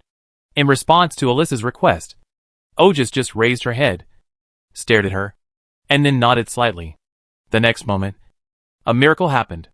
The swarm of rot flies that originally surrounded the carriage suddenly broke into pieces, and each rot fly was cut into countless pieces, as if by an invisible sharp blade. In just a blink of an eye, the once invincible army of rot flies had completely vanished into thin air, disappearing in the heavy rain and dark night. For a moment, the surroundings became quiet again, with only the sound of horse hooves and the creaking of carriages mixed with the wind and rain. The elven scouts and old knights, who survived the disaster, also breathed a sigh of relief. Huh. It seems that the Black Knight is quite reliable, I thought. However, before the elf scout finished speaking, a huge figure suddenly fell from the sky and landed in front of their carriage. It was a 3-meter tall, swollen body with 2 terrifying huge claws, and its entire body was covered with swollen muscles and blood vessels. It opened its mouth and a long tongue stretched out, swimming like a venomous snake. Chaos Egg. Seeing this monster, the elf scout and the old knight's faces changed drastically. Even they had only heard rumors about this terrifying and terrible creature. Simply put, when the body of an evil god believer cannot withstand the chaotic power bestowed by the god he believes in, their body and mind will completely collapse and turn into a ferocious and self-aware terrifying monster. This monster is powerful and does not distinguish between friend and foe. It is one of the most terrifying enemies that no one wants to encounter. And now, it was standing in front of the speeding carriage, about to hit it. Oh. The elven scout gritted her teeth and pulled the reins hard to try to slow down. But it was too late. The Chaos Egg was already howling and flying towards them. The terrifying monster was about to crush the carriage. But at this moment, the huge body of the Chaos Egg suddenly trembled in midair and stopped abruptly. Then, a flash of lightning cut through the rain and blasted directly towards the Chaos Egg. Boom! The thunder hammer hit the Chaos Egg directly on its chest, knocking it away. At the same time, Duanmu Huai descended like a divine weapon from the sky, and the chainsaw sword in his hand made a roar no less than thunder, and chopped down the Chaos Egg with force. However, the Chaos Egg was obviously not easy to deal with. As soon as Duanmu Huai approached, its claws suddenly stretched out and whipped Duanmu Huai like a long whip. Facing the attack of the Chaos Egg, Duanmu Huai could only withdraw his sword and retreat. But he was still too late, and was whipped by the Chaos Egg and took a few steps back. Alas, you shouldn't be reckless when dealing with this kind of thing. Mistakes will lead to mistakes. Looking at the words LV30 above the Chaos Egg, Duanmu Huai silently gave up the idea of rushing up and fighting it. Then, as his mind changed, a card appeared in front of Duanmu Huai again. And then it turned into an evil spirit wearing a tattered black dress and looking as skinny as a withered ghost. It raised its skinny hands and screamed as it pounced on the Chaos Egg. The Chaos Egg was not to be outdone. It climbed up and grabbed the black-haired evil spirit with its claws. Then the evil spirit screamed and disappeared in the air, while the Chaos Egg's body suddenly stagnated, and then fell to the ground and turned into a corpse. Ghost, Bronze. Cost 2. Attack 2. Defense 2. Must kill. In terms of combat power, the Ghost is not that strong, but its ultimate kill characteristic is an absolute threat on the battlefield, especially for a guy like Chaos Egg whose brain is strengthened into muscle. Facing the ultimate kill that can kill with just one touch, there is only one way to go. After dealing with the Chaos Egg, Duanmu Huai also caught up with the elf scouts and others. Seeing that Duanmu Huai was fine, everyone was relieved. But soon, even bigger trouble arrived. We can't get away at all if we keep going like this. Pointing at the map in front of her, the elf scout had a bitter look on her face. She originally wanted to go to her own base, but now it seemed impossible. It's obvious that the army of the God of Filth has flooded this area. It's almost impossible to leave here without alerting them. The advantage in numbers is indeed troublesome. Duanmu Huai also nodded. They were just a handful of people. If the followers of the God of Filth were determined to capture them, they would not be their opponents. As mentioned before, the God of Filth was indifferent to anyone and recruited followers without any principles or bottom line.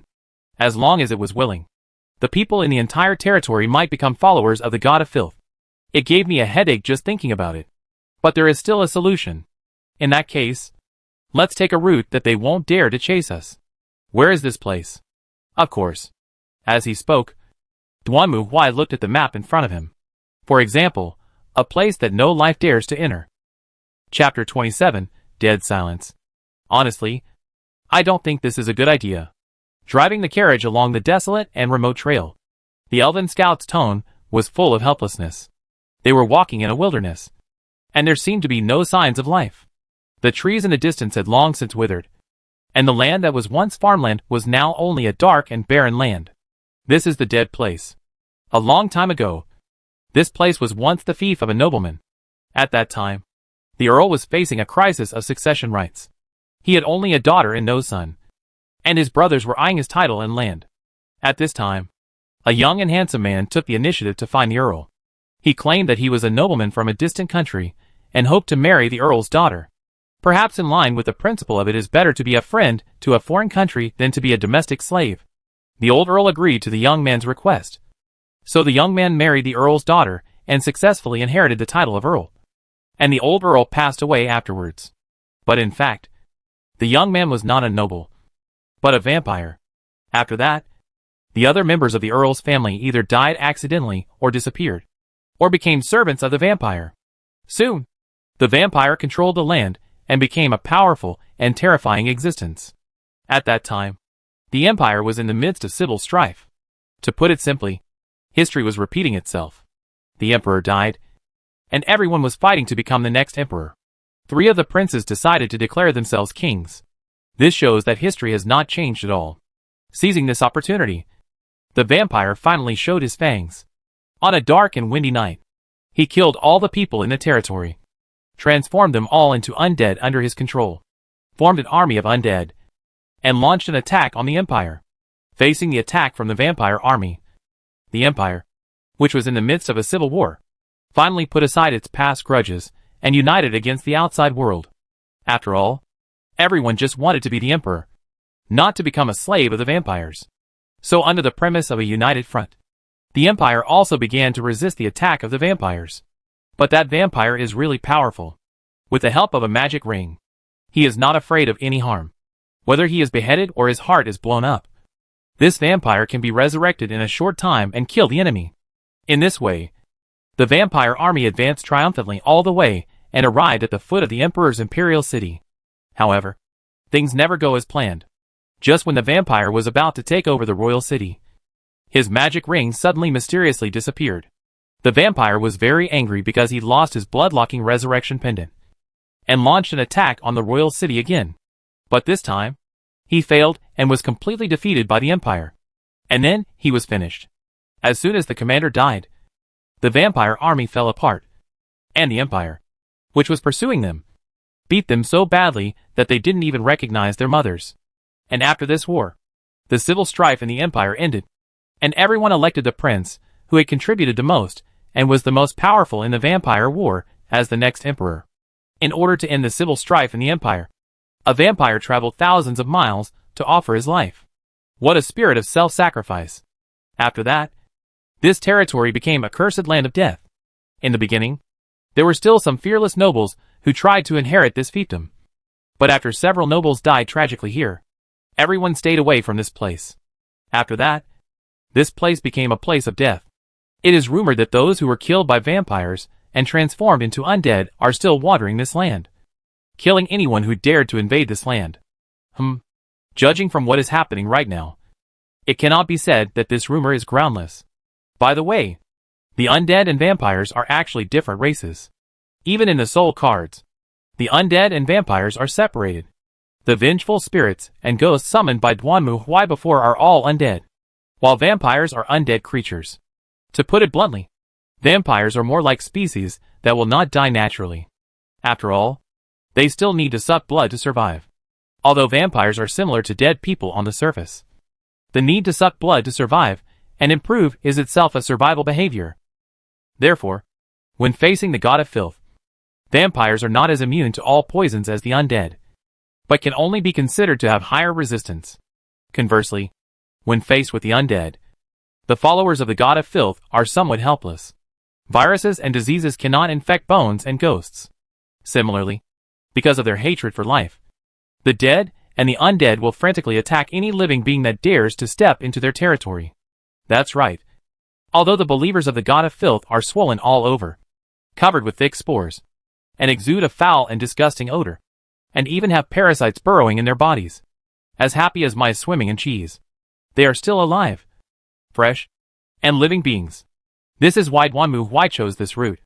If the corrupt believers really intend to continue to use the human wave tactics to track them, then they can only risk entering this territory and fighting the undead here. After all, they are not good at sneaking in secretly. And if there are not enough people, they can't pose a threat to Duanmu Huai and others. In comparison, Duanmu Huai and his group are small in number and have a smaller target. If they are lucky enough and cautious enough, they might be able to sneak past, under the satellite scan of the strategic command room. Duanmu Huai looked like he had opened a full map, and could clearly see where the danger was, and where the safety was.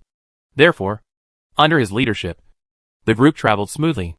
Only, I'm really not used to this place. Sitting in the carriage, staring at the surroundings, the elf scout complained unhappily. Everything here gave people a dead atmosphere. Even the air they breathed seemed to be mixed with piercing ice crystals, and even a breath could make them feel their whole body trembling. Even the 2 horses pulling the carriage were now weak. They basically had no good grass to eat, and could only gnaw on the withered weeds on the roadside. Well, instead of having time to complain, we might as well think about how to get out of here as quickly as possible. Duanmu Huai didn't care much about it. After all, this place was like this. He opened the map and took a look. And the Cardo Knight and the elf scout also came over. To be honest, it's a mess out there right now. The 3 princes have declared themselves kings and started the 2.0 version of the Imperial Civil War. But unfortunately, there is no vampire who can help them unite again. The Silver City finally fell, and the entire territory has become a paradise for viruses, plagues and corrupt believers, and is spreading in all directions. A large number of refugees poured into other nearby territories, and most of these territories were hit by the Civil War. The route given by the elf scouts at the moment is to pass through the Wizen territory, which has become a dead wilderness, and then find a way to cross the Grey Mountains in the south to reach Brednia, which is a small but relatively peaceful country. At least there, people can live a peaceful life. Well, the prerequisite is not to be a farmer. Of course, there is no perfect country in this world, and Brednia also has its own problems. However, compared to the current Civil War 2.0 in the Empire and the tyrannical and corrupt believers running rampant on the Empire's territory, Brednia is already a very good choice. Or there was no better choice. After all, if they didn't go to Brednia, they would either have to go through the Ogre Kingdom to Jindan, or go all the way south across the desert to Araby. In contrast, going to Brednia only requires crossing the Grey Mountains, and as long as there is no conflict with the dwarves, then there should not be any major problems. At least it's better than crossing the Ogre Kingdom or going to die in the desert. Let's keep going forward. At least now it seems that there shouldn't be any people ahead. In this dead land, the most dangerous places are not the wilderness, but the villages, towns and even castles, because of the violent and tyrannical vampire lord. Almost all the people in this territory, from farmers to nobles, were killed and transformed into undead. So the places where they lived in their lifetime are likely to be inhabited by a bunch of undead creatures. Therefore, everyone spent the entire journey in the wilderness and avoided any human towns they saw. Otherwise, it might be a copy of Silent Hill plus Resident Evil plus this or that horror game. Duanmu Huai didn't really care. After all, the Sleeping Beauty mission he had received previously required him to go to 5 copies of the undead fragments. However, considering that there were still a large group of people around him, Duanmu Huai didn't plan to take the risk. If something went wrong, it would be troublesome. It would be better to complete the main mission first, and then come back to deal with these undead fragments. Everyone complained for a few words, and then continued to move forward. The elf scout drove the carriage, and the old knight sat in the front. Duanmu Huai followed behind with a war hammer in hand. At the beginning, the elf scout deliberately slowed down so that Duanmu Huai could keep up. Later, she found that although this big man looked like he was wearing heavy armor, his speed was not slow at all. Even if he walked on his legs, he could catch up with the speed of the carriage. The weather in the land of death is always gloomy and dark. Dark clouds cover the sky, making it almost invisible to the sun. The icy wind howls across the wilderness, bringing with it low moans like the wails of evil spirits. The horses responsible for pulling the carriage did not last long and eventually died with a neigh. Duanmu Huai had no choice but to volunteer to pull the carriage forward. while the 2 horses were dismembered by the elf scout and the old knight and processed into dry food. After all, there was no food in this land, and the food that everyone took away when they escaped from the castle was almost eaten up. However, just as night fell, a strange thing appeared in front of everyone. If my eyes are not blurry, it looks like a hotel? Looking at the buildings on the roadside in front of him, Duanmu complained, and the elf scout nodded. The door is still open. That's right. Just as the elf scout said, this inn was not only open, but also brightly lit, looking like a busy roadside inn. Well, if it wasn't in this deserted and dead place, it would be quite normal. Let's go! Duanmu was certainly not stupid enough to be fooled. He had heard countless similar ghost stories in Liaozhai, so he also pulled the carriage and continued forward. At the same time, Duanmu glanced at the task in front of him. Triggering task: Midnight Hotel. Mission objectives: Better dilemma. Why does this unmanned hotel appear in the wilderness at midnight? If Duanmu was the only one here, he would definitely go in. But considering that there were a group of old and weak people behind him, he decided to leave it alone for the time being. Then I walked and walked, and walked and walked. To be honest, I'm not surprised at all. Looking at the inn that appeared in front of him again, Duanmu felt no wavering in his heart. What should we do now? The elf scout was speechless, and even Alyssa and the others were curiously looking out the window. No wonder they were so calm. After all, since entering the land of death, they had experienced ghosts, spirits, screams, and cries. They had seen so much that they were numb. We don't have priests or bishops to perform exorcisms. The old knight Cardo touched his beard, smiled bitterly and spoke, while Duanmu waved his hand. Let me try. As he spoke, Duanmu walked towards the hotel and took a deep breath. Then, after cursing the inn, Duanmu pulled the carriage again and walked forward. The others were all stunned by Duanmu's vulgar words. What do you mean? The elf scout looked at Duanmu in confusion and asked. Oh, this is the custom in my hometown.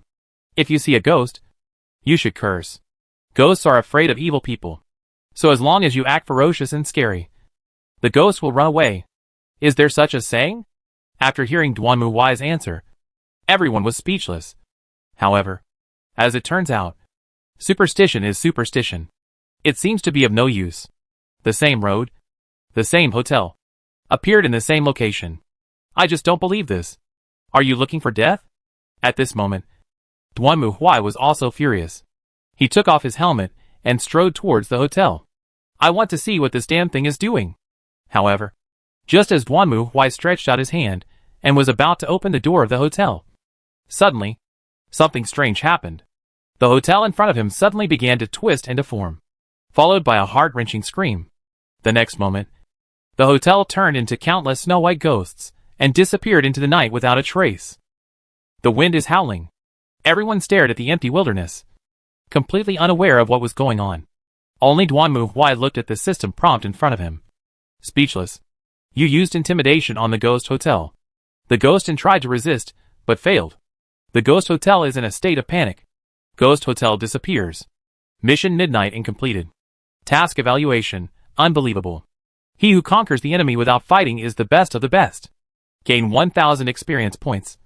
Additional 700 experience points. Upgrade to level 21. Additional soul cards +2. Intimidation increased to LV3. Progress of Sleeping Girl +1. Ghost Dog of the Inn Bronze. Cost 1. Attack 1. Defense 1. Sure Kill Entrance Song. If Burial has been activated, draw a card. Poltergeist Phenomenon Silver. Cost 3.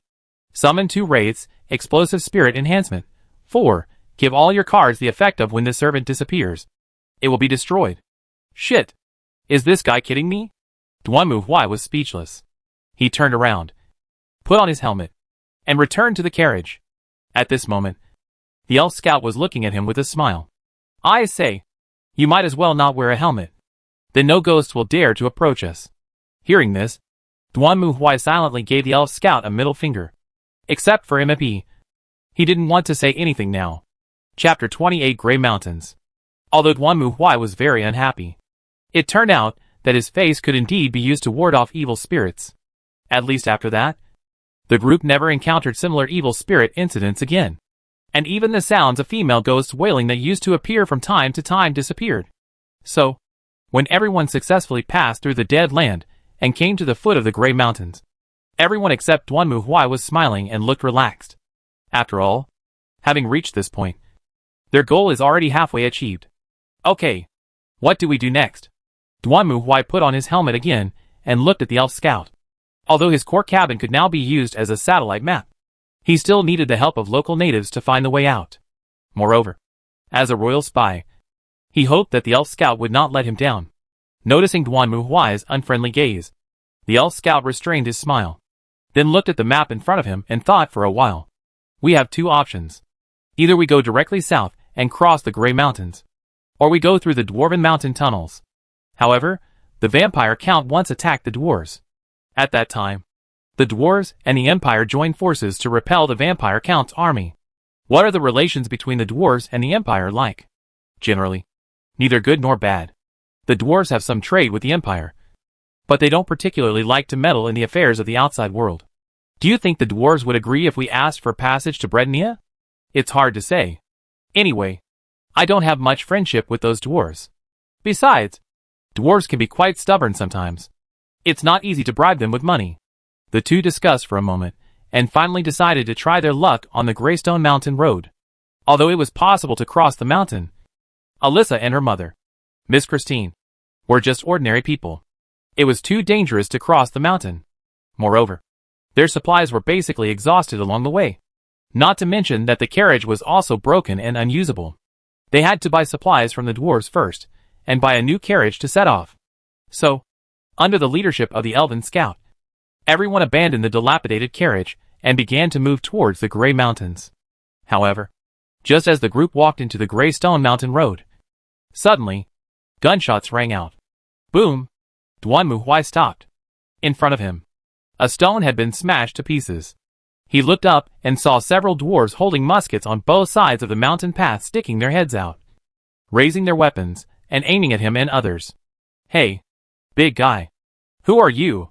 What are you doing in the Grey Mountains? Soon, a dwarf shouted and asked. But Duan Muhui did not answer his question. Instead, he gestured to the old knight, who nodded, walked forward, looked at the dwarf, and shouted loudly. We are refugees. We came here to escape the war. We are not suspicious people. We just hope to cross the Grey Mountains and go to Brednia. After hearing what the old knight said, the dwarves whispered to each other for a while, and then the dwarf spoke again. Okay, come here, but don't move rashly. Especially you, big guy. If you dare to move, I will smash your head. After hearing the dwarf's answer, everyone breathed a sigh of relief and continued to move forward.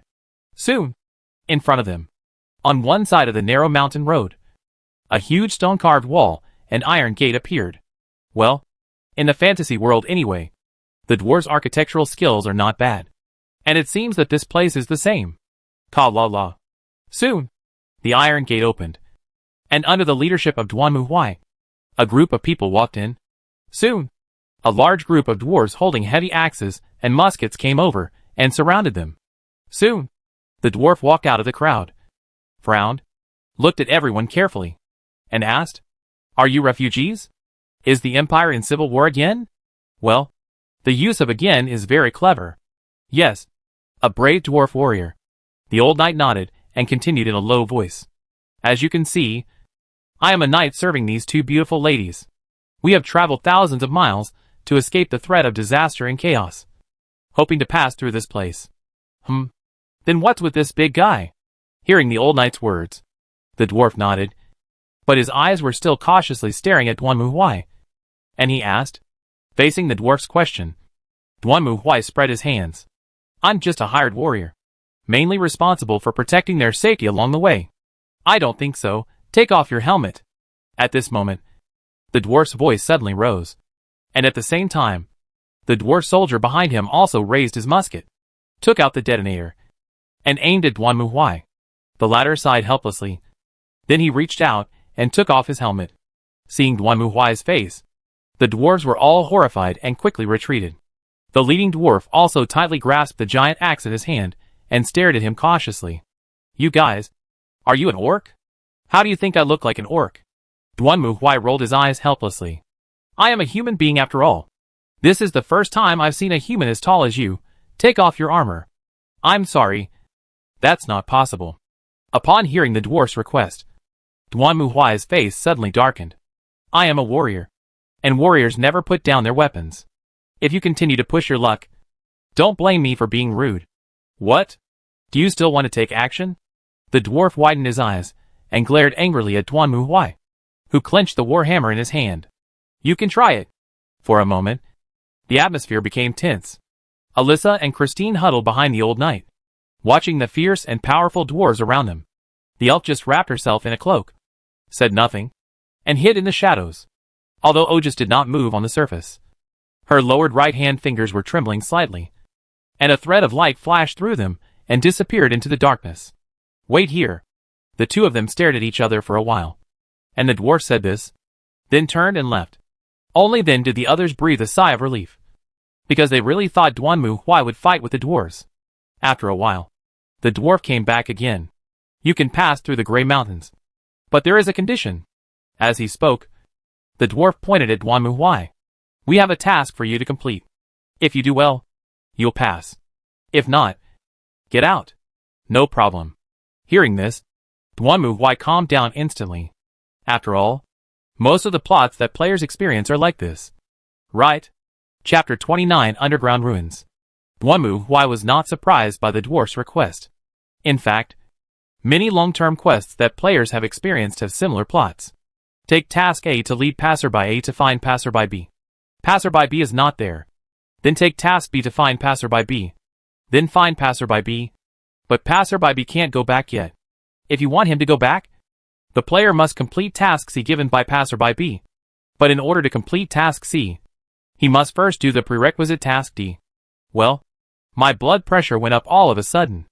Of course, for players, most of the time these tasks can be simplified to who to kill, where to kill, and how many to kill.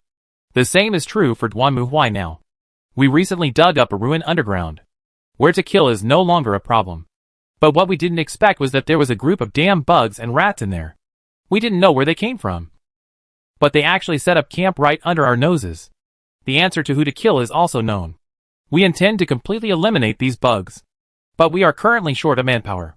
If you are willing to help, we can make a break and let you go to Brednia. The question of how many to kill has also been solved. Activate the time-limited task Disinfection. Mission objective: destroy the Ratman camp. The Ratman camp under the Grey Mountains is a major concern for the dwarves. We must completely destroy it and put an end to it forever. Okay. No problem.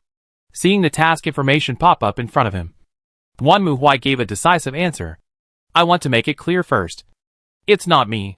What did you say? Duanmu Huai's attitude really surprised the dwarf. He originally thought that he would have to spend some time talking, but he didn't expect Duanmu Huai to agree so readily. Are you sure? This is not an easy task. Let me make it clear to you that those ratmen are not easy to deal with. But only then will you allow us to cross the Grey Mountains and head for Brednia. Duanmu Huai was too lazy to beat around the bush and just pointed out the key point directly. Or, can you change the terms? After hearing Duanmu Huai's rebuttal, the dwarf thought for a moment, then slapped his thigh. Okay. It's settled. Big guy. Don't let me down. Duanmu Huai was too lazy to cause trouble. And the dwarves were also straightforward and hot-tempered. The two sides quickly reached a consensus that Alyssa and others could rest in the dwarf fortress first, while Duanmu Huai would take Ojas to cooperate with the dwarves to attack the rat camp underground. Duanmu Huai still trusted the credibility of the dwarves. Although they were sometimes irritable and stubborn like stones, they also kept their promises and never regretted what they promised. Therefore, Duanmu Huai agreed to go with them to encircle and suppress the rats. If it were other races, Duanmu Huai might have to consider what other conspiracies the other party had. Please be careful, Sir Knight. Before Duanmu Huai and Aji set off, Alyssa and Christine looked at him anxiously and gave their blessings. Don't worry. It's just a small group of ratmen. We can handle it. Duanmu Huai seemed very calm. After comforting Alyssa with a few words, he looked at the old knight and the elf scout. Then I'll leave it to you. Although I don't think there will be any danger in the dwarf's territory. Leave it to us, and we can also take this opportunity to buy some supplies. The elven scout answered with a smile. And the old knight Cardo nodded. After that, Duanmu Huai left again and met the dwarves. Big guy. You are on time. Seeing Duanmu Huai again, the leading dwarf was very happy. He laughed and waved to Duanmu Huai. Behind him were the dwarf warriors wearing heavy armor and fully armed. It was obvious that the dwarves were also resolute and decisive in doing things. The appearance of Duanmu Huai also caused a commotion among the dwarf warriors. They even mistook Duanmu Huai for a green-skinned orc in armor. Well, Duanmu Huai could only pretend that he didn't hear it. After the two sides met up, they headed towards the underground ruins along the tunnel. Fortunately, although Duanmu Huai was tall, the passage dug by the dwarf was also very high. Not a narrow tunnel, so it did not cause Duanmu Huai any particular trouble. He just followed the dwarf and walked forward along the dug passage. He didn't know how long he had walked. And finally, the world in front of him suddenly became clear. What appeared in front of Duanmu Huai was a huge and deep underground cave, as big as several football fields. Inside was various architectural ruins. In addition, under the green light, Duanmu Huai could clearly see the rats happily rummaging through garbage deep in the ruins. However, Duanmu Huai did not care about these rat people. On the contrary, when he walked into the ruins, Duanmu Huai was immediately attracted by the style of the ruins. This style is big guy. Did you see that? However, before Duanmu Huai could take another close look at the ruins, the dwarf's voice sounded again, pulling him back. He lowered his head and looked at the dwarf at his feet. He was the lord here, Brockshire Chow. Well, what's your plan? We hope you can go up first to attract the attention of these rat men. And then we will take the opportunity to launch a surprise attack. Catch them off guard. As he spoke, Brock stared at Duanmu Huai with his small eyes, and the latter nodded without hesitation. No problem. Leave it to me. You just follow. Although Brock's action seemed to let Duanmu Huai go up to block the bullet hole, Duanmu Huai didn't care. After all, this was his fighting style. Besides, he was 2 meters and 5 inches tall and wearing a power armor. If he didn't rush forward to be the vanguard, was he planning to sneak up and shoot someone from behind? Regardless of whether the painting style is correct or not, his shooting skills are really not that good. In fact, in the player's initial equipment, in addition to the power hammer and chains word, there are also long-range weapons such as the bolt gun that can be selected. But Duanmu Huai has never chosen it. I don't know why. His shooting skills are extremely poor, and he is a master of human body outlines in FPS. This is also one of the reasons why Duanmu Huai chose the melee violent flow in the game. The only thing he can use now is the grenade launcher that comes with the power armor. He occasionally throws something like a sonic grenade to control the situation. This thing has a large range, so it doesn't matter whether it hits or not. The second reason is, shooting weapons do not do much damage to chaos demons. According to the explanation in the game, chaos demons are the product of the most primitive emotions and soul power of living beings. Therefore, as the deepest ancient fear of the soul, only weapons such as swords can cause harm to them. And the damage of firearms is not that high. At the time, players were arguing over this. If this setting was followed, wouldn't the damage be just as high if I used a bow, slingshot, or spear? Or if I take a bone stick, wouldn't the damage be sky high? After all, the attack power of a bone stick is about the same as that of a spaceship. Right? The person who said this must have watched too much of Space Odyssey. Although players have many complaints and dissatisfaction, they still have no choice but to equip melee weapons obediently. After all, melee weapons are still very useful in many cases, especially when you are out of ammunition and food. Then I'll go first. As soon as he finished speaking, Duanmu Huai jumped up, and at the same time, the jetpack behind him once again shot out a fierce airflow. Then, Duanmu Huai streaked through the sky like a meteorite and smashed directly into the Ratman's camp. Ga. The Ratman camp, which was suddenly attacked, was thrown into chaos. The Ratmen who were originally happily digging garbage in the ruins now jumped up as if someone had stabbed them in the butt, and rushed towards Duanmu Huai screaming. Seeing this scene, Brock raised his battle axe high and gave the order. Attack! Chapter 30. Battle against the Ratmen. Boom! Duanmu Huai fell from the sky and landed heavily on the ground, directly trampling several unlucky Ratmen to death. However, he didn't care about these details. The next moment, Red men from all directions rushed towards Duanmu Huai. At the same time, countless puppets fell from the sky again and rushed towards the rat army. Duanmu Huai did not expect these puppets to be able to wipe out the entire ratman army. Although the puppets could be summoned unlimitedly, their attack power was too low. And this time it was a joint operation with the dwarves, so he couldn't take out the ghost mansion. After all, the undead were still very troublesome in the eyes of most creatures. He and others were just passing by here, so it was better to have less trouble than more. What's more, these were just rat men, and it was not the first time he had fought them. Bang! Duanmu Huai raised his warhammer high and smashed it down hard in front of him. Soon, lightning burst out and enveloped the rat men in front of him, instantly scorching a bunch of rats. Then he strode forward, taking advantage of the opportunity when the rat men were disrupted by the puppet army's attack, and went straight to Huanglong. This time there are no corrupt believers, and Duanmu Huai doesn't have to worry about being infected with the virus. Kill! Just as the rats were panicking because of Duanmu Huai's attack, Brock led the dwarves to rush over, like a hammer smashing directly into the messy rat camp. When the rats realized the dwarves' attack and turned around in panic to prepare to fight, the aggressive dwarves had already rushed over, roaring and raising their axes high, wanting to chop these bastards, who were digging holes everywhere in the ground into meat paste. Dwarves and ratmen are also sworn enemies. On the one hand, ratmen are from the Chaos Camp, and they naturally don't get along with the Order dwarves. On the other hand, both sides like to dig holes underground. If you are in the same industry, you are an enemy. How can you allow others to sleep next to you? If you meet them now, it is impossible for them not to kill you. Soon, the dwarf troops also rushed into the rat camp and began to fight with the rats. The dwarf warriors wearing heavy armor and holding battle axes and shields charged in front. Behind them were the thunder gunners and artillerymen holding guns and cannons. The dwarves were also one of the most technologically advanced races on this planet. They could even make mechanical equipment such as helicopters. Guns were no problem for them. However, their opponents were not primitive people, and the ratmen's technology was equally shocking. The steam Gatling guns held by the ratmen spun wildly, and countless bullets were fired from them, hitting the dwarves in front, trying to stop their attack.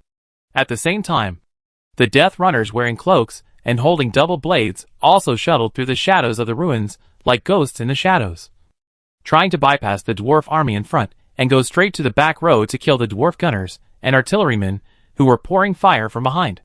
For a moment, the two sides were in a melee, and ahead, Duanmu Huai also met his opponent.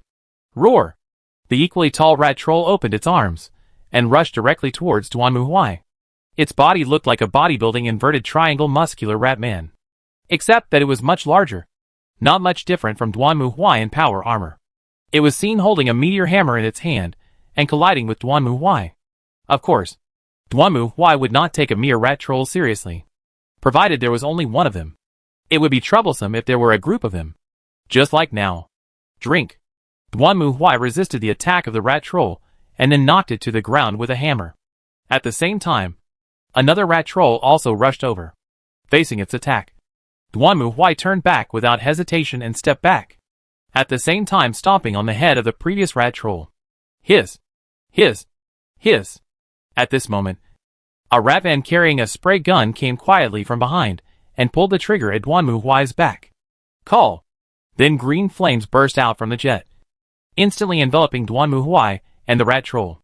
The rat man excitedly raised the jet and sprayed flames wantonly in front of him until a giant steel hand stretched out from it and grabbed his head. Squeak! Before the rat man had time to struggle, Duanmu Huai had already clenched his fist and crushed the rat man's head into pieces in an instant. Then he swung his left hand and threw the rat troll, whose neck he had been holding tightly and had been burned to charcoal, to the side. Boom, boom, boom. But the ratman's attack did not stop. Just as Duanmu Huai threw away the corpse of the rat troll, a huge mechanical creature came flying from the front. It looked like a huge yo-yo made of scrap metal, and the rapidly rotating chainsaw was spinning rapidly in the middle gap of the yo-yo, trying to tear everything into pieces. This is none other than the Skaven's war machine, the Destroyer Flayer. Snort! Seeing this machine, Duanmu Huai snorted coldly and took a step forward. Soon, bright red flames burned on Duanmu Huai's armor again, and then Duanmu Huai clenched his hammer and smashed the side of the destruction peeler with force. Bang! The thunder hammer hit the armored plate on the side of the yo-yo directly, and instantly knocked the war machine that the Ratmen were proud of away. The large yo-yo chariot flew into the air while spinning, and then fell directly into the Ratman army and exploded, instantly turning into a ball of burning scrap metal. Under Duanmu Huai's charge, the battlefield was almost completely controlled by the dwarves. Although the Ratmen used their characteristic of having many offspring to display the human wave tactics in front of the steady and cautious dwarves, these Ratmen were like seawater hitting a dam, without causing any waves. However, it was not all smooth sailing. Swish! Just as Duanmu Huai swung his warhammer again and smashed a group of rats into a pulp, suddenly, a cold light flashed in the darkness, and the next moment Duanmu Huai felt several sharp blades flying towards him. He hurriedly raised the warhammer to block his chest, but the opponent's speed was far beyond his imagination. He only heard a few ding-ding-ding sounds, and then Duanmu Huai saw a black shadow suddenly flash by and landed on the ruins not far away. It was a Ratman wrapped in a cloak. He held green blades in both hands, and there was a dagger wrapped around his tail. "Do you think you are Zoro? And you are using 3 swords?" Just as Duanmu Huai was complaining in his heart, he saw the rat assassin flash again and disappear from his sight. It was so fast that Duanmu Huai couldn't react at all. He felt the armor on his body tremble. He only saw that the durability of his power armor was decreasing on the system, but he couldn't see anyone at all. Damn! This is annoying. I just hate agile guys. Duanmu Huai's agility is only 4. And the most annoying thing is this kind of agile and fast guys. But fortunately, he was prepared. Ojas! Just as the Ratman assassin disappeared again and attacked him once again, Duanmu Huai silently called out to Ajis, who had been hiding beside him. Hearing Duanmu Huai's order, the puppet girl who had been hiding in the shadows raised her right hand towards Duanmu Huai. Swish! At the same time, the Ratman assassin suddenly appeared from thin air, and rolled back, as if trying to avoid some invisible threat. But as it appeared and rolled, Duanmu Huai had already turned around, raised his warhammer, and smashed it hard at the Ratman assassin. "This is the moment I've been waiting for." Boom! The rat assassin finally failed to dodge Duanmu Huai's attack this time, and was hit by his hammer. But this assassin was obviously not an ordinary person. The moment he was hit by Duanmu Huai, he quickly blocked the 3 scimitars in front of himself, and then flew back with the help of Duanmu Huai's hammer. Although it didn't speak, looking at the other party's shifty look, Duanmu Huai could guess its lines. "Ha ha ha! You fell into my trap. This is my escape route. But unfortunately, this is the end of this guy." The flying Ratman assassin did not escape the disaster. On the contrary, his body suddenly disintegrated and cracked in the air, as if dismembered by an invisible blade, and turned into several pieces of broken flesh and blood, falling to the ground.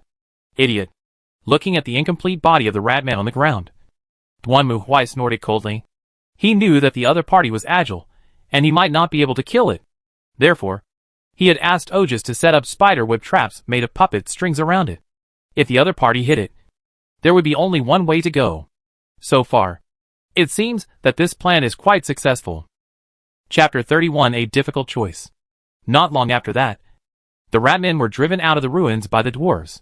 The dwarves used detonators to collapse the tunnels they dug, completely blocking the area. It was impossible to kill all the Ratmen. The dwarves, who had fought against the Ratmen for hundreds of years, knew that this group of rats had dug holes almost under the entire continent. Unless the world was destroyed, it would be a pipe dream to completely eliminate them. But for them, that's enough. Great job, big guy! Brock carried the axe covered with the blood and flesh of the Ratmen in one hand, and hit Duanmu Huai's calf with the other hand. Dwarfs were not tall to begin with, and combined with Duanmu Huai's height of 2 meters and 5, Brock was as big as a puppy in front of Duanmu Huai. And even if he jumped, he could not hit his knees. "I didn't expect you to be so capable." Brock was indeed happy. In fact, he had initially just hoped to have Duanmu Huai help them share some of the pressure. After all, this big guy wearing heavy armor and carrying a war hammer was not an easy character to deal with. As long as he could attract the Ratman's attention, things would go more smoothly for him. But Brock didn't expect Duanmu Huai to charge directly in front, resisting the fiercest attack of the Ratmen and firmly attracting their attention. This allowed the dwarves to show their strength. It can be said that Duanmu Huai played a great role in their ability to repel the Ratman army so easily this time. Not to mention, you even killed the hero of those stinking rats. Hero? Hearing this, Duanmu Huai was stunned for a moment. When he was fighting, he did receive a system notification that 1,500 experience points were credited to his account. But at that time Duanmu Huai was busy playing whack-a-mole and had no time to check. Now listening to Brock's story, he was also confused. Brock laughed and waved his hand. Soon, a dwarf came over with a ratman's head. That's it. Death Master Snitch. I never thought that it would die in your hands. Ha ha ha ha ha. As he spoke, Brock couldn't help laughing again. Death Master Snitch was a powerful assassin among the ratmen who was proficient in assassination. Brock had fought with him several times, but he was defeated every time. The reason was very simple. That is, the strength of this ratman assassin master was too strong. Even the dwarf's armor could not defend against its 3 poisonous blades. However, this time, this guy was killed by Duanmu Huai, and Brock felt as relieved as if he had drunk a big gulp of fire wine. Now that Snitch is dead, it's time for those stinky rats lurking under the gray mountains to get out. It's not my work. Oh, just killed it. After hearing Brock's introduction, Duanmu Huai finally understood why the rat was so resistant to attack. He couldn't even knock it down with one blow. Even if the opponent was an assassin with agility, the hero unit would probably be above level 35. He was only level 21. And even with the attack power of the Thunder Hammer, he couldn't kill it with one blow. Fortunately, with Ojas nearby, he unexpectedly got rid of a major worry. The ratmen not only like to poison, but also like to assassinate. Duanmu Huai doesn't want to be remembered by a master assassin all day long. So it's better for it to die now. Well, that's also thanks to you too. I will report this to the High King. He will definitely be very satisfied. From Brock's appearance, it was obvious that he had a deep hatred for this assassin master. Well, Duanmu Huai remembered that the Supreme King of the Dwarves seemed to have a small notebook, which was used to record the names of his enemies. He would cross out the names of his enemies after killing them. He didn't know if this assassin master was in the Supreme King's notebook. From now on, you are the dwarves' friends. We are always generous to our friends. What do you want? Just tell me. Hearing what Brock said, Duanmu Huai's eyes lit up. And then he stared at Brock. Mr. Bullock. Just call me Brock. We have fought together and killed ratmen. We are brothers. Don't talk nonsense. Well, Brock, are you planning to explore the ruins next? Hearing this, Brock paused, then looked around and nodded. We have this plan. We also need to see if those ratmen have left any junk here and clean them up as well. Then can you let me look around the ruins and find something interesting? Oh! Brock was a little surprised at Duanmu Huai's request, but he thought about it and then nodded. No problem. Take whatever you like. We dwarves are never stingy. Thank you very much. Duanmu Huai felt relieved when he heard Brock's answer. The reason why he made this request was not because he was obsessed with archaeology. On the contrary, compared with the dwarves, who were still unclear about the situation here, Duanmu Huai could see at a glance that the ruins in front of them were most likely the relics of an ancient saint. The so-called ancient saints are the creators of the ancient times on this planet. It is said that they created humans, elves, dwarves and other races. And this is indeed the case. But the ancient saints are not creators, but an alien civilization with a very advanced level of technology. Legend has it that these ancient saints look like frogs. They have unimaginable technological strength and magical power, and are the pinnacle of magic, physics, dual cultivation. These ancient saints came to this world to create species that could fight against the evil demons and chaos in the warp. And elves, dwarves, etc. were created for this reason. But then something went wrong. The portal created by the ancient saint in this world collapsed, and chaos poured in. When the ancient saint saw that things were not going well, he simply abandoned the experimental site and ran away without even pulling up his pants. His speed was not much slower than that of a third party caught in bed by her husband. After that, chaos invaded this world massively, and the entire planet was in danger. However, in the end, the remaining races in this world joined forces to defeat chaos, and used the Great Vortex to completely seal off the entire subspace, thus saving the planet. These are the historical facts that players discovered later in the archaeological excavation. After that, the ancient saints never appeared again. Even after several versions of the game were updated, players could not find any traces of the ancient saints. At that time, Some players suspected that these guys had hidden in some corner of the universe, or that they had not been able to escape and were eventually wiped out by the evil gods of the subspace. Or maybe the production company simply dug a hole and forgot about it. In short, although the ancient saints ran away, many of their technological relics still remain in the ruins of this world, even including a complete technological tree evolution route. After all, the ancients have been fighting against chaos for countless years, and have extensive experience in fighting chaos. So their technology is quite effective in dealing with the warp evil gods and chaos erosion. Their strength is generally rated as T1 by players on the ladder, and a few technologies can even be rated as T0. The best way to obtain these technologies is to search for the technological relics of the ancient saints in the ruins, and then take them to the Tribunal Library for analysis and construction. Before he traveled through time, Duanmu did know that there were a few places where ancient technological relics existed.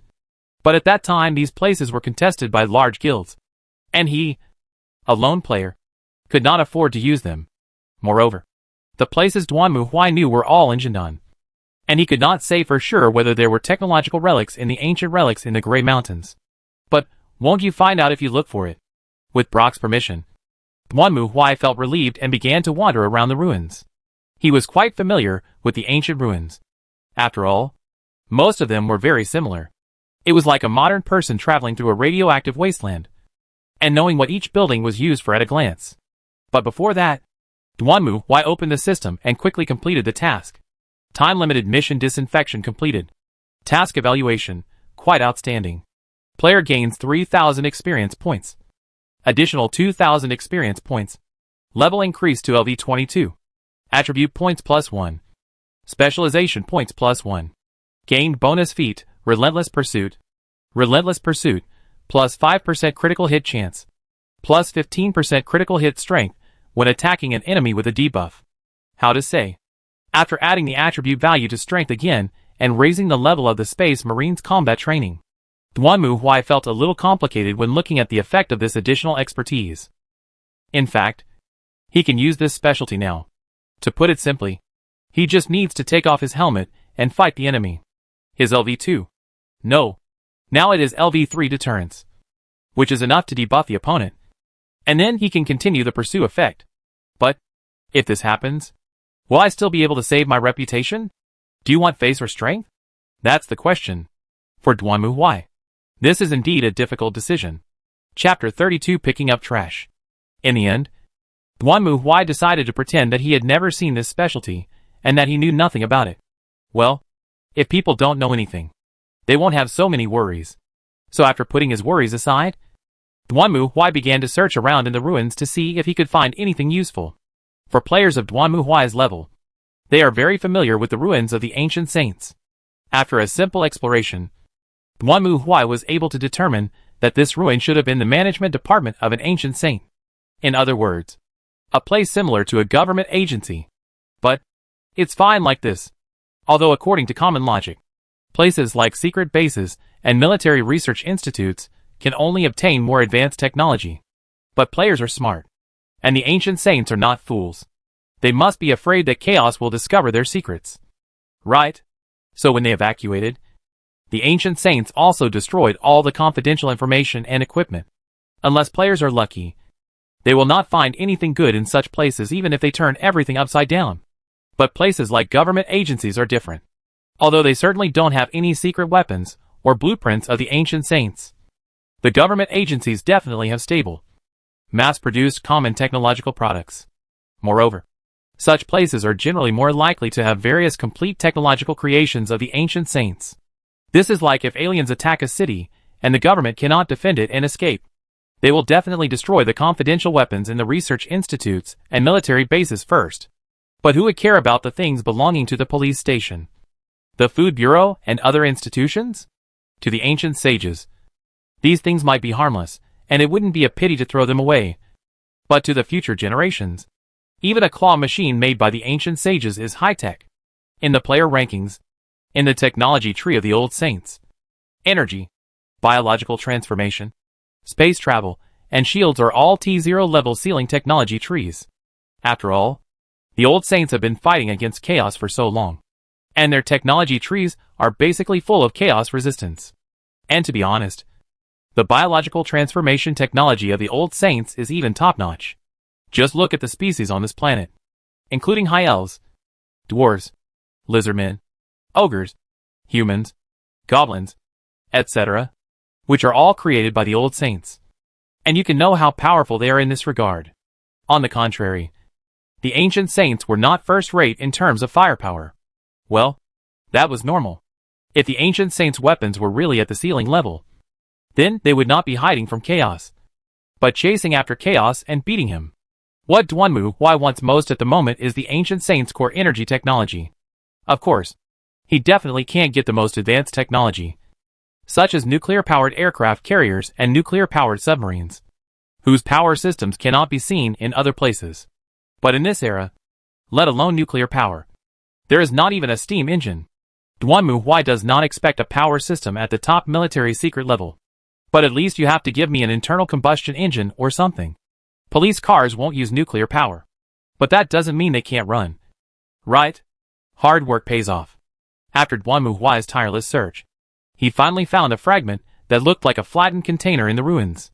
Although it was smashed by a huge rock and looked like a shrunken Coke can, Duanmu Huai recognized it at a glance. It should be a transport vehicle used by the ancient saints. You are the one. Looking at the wreckage buried in the rubble in front of him, Duanmu Huai's eyes lit up. Here, let me take a look. Well, there is no radiation leakage, and the values are within the normal range. Very good. Duanmu Huai clenched his fists excitedly after taking a look at the values detected on the power armor screen. No radiation leak meant that the core power system of this transport vehicle was likely still intact. It's just that most of the transport vehicle was buried in the rubble, which was a bit troublesome. But fortunately, Duanmu Huai had help. Just help me cut and carry away these stones. Duanmu Huai pointed at the rubble covering the transport vehicle and gave an order. Just nodded and reached out. Soon, she saw that the huge stones that were as high as 2 or 3 stories were instantly cut into small pieces, and then pulled aside by silk threads. Duanmu Huai relied on his power armor to go in and dig up the remaining rubble.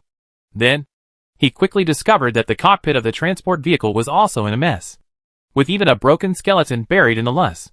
It seemed that an unlucky frogman might not have been able to escape, which ultimately led to this outcome. What a tragedy. Duanmu Huai mourned for 2 seconds, then got into the cockpit. It was an oval cockpit, without a steering wheel or joystick. Obviously, the ancient saints also had their own driving skills. But Duanmu Huai didn't care about that. He treated it like an unconscious prey, tearing its coat roughly, forcibly separating the opponent's tightly closed defense line, and then went straight in. Found it. Feeling the familiar touch in his hand, Duanmu Huai was delighted. Then he quickly calmed his mind and carefully took something out. It was a polygonal sphere, slightly larger than a basketball, and looked like a transparent glass barrier. Inside, one could see a faint light that seemed to be about to go out. At first glance, it looked like a candle in the wind. But Duanmu Huai knew that this was just an illusion on the surface, because when Duanmu Huai scanned it, the system had already given the answer. Antimatter Energy Core, unresolved. TSK. TSK. Technological archaeology is really awesome. Seeing this, Duanmu Huai also sighed. The Empire's technology line uses a plasma reactor, which is a nuclear fusion device. But look at the ancient saints. A transport vehicle uses antimatter. The level is much higher than the Empire's technology. This is simply the difference between a carriage and a spaceship. Not only that, the technology of the ancient saints is still very reassuring. After all, the history of the ancient saints has fully proved that when facing chaos, even if they cannot defeat it, they can at least escape. On the contrary, the Empire suffered heavy losses and casualties every time it faced chaos, and its technology was interrupted almost every time it fought. The enemy became more advanced with each fight, but the Empire's technology went backwards with each fight. In the end, there was nothing left. In any case, with the antimatter energy core, Duanmu Huai has opened up the energy technology tree of the ancient sages. Considering the ancient sages' tradition of not caring about food or cold things, and practicing both magic and physics, this can be considered a huge win. Chapter 33 Entry. Since Duanmu Huai has not yet unlocked the Tribunal Library, there is no way to analyze the antimatter energy core. So he first sends the antimatter energy core back to the warehouse in the core module through the transmission beacon. After all, it is impossible for him to run away with such a thing in his arms. Although the ancient saint's technology is fine. This is an energy core. Once it explodes, the consequences will be much more dangerous than a nuclear power plant leak. There have even been cases where players have caused the destruction of a galaxy. Although the antimatter energy core is not as dangerous as the dark matter energy core. Once it explodes, well, with Duanmu Huai's current level 22 body, it is estimated that the end result will be that he will be reduced to ashes while talking and laughing. The dwarves didn't know what Duanmu Huai had gotten, but they didn't care. As dwarves were honest by nature, Duanmu Huai took the lead in the battle and attracted most of the enemy's attention. And also killed the Ratman hero. For the dwarves, this big guy was very capable. And he really took action when there was trouble. Everything went smoothly afterwards. The dwarves not only agreed to let Duanmu Huai and his party cross the Grey Mountains to Brednia, but also provided them with a large amount of supplies and a carriage. Brock also patted Duanmu Huai's calf. He couldn't even pat his knee, and loudly stated that he was the dwarf's forever friend, and gave him a token, which Duanmu Huai could use to freely enter and exit the Grey Mountains. In fact, according to Brock's idea, he was going to give Duanmu Huai a weapon. Dwarves have always given weapons to their friends to express their friendship. For example, one of the first emperors of the empire had a deep friendship with the dwarves and received a war hammer from the dwarf king at that time, which was also a symbol of the alliance between humans and dwarves. Unfortunately, Duanmu Huai looked too exaggerated, and the weapons made by the dwarves looked like toys in his hands. So Brock finally had to give up the idea. Duanmu Huai also got some information from the outside world from Brock. The empire is still in a mess, with the three emperors fighting each other, and other places are trembling in front of the army of believers of the god of tyranny and filth. The dwarves have not received any requests for help from the empire's allies. Well, it's not surprising. After all, who will be the emperor has not yet been decided. As for Brednia, there is no crisis. Brednia is generally a peaceful country. The biggest threat is the green-skinned orcs in the north. However, Brock pointed out another threat to Duanmu Huai.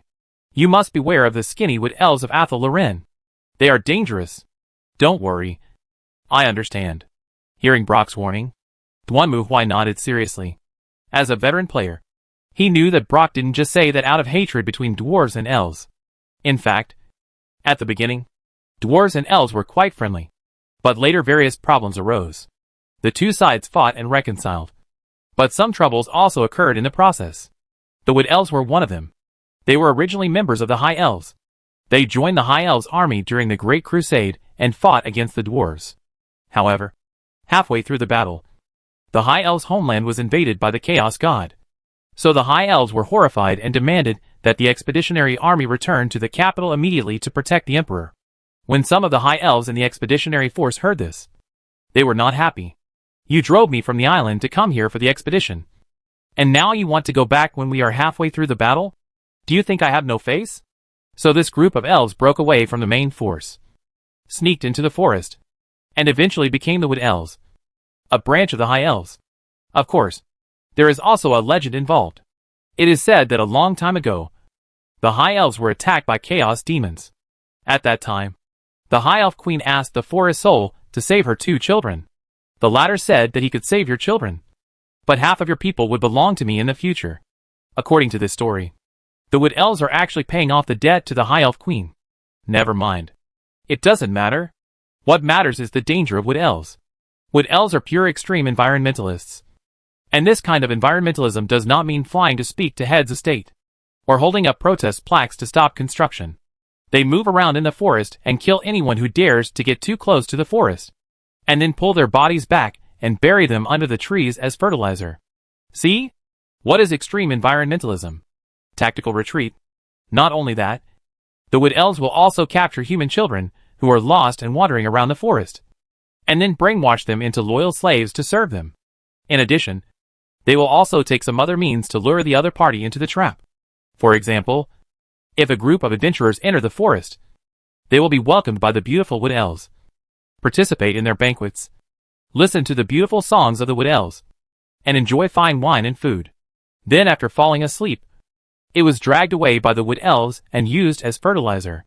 Therefore, although the Wood Elves are not believers of chaos, they are equally dangerous to humans. That is why Brock specifically warned Duanmu Huai to prevent him from falling into their trap. Duanmu Huai also trusts the dwarves, because among all the races on the novice planet, the dwarves are the only two races with the highest resistance to chaos. To be honest, if you want to fight against chaos, it is safest to leave your back to them. After all, the dwarves were created by the ancient saints to resist the threat of chaos. They have full resistance to chaos. But later the ancient saints found that the dwarves were too law-abiding and stubborn. So they gave up on them, and finally created a species that is not only powerful and has full resistance to chaos, but also can practice both magic and martial arts, has super reproduction ability, and is the best pioneer species to fight against chaos. Someone might ask. What is this species? Oh! Ogre. Duanmu Huai would be crazy to go looking for them to build relationships. Have you ever seen the big plate of chicken on the table trying to get close to you? Rabbits are so cute. Wouldn't they taste better with some spicy food? I'm finally free. After crossing the Grey Mountains and arriving on the land of Bretania, the elf scout was the first to jump up. She raised her hands high and stretched, not minding that her graceful figure was exposed. Not only that, even the old knight, Alyssa, and Miss Christine all showed a relaxed expression at this moment. It was no wonder that everyone had been in danger since the Silver City. First they were hunted by corrupt believers, and then they entered the land of death. Although Duanmu Huai was quite evil-repelling, they did not encounter any threats. But a land full of undead spirits was not good for their mental health. In the dwarfs' territory, everyone felt relieved, but still somewhat uneasy. Only now that we have set foot on the land of Bretania can we finally feel relieved. At least this is a country protected by the Lady of the Lake, so there aren't too many troubles or problems. The reason why everyone has this view is that although Bretania is not a big country, it has a good reputation on the continent. It is basically a pastoral oasis. The nobles here follow the chivalry and observe the virtues of chivalry. The country is stable and peaceful. It can be said to be a paradise on earth.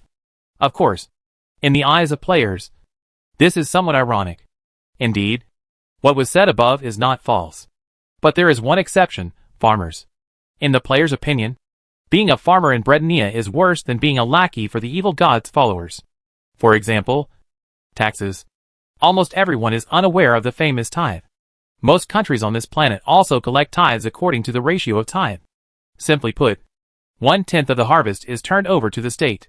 But in Bretania, farmers were not faced with a tithe, but rather had to pay 9/10 of the tithe to the state, leaving them with only 10%. Wow! Even Huang Shuren called him an expert. Not only that, during wartime, peasants would be organized into the army and sent to the front lines. In other words, they were cannon fodder. In other words, in Bretania, peasants not only had the lowest status, but were also exploited and even killed by those noble knights. They were squeezed to death.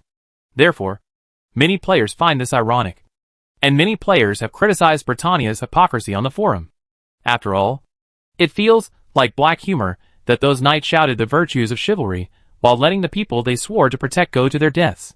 But in Duanmu Huai's opinion, this is actually very normal. After all, that's history.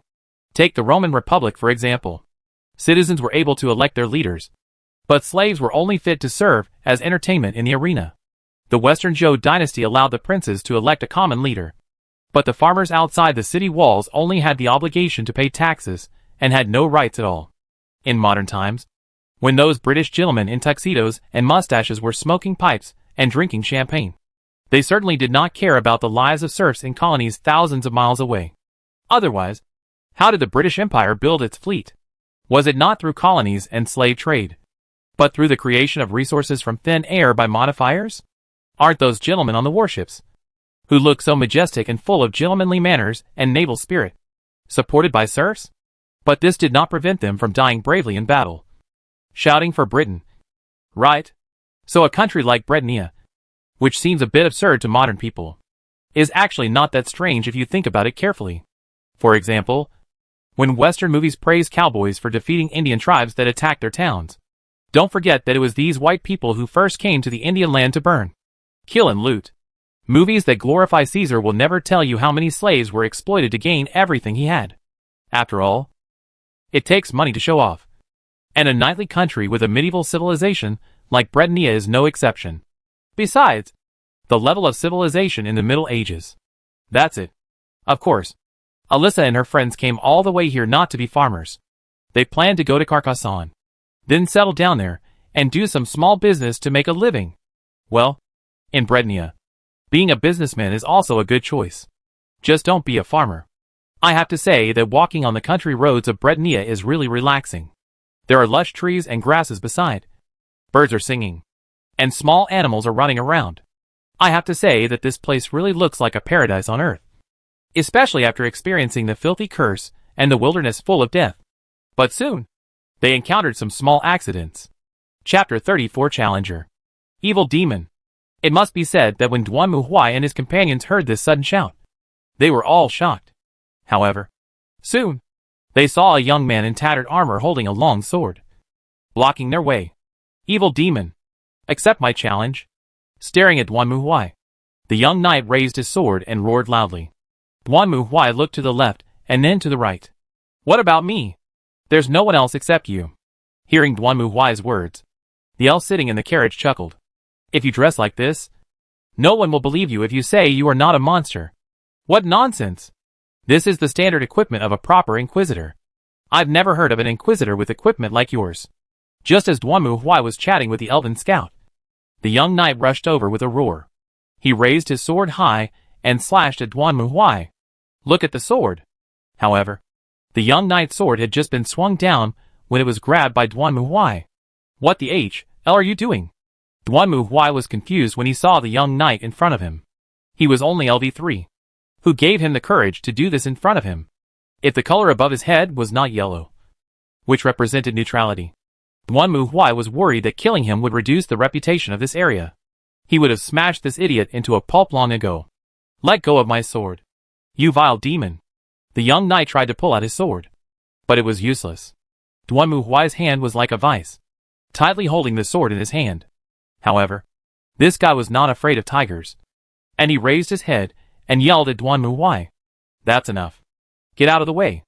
Duan Muhuai didn't bother to pay attention to him.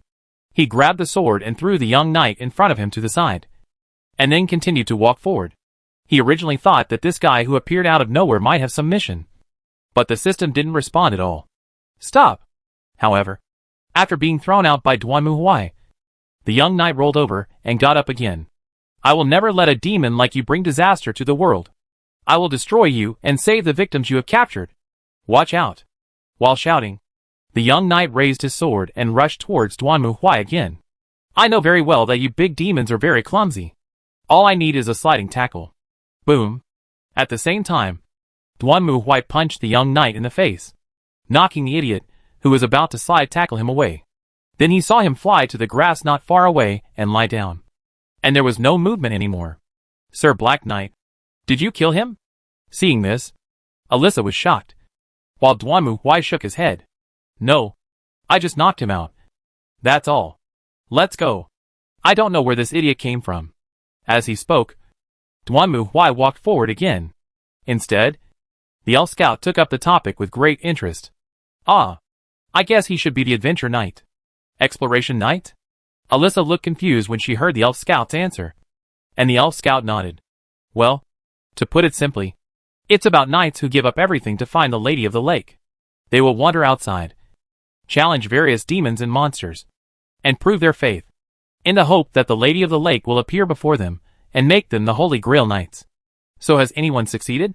As far as I know. No. Most of the expedition knights died outside. Well, if they are all like this, then it would be really difficult for them to survive.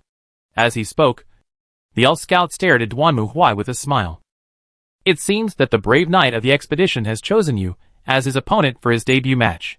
If I were a demon, I would skin him and shove a red-hot iron into his stomach. Duan Muhuai snorted coldly. He had heard players talk about some ridiculous behaviors of this country on the forum. But what Duan Muhuai didn't expect was that the reality was even more ridiculous. You dare to take risks at level 3? You will probably end up being eaten by orcs. For Duan Muhuai, this was just a small episode in the journey. However, when they set up camp and prepared to rest, when the elf scout reported again that the young knight Duan Muhuai was sneaking in the bushes and peeping at him and others, Duan Muhuai was really speechless. What should we do? Should we drive him away? It's no use driving this kind of Chinibu away. Duanmu shook his head and then stood up. It just so happens that we need a guide. Since this guy is so enthusiastic about following us, let him show his value. Go and capture this idiot. I want to see if he has any chivalry. Clear. The elven scout's movements were not slow. After a moment, the knocked-out young knight was tied up and thrown in front of Duanmu. Duanmu picked up the water cup and poured a glass of water directly on his face. The next moment, the young knight opened his eyes immediately when he saw Duanmu wearing power armor in front of him. His face turned pale. You despicable demon. You actually took advantage of the opportunity to attack me. Give me back my sword. I want to fight you in a fair duel. Seeing this scene, the elf scout chuckled beside him, while Alyssa and Christine were stunned. Instead, the old knight Cardo seemed to remember something and couldn't help but sigh. You're so young. I used to be like that when I was a kid, ahem. Halfway through his words, Cardo's face suddenly turned red, and he quickly sealed his dark history. As for Otis, she had no interest in this clown farce and continued reading a book in front of the campfire. How fresh. Duanmu sneered at the young knight's words. Since I am a despicable demon, why should I fight you fairly? If I fight you fairly, how can I still be called a despicable demon? Is there something wrong with your brain? Faced with Duanmu's words, the young knight was speechless for a moment. But soon he spoke again. You are indeed a despicable demon. I will never surrender. You can kill me, but you can't make my heart surrender. I will never bow to a despicable and evil being like you. Are you done yet? Hearing this, Duanmu's face turned dark. Listen carefully. I am not a demon. We are just outsiders who came to Brednia and want to go to Carcassonne. All you have to do is take us to Carcassonne, and we will let you go. How about that? What are you doing in Carcassonne? Hearing Duanmu's answer, the young knight looked puzzled. Then his eyes widened, as if he had thought of something. I understand. You want to destroy Brednia and wipe out the faith of the great goddess. Make this land your evil territory. I will never let you succeed. No, I will never take you to Carcassonne. You can kill me, but I will never bow to evil. Damn. Chinibu patients are so annoying. Duanmu was speechless when he saw the young knight in front of him, who was posing as if he was dying bravely. If it was a middle school girl, it would be cute. But it is unreasonable for a grown man like you to be so middle school. You look like you are past the age of middle school. So why are you still so stupid? Listen up, kid. Thinking of this, Duanmu took off his helmet and glared at him fiercely. You want to die in my hands. But it won't be that easy. I will pierce your fingers one by one with nails, then cut open your belly with a knife. Pull out your intestines and wrap them around your neck. Then hang you on a tree and let you die slowly. Do you understand? Hearing Duanmu's fierce speech, the young knight trembled. And when he saw Duanmu's face clearly in the light of the fire, the young knight instantly widened his eyes and shouted, Mother! The next moment, the young knight rolled his eyes, stretched his legs, and fainted. Chapter 35, In the Forest. The next morning, they were on the road again. But this time, there was a dejected, tied-up young knight with them. Compared with his bravery yesterday, the young knight now looks lifeless and half-dead, as if he is about to face the end of the world. Is this the road that leads to Carcassonne? Yes. Sir. Faced with Duanmu's questioning, the young knight no longer showed any sign of struggling. Okay. Lead the way. Yes. Looking at the listless young knight in front of her, Alyssa looked confused. It's strange. Why is he so obedient all of a sudden? I thought he would continue to contradict Lord Black Knight. Ha ha ha. This is because... Hearing Alyssa's doubts, the elf scout started to explain with a look of excitement on his face. When this guy woke up, he seemed to be ashamed of being scared to the point of peeing his pants and fainting by the Black Knight. He kept saying that he was not worthy of being a knight favored by the goddess. So he swore to the Black Knight to become his slave. But doesn't he regard the Black Knight as a demon? That's right. So what he said at the time was, I have lost the favor of the goddess, and I no longer have the face to pursue her. So let me fall into the ranks of the devil. After hearing the description of the elf scout, Alyssa was confused. She didn't understand what was going on. You know, when Alyssa was kidnapped by the evil god believers, she was absolutely unwilling to become their sacrifice. Therefore, Even if she was killed by Duanmu Huai, she was unwilling to let the evil god believer succeed. But now this young knight actually wanted to become a demon's lackey just because he was scared to death. He was so brave yesterday. That's how it works after 3 minutes of enthusiasm. The elf scout waved his hand. It's like us scouts. We all think it's fun to live in the forest and track prey. But when you're actually hiding in the forest, being bitten by mosquitoes and unable to make a sound, being hunted by wild beasts, and even dying in obscurity and becoming food for wild beasts, it's a different story. Having said that, the elf scout curled his lips. Like that guy. He probably heard some nonsense story about a knight fighting a dragon, and thought he could defeat the dragon, get countless treasures, and marry a beautiful princess. So he just went out to travel. This kind of person didn't even see the shadow of the dragon, and was probably killed by some rat man or something like that. I see. After listening to the elf scout's words, Alyssa was also confused. She and Christine looked at each other, not knowing what to say. Some young people do. At this time, the old knight Cardo also nodded. Many of my recruits thought knights in armor were very handsome. In their imagination, knights were heroes who rode tall horses, wore shining armor, were respected by people, and were admired by beautiful women. But isn't that what Mr. Cardo is all about? Alyssa looked at the old knight curiously, and the latter smiled and waved his hand. Ha! Thank you for the compliment, young lady. But this is only one side of a knight. In fact, a knight needs to go through very strict training. Not only do they have to learn how to ride a horse and kill enemies, but they also have to learn how to survive in the wild. In fact, many people can't stand the training of rolling in the mud. There are also people who cry, "This is not the knight I want to be," and run away. I see. Although for nobles like Alyssa and Christine, this kind of person might be the first time they have seen such a young knight. But for the elf scouts and old knights, they have seen too many similar people. At this moment, suddenly, the elf scout's ears moved, and then she raised her head and looked forward. Black Knight, did you hear that? Yes. There were sounds of fighting. I heard them too. Facing the elf scout's question, Duanmu Huai nodded. His detector also captured the sound of weapons clashing in the distance. So Duanmu Huai immediately turned on the holographic projection and zoomed in again. Soon, in the holographic image, everyone saw a team of carriages being attacked. What attacked them were a group of tall monsters with green skin. Wow! It's an orc! Seeing this scene, the elf scout showed an expression of disgust without concealing it. And Duanmu Huai also nodded. He also understood why the elf scout showed such an expression. Green-skinned orcs are also very troublesome creatures, and their destructive power is even higher than that of ratmen.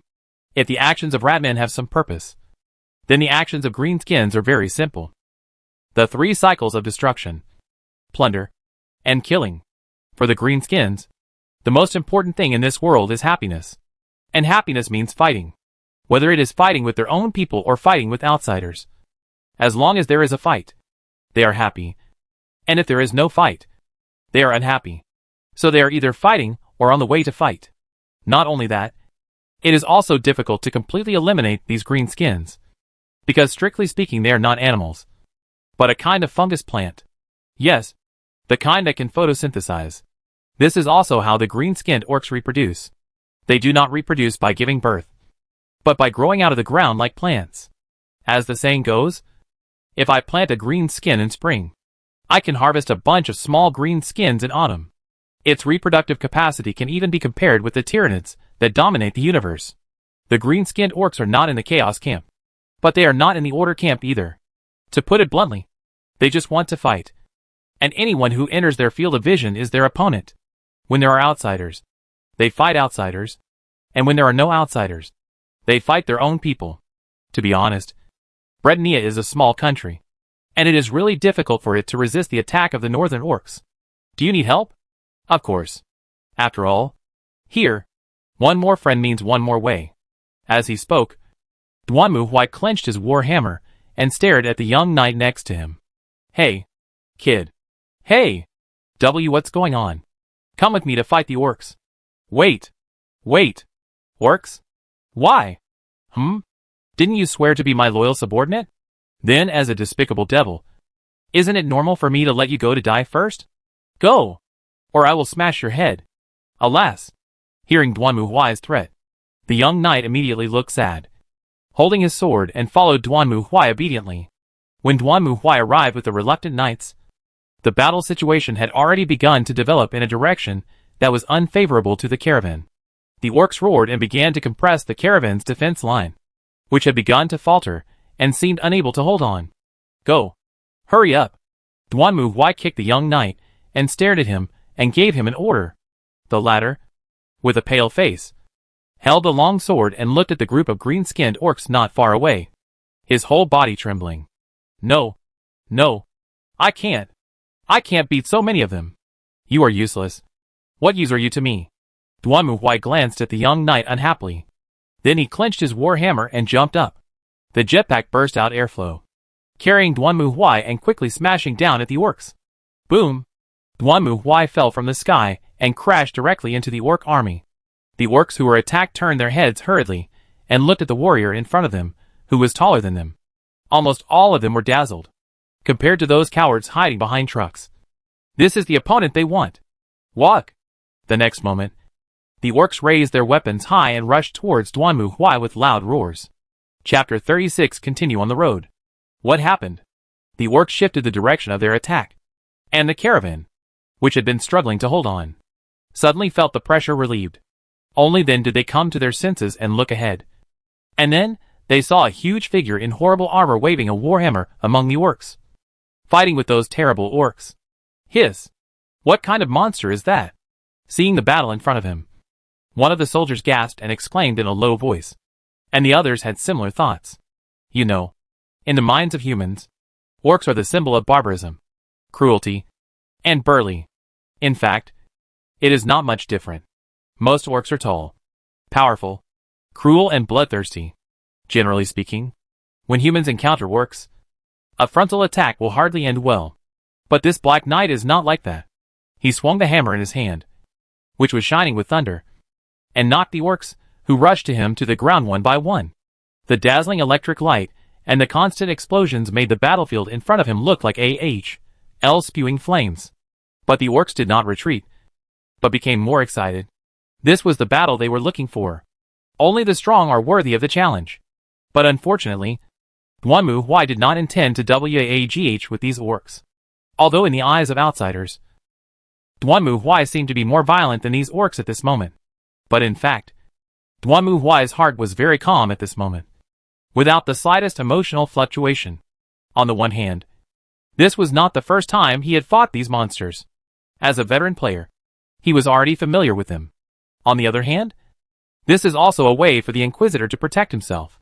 As mentioned before, it is very difficult for the evil gods in the subspace to directly interfere with the main universe. So the most common method they use is to mobilize the other party's emotions and lure the other party into corruption. In response to the spiritual temptations of the evil gods, players have also summarized 4 clauses, commonly known as the 4 commandments of judgment. Fight without being crazy. Think without being confused. Be clean without being dirty. Enjoy without being indulgent. Fight without being crazy. You can fight, but don't fall into fanaticism. Otherwise it will be easy for the god of tyranny to take advantage of you. You can think, but don't think too much. Otherwise you will easily be manipulated by the deceitful god. Clean, but not dirty. Keep yourself clean, and don't be as dirty as a beggar, so you can stay away from the god of filth. Enjoy, but don't indulge yourself. You can enjoy yourself, but don't indulge yourself, lest you fall into the trap of the god of desire. As long as the players can follow these 4 terms, it will be difficult for the evil gods to take advantage of the loopholes and influence them. In the final analysis, everything should be done in moderation, and don't go down a single path to the end. Swish! While Duanmu was fighting and killing on the battlefield, Ojas appeared silently in the back. Then she stretched out her hands, and the silk threads on her fingers flashed. Then dozens of puppets emerged out of thin air and rushed towards the orc army in front of them, blocking those low-level orcs with no skills outside. Soon, the battle situation changed again. Previously, the orcs had forced the caravan into a crisis, but they also suffered a lot of losses. Now, the orcs were stabbed in the back by Duanmu, Ojas and the puppet army, and suffered heavy losses again. Although the orcs were basically hot-blooded and would not retreat, it was useless for them to think about it. They could not create anything out of thin air, let alone unlock the blood-locking invincibility plugin. So in the end, this group of orcs were still killed by Duanmu Huai's hammers one after another. From this we can see that personal subjective will cannot affect objective reality. And WAGH is also limited.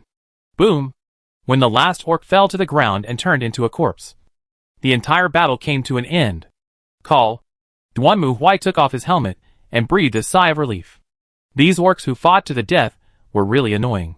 Even the ratmen knew to flee and scatter after being defeated. But for the orcs, annihilation was meaningless. Anyway, the value of their lives was to fight. Winning or losing is another matter. So fighting with orcs is really painful. There is no sense of accomplishment if you win. And it is even more shameful if you lose. Thank you for your help, brave knight. At this moment, the caravan members also came over tremblingly. Although Duanmu Huai did look very fierce. At least he was a human, which made them feel relieved. If the other party was an orc or some other monster, it would be another matter. You are welcome. Seeing that the other party didn't react much, Duanmu Huai put on his helmet again. After all, we have to take this road too. We can't let these orcs cause trouble here. As he spoke, Duanmu Huai turned his head and saw the young knight holding the sword and trying to run away. He snorted coldly and made a gesture to Ojas, who raised her little finger slightly. Then the young knight wailed, and his whole body was tied up with silk thread and pulled over again. Still want to run? You loser. You don't even dare to fight. And now you have the guts to run? Duanmu Huai stared at the young knight and snorted coldly, while the latter trembled on the ground and dared not speak. At this moment, the leader of the caravan also subconsciously looked at the young knight, and then suddenly widened his eyes in surprise. Master Lewis? Aren't you Master Lewis? Why?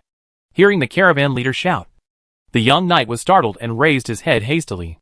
After seeing the caravan leader clearly, his face turned pale, and he quickly turned his head away, pretending not to know him. Do you know each other?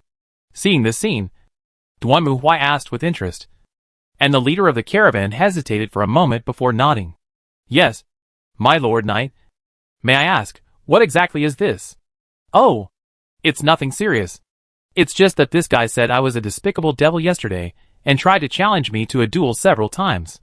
Then I knocked him down, tied him up, and took him as a prisoner. I see. Hearing this, the caravan leader's expression suddenly relaxed. To be honest, he is actually the son of our Chamber of Commerce's president. Oh, so you want to go back? Well, if that's okay, I'll give it back to you. Keeping this kind of trash is just a waste of food. As he spoke, Duanmu Huai looked at Ojas, who manipulated the silk thread again and threw the young knight directly to the feet of the caravan leader. Then the caravan leader wiped his cold sweat and signaled his subordinates to take the wailing young knight back. Only after the young knight left did he solemnly send to Duanmu Huai again. Thank you so much, my kind knight. If it weren't for you, I'm afraid the young master would have died long ago. Oh, has this guy always been this idiotic? This, facing Duanmu Huai's question, the leader of the caravan was a little embarrassed, but he still explained the situation to Duanmu Huai in a low voice. As expected, the brain-dead young knight was the son of the president of their Chamber of Commerce Sword in the Lake. He liked to listen to the adventure stories of knights since he was a child, and even pestered his father to find a knight to train him. However, this young man obviously had no talent, and everyone just watched him.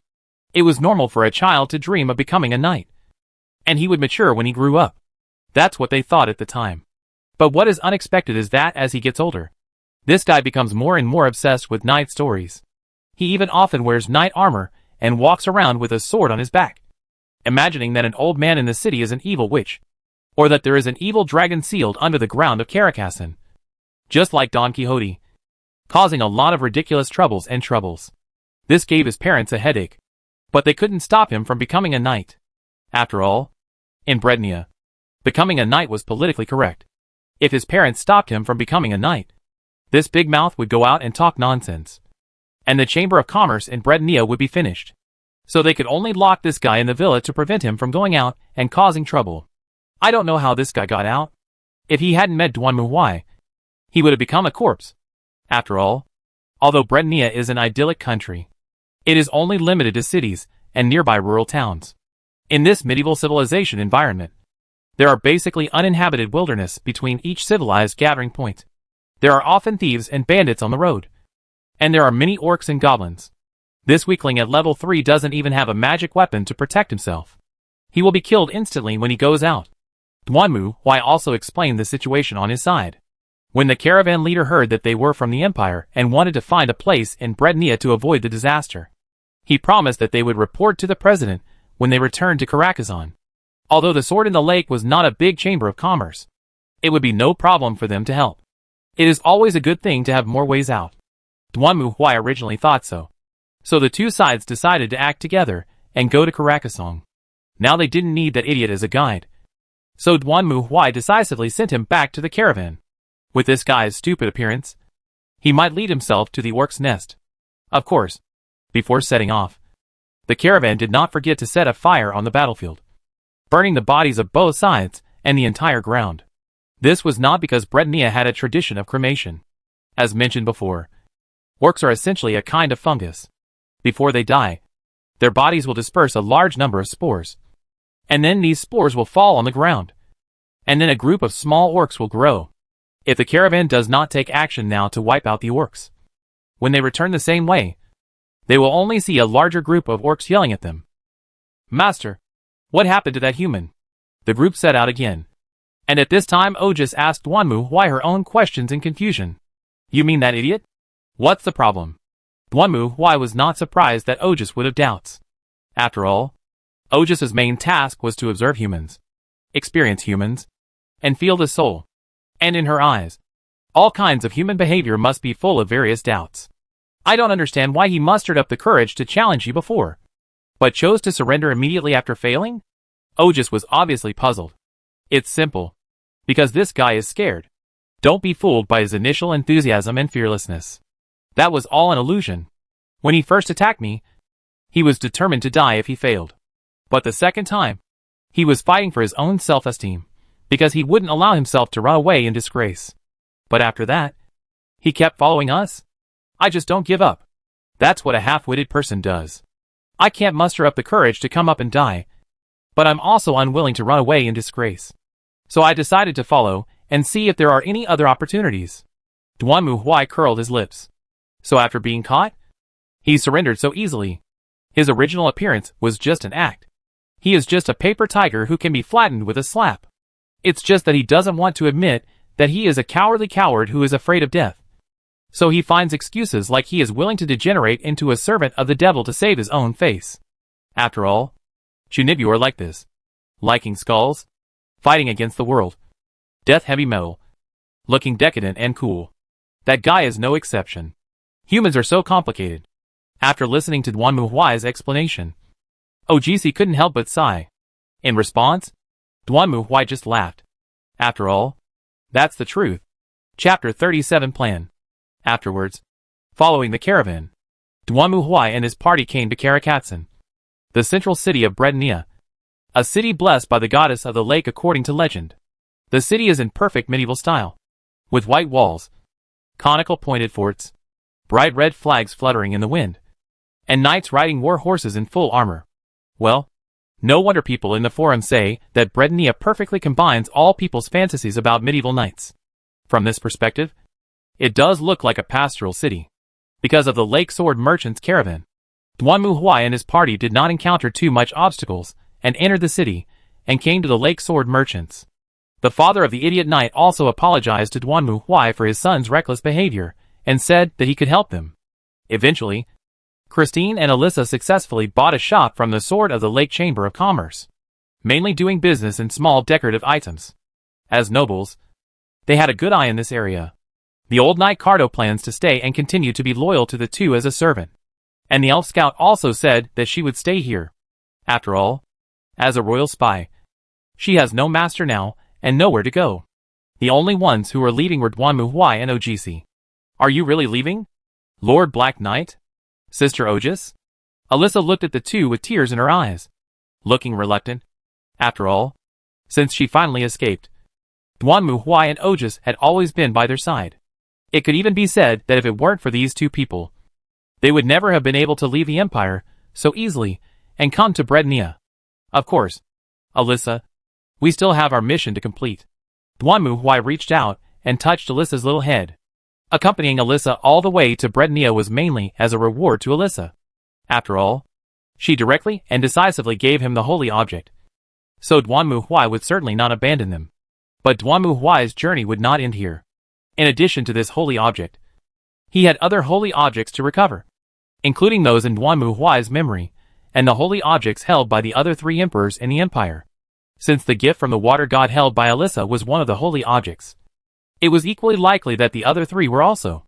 However, taking the holy object from them probably wouldn't be as peaceful as it was for Alyssa. In addition, Duanmu Huai's most urgent task is to continue to search for ruins and increase the number of soul cards in his hand. Among the decks Duanmu Huai holds now, the attack power of the puppet deck can no longer keep up, and only Ojas can hold the scene. The undead deck can be used occasionally, but it is not suitable to be released outside. It is easy to arouse suspicion when combined with his own dress and appearance. So next, Duanmu Huai's goal is to first increase the number of available soul cards, and then look for holy relics outside the empire. He is too lazy to get involved in the current muddy water of the empire. So Duanmu Huai plans to find another holy relic, then unlock the tribunal library, then analyze the antimatter energy core and build a new energy reactor, which can then power the space station. Then, justice will come. By that time, no matter how chaotic the empire was, it could be destroyed with just one bombardment. Thank you very much, Sir Knight. Christine also respectfully bowed to Duanmu Huai. If it weren't for your help and Miss Ojas, we wouldn't have been able to escape the empire and come here. I really can't repay your kindness. Nothing needs to be repaid. Duanmu Huai waved his hand. Alyssa gave me the gift of the water god, and in return, I will send you out of the empire. This is just a transaction, so you don't need to take it too seriously. Then, having said that, Duanmu Huai looked at the elf scout. I'll leave this to you.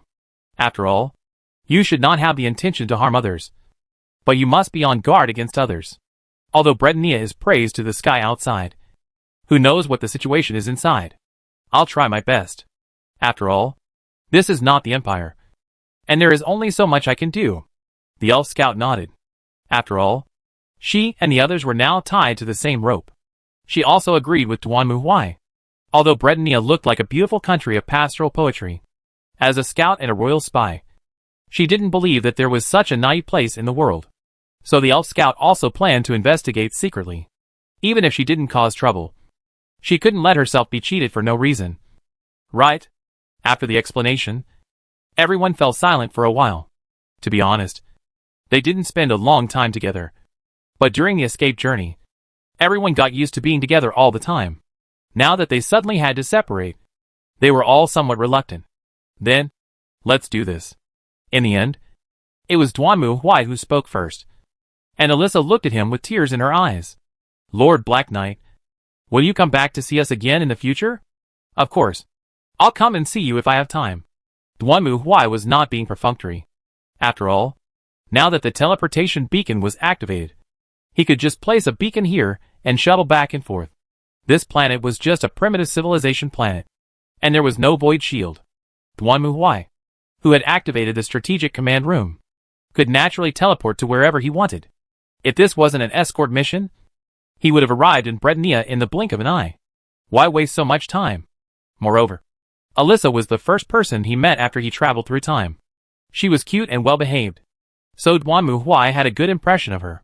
But Duanmu Huai didn't intend to get too close to the other party. Basically, most judges would not get too close to the locals, so as to avoid encountering some difficult troubles and problems. After all, if they get too close to certain people, then they are likely to be targeted by the evil god. Although Duanmu Huai is not so prestigious in the warp evil god, considering what he will do in the future, it is almost inevitable that he will register with the evil god. By that time, given the nature of the evil god, if he finds out that he has close contact with Alyssa and the others, it is almost certain that he will cause trouble for them. The reason why he alerted the elf scouts was because Duanmu Huai was wary of the goddess of the lake. In this world, many times people who seem to be good people are not actually good people. Something similar happened in the game before, when a disaster occurred on a planet, and the radical believers on that planet tried to control the entire planet to spread the glory of the god they believed in. For a while, the planet was in danger, But at that time, a saint stepped forward and led the resistance army to resist the attack of the radical believers. After that, many player inquisitors also joined in. In the end, everyone worked together to defeat the radical believers and protect the peace of the planet. It is a cause for celebration. However, just as everyone was celebrating their victory, a Grand Inquisitor player descended upon them and detained the saint on charges of spreading heresy. At that time, not only did the people on the planet not understand his action, but even some player judges could not accept it.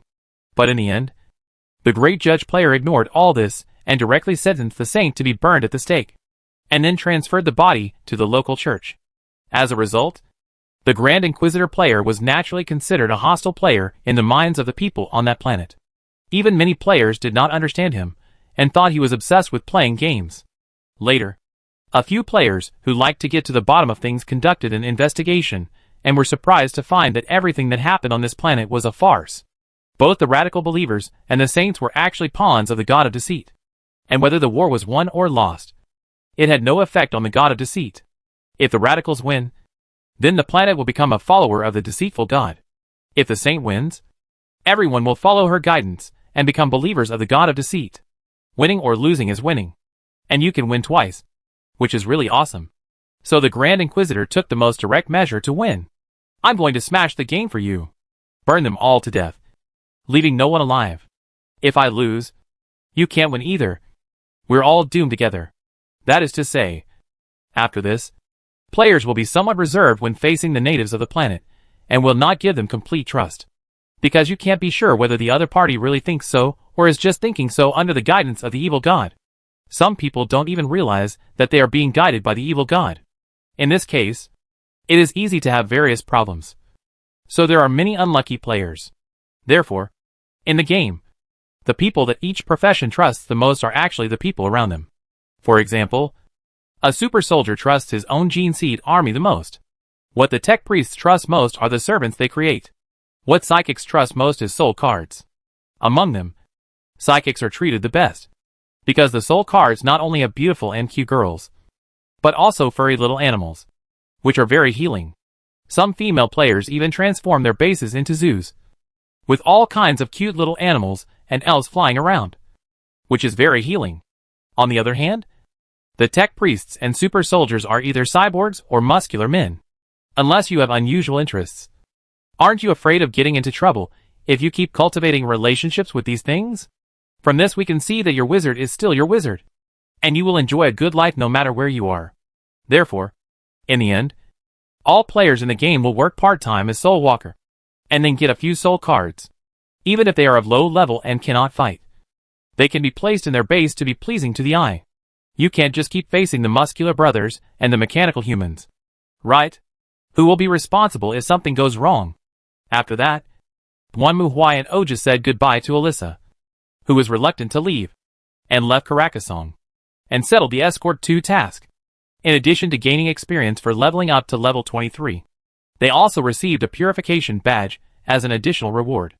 Evolution badge, Holy Relic, plus 10 warp resistance, plus 5 all resistances, plus 5 seconds fear time. Well, my fear aura is getting stronger and stronger. Where are we going next? Master? Hearing Oja's question, Duanmu Huai thought for a while. Anyway, let's go see what cards the ruins here have. Chapter 38, Road to Heaven. According to legend, there is a staircase leading to the sky on the Baiyan Peak not far away. As long as you can walk on that path, you can reach the mysterious city in the sky. Doesn't it sound very artistic? But in fact, to be honest, I really doubt now that this thing is made up to cheat people out of money. Looking at the bustling town at the foot of the mountain, Duanmu Huai was completely speechless and started to complain. No wonder he said that. Just look at the brands. A tour group looking for the stairs to the Sky City. An exhibition of mysterious relics from the Sky City. 108 stories you don't know about the Sky City. If Duanmu Huai had not triggered the castle in the Sky mission when he inquired about the news in the tavern, he would have really thought that this was just a story used to cheat people out of money. It's like traveling to Huayin Mountain and coming across something like Water Curtain Cave Classic Tour Route. The problem is that the Water Curtain Cave is not in the Flaming Mountain. Never mind. Let's go and take a look.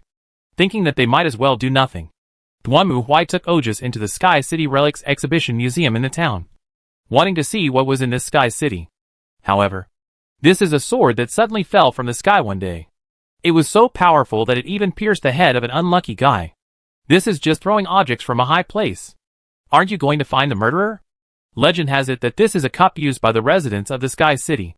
The Sky City will regularly sprinkle these blessings on the human world, and it is our duty to collect them. This is just an ordinary cup, right? And is it true that garbage is thrown from the sky? If so, then the quality of the residents of this Sky City is not very good. After patiently looking around, Duanmu Huai said that this was just a garbage expo. They still have some conscience by not fossilizing their poop. Forget it. Let's just go up the mountain. Although Duanmu Huai did not see any Sky City in the satellite scan, since the system triggered the task, it means that there must be a Sky City here. Of course, the town also has a one-day tour of the Sky City stairs, but that requires horseback riding, and Duanmu Huai's body obviously cannot ride a horse. So he just took Ojas and walked up the mountain step by step along the mountain road. He didn't even look for a guide. After all, those guys who talk nonsense and make up stories are unlikely to provide him with any useful clues. Fortunately, there is only one way up the mountain, so Duanmu Huai is not afraid of taking the wrong way. Of course, he was not the only one who went up the mountain. Duanmu Huai also saw many guys dressed like knights, wearing armor and carrying long swords. Some of them rode horses, and some walked. Obviously, they all came here to find the legendary Sky City. So, you all came here to find Sky City? Does this have anything to do with your trial? As they walked, Duanmu Huai started chatting with a horseback knight next to him. They had nothing to do anyway, so they just chatted like they were doing when they were traveling to Mount Tai and Mount Huang. Of course, stranger, this knight was also a talkative person. Although Duanmu Huai looked scary with his helmet on, there were so many people here that he was not afraid that the other party would suddenly attack him. So he started chatting. It is rumored that the Sky City is a sacred city that only upright knights can enter. As long as we can enter the city and receive blessings, we can show our strength and glory. So, has anyone ever succeeded? Duanmu Huai asked curiously. This rumor must have some basis. It can't be something that is just made up. It is rumored that the Green Knight, the patron saint of Brednia, once went to the city in the sky under the guidance of the Lady of the Lake. His armor and weapons all came from that city. Oh, I got it. After hearing this, Duanmu Huai finally understood why these knights were so excited. After all this time, they all wanted to be the second Green Knight. But why not be the Green Knight? He is green from beginning to end. I don't know how many times he has been green to become like this. If it were Duanmu Huai, he would never do it. Before long, everyone came to the top of the mountain and scattered to look for clues. Obviously, they were not stupid. After all, the sky was cloudless, and there was not even a ghost in the sky. But people in the magic world had a strong ability to accept. It was obvious that the Sky City was likely in another world. So what they were looking for now was a way to get to that world. I have to say, these people are not stupid. But unfortunately, it is unlikely that they will find it. Duanmu Huai did not join these people. He looked around, and then a light flashed in his eyes. Start. Soul resonance. The next moment, the world in front of Duanmu Huai's eyes changed immediately, and the surroundings became illusory and vague. Then, soon, Duanmu Huai raised his head and looked towards the top of the mountain. On the sharp top where only one person could stand, a long and slender staircase went straight into the sky and led to the pure BC city located on the top of the mountains and floating in the sky. Got you. Seeing this scene, Duanmu Huai's mouth curled up slightly, and then he let Aji sit on his shoulders. Then Duanmu Huai came to the front, stretched out his hand to grab the stone, and began to climb the rock in front of him. Duanmu Huai's actions naturally attracted the attention of others, but they did not think much about it. After all, there was only a platform the size of a person on the top of the mountain, and everyone had already explored it and found nothing on it. They thought that this burly black guy just wanted to go up to see the scenery, and some even worried that he might trample on the top of the mountain platform. That place could not withstand the tossing of this black guy. However, just as everyone began to look for clues again, suddenly, a voice rang out. Hey! Where's the Black Knight? Everyone was stunned when they heard the scream. They quickly raised their heads and looked upwards. only to see that the platform on the top of the mountain not far away was empty. Without a single person. The burly Black Knight, who had been there before, had disappeared just like that. Where did he go? Did he fall off the mountain? Duanmu Huai certainly did not fall down. In fact, he was now walking among the clouds. Phew. This place is not friendly to people with acrophobia. Walking on the stairs. Looking around, Duanmu Huai sighed inwardly. This is a staircase that is about 3 people wide. And the whole part looks transparent like glass. Walking on it reminds Duanmu Huai of the high-altitude glass corridors in many scenic spots. What's worse is that there is not even a handrail next to this staircase. If you step on it wrongly, your body will slip, and then fall directly down. This place is really not accessible to ordinary people. Fortunately, those knights were not found. Otherwise several of them might have fallen to death. Thinking of this, Duanmu Huai raised his head again, and looked at the sky city in front of him. This is more like a mountain floating in the sky than a city. The front half of the mountain was hollowed out to build a huge fortress, with semicircular walls and platforms. In the innermost part, there is a pure white high-rise building built against the mountain. The entire sky city is filled with a strange atmosphere and charm from a mysterious civilization. This is not the architectural style of the ancient saints. Where did this thing come from? While carefully looking at the sky city in front of him, Duanmu Huai was also confused. In fact, a long time ago, many Soul Walker players discovered that there were many scenes in the soul fragments that they could not find corresponding records in reality. It was as if the world they found in the soul fragments had never existed in this world. Therefore, some players have put forward a hypothesis. That is, this planet may have been destroyed more than once. Before the ancient saints arrived on this planet, perhaps this planet had another powerful civilization environment, which later perished for some reason. Then the ancient saints came here and created species such as elves, dwarves, and humans. I have to say that this assumption is still very popular. As for what it is like, just go and see for yourself. At the same time, Duanmu Huai also stepped onto the last step and arrived at the gate of the Sky City. Chapter 39 Exploring the Fortress. The gate of the Sky City in front of me was closed, and it looked desolate, although there were lush forests and lawns around. There were no birds singing, and there was no sign of any life. Ojas, let's go in and take a look. Yes, Master. After getting Ojas' answer, Duanmu Huai hugged Ojas, activated the jet pack and jumped up, directly leaping above the city gate and falling heavily. Bang! The power armor collided with the stone door, making a heavy sound. But there was still no movement in the entire city. Apart from the grassland and trees, there seemed to be no life here. So Duanmu Huai also activated the reconnaissance servo skull and asked it to investigate nearby. However, even the reconnaissance servo skull did not send back any signal of finding any life characteristics. Is this just a dead city? Only the city remains, and everything else is gone? No way. Anyway, let's keep going and see. Duanmu Huai and Ojas jumped down the city gate, came to the other side, and walked forward along the overgrown road. This city looks very unique in style, although most of the buildings are made of stone. They have a geometric beauty of technological creation. Well, in fact, it is hard to say whether the building material is stone. Roar! However, just as Duanmu Huai and Ojas crossed the road and came to the fork in the road, suddenly, a huge black shadow roared like a beast, jumped down from the roof, and rushed directly towards them. Facing this sudden attack, Duanmu Huai also hurriedly raised the war hammer in his hand and turned to face the enemy. The two sides collided with each other, and then separated again. It was not until this time that Duanmu Huai could see clearly what the black shadow that attacked him was. What the hell is this? Duanmu Huai was stunned when he saw the monster in front of him. What he saw was a humanoid robot made of metal. However, its limbs were in the form of beast claws, and its head was like a lion.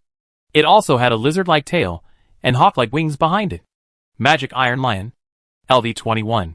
My goodness, whoever built it must be mentally ill. Looking at the mechanical monster in front of him, Duanmu Huai didn't know what to say. However, the metal lion roared again, and pounced on the two with its fangs and claws. This time Duanmu Huai showed no mercy. He stepped forward and smashed the claws of the magic iron lion with a hammer. The hard and heavy hammer immediately smashed the head of the iron lion into pieces. But even so, the iron lion still struggled frantically and tried to cause damage to Duanmu Huai. However, Duanmu Huai swung the hammer again and hit it like a golf ball. Then he saw the magic iron lion roaring and flying backwards, hitting the wall not far away, and turned into a pile of scrap metal. It seems that this city is not so stable. After being attacked, Duanmu Huai felt much more at ease. At least this showed that the direction of this fragment should be fighting.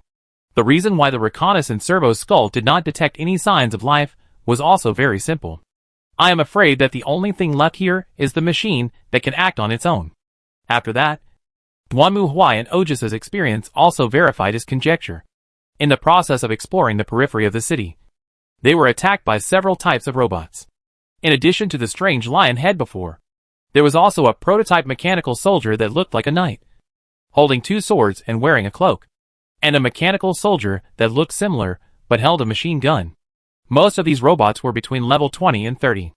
With a continuous army of puppets, these robots were not difficult for Duanmu Huai to deal with. However, along the way, he became more and more interested in the origin of this city. At present, this city seems to be a place where an ancient civilization studies and manufactures robots. But no one knows what is inside. Bang! Another mechanical soldier turned into scrap metal and fell to the ground under the attack of the puppets. And Ojus walked over curiously, stretched out her hand, and gently poked the scrap metal mechanical soldier on the ground. Master, are these also dolls? To some extent, it is true, but I don't see the threads that control them. Ojus was very curious about this. All the puppets in the puppet deck with her, as the core needed to be controlled by silk threads. Although Duanmu Huai would always put a bunch of puppets on the field in every battle, the silk threads of each puppet were controlled by Ojus. Therefore, she was quite curious about this doll that could move without strings. Their manufacturing method is different, and they can move without silk threads, but their movement is very limited. Duanmu Huai gave Ojus a brief explanation, and the latter nodded, not quite understanding.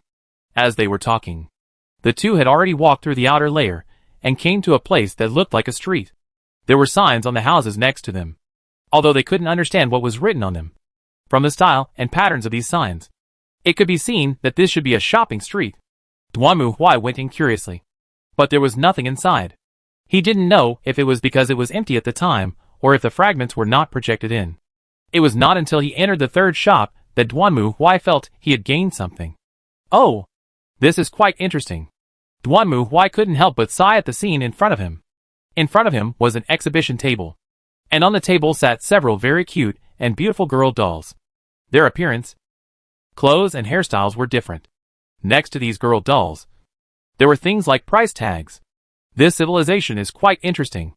Seeing this, Duanmu Huai's eyes lit up. Although he couldn't understand the words, he could tell that this should be a place for selling robots. And these robots were probably commodities. The signs probably described their formats and functions. Although I should have thought of it just now. This civilization does seem to be very good at making robots. Ojus seemed to be quite interested in these robots that looked very similar to herself. She curiously reached out her hands, poking this and looking at that. Sometimes she touched herself. Sometimes she touched the other, as if she was comparing the differences between the two. Well, let's go. Okies. Duanmu Huai observed for a while, and felt that there were no more clues. So he signaled Ojus to prepare to leave. However, just as the two turned around and were about to walk out of the store, suddenly, a voice came from behind them. Can you please wait a moment?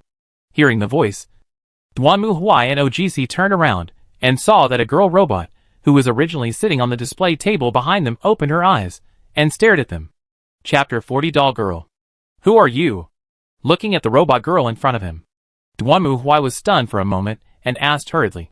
But the robot girl waved her hand. Ah, please don't be nervous. Although I look like a puppet, I am actually a human whose soul was sealed here by an evil wizard. Can you please help me find my original body? What kind of bizarre development is this? Faced with the request of the robot girl in front of him, Duanmu Huai felt a little puzzled. But he nodded. No problem. Anyway, at least I can meet someone here to communicate with. So I'll just listen to what she wants to say. Just like that, a strange robot girl joined Duanmu Huai and Ojus's team. She introduced herself as Mia, who was originally a human. But an evil wizard cast a spell and sealed her soul in a doll. This sky city is the castle of the evil wizard. He placed herself and others here as exhibits. In fact, The other dolls on the table are also victims of the wizard. But their souls have fallen into a deep sleep and cannot be awakened. Thank you so much, sir and miss. Following behind the two of them, Mia looked grateful. This body is very stiff, and it's really hard to move. What's most disturbing is that the clothes have cute lace edges. If this wasn't a doll's body, I would have cried a long time ago. Now it's okay. If I'm with you too, I feel that I can definitely find my original body again. Well, hearing Mia's words, Duanmu Huai was confused. To be honest, he always felt that this was strange. Sky City? Evil wizard? Doll? Magic? No. Miss, your place has nothing to do with magic. Since I came to Sky City, I have basically seen technological creations. This also includes Mia's body. Although her appearance is similar to Otis, Duanmu Huai is sure that if Mia is smashed to pieces, there will definitely be all kinds of densely packed steel structures and cables inside, which is completely different from a doll like Otis.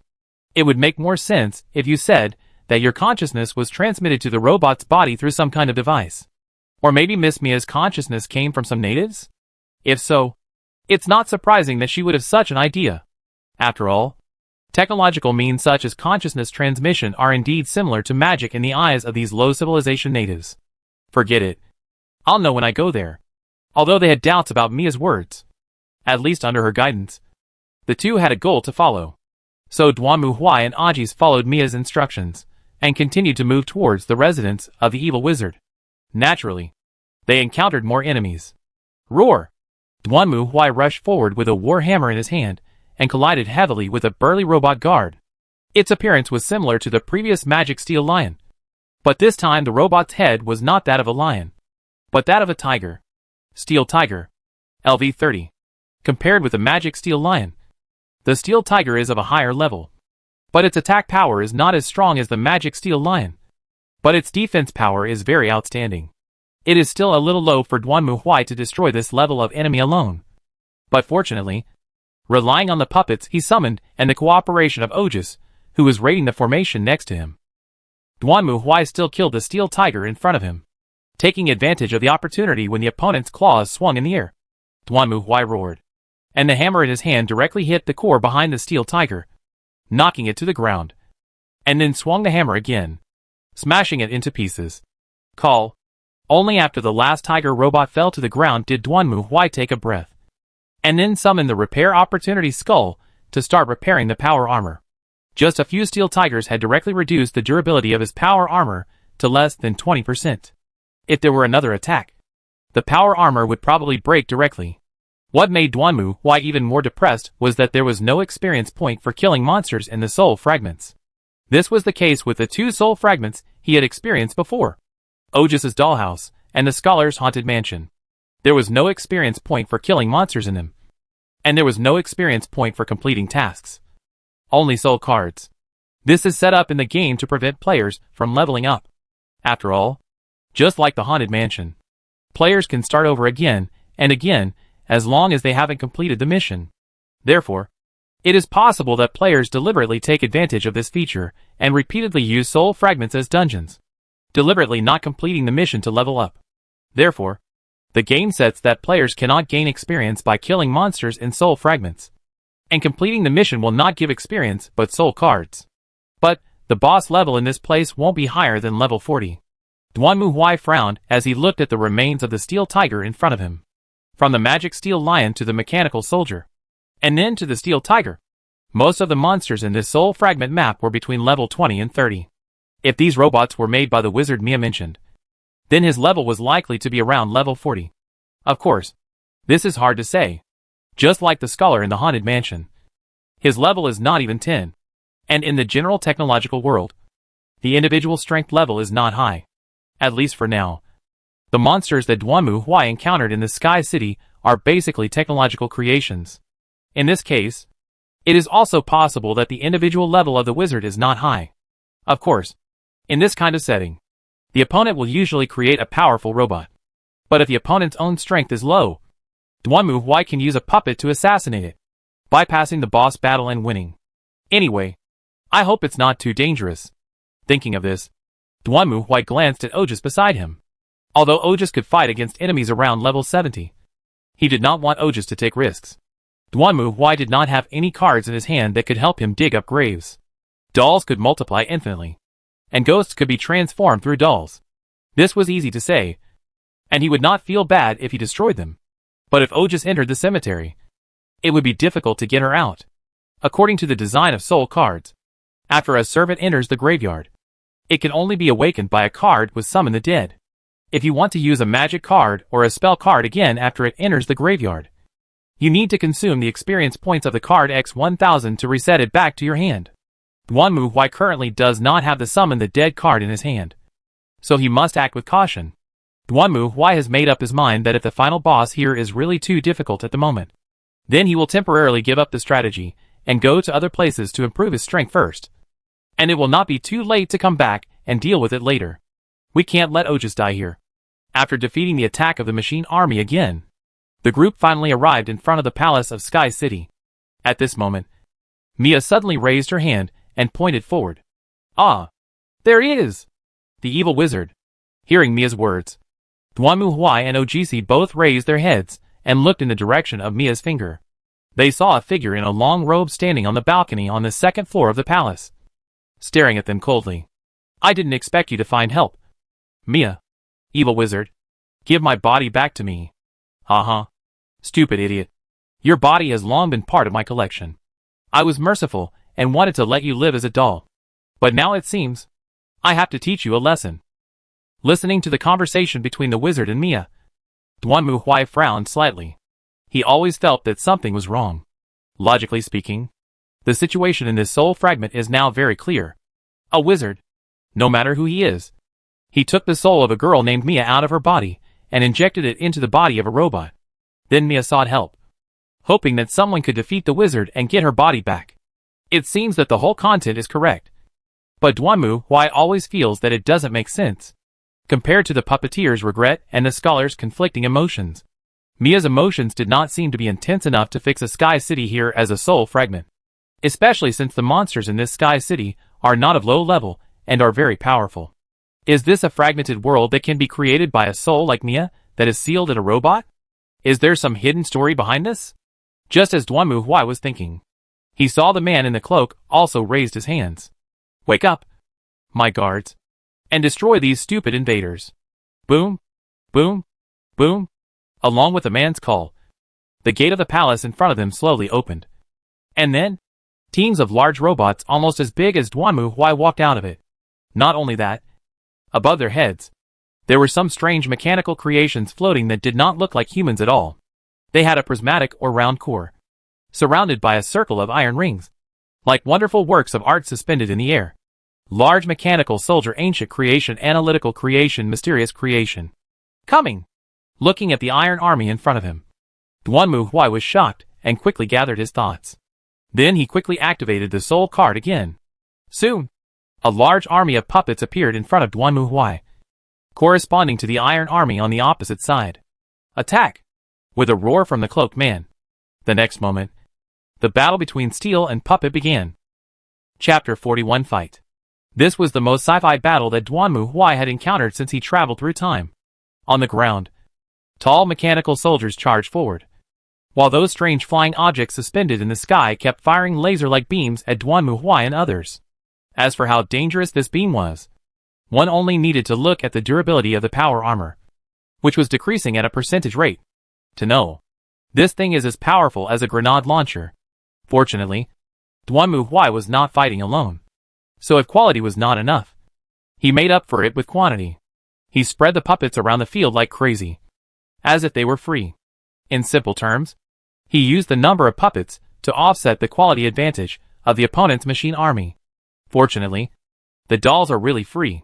The tall and burly large mechanical soldier rushed forward like an angry bull, and several puppets rushed forward and pounced directly on it.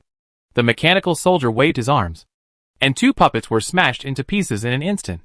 But the other puppets took this opportunity to attack the mechanical soldier and broke its SHL, however. While the mechanical soldier waved his arms and smashed the other puppets again, one puppet directly penetrated the core of its broken armor. And then the large mechanical soldier was seen to pause, and then immediately paralyzed. Fortunately, my puppets are not scientific either. Seeing this scene, Duanmu Huai was somewhat relieved. The opponent was playing with high technology. Fortunately, his puppet deck was not scientific. Logically speaking, the daggers and scimitars held by the puppets would definitely not be able to penetrate the defense of large mechanical soldiers. It was like a medieval knight using a sword to chop a tank. It would be a miracle if you could chop it. Although there have been cases in civilization where primitive people were able to shoot up helicopters. Fortunately, the puppets on our side are not scientific. After all, these puppets don't even have parts inside. They are simply carved out of wood. If we really analyze them from a scientific point of view, I'm afraid we can't analyze them. Therefore, although the puppets' attack power was low, the damage they caused to the enemy was real. For a moment, the battlefield fell into a stalemate. However, Duanmu Huai knew that any further delay would be disadvantageous to him. The enemy's mechanical troops are endless, and there's no telling when they'll stop. It's no longer like the haunted mansion before, where you can't finish defeating them all night long, and they keep refreshing in a cycle. That's really depressing. That's all there is to it. Looking at the stalemate on the battlefield, Duanmu Huai thought for a moment, and made a decision. Oh, just cover me. Kill those weird things in the air.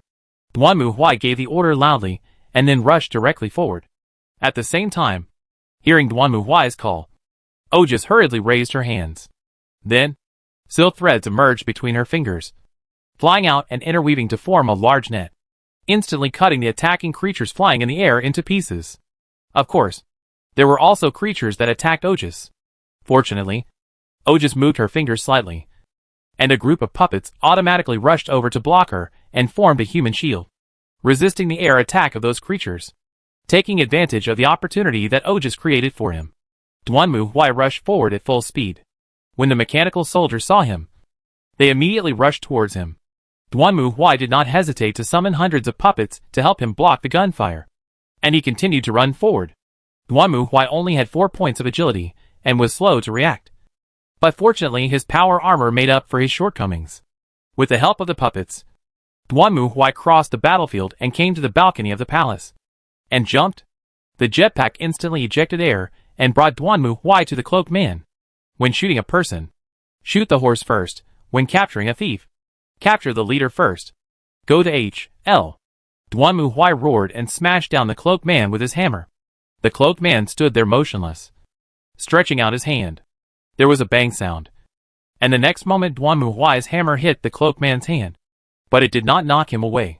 On the contrary, Duanmu Huai felt as if he had hit hard granite, and did not move at all. But Duanmu Huai's attack was not completely ineffective.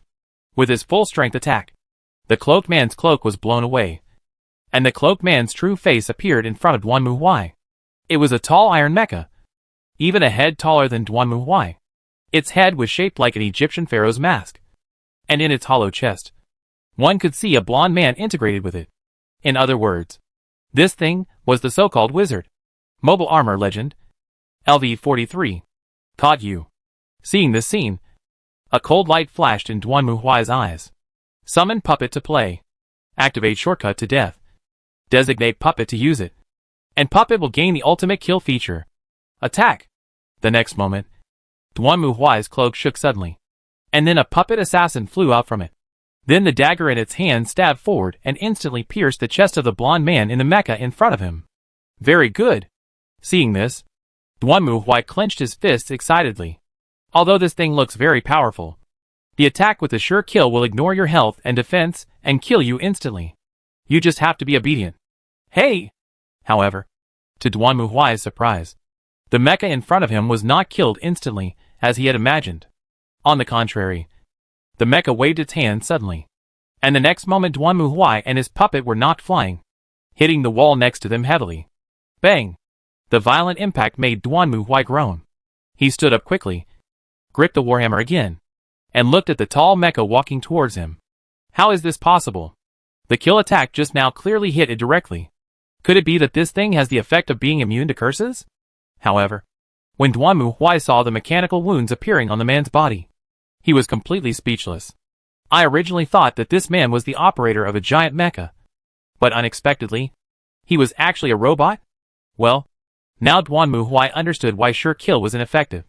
Because the thing in front of him was not a living being at all. Sure kill was useless against it. All units conditions confirmed. Endurance confirmed. Combat begins. At the same time, the huge mecha made a cold sound and raised its hands. Seeing this scene, Dwanmu Huai gritted his teeth, gripped the warhammer, and glanced at his hand cards. It seems that the only way is to fight. Thinking of this, Dwanmu Huai waved his hand again and summoned several puppets to pounce on the giant mecha. He also used the cover of the puppets to make a circle and came behind the giant mecha, swinging his warhammer hard at its legs. Clang! The thunder hammer hit the leg of the giant mecha, and the steel surface emitting purple light instantly twisted and shattered. At this time, the body of the giant mecha also tilted slightly. Material dislocation. Armor breaking successfully. However, just when Dwanmu Huai was about to press on with the victory, he saw the mecha suddenly opened its palm towards him, and then several rays burst out. Depend on! Dwanmu Huai cursed inwardly at this moment and quickly raised his hands to block in front of him. The next moment, he felt his body tremble suddenly, and he flew backwards as if he was hit by the speeding harmony. There was a bang sound, and then Dwanmu Huai felt himself fall heavily to the ground. At the same time, a shrill alarm sounded. Alert! Power armor durability has dropped below 20%. Alert! Power armor is about to be damaged. One strike broke it? How powerful is this thing? Dwanmu Huai was also shocked when he heard the alarm. At this moment, he saw that the huge mecha had turned around and pounced on him again. No solution anymore. Seeing this scene, Dwanmu Huai gritted his teeth and made up his mind. Activate puppet surgery. Give a random puppet in your hand +4/+0 effect. Then, summon puppet to the field and attack. Just as the giant mecha rushed in front of Dwanmu Huai, suddenly, a puppet flashed from under Dwanmu Huai's cloak again and rushed directly towards the giant mecha. Its appearance seemed to be no different from other puppets. But if you look closely, you will find that this puppet has no hands on its arms. On the contrary, one of its arms has been transformed into an arm blade, and the other arm has been transformed into a gun muzzle. The attack and defense of a normal doll is January 1st. After the doll surgery, this doll should be at the level of 5 out of 1. It should be no problem to deal with a level 43 monster. And the fact was just as Dwanmu Huai had expected. Puff! The transformed doll jumped up and rushed towards the huge mecha. Then its left arm, which had turned into a blade, pierced directly through the chest of the man in the mecha. At the same time, the transformed doll raised its right hand, which had been transformed into a gun muzzle, and aimed it at the man's head. Immediately following, boom! A gunshot rang out, and the man's head shattered. The huge mecha paused for a moment, then suddenly collapsed to the ground, without any response. Call. Seeing this scene, Dwanmu Huai finally breathed a sigh of relief. Finally it's done. Chapter 42. Is this possible?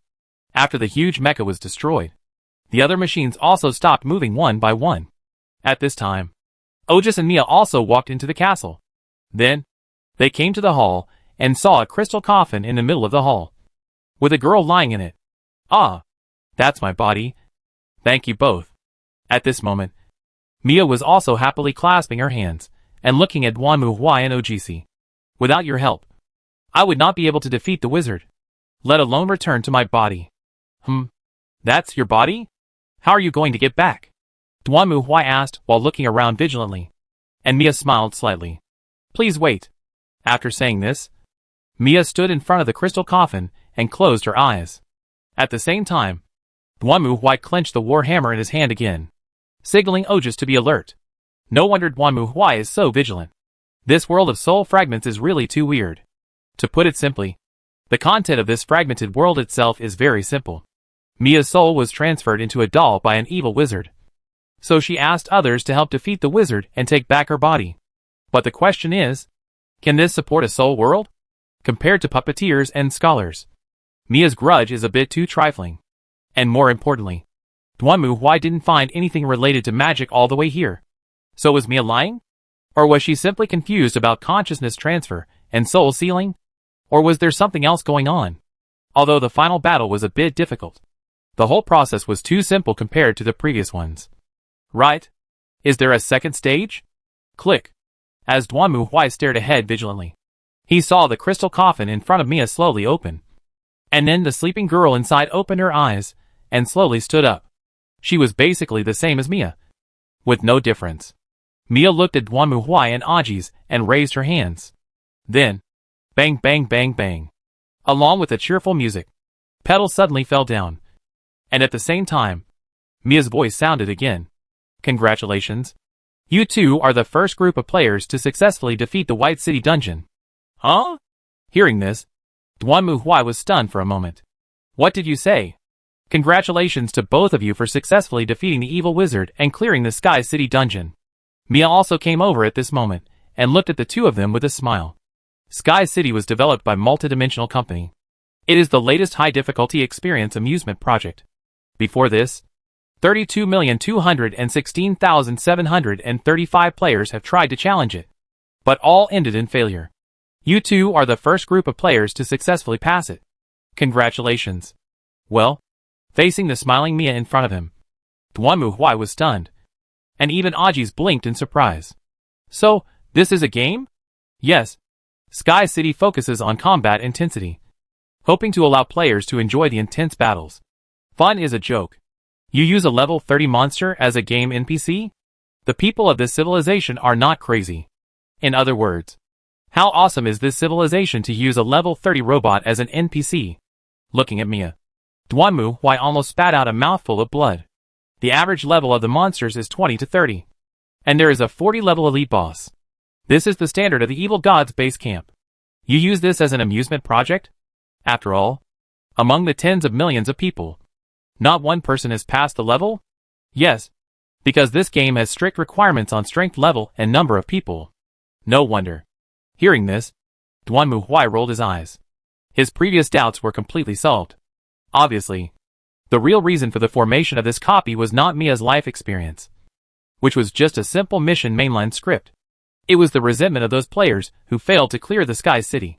From this, it can be seen how much excitement the Sky City mission brought to the players of that civilization. This is also the reason why Mia's mission gives people the feeling that it is calm and nothing special. It is just like an FPS game. You just need to know where to kill and who to kill. The rest of the content is not important. Just fight. Won't anyone die in this game? Of course. Since the launch of this game, a total of 15,234,122 players have died because they failed to complete the game. Okay. I get it. Duanmuhui silently interrupted Mia's report. This civilization is really weird. They can create such a life-threatening game world and are not afraid of death. I don't know which civilization is so awesome. So what reward can I get? Duanmuhui looked around. Although this fragment world was not difficult, he had spent a lot of money, especially the 2-card shortcut to death and puppet surgery. At present, Duanmuhui's experience collected was not enough to reset them from the graveyard back to his hand. Now he just hoped that the reward this time would be a little richer, at least to make up for the loss. Certainly. Hearing Duanmuhui's question, Mia nodded with a smile and stretched out her hands. As the winner, you will receive the entire Sky City as a reward. Holy shit. This guy made a lot of money. Duanmuhui was shocked when he heard this. And at the same time, the system popped up a prompt indicating that the task was completed. Mission Castle in the Sky completed. Task evaluation, not bad. Surprised? Unexpected? Get Soul Card plus 8. Ancient Amplifier, silver. Cost, 1. Each round, 2 cards from Analytical Creation, Ancient Creation, Mysterious Creation, and Glorious Creation are randomly added to your hand. Sky City Fusion.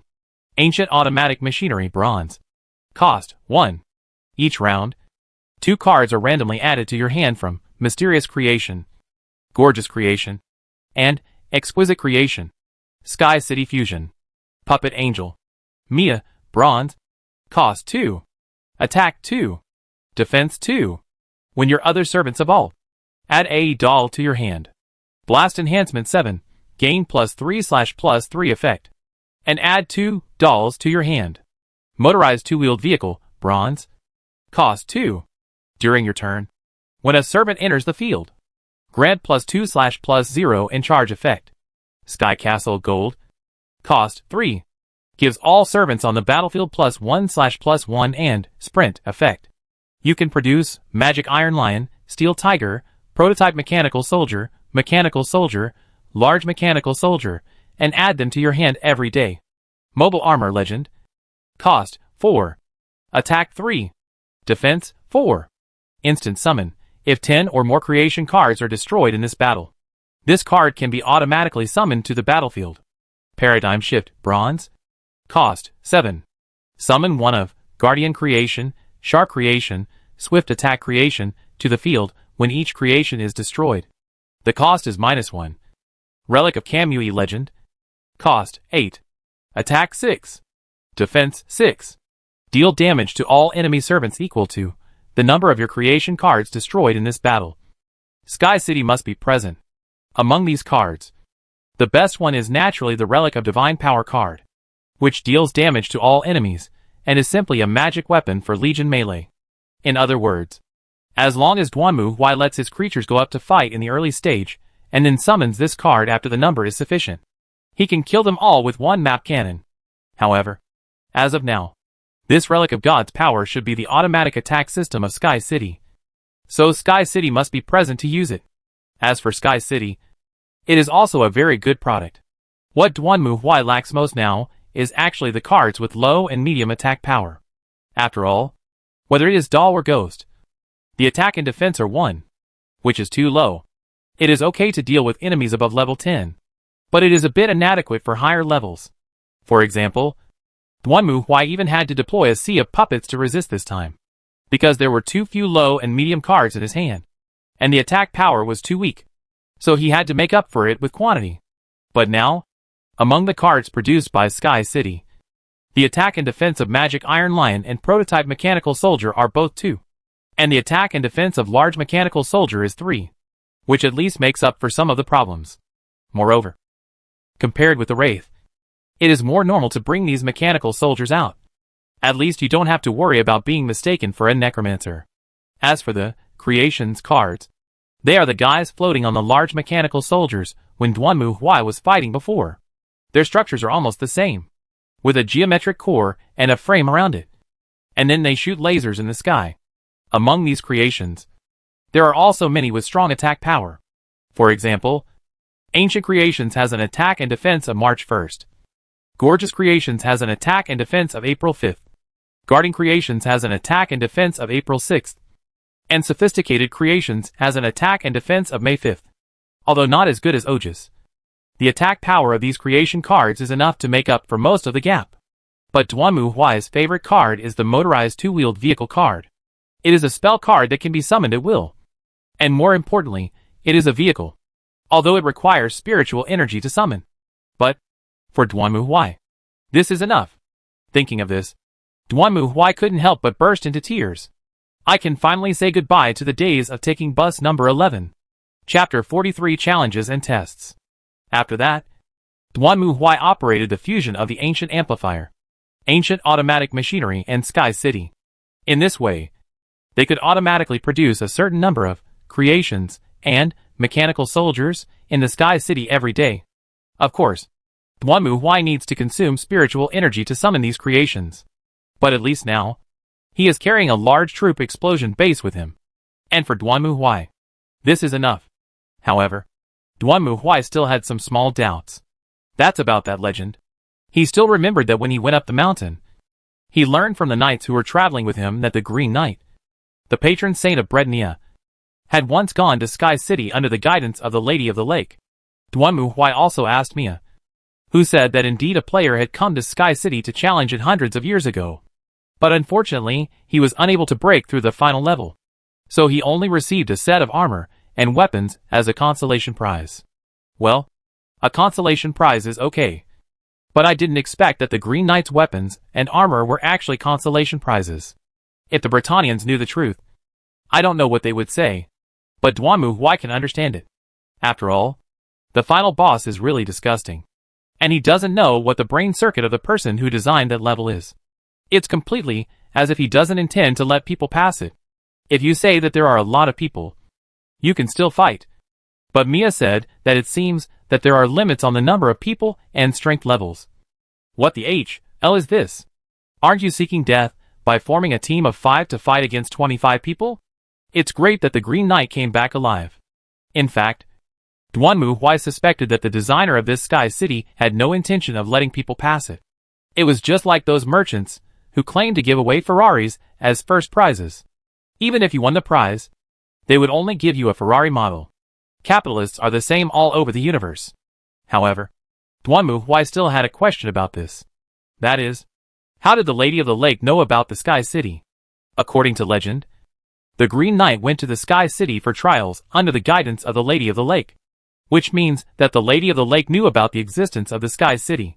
So the question is the Lady of the Lake a survivor of the civilization that created the Sky City?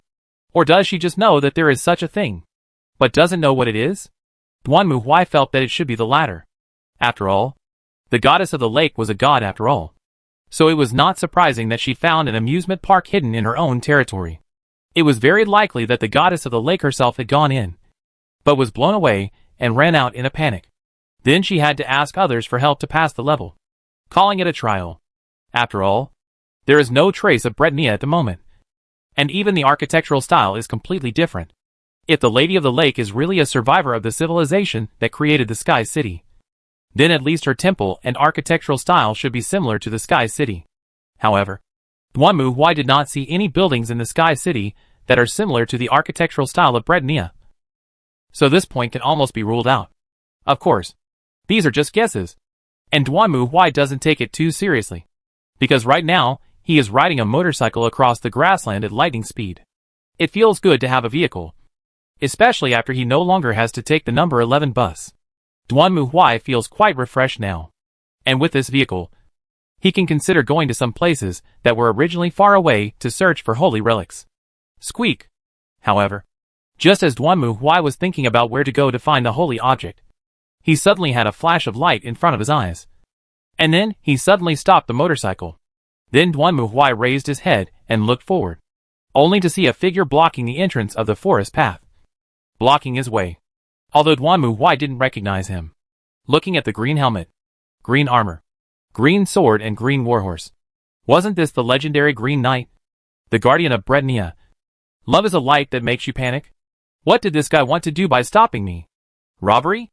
Just as Duanmu Huai was looking at the other party in confusion, the Green Knight drew out his sword, placed it on his chest, and then pointed it at Duanmu Huai from a distance. At the same time, a system prompt appeared in front of Duanmu Huai. Activate special time-limited mission challenge. Mission objective, defeat the Green Knight. The Green Knight, the guardian spirit of Bretnia, has challenged you. And now it's time for you to prove your strength to him. Yo, you wanna fight? Seeing this scene, Duanmu Huai raised his eyebrows and glanced at the top of the Green Knight's head. The words LV40, hero, are still vivid in my mind. And the green color is so deep that it makes me cry. I don't know how many times I have been cheated on that even the mark on my head is green. Looking forward to a stroke of luck and a shock. What a wonderful encounter. Over the top of the mountain ahead, and the layers of white clouds, there is green light. While humming a song, Duanmu Huai looked at the Green Knight with the corners of his mouth slightly raised. In that case, let's see how powerful you are as a heroic spirit protecting the country. It's my turn. Draw a card.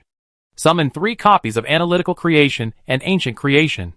Summon 1 copy of Mysterious Creation and 1 copy of Glorious Creation. Summon 5 copies of Large Mechanical Soldier. As Duanmu Huai stretched out his right hand, soon, there was a flash of light, and 5 ancient creations floating in the air and 3 tall and heavy large mechanical soldiers appeared in front of Duanmu Huai. The consumption of Analyzed Creation and Ancient Creation is 1.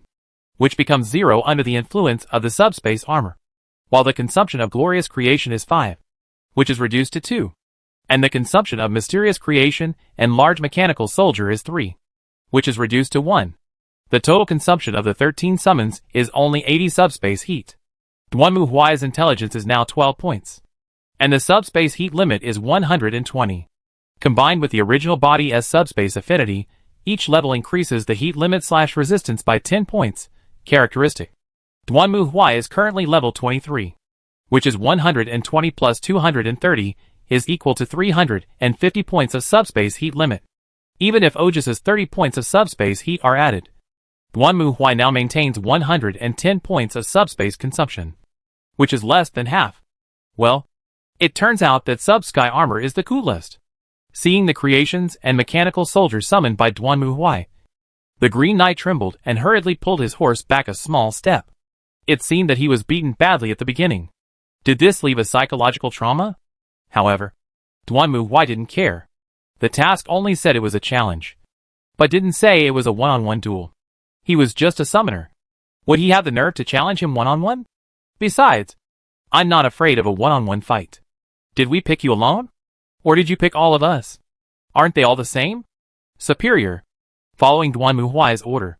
The next moment, the mechanical soldiers around him rushed towards the Green Knight. At the same time, the creations in the air also began to bayubu and release beams of light at the Green Knight, as if they wanted to kill him. Faced with Duanmu Huai's attack, the Green Knight had no choice but to spur his horse and charge forward. Of course, this was an endless grassland, and if he couldn't win, he could just run away. But who was the Green Knight? He was the protector of Brednia, the symbol of chivalry, and he was the one who took the initiative to challenge Duanmu Huai. If he ran away now, his chivalry would be gone. Then the Green Knight also rushed forward and started fighting with the large mechanical soldier. I have to admit that the Green Knight's attack power is really amazing. Duanmu Huai took a look at his stats during the battle. His attack power is 60, and his defense is 50, which means attack 6 and defense 5 in the soul card. Although not as good as Ojus's attack 7 and defense 7. Those are Ojus's stats after awakening. The Green Knight is currently just in a normal state. If he also has an explosive awakening, he will be even more awesome. However, the explosive awakening is not a good thing, because the values after the explosive awakening are fixed. For example, Ojus's attack and defense can only be locked at 7, but the Green Knight is different. If he continues to upgrade, if he can still upgrade, and increases his attack power to 70 or 80, his attack and defense after the explosive awakening will be higher. Unfortunately, soul cards have no growth potential, because they are just reflections of souls in the subspace, and have no distinction between past, present, and future, and it is impossible to defeat monsters and level up. Facing the Green Knight's attack, the large mechanical soldier with only 3 points of defense was naturally no match, and the opponent was riding a horse, and the flexibility was not comparable to the large mechanical soldier. However, Duanmu Huai summoned the mysterious creation with its own guardian attribute, which could use its own defense as a barrier to resist the enemy's attack. Although it still couldn't withstand a single blow from the Green Knight, at least it gave him time to do so. However, it is obvious that the Green Knight's strength, as a national hero, is obviously not to be underestimated. Even if he was surrounded by creations and mechanical soldiers, he still broke out easily. With a few swords, he directly chopped those large mechanical soldiers to pieces. Then, the Green Knight jumped up on his horse and swung the sword in his hand. The next moment, the army of creatures suspended in the air also exploded. In just a moment, the entire battlefield was swept away by the Green Knight. Well, that's not surprising.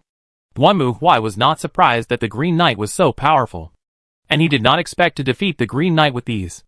The reason why he summoned these to the field was, the protagonist is next. Activate mobile armor. Just as the Green Knight killed the creation in front of him and rushed towards Duanmu Huai, Duanmu Huai trembled all over. And then the power armor on his body suddenly changed again. A shining purple light emerged, and the entire armor was directly enlarged. Then Duanmu Huai gripped the warhammer tightly and rushed towards the Green Knight. Chapter 44 Invitation. Mobile Armor Legend. Cost 4. Attack 3. Defense 4. Instant Summon. If 10 or more creation cards are destroyed in this battle, this card can be automatically summoned to the battlefield. The so-called instant summon means that as long as the conditions are met, it can be automatically summoned without consuming psychic energy. This is why Duanmu Huai didn't fight the Green Knight directly at the beginning. After all, it was the first time he got the creation deck, so he had to try how to use it. It seems to be still very useful now. Mobile armor can be used separately or equipped on the body. If separated, it is just an automatic intelligent robot that can help the player defend against enemy attacks. But if equipped on the body, the value of mobile armor will enhance the player's value. But that's not all. While striding towards the Green Knight in front of him, Duanmu Huai gripped his warhammer tightly, with a gleam of light in his eyes.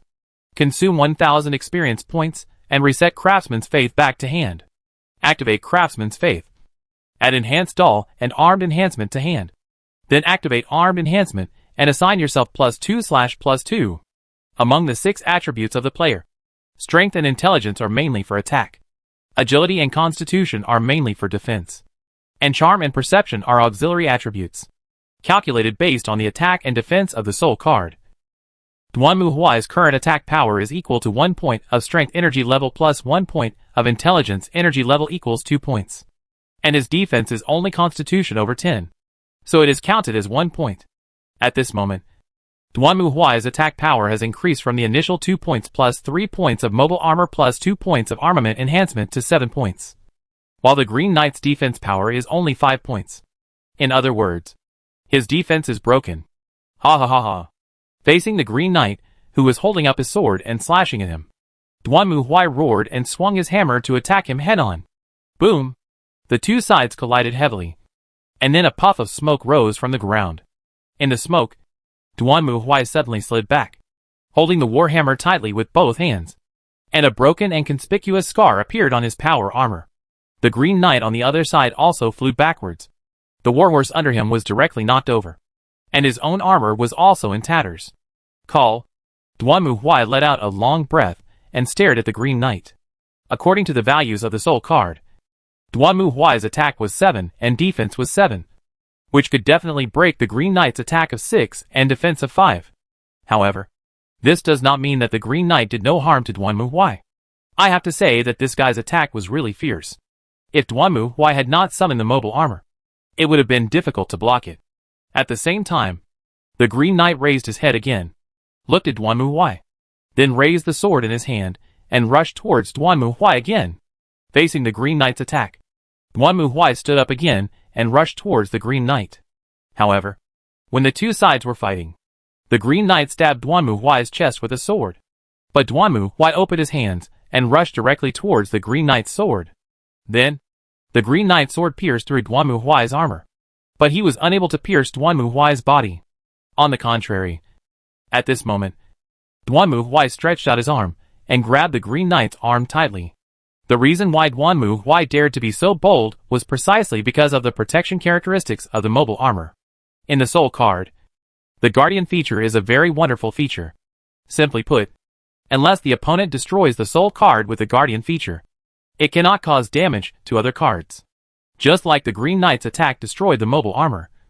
But the mobile armor and Duanmu Huai are considered different individuals. Therefore, when the Green Knight's attack destroyed the mobile armor, his attack was considered complete, and would not cause any more damage to Duanmu Huai himself.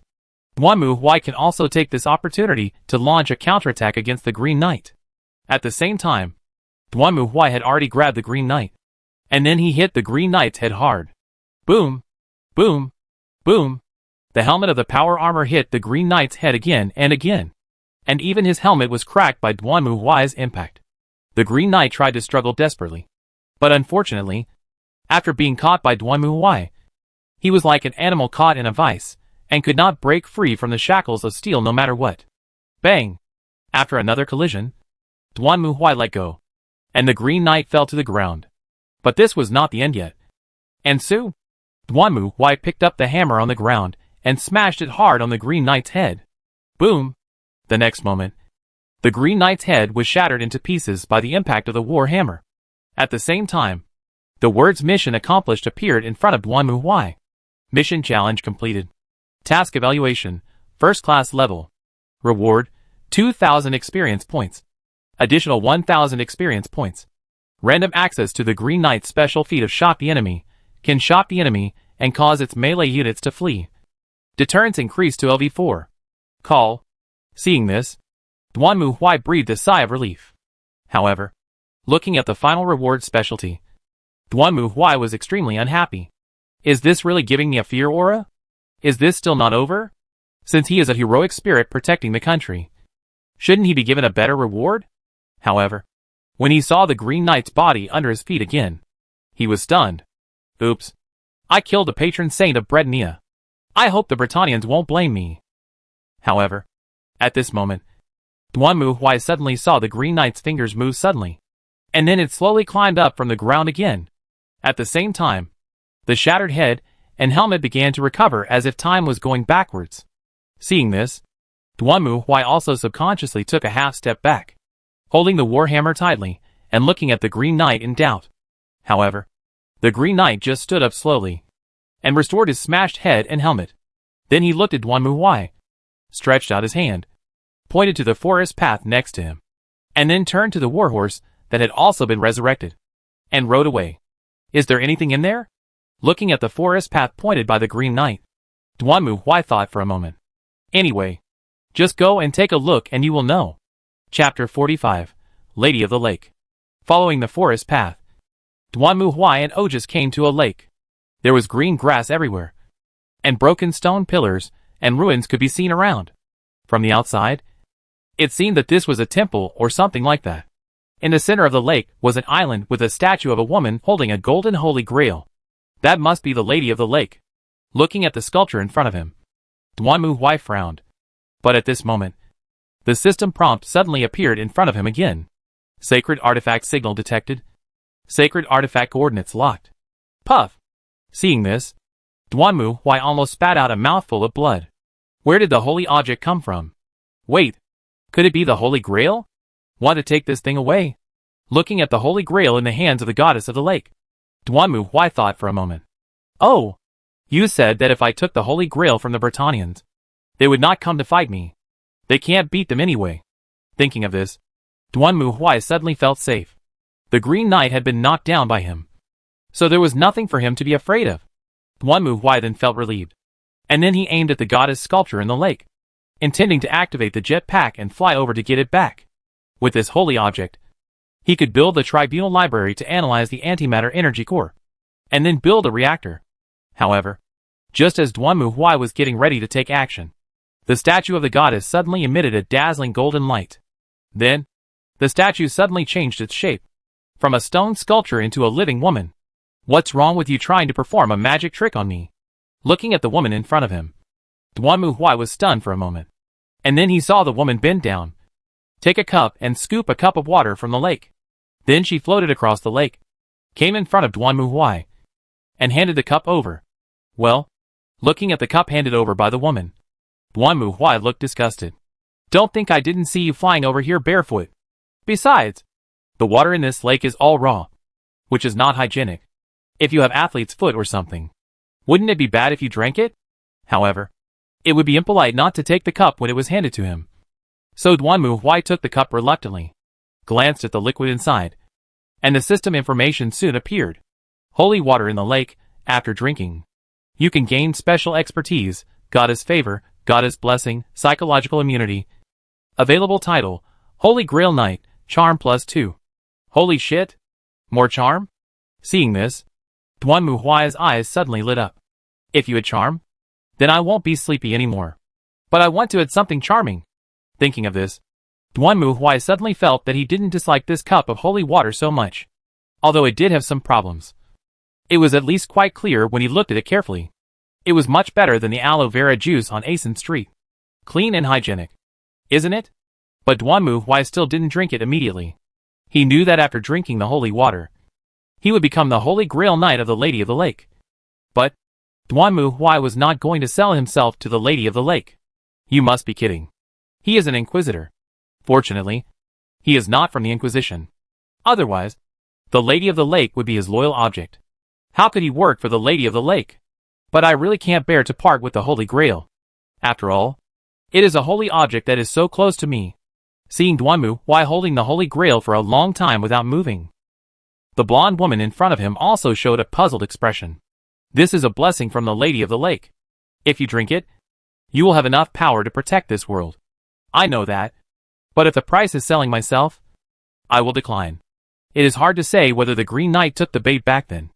Thinking of this, Duanmu Huai hesitated for a moment, and finally looked at the woman. Can you give it to me? Certainly. The blonde smiled and nodded. This cup of holy water is given to you. No. I mean the cup. Can I have it? Hearing Duanmu Huai's words, the blonde fell silent for a moment. She looked at Duanmu Huai in surprise, as if she had no idea what was going on. This was probably the first time that a Holy Grail Knight had asked for the Holy Grail in person. Thank you. Since the woman didn't refuse, Duanmu Huai took it as her consent, nodded, and quickly opened the transmission coordinates. The next moment, a transmission beam appeared under Duanmu Huai and Aji's feet. And in the blink of an eye, the two disappeared completely. Only the blonde woman was still floating on the lake, staring in amazement at the deserted wilderness before her. Not sure how to react, Duanmu Huai didn't care what the lady of the lake thought. After being teleported back to the core cabin, he immediately placed the Holy Grail on the terminal, then obtained points and unlocked the Tribunal Library. At this point, Duanmu Huai was relieved. He was really worried that the other party would take the Holy Grail back. But now the holy objects have been transformed. Even if you want to take it, you can't take it back. Then, Duanmu Huai took out the antimatter energy core he had obtained before, walked out of the core module, crossed the corridor, and came to the Tribunal Library on the other side. This place is exactly the same style as the Strategic Command Room. The entire room is arranged like a church. The bookshelves on the walls are empty. There is nothing in it. A circular platform is located in the center of the room, and on it is a platform similar to the altar of a church. Duanmu Huai walked forward and placed the antimatter energy core in the center of the platform. Soon, the metal servo skulls at the four corners of the platform slowly rose up, emitting beams of light from their eye sockets, scanning the core in front of them. At the same time, a system prompt appeared in front of Duanmu Huai. Antimatter energy core, analysis in progress. Progress, 1%. Time required, 186 days. This is a long time. Looking at the progress bar in front of him, Duanmu Huai frowned slightly. But he was not surprised. After all, it was ancient sage technology, and it was indeed difficult to analyze. It was natural that it would take time. As for the holy water in the Holy Grail, Duanmu Huai did not waste it.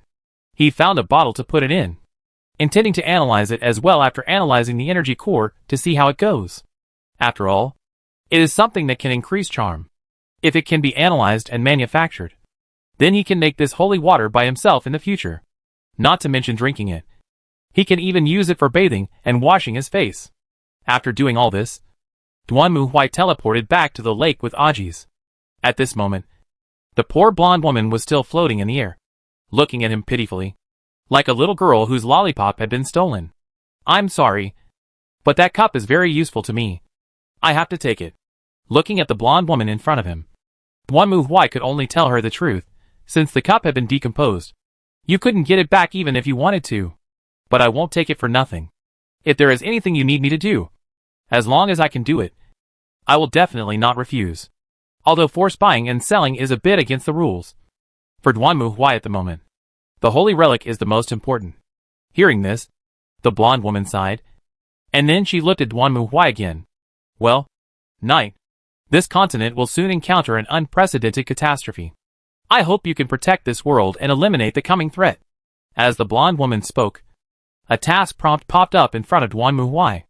Activate the mission Doomsday Disaster. Mission objective: prevent the destruction of the world. The world is about to face a ruthless catastrophe. Find clues and stop it. Oh my god. This is a big topic. Seeing this, Duanmu Huai was surprised. He originally thought it was a mission to protect Britannia, but he didn't expect to reach the world level all of a sudden. Wait, could it be that the end of the world here refers to the moment of the end? The so-called final moment can be regarded as the first major event of StarCraft OL. To sum it up in one sentence, the player's novice village exploded. The situation at that time was like this. More and more players poured into Shanghai OL. And then on this planet, various forces began to fight each other for various reasons. And even the Chaos forces were no exception. The novice players at that time were very happy because there were many more tasks. But later, they found that the difficulty of these tasks was a bit unusual. And as the plot developed, the players felt more and more that something was wrong. So they began to ask for help from other Inquisitor players who had successfully left the novice planet and headed for the universe. At that time, those players were immersed in the joy of exploring the infinite starry sky. Except for a few players who went back to check the situation. Most players did not take these things to heart. They just regarded them as the development of the game plot. According to their thinking, there would be no problem in the end anyway. If the players couldn't beat them, there were still CG kills. Right? Well, the result was unexpected. In the end, the player lost. A mysterious being opened the third chaos portal hidden inside the planet, tearing the entire planet apart and swallowing it into the chaos realm of the subspace. The entire planet was completely destroyed. This ending was a surprise to all the players. You know, many players had joined forces on that planet, and had built up their reputation, bought houses, and recruited people. And you just exploded and wiped it all out? How can this be tolerated? So at that time, players were angry with the production company and demanded an explanation and compensation. However, the production company's answer was very clever. It was all the players' fault for not working hard enough. If you had worked hard to stop the conspiracy and protect the planet, then nothing like this would have happened. So in the final analysis, it's all your fault as the players for not working hard enough. It has nothing to do with me. Faced with the production company's attempt to shift the blame, the players were also stunned. They had seen shameless people, but they had never seen anyone so shameless. It was after that many people quit the game.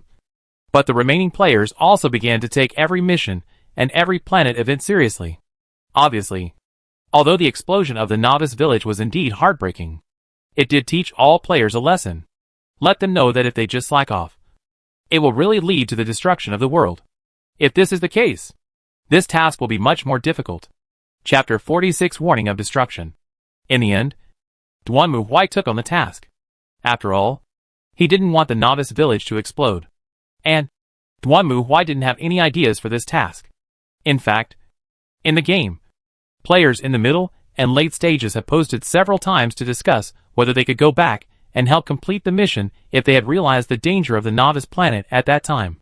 The final conclusion is, it can indeed be done, because throughout the entire End of Time event, although Chaos won in the end, in fact, Chaos Legion appeared the least in End of Time. The real troublemakers are mainly 4 races: the green-skinned orcs, who like to wow all over the continent, the ratmen who like to dig holes everywhere, the necromancers who intend to rule the world with death, and the vampires who fly the banner of the Empire's orthodoxy. This is also the reason why players were generally not very vigilant at the beginning, because most of the monsters they faced were these things, giving people the feeling that they were just fighting an ordinary invasion and defense battle. For example, protecting the Empire from vampires, protecting Britannia from greenskins, protecting Cathay from ratmen. Who knew that the Chaos Legion would suddenly appear at the end and blow up the entire planet with a bang? What's the difference between this and the Second World War on Earth, where the Zentradi suddenly came and destroyed the Earth? Who could have thought of this?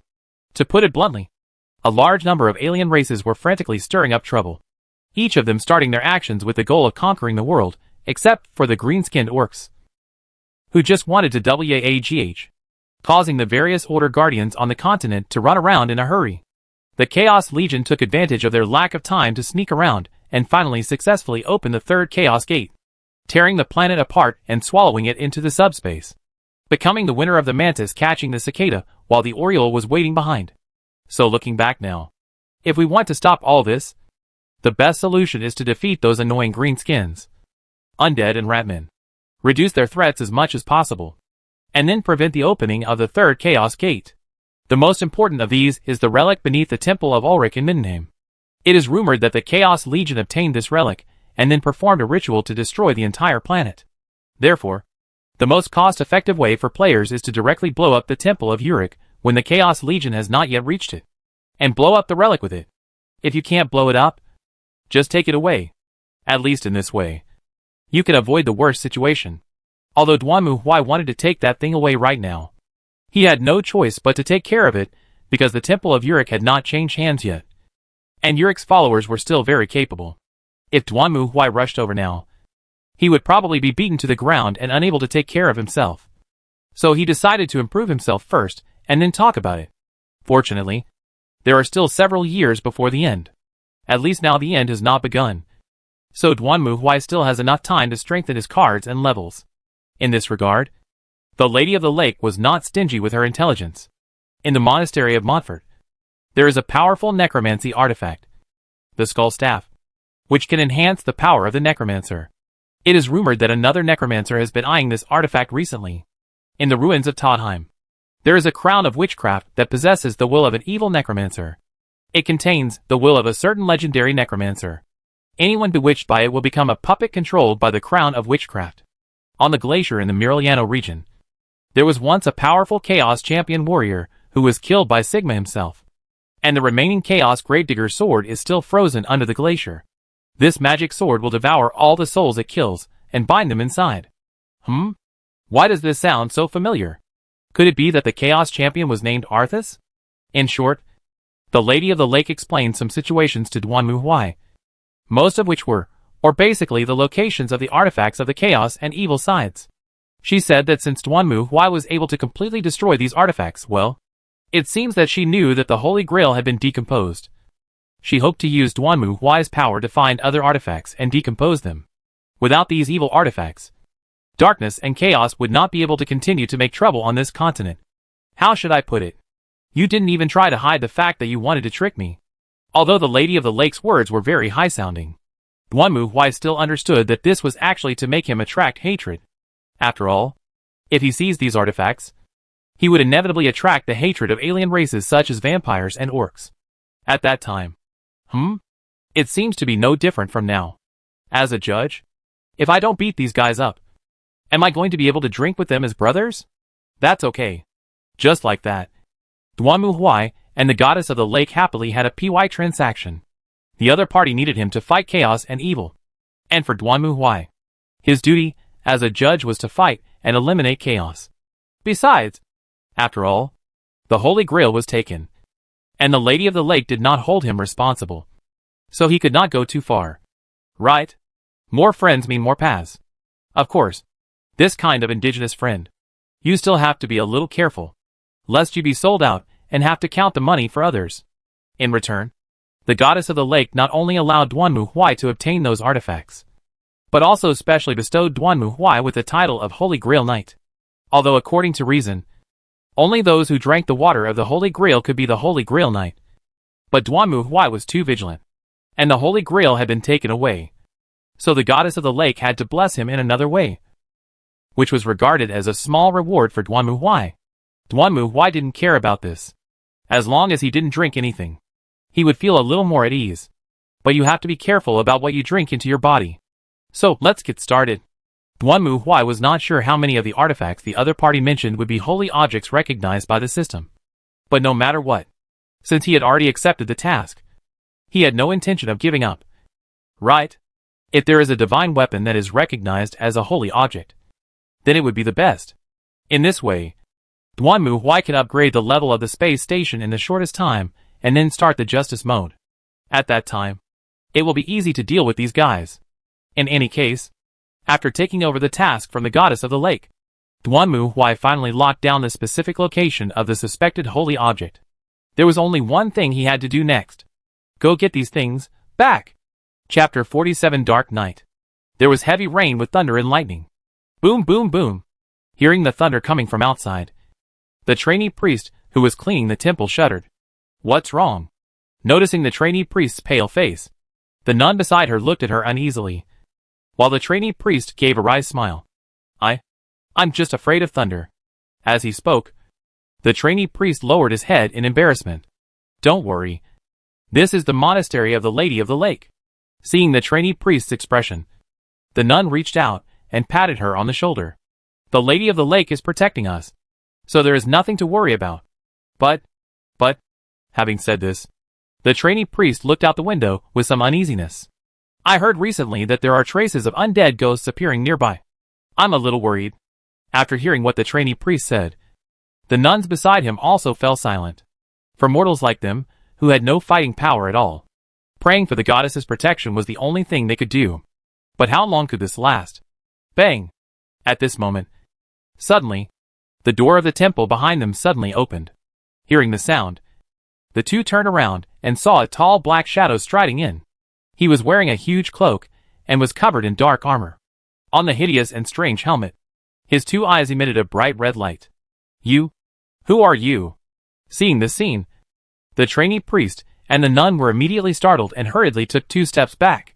Then, they saw the terrible knight open his right hand and lift his cloak. Then, a white-haired girl wearing gorgeous clothes, like a noble lady, walked out. She just raised her head, glanced at the two of them, then retracted her gaze and stood quietly by the side. Excuse me, who are you two? Perhaps the appearance of the white-haired girl calmed the two of them down a little. The nun hesitated for a moment, but still stepped forward and asked timidly. The Black Knight pointed to his chest. And it was not until this time that the trainee priest and the nun saw the mark of the Holy Grail on his chest. Seeing this mark and feeling the breath of the Lady of the Lake on it, they were shocked and hurriedly lowered their heads. Master Holy Grail Knight, don't bother. In response to the two people's greetings, Duan Muhui waved his hand. I'm just here to pick up something. Who is the administrator of this monastery? I need to talk to her in person. Ah, I'll go call the dean now. Hearing Duan Muhui's words, the nun was stunned for a moment, then quickly answered, and then quickly turned around and left the temple. The trainee priest hesitated for a moment, then took out a handkerchief from his pocket and handed it over.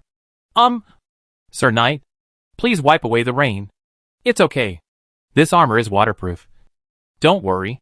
Duan Muhui rejected the trainee priest's kindness and looked around. By the way, your defense here is really weak. I didn't see a single guard on my way here. Why? Hearing Duan Muhui's words, the trainee priest tilted his head in confusion. Really? But I remember there were a lot of guards in the monastery. Could it be that because of the rain, everyone went to hide from the rain? Hearing the trainee priest's answer, Duan Muhui's eyes flashed, and then he looked around again. The next moment, he saw the box behind Duan Muhui opened, and then the reconnaissance servo skull flew out of it. Ah! The trainee priest was also shocked when he saw the white skull flying in the air. Knight, what is that thing? Duan Muhui did not answer the trainee priest's question. He quickly glanced at the map that appeared in front of him, and his expression changed. No! Follow me! As he spoke, Duan Muhui clenched his war hammer and rushed out of the temple, followed by Ojas. Only the trainee priest was a little at a loss, but he still followed. After passing through the temple, I came to the backyard of the monastery. It was dead silent. Only the sound of rain echoed in the corridor. The rain flowed down the eaves like a waterfall, as if the whole monastery was flooded. It was pitch black everywhere, and I could hardly see anything. What? What happened? Following Duan Muhui and Ojas out, the trainee priest was also shocked by the scene in front of her. She remembered that when she went to the temple to clean up just now, the lights in the nearby rooms were still on. But now, it was pitch black all around, and there was no sound. Duan Muhui strode forward and pushed open a nearby door. Under the white searchlight, there was no one inside, only an extinguished oil lamp on the table and a few clothes beside it, as if the owner of the house had temporarily gone out. Where are the people? At this moment, the trainee priest also saw the situation inside. She had no time to express her shock at the glowing thing next to Duan Muhui's head, and was stunned by the scene in front of her. Where is the dean? Should be in her own room. Lead the way. Ah. Yes. At this moment, the trainee priest also understood the urgency of the situation and hurried forward, while Duan Muhui and Ojas followed behind her. They walked through the dark corridor with only the sound of rain and came to the other side. It's right here. From here is the dean's room. The trainee priest turned around and said to Duan Muhui as she walked. However, just as she turned the corner, she suddenly bumped into someone. The trainee priest raised her head and saw that the person there was none other than the nun who had just separated from her. Ah, you're here. Great. Where did everyone go? Where's the dean? Seeing his acquaintance, the novice priest was relieved and asked hurriedly. But what the novice priest didn't expect was that the nun who always responded to him with a smile did not answer at this moment. Instead, she let out an incomprehensible roar, then suddenly lowered her head and bit towards the novice priest like a wild beast. Why? This scene was so beyond the trainee priest's expectations that she didn't even react to what was happening. She just stared blankly at the other person's mouth suddenly opening, and the sharp teeth mixed with blood rushed towards her. The next moment, her eyes suddenly went black. Clang! Duan Muhui stretched out his hand to block the trainee priest, and the nun bit his power armor with her mouth wide open, breaking a large piece of it. Then Duan Muhui grabbed the nun's head with his backhand and slammed it against the wall. Then the nun's head was smashed like a watermelon, and blood and brain matter splattered everywhere. However, even so, the nun did not give up. On the contrary, she raised her hands and grabbed Duan Muhui again. At the same time, Duan Muhui had already reached out and taken out the war hammer. Boom! Along with the brilliance of thunder and lightning. The next moment, the nun's body was charred and smoking as she flew backwards, and there was no movement anymore. This This, everything happened so suddenly that the trainee priest didn't know how to deal with it. However, Duanmu Huai didn't give her time to think carefully. He just grabbed the trainee priest and walked directly to the end of the corridor. Then he pushed open the door and saw blood splattered everywhere inside. But there was no corpse to be seen. At the same time, bursts of painful wails were heard in the passage. Everyone turned around and saw dozens of staggering figures appear behind them, blocking the three people inside. This is the kind of plot development I hate the most. Seeing this scene, Duanmu Huai couldn't help but complain and clenched his hammer. Hey, are you ready? We're going to break out. Chapter 48. Fight. There are often such game plots, where the player and the boss fight for the same thing, and arrive at the same time. However, every time the player finally arrives at the destination after going through untold hardships, he finds that the thing has been taken away by the boss. So he has to embark on the road of tracking down the boss to retrieve the holy object. It would be fine if it happened once or twice, but Duanmu Huai couldn't stand it because almost all the game plots were like this. Why? Why can the boss always rush ahead of me? We all start from the same starting line, but you always rush to the finish line first. Is this tolerable? This is certainly intolerable. Drink Aya. Duanmu Huai tightly grasped the thunder hammer and rushed through the corridor like an out-of-control dump truck, knocking away all the figures in his way. The nuns and priests who originally lived in the monastery had now turned into zombie-like monsters. Their eyes emitted scarlet light, and they opened their arms and pounced on him like mad dogs. Then he was knocked away directly, and then turned into a black charred corpse under the bombardment of shining thunder. Boom! Duanmu Huai rushed out of the encirclement, glanced around, and then grabbed the trainee priest. Where is the artifact? God! Divine weapon? The trainee priest looked pale and shook his head desperately. I don't know what artifact. Is there any forbidden area in this monastery? A place where people are not allowed to go. Forbidden land, forbidden land. Hearing Duanmu Huai's question, the trainee priest began to think desperately. Catacombs. There is a place in the catacombs. The dean said that there are dark secrets sealed inside, and we are not allowed to approach it. Where is the location? Right down there. Hearing the words of the trainee priest, Duanmu Huai did not hesitate, raised his warhammer, and smashed it hard on the ground. Boom! The moment the hammer hit the ground, the entire ground trembled like waves on the sea, and then collapsed and exploded instantly. The trainee priest screamed and fell into the deep pit below with Duanmu Huai and Ojas. Duanmu Huai's hammer smashed through the entire underground tomb. The trainee priest only felt the sound of wind passing by her ears, and she was so scared that she could hardly open her eyes. When they were about to reach the underground, Duanmu Huai grabbed the trainee priest, and the jetpack behind him started instantly, spraying air to offset the falling weight. And then Duanmu Huai fell heavily to the ground. Bang! Standing in the dark and gloomy tomb, Duanmu Huai raised his head and looked forward, and happened to see a man dressed in black, wearing a pointed hat, and with a pale face standing there. In his hand, he was holding a scarred old man. Judging from the latter's dress, she should be from this monastery. Master Dean. Seeing the old man in the man's hands, the trainee priest screamed in shock. And at this moment, the man turned around and looked at Duanmu Huai in surprise. How could that be? I clearly set up traps and an army of death in the tomb. That's why I don't walk.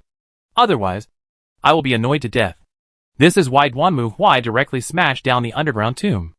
After all, usually at this time, the villain will send a lot of minions to delay the progress of the protagonist. And then when the protagonist finally arrives panting, the other party has already fled with the things.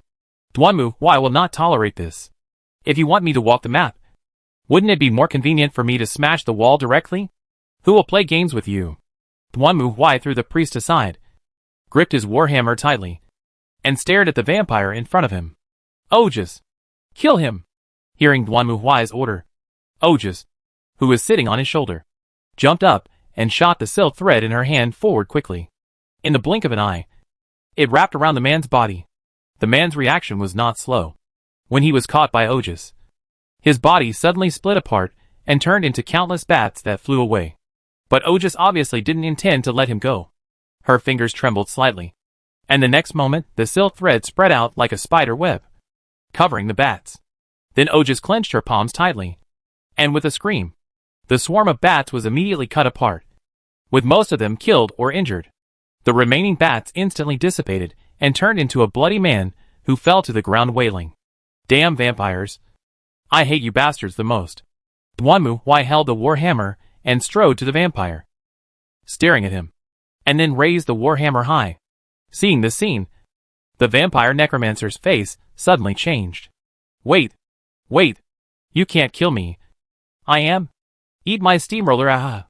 However, before the vampire could finish his words, Duanmu Huai roared and swung the hammer hard.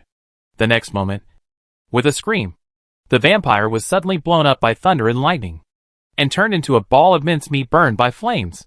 You're courting death by snatching things from me. Duanmu Huai spat at the charred vampire fragments in front of him, then raised his head and walked to the old man. At this moment, the trainee priest was kneeling in front of her crying, trying to heal her wounds. But unfortunately, judging from the old man's condition, she was obviously beyond help. Lo, honorable Holy Grail Knight. Seeing Duanmu Huai coming, the old man slowly opened his mouth and greeted him. Hello. I think you should know why I am here. Although according to reason, Duanmu Huai should step forward, ask about the old man's well-being, and watch the old man close his eyes before taking the next step. But how many people have failed because of this? It would be better to be quick and complete the task first. Then we can come back and pay our respects later. Certainly. Hearing Duanmu Huai's words, a smile appeared on the old man's face. From the beginning, we knew that this day would come. Evil and evil always attract each other. As he spoke, the old man looked at the trainee priest beside him. Don't cry, kid. The reason we are here is that we are determined to protect all this with our lives. I'm just sorry for dragging you into this. Having said that, the old man opened his mouth, then reached out and forcefully pulled out a tooth inlaid with a gem, and handed it to Duanmu Huai. Duanmu Huai took the tooth, came to the sealed door, aimed the gem-inlaid part of the tooth at the groove in front of him and put it in.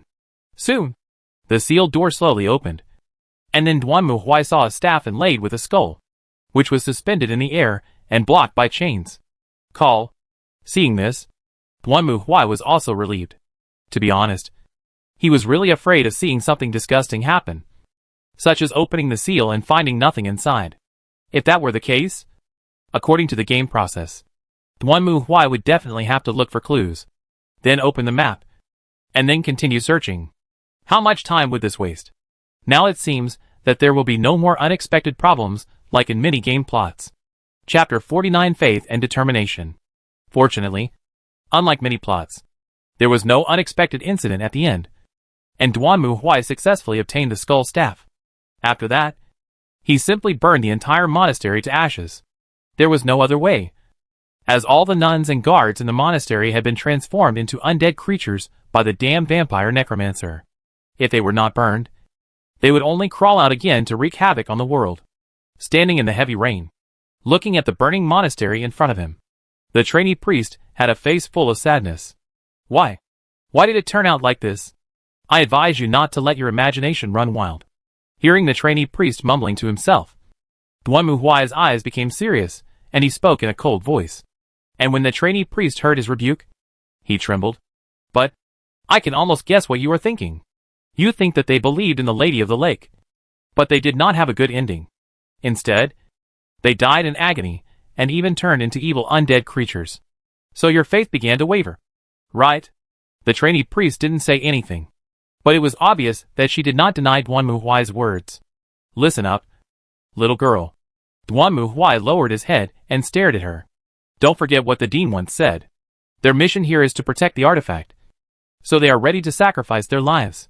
Of course, this is not the ending they expected. But how can this world be as one wishes? The knight shouted and fought for the goddess. But how many were hacked to death by the green-skinned orcs? This is how the world is. Get used to it. But, what should I do? Hearing this, the trainee priest finally couldn't help it. He raised his head and stared at Duanmu Huai, roaring loudly. If even the goddess is unwilling to protect us, then who can we rely on? Ultimately, it's up to you. Duanmu Huai sighed and patted her shoulder. Remember, little girl, it is a very foolish thing to pin your hopes on others. It is a helpless choice for cowards. If you want to change your fate, you must stick to your original intention. Make yourself stronger. Face it all, endure it all, instead of always thinking about running away, escaping, and finding someone to protect you. Of course, you also have to pay attention to the method. If you choose to rely on the power of the evil god, then, you know what the consequences will be. Looking at the trainee priest in front of him, Duan Muhuai's eyes did not waver at all. He was not sure whether this child could come out of the shadow of this incident. Maybe she would be hit by it, and become a believer of the evil god. This possibility was not only not small, but also very large. By that time. Or, if you think living is too tiring, I have a better idea. Having said that, Duan Muhuai drew out the mechanical sword from his waist.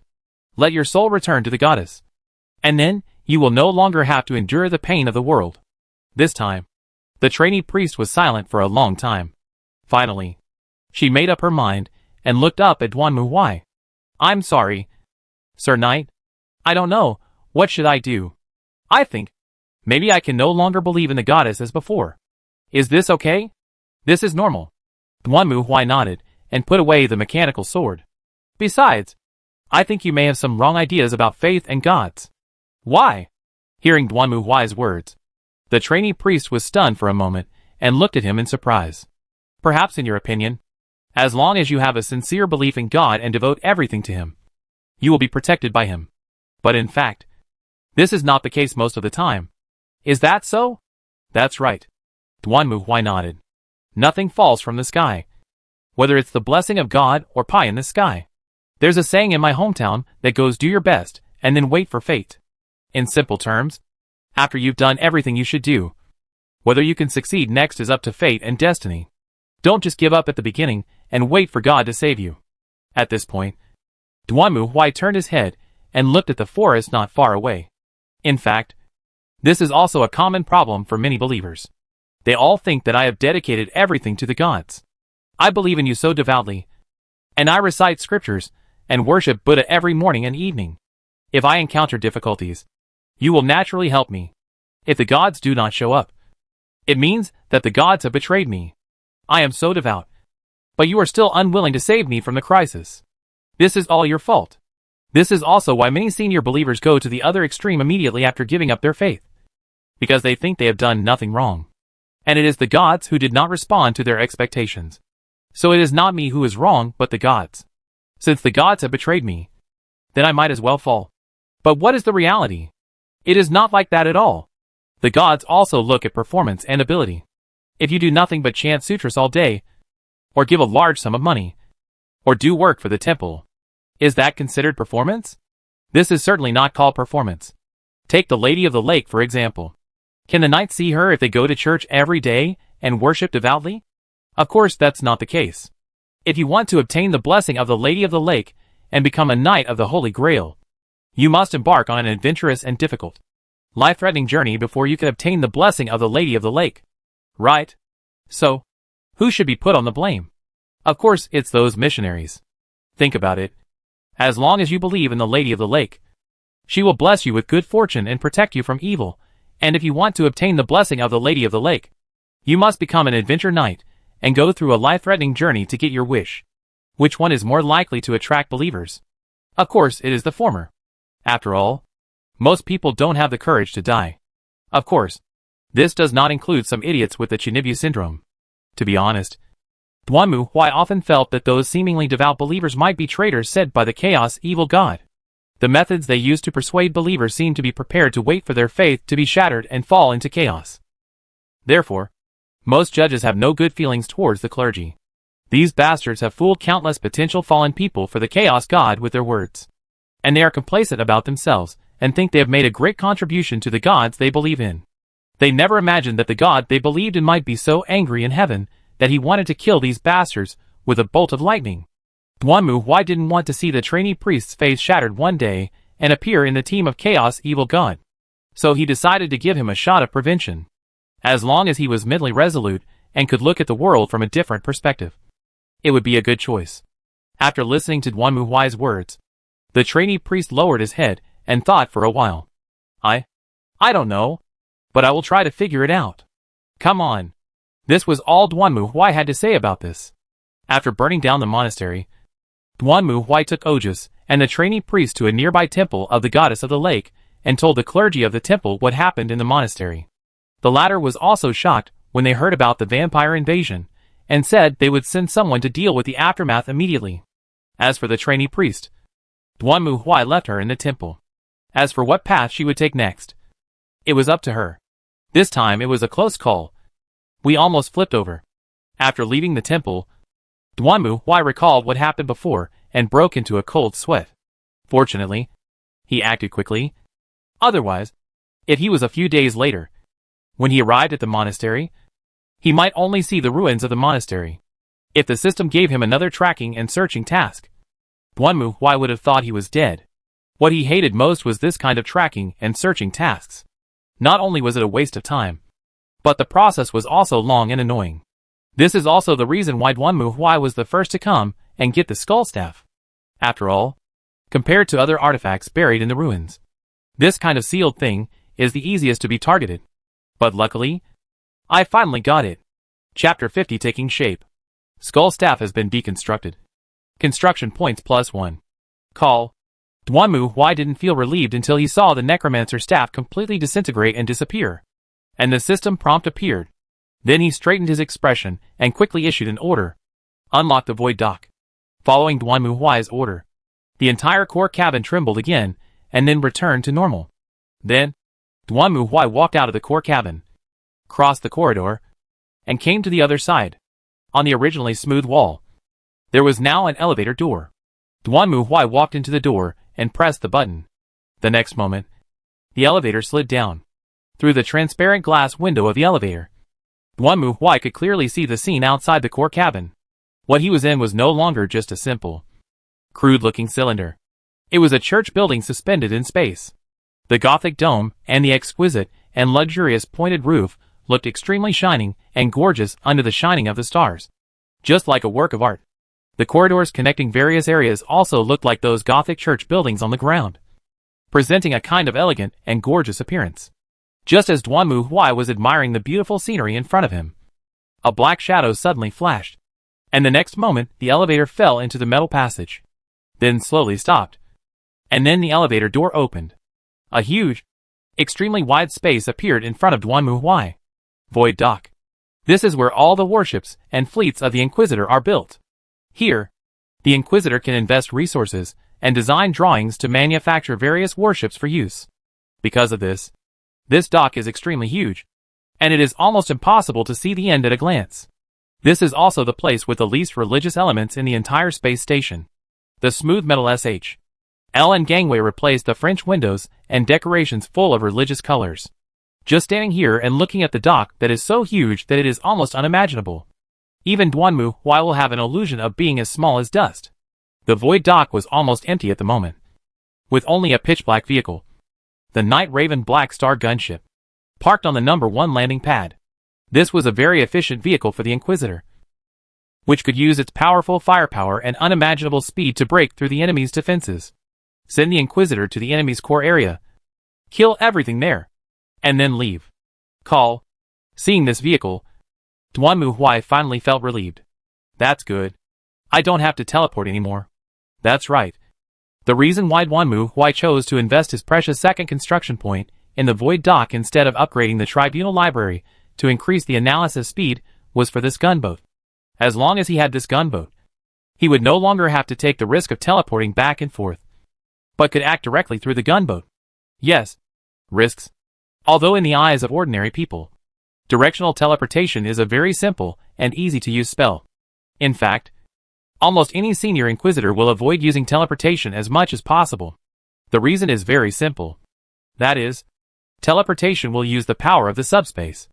And guess who is in charge of the subspace? A similar situation has occurred in the game before. It was also at the end of the world that 8 heroes joined forces to break the Chaos Legion's plan. At that time, they were surrounded. In order to ensure that the plan could be implemented, a goddess sacrificed her life and cast a powerful spell to send the 8 heroes into the enemy's hinterland. According to the plan, they should appear near the Chaos Portal and then destroy it. But in fact, due to some unknown everyone knows, Black Hand, the teleportation spell had problems, and the 8 heroes were scattered to different areas. There was even an unlucky guy who found himself teleported directly in front of the final boss when he opened his eyes. Then he was caught by the other party without saying a word.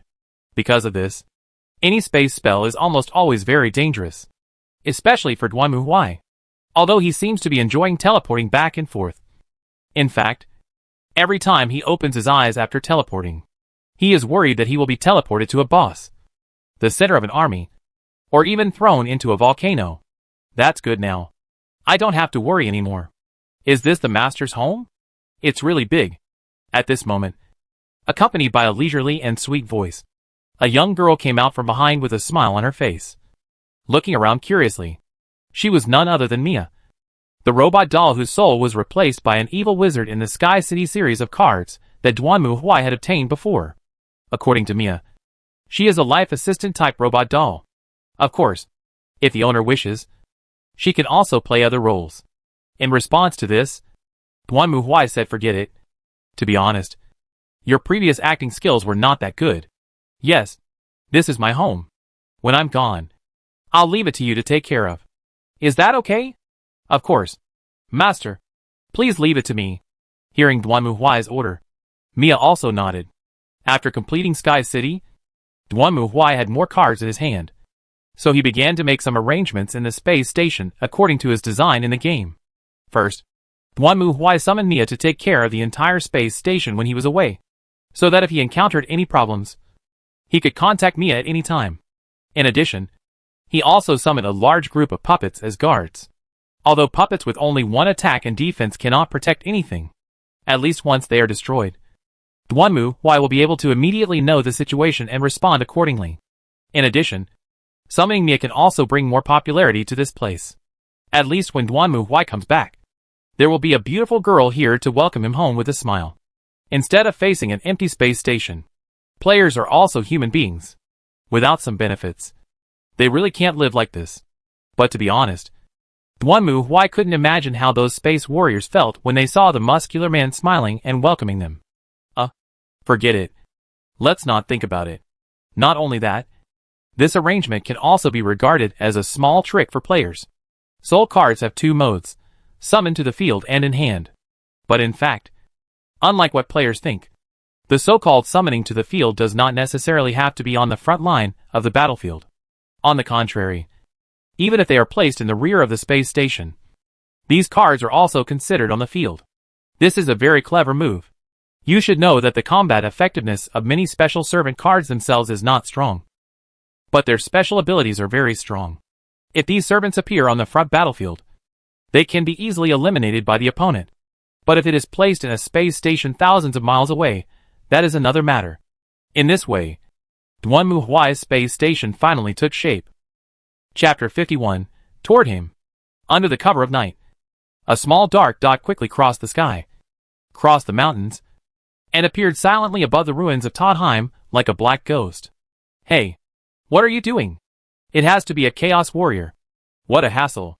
Sitting in the cockpit, looking at the Chaos Warriors camp below, Dwanmu smacked his lips, looking unhappy. If there is one enemy that Dwanmu is most reluctant to face at the moment, it is the Chaos Warriors. Since crossing over to this world, Dwanmu has fought against believers of evil gods, demons, and killed greenskins and ratmen. But the one he is most reluctant to fight is the Chaos Warriors. This is not to say that Chaos Warriors are a big threat. Well, in fact, Chaos Warriors are indeed extremely powerful. Their average level is around level 30 elites. They are the most troublesome late-stage enemies that players encounter on novice planets. Chaos Warriors were born in the north, and were also followers of the evil god. However, unlike the evil god followers in the Empire, Britannia, and Cathay, who could only perform sacrifices in private and hold ceremonies in the wilderness, these northerners worship the Chaos evil god directly at home. Almost all the barbarian tribes in the north believe in the Chaos gods, and they do not think that the Chaos gods are that evil. The degree of their belief is about the same as Britannia's belief in the Lady of the Lake. Just think of Britannia's faith in the Lady of the Lake and their army of knights to understand how terrifying these Chaos Warriors are. Of course, quantity is secondary. The problem is that Chaos Warriors are strictly speaking the direct descendants of the Chaos God. Once you inflict some unimaginable and devastating blow on the Chaos Warriors, It is conceivable that it will inevitably attract the attention of a champion warrior who has ascended to magic, or even a great demon, or the worst of all, the god himself. This kind of attention is definitely not what anyone wants. Normally, Duanmu Huai would just turn around and walk away when he met these guys. He didn't want to defeat a bunch of chaos warriors, then attract a champion warrior, kill the champion warrior, then attract a big demon, kill the big demon, then attract the chaos evil god to kill the chaos evil. This is impossible. Just dream on.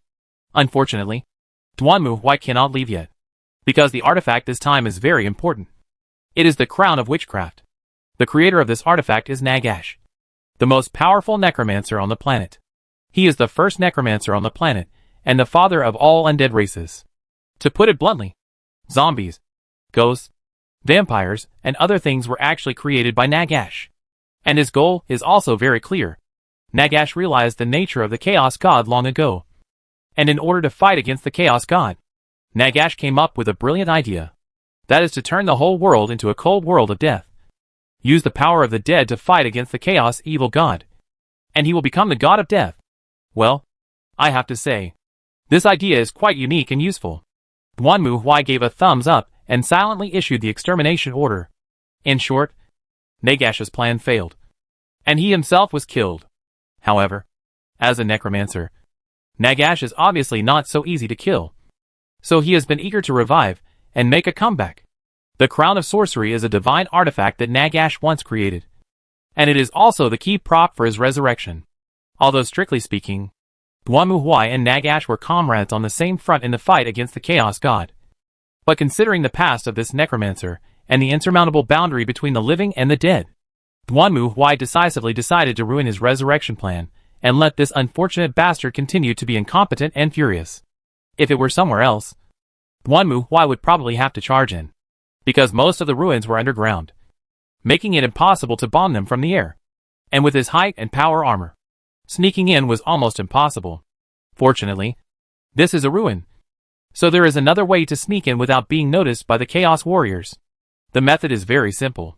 Just don't be in the same world as them. So, start Soul Resonance. As the Soul Resonance started, the whole world became illusory again. And then Duanmu Huai immediately saw an entrance shining with light. That's it. Duanmu Huai controlled the Night Crow Black Star to slowly descend, then opened the hatch and jumped down from it. The next moment, when his feet landed on the ground again, the ruins in front of him had turned into a prosperous and beautiful city. The clean and tidy streets and the people coming and going looked no different from a normal city. But the more so, the more Duanmu Huai felt depressed. Damn, this isn't good. As a veteran player, Duanmu Huai certainly understood what this meant. It has been said before that any soul projection in the subspace has its core. The stronger the core, the more things it can carry. For example, the core of the puppeteer only has a puppet hut inside. The core of the scholar carries the mansion and the ghost. As for the Sky City, it was formed because of the resentment of tens of thousands of losers. So, such a huge city. Even the people inside are alive. So, how powerful is the core power contained here? Thinking of this, Duanmu Huai calmed down. Then, he walked forward and came to a fruit stall on the street. Ah, welcome. Sir, what can I do for you?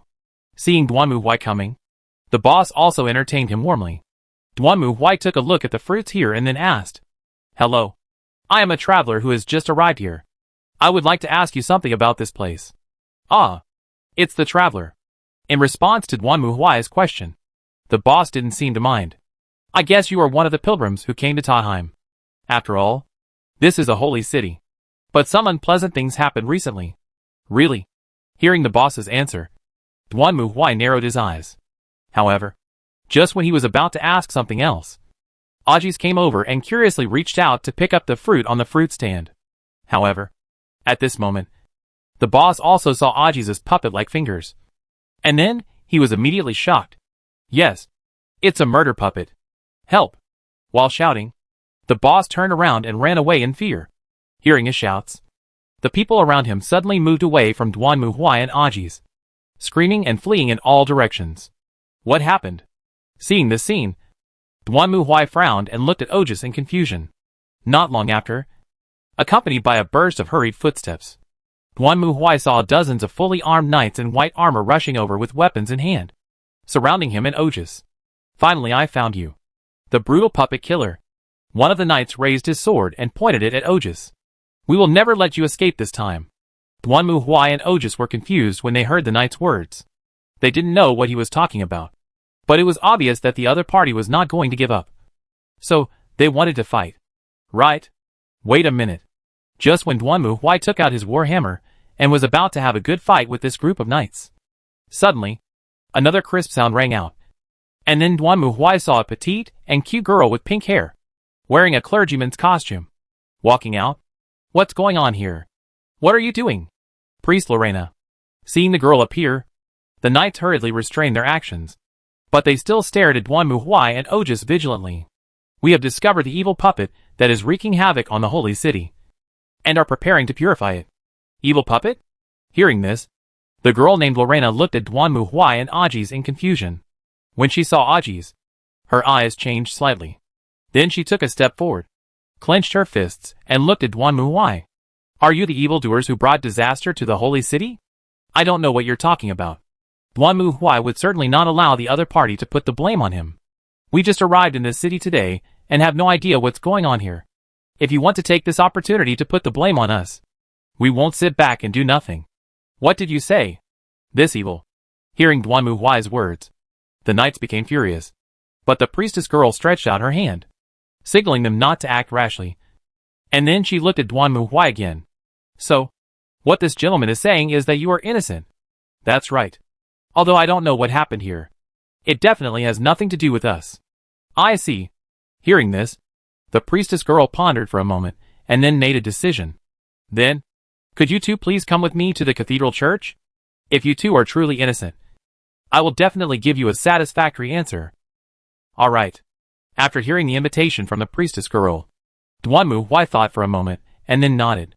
Obviously, he also wanted to know what happened here. Chapter 52, Murderous Doll. After that, Duan Muhui and Otis were taken to a church and temporarily detained.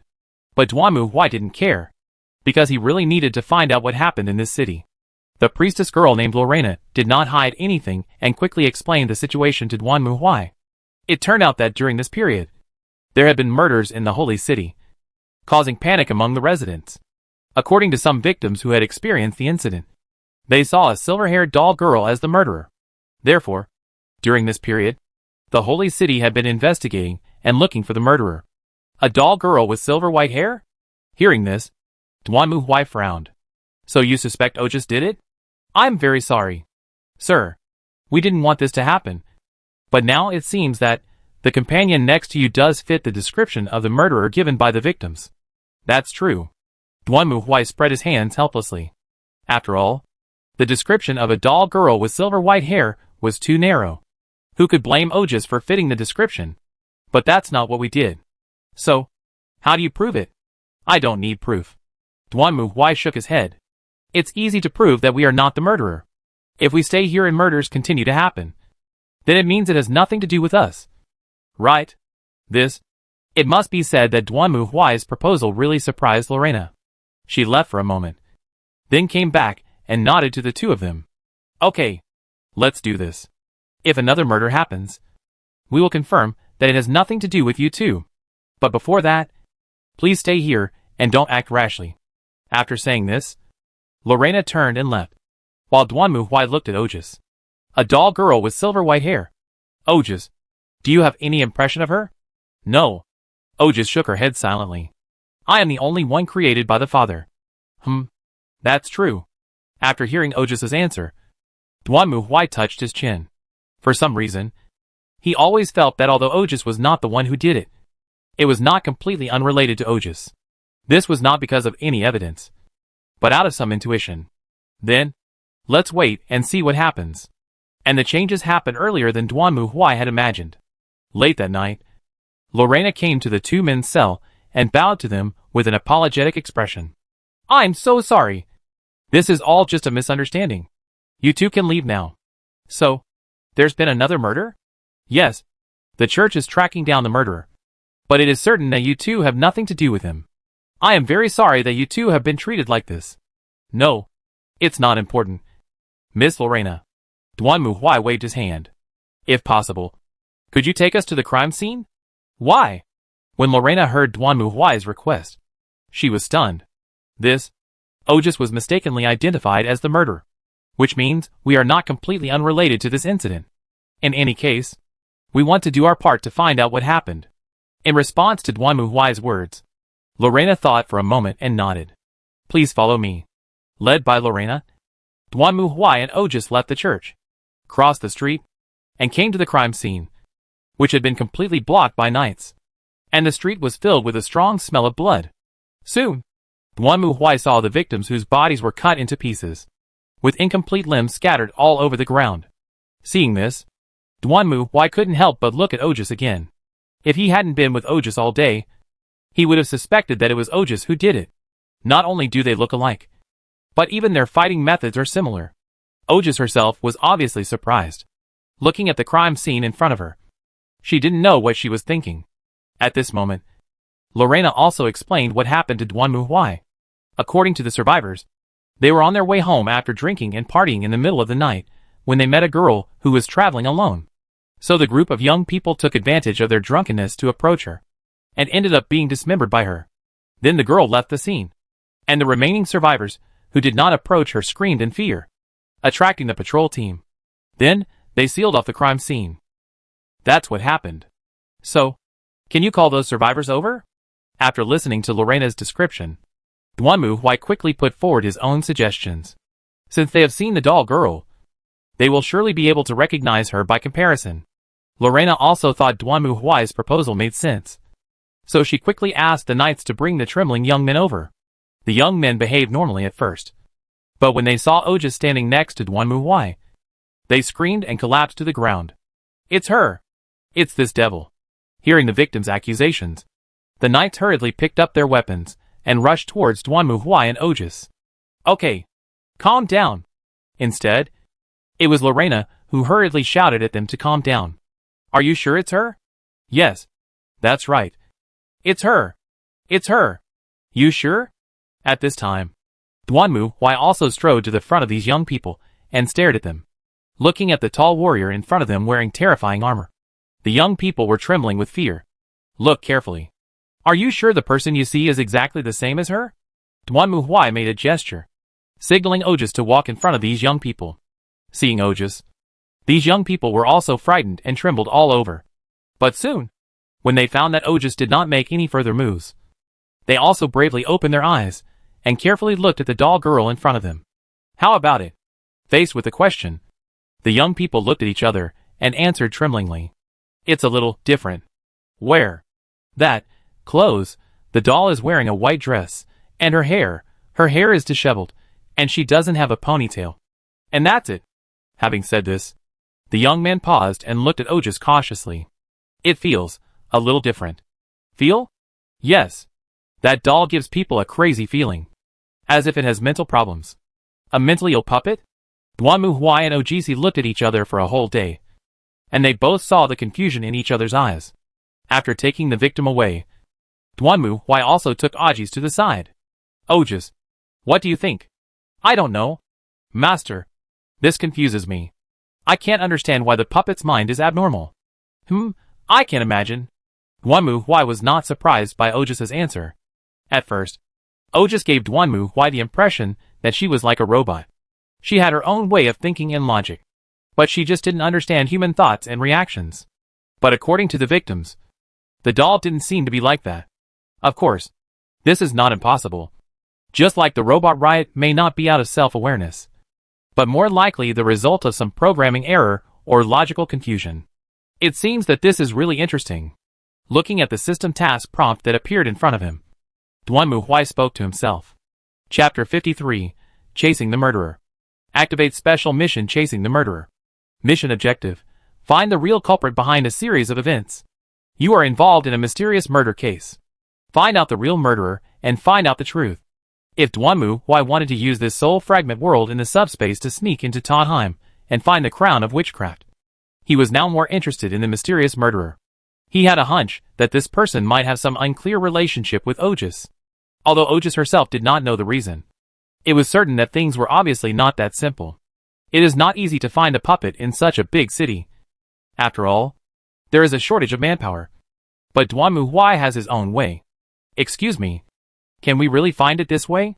Standing on the top of the church bell tower, Lorena looked at Duanmu Huai curiously, and couldn't help but ask. Although it's not 100% certain to be found, there is a certain success rate. Duanmu Huai answered after looking at Ojas, who was sitting on his lap, and staring at the city silently. Of course, he would not patrol the streets like other knights. After all, this was inefficient, and completely a matter of luck. So he directly activated the reconnaissance servo skull to scan the entire city. In this way, he could not only get a detailed map of the holy city, but also quickly lock onto the target if there was any abnormality. Fortunately, due to the killings during this period, the church has implemented a curfew, so some trouble can be avoided. But, by the way, is it really okay for you to come with us? Duanmu Huai looked at Lorena in front of him and asked.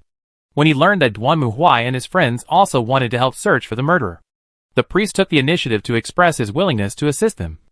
Although Duanmu Huai did think that it would be much easier to search if there was someone from the church around. But, is she okay? After all, no matter how you look at it, the young lady in front of you is just a weak and powerless female priestess. Ah, please don't worry, Sir Knight. Hearing Duanmu Huai's question, Lorena, who was reading the holy book, closed the book, clenched her fists, and looked at him with a smile. I am also a believer in God. And I also have the power to protect myself and purify evil. Ah, well, that's good. Since Lorena was so confident, Duanmu Huai naturally wouldn't say anything else, but turned his head again and looked at the scenery in front of him. Soon, the sky gradually darkened. After all, according to the previous pattern, the killer puppet always acted at night. Sometimes in the first half of the night, sometimes in the second half of the night, because the case happened again yesterday. When night fell today, the streets of the entire city were almost empty, and only those fully armed knights were still patrolling around, looking for the murderer. It looks like nothing has changed.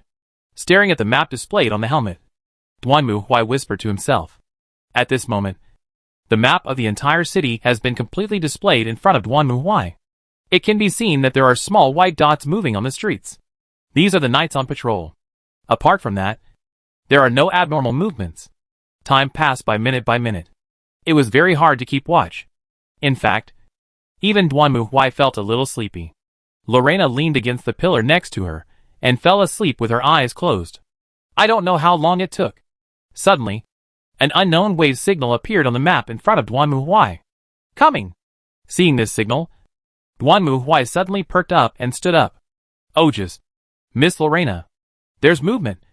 Let's go! Ah, yes.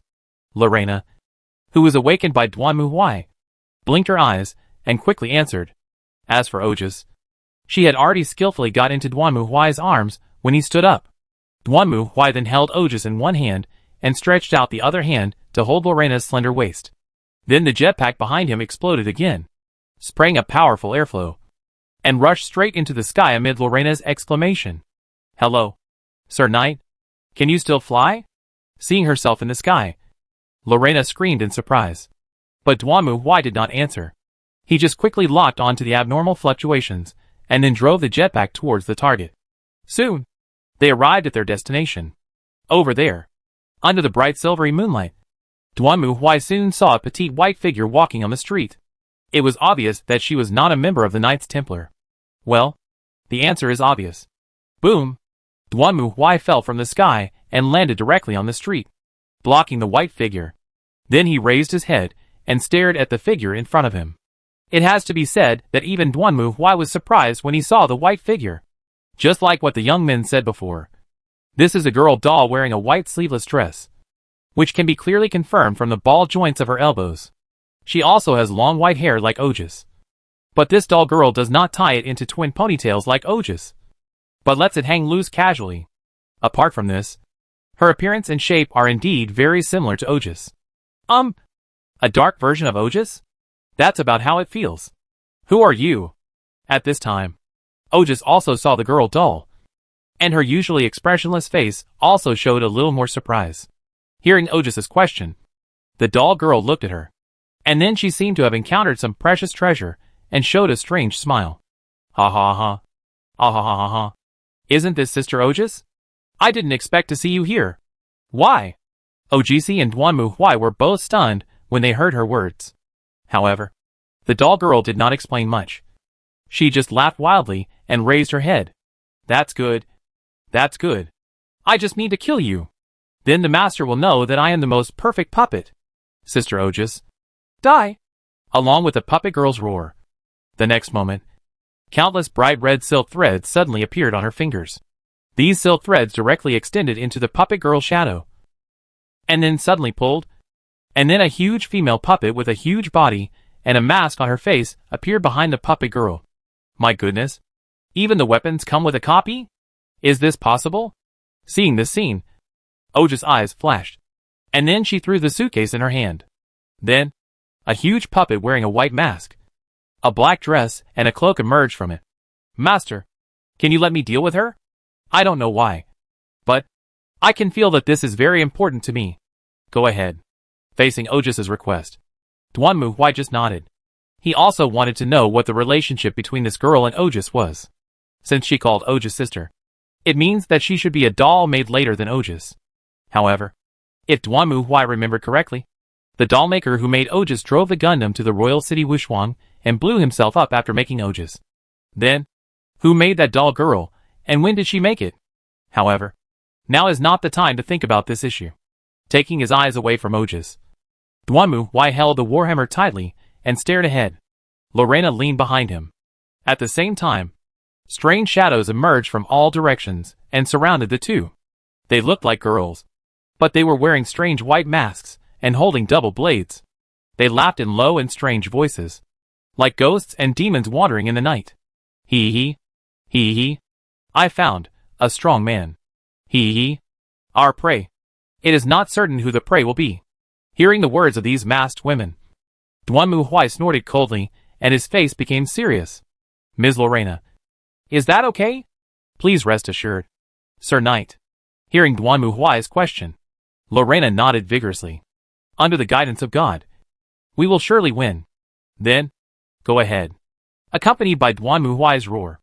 The next moment, the two of them rushed towards the masked women in front of them. Chapter 54, Fighting in the Dark Night. Hey hey. The masked women in front of him held double blades in their hands, let out strange shrill laughs, and rushed towards Duanmu like strange monsters.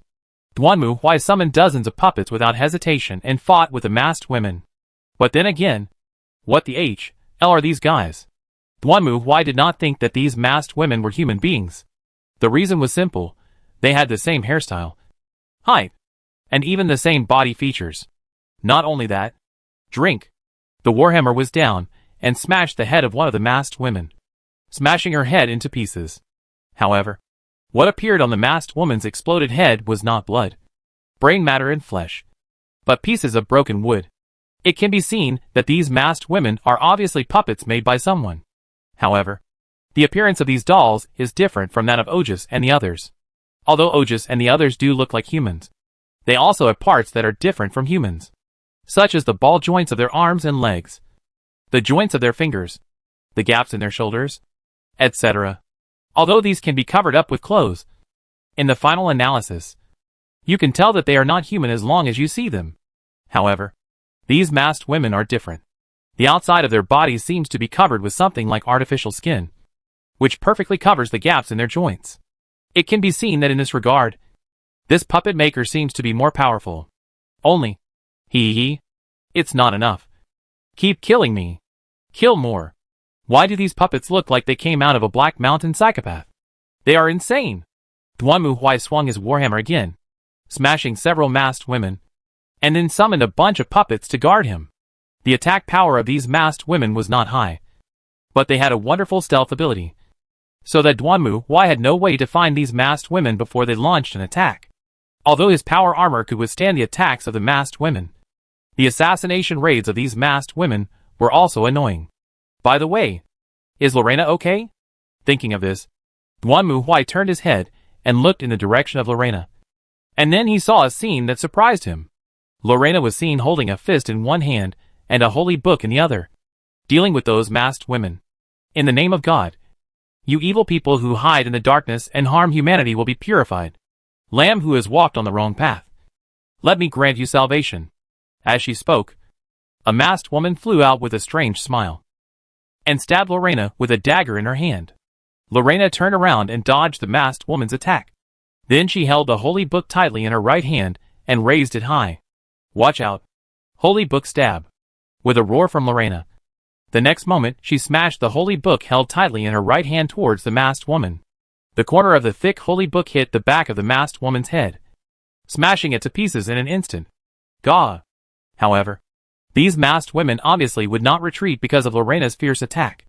At the same time, another masked woman screamed and rushed towards Lorena, and the dagger in her hand directly stabbed Lorena's body. However, with a ding sound, the dagger in the masked woman's hand did not pierce Lorena's body, but slid directly on it. At the same time, Lorena shouted angrily, swung a backhand punch, and hit the masked woman's body. Then she saw the masked woman flying backwards like a cannonball, and then shattered and exploded, turning into pieces on the ground. Is there such operation? Duanmu Huai was completely stunned when he saw the battle of the priestess girl in front of him. He never expected that this seemingly weak and delicate girl could actually have such strength. What kind of salvation is that?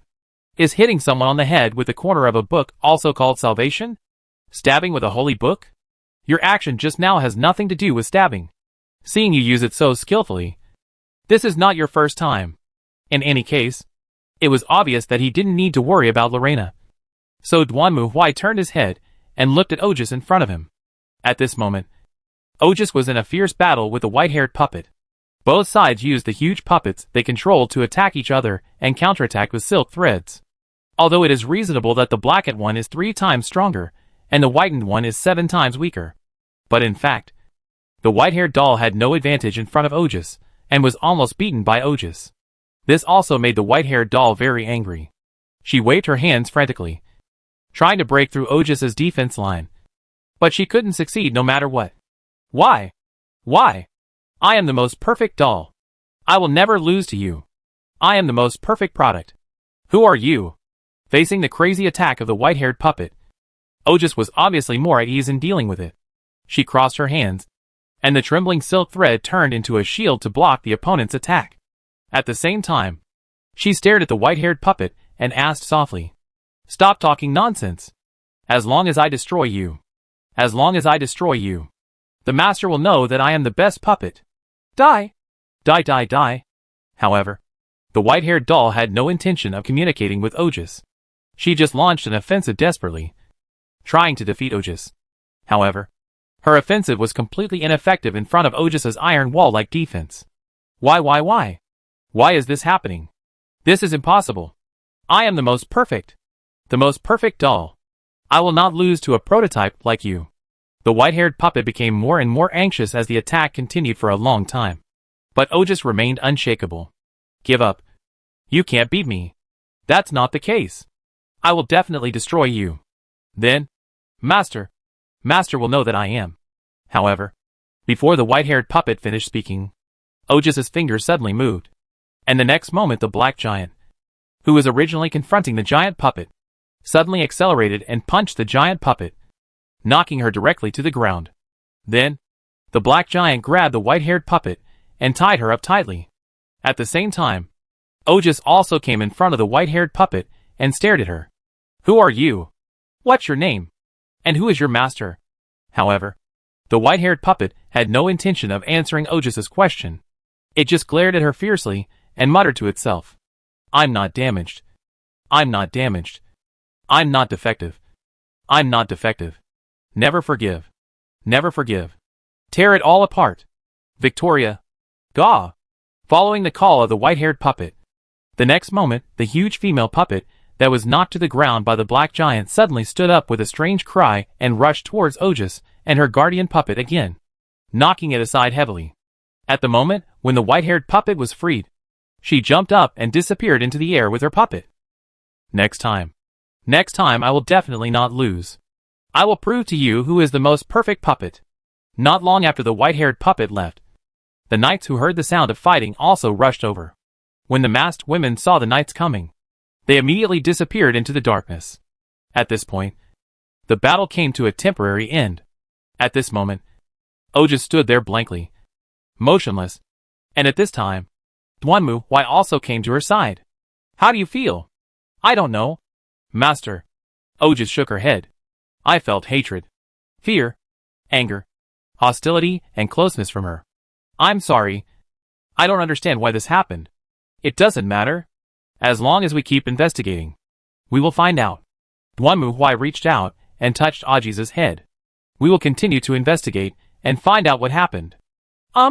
Hearing Duanmu Huai's words, Oja nodded slightly, and her originally tense expression relaxed a little. For some reason, she could feel that the uncomfortable feeling she had just felt from fighting with the white-haired puppet had eased a lot at this moment. Thank you both so much for your help. At this time, Lorena also came to Duanmu Huai and Aji's, and bowed to them with a smile. Thanks to you too. We finally found out who the murderer is. Now we just have to find a way to arrest them. You're welcome. But having said that, as he spoke, Duanmu Huai looked at Lorena. Are you alright? Oh, please don't worry. When Lorena heard Duanmu Huai's question, she reached out her hand with a smile and knocked on her chest. Soon, a bang-bang sound of metal collision was heard there. I exercise regularly, and wear a priest robe lined with steel armor. So those strange puppets didn't hurt me. Good job. Hearing Lorena's answer, Duanmu Huai twitched the corner of his mouth. He was fighting just now, so he didn't pay attention to it. Who could have thought that such a weak girl would actually wear steel armor? By the way, what kind of training are you doing? Duanmu Huai couldn't help but ask. Lorena tilted her head and thought for a while. It's nothing. Just ordinary training. Every day I first say morning prayers, then clean the church. After that, I do 500 push-ups, and then punch 600 times. After lunch, I do 1000 wrestling training, and after evening prayers, I run about 60 laps along the outer city wall. Ah, Sir Knight, if you are interested in my training, how about joining me next time? I appreciate your kindness. Faced with Lorena's invitation, Duanmu Huai silently chose to refuse. He still wants to live a few more years. Chapter 55, Mechanicus. Although the white-haired puppet ran away, its location had been locked by Duanmu Huai through the reconnaissance servo skull. Logically speaking, the next step should be to rush in and kill these monsters completely. But, why can't we act? Facing Lorena's answer, Duanmu Huai was not angry at all. As long as it was a mission, the NPC would be able to cause some trouble. He was used to it. I am so sorry, my Lord Knight. It's a long story. It's okay. We have plenty of time. I don't believe you can say it won't take more than a year? So, Lorena told Duanmu Huai about the situation a little embarrassedly. In short, division within the church.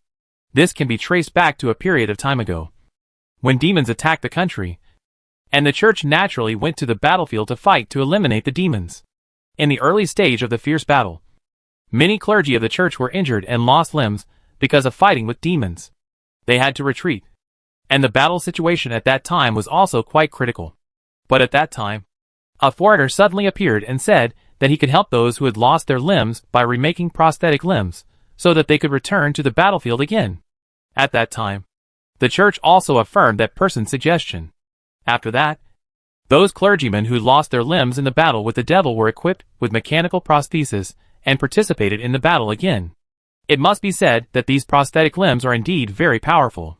In the end, the church relied on everyone's strength to successfully repel the demons. However, an unimaginable crisis emerged. Many of the clergy who received prosthetic limbs after the surgery began to change their beliefs.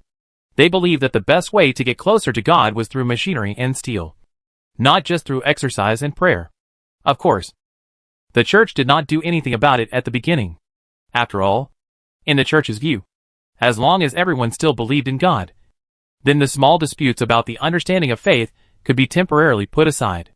But after that, for some unknown reason, all the clergy who had installed prosthetic limbs gathered in the side hall on the other side of the city. According to them, they wanted to communicate with the gods through machines there, and the archbishop acquiesced to this. After all, these people have sacrificed a lot to protect the city and the people.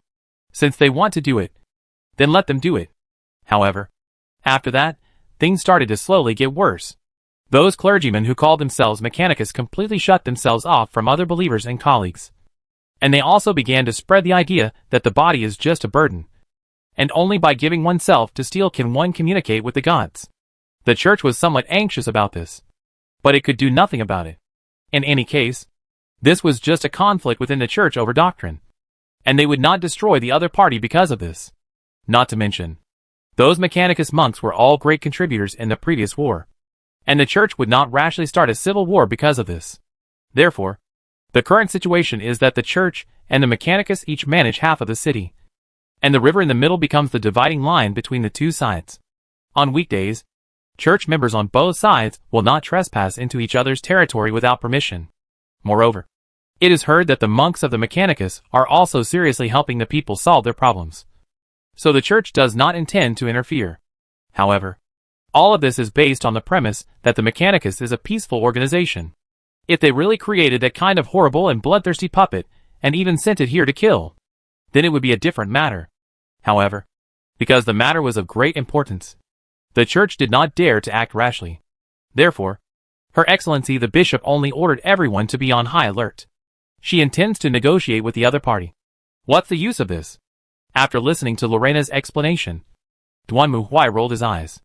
This place has turned into soul fragments. It can be seen that something terrible must have happened in the end, leading to the destruction of the entire city. Since you can't do anything, let me do it. But, as you know, the puppet that appeared yesterday seemed to have something to do with Ojas. Even if you weren't involved, we would still get to the bottom of it. At this point, Duan Muhuai glanced at the task prompt of the system. Although the white-haired puppet was found, there was no prompt that the task was completed, which meant that the problem had not been solved at all. The white-haired puppet was not the one who actually planned all this.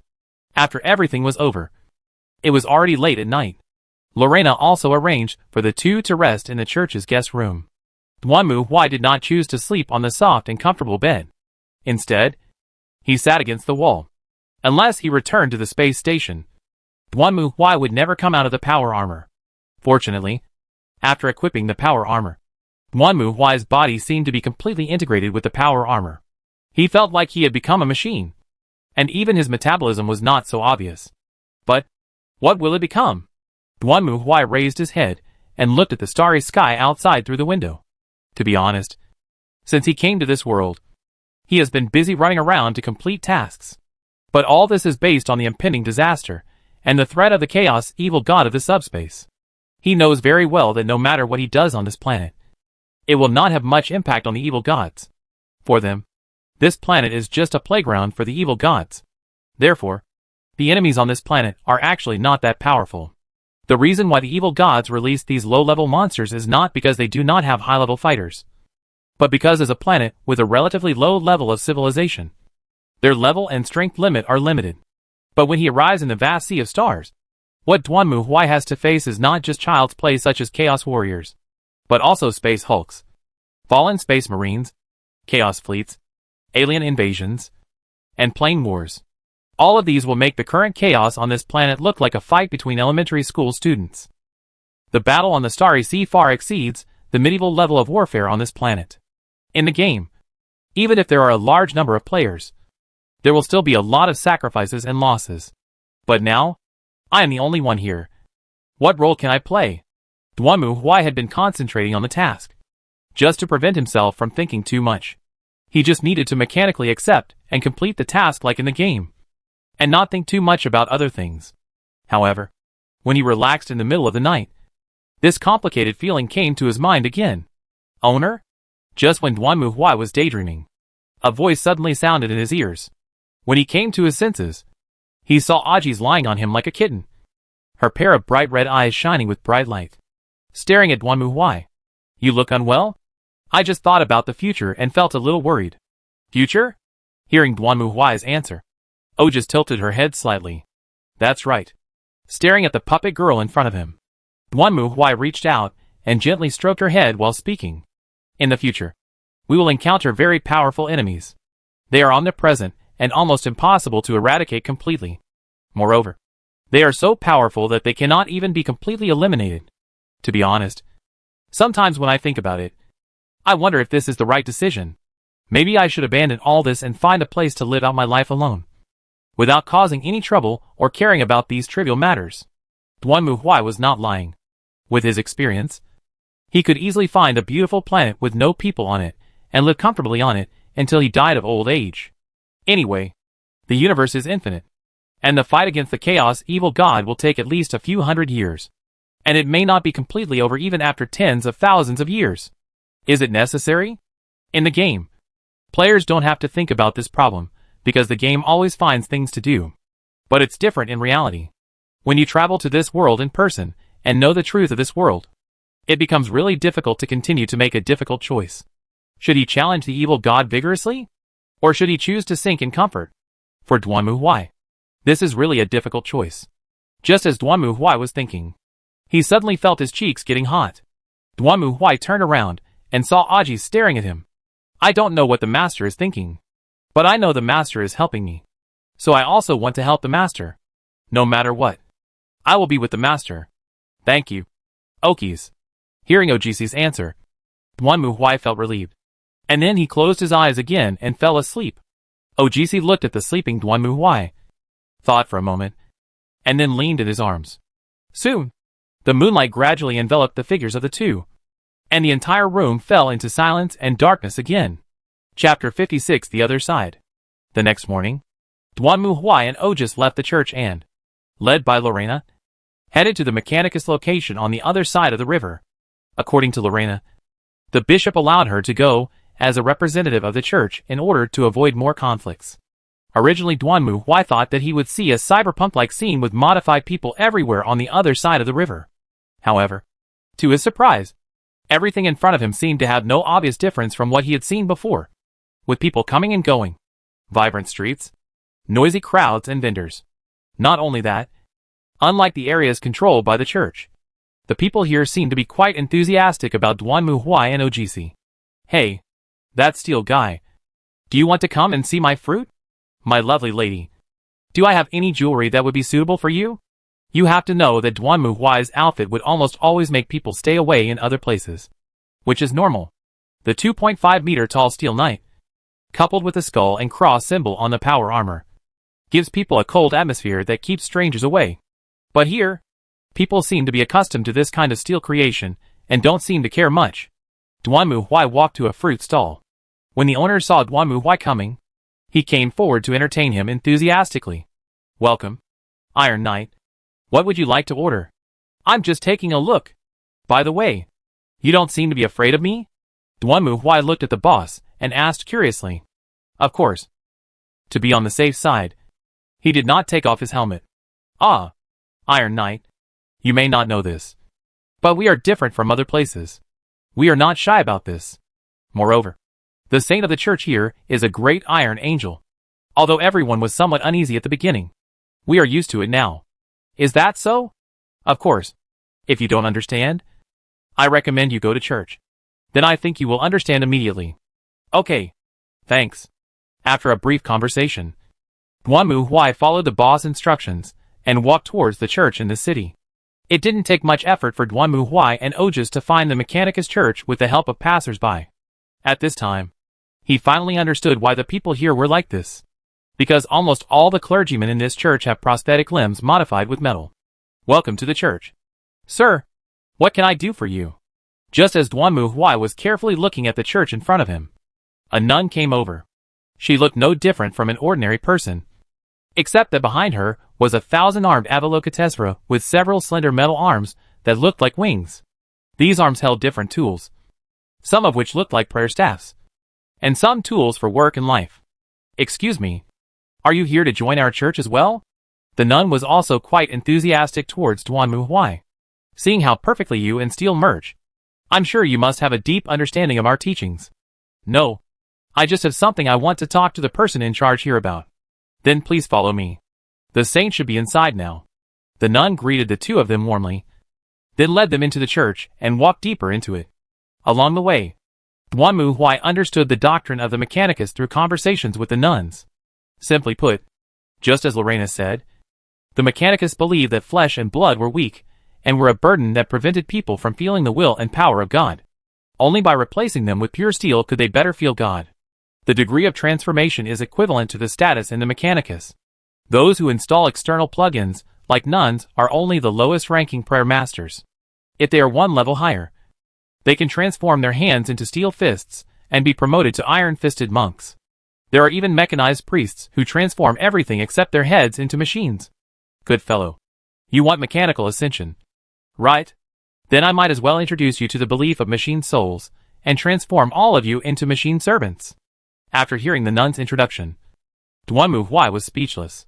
He had always kept a distance from this kind of mechanical transformation. If it was because of a physical disability or some kind of disease, it was reasonable to install artificial objects. But if it was just for the sake of convenience, he would abandon his flesh and blood. Well, as a human being, he still couldn't accept this practice. Is this what the Mechanicus does? Duanmu Huai also turned around and asked Lorena in a low voice, while the latter looked confused. I'm sorry. Actually, I'm not sure either. Led by the nun, Duanmu Huai and his party came to the church. And then they met a mechanical priest. What do you want? The priest in front of him had a serious expression on his face. Except for his head, all other parts of his body seemed to have been replaced by machines. He was wearing a thin coat, and the whole person looked like a robot with a human head. Well, in fact, it seemed that they were not much different. I came here to investigate the matter regarding the murder doll. Duanmu Huai walked forward, explained the whole story, and then stared at the mechanical priest. Before, those puppets escaped here during our pursuit. So we want to investigate here. Investigation? When the mechanical priest heard Duanmu Huai's request, his expression looked a little unhappy. What qualifications do you have to conduct an investigation here? We certainly have our reasons. What if I say no? Then I just came to inform you. Facing the mechanical priest in front of him, Duanmu Huai was not afraid at all. After all, no matter whether the other party agreed or not, he would still do what he should do. It was just that now, he would use courtesy first and then force. If the other party agreed to help, then it would be great. But if the other party did not agree, then Duanmu Huai would have to use force. Looking at the tense atmosphere on both sides, O just had a blank expression on her face, while Lorena looked at this and that nervously, and finally raised her hand in panic, and came to the front of the mechanical priest. Father, we have no ill intentions, but this matter is indeed very serious, and many innocent people have been killed. We just want to find the murderer, and don't plan to do anything here. The mechanical priest was silent for a moment and nodded. Okay, I agree to your request, but we must also send someone to be present, as long as you don't cause trouble. I have no problem with that. Duanmu Huai made a concession, and the conflict that was about to break out dissipated, which made Lorena feel relieved. The mechanical priest didn't care about these trivial matters. He just sent someone to convey the message. Soon, a young woman appeared in front of Duanmu Huai and others. She is Maludi, a priest of our church and an excellent exorcist. She will work with you to find the murder doll. Well, I'll take my leave now. After a brief introduction, the mechanical priest turned and left. And at this time, the young woman also came to him. Hello, Maludi Hannah. Compared to Lorena, Maludi's first impression is more like a soldier. She wears a black coat and stands straight. She also has a pair of huge white metal wings installed on her body. And she holds a finely crafted sniper rifle in her hand. Well, she does look like a soldier. But, Duanmu Huai looked at Maludi's curvy figure, and then at Lorena's slender and flat body. Although they are both priests, the gap between them is a bit too big. Chapter 57 Doll Area. It is actually not difficult to find the white-haired doll, because Duanmu Huai had already ordered the reconnaissance servo skull to lock the approximate area where the other party was located last night. Now all we have to do is to kill her and find her out. However, when they came to this area under the leadership of Maludi, they were still a little surprised. This is the puppet area. Maludi introduced herself to everyone calmly, carrying a sniper rifle on her back. Puppet area? Duanmu Huai looked at the area in front of him in confusion, and saw puppets walking around everywhere on the street in front of him. The materials, appearances and shapes of these puppets were also different. Please come over here and take a look. Here we have the latest mechanical models. They are currently 10% off. If you don't buy them, you will miss the chance. Okay? A wooden puppet in shop assistant's clothes was shouting loudly to attract customers. Above its head, A mini flying vehicle with two big light bulbs on its butt, which looked like a futuristic sci-fi style, whizzed past and flew towards the end of the street. Woof woof woof. Woof woof woof. On the ground, you could also see a metal puppy barking and holding something in its mouth, shuttling back and forth between the streets. They even saw a woman riding a four-wheeled self-balancing car passing through the streets. Well, combined with the medieval-style buildings around, this place gives people a really strange feeling. It gives people an illusion that high technology and old-time civilization are integrated. I don't know how this place has developed to this level. Well, if these dolls are regarded as robots, then we can say that we have leapt directly into the level of artificial intelligence civilization of the future mechanical department. What's going on here? Seeing this scene, not only Duanmu Huai was quite surprised, but even Lorena was also greatly shaken, staring at everything in front of her with wide eyes in surprise. Melody walked inside and introduced. Many puppeteers and mechanics have settled here because they are interested in our teachings.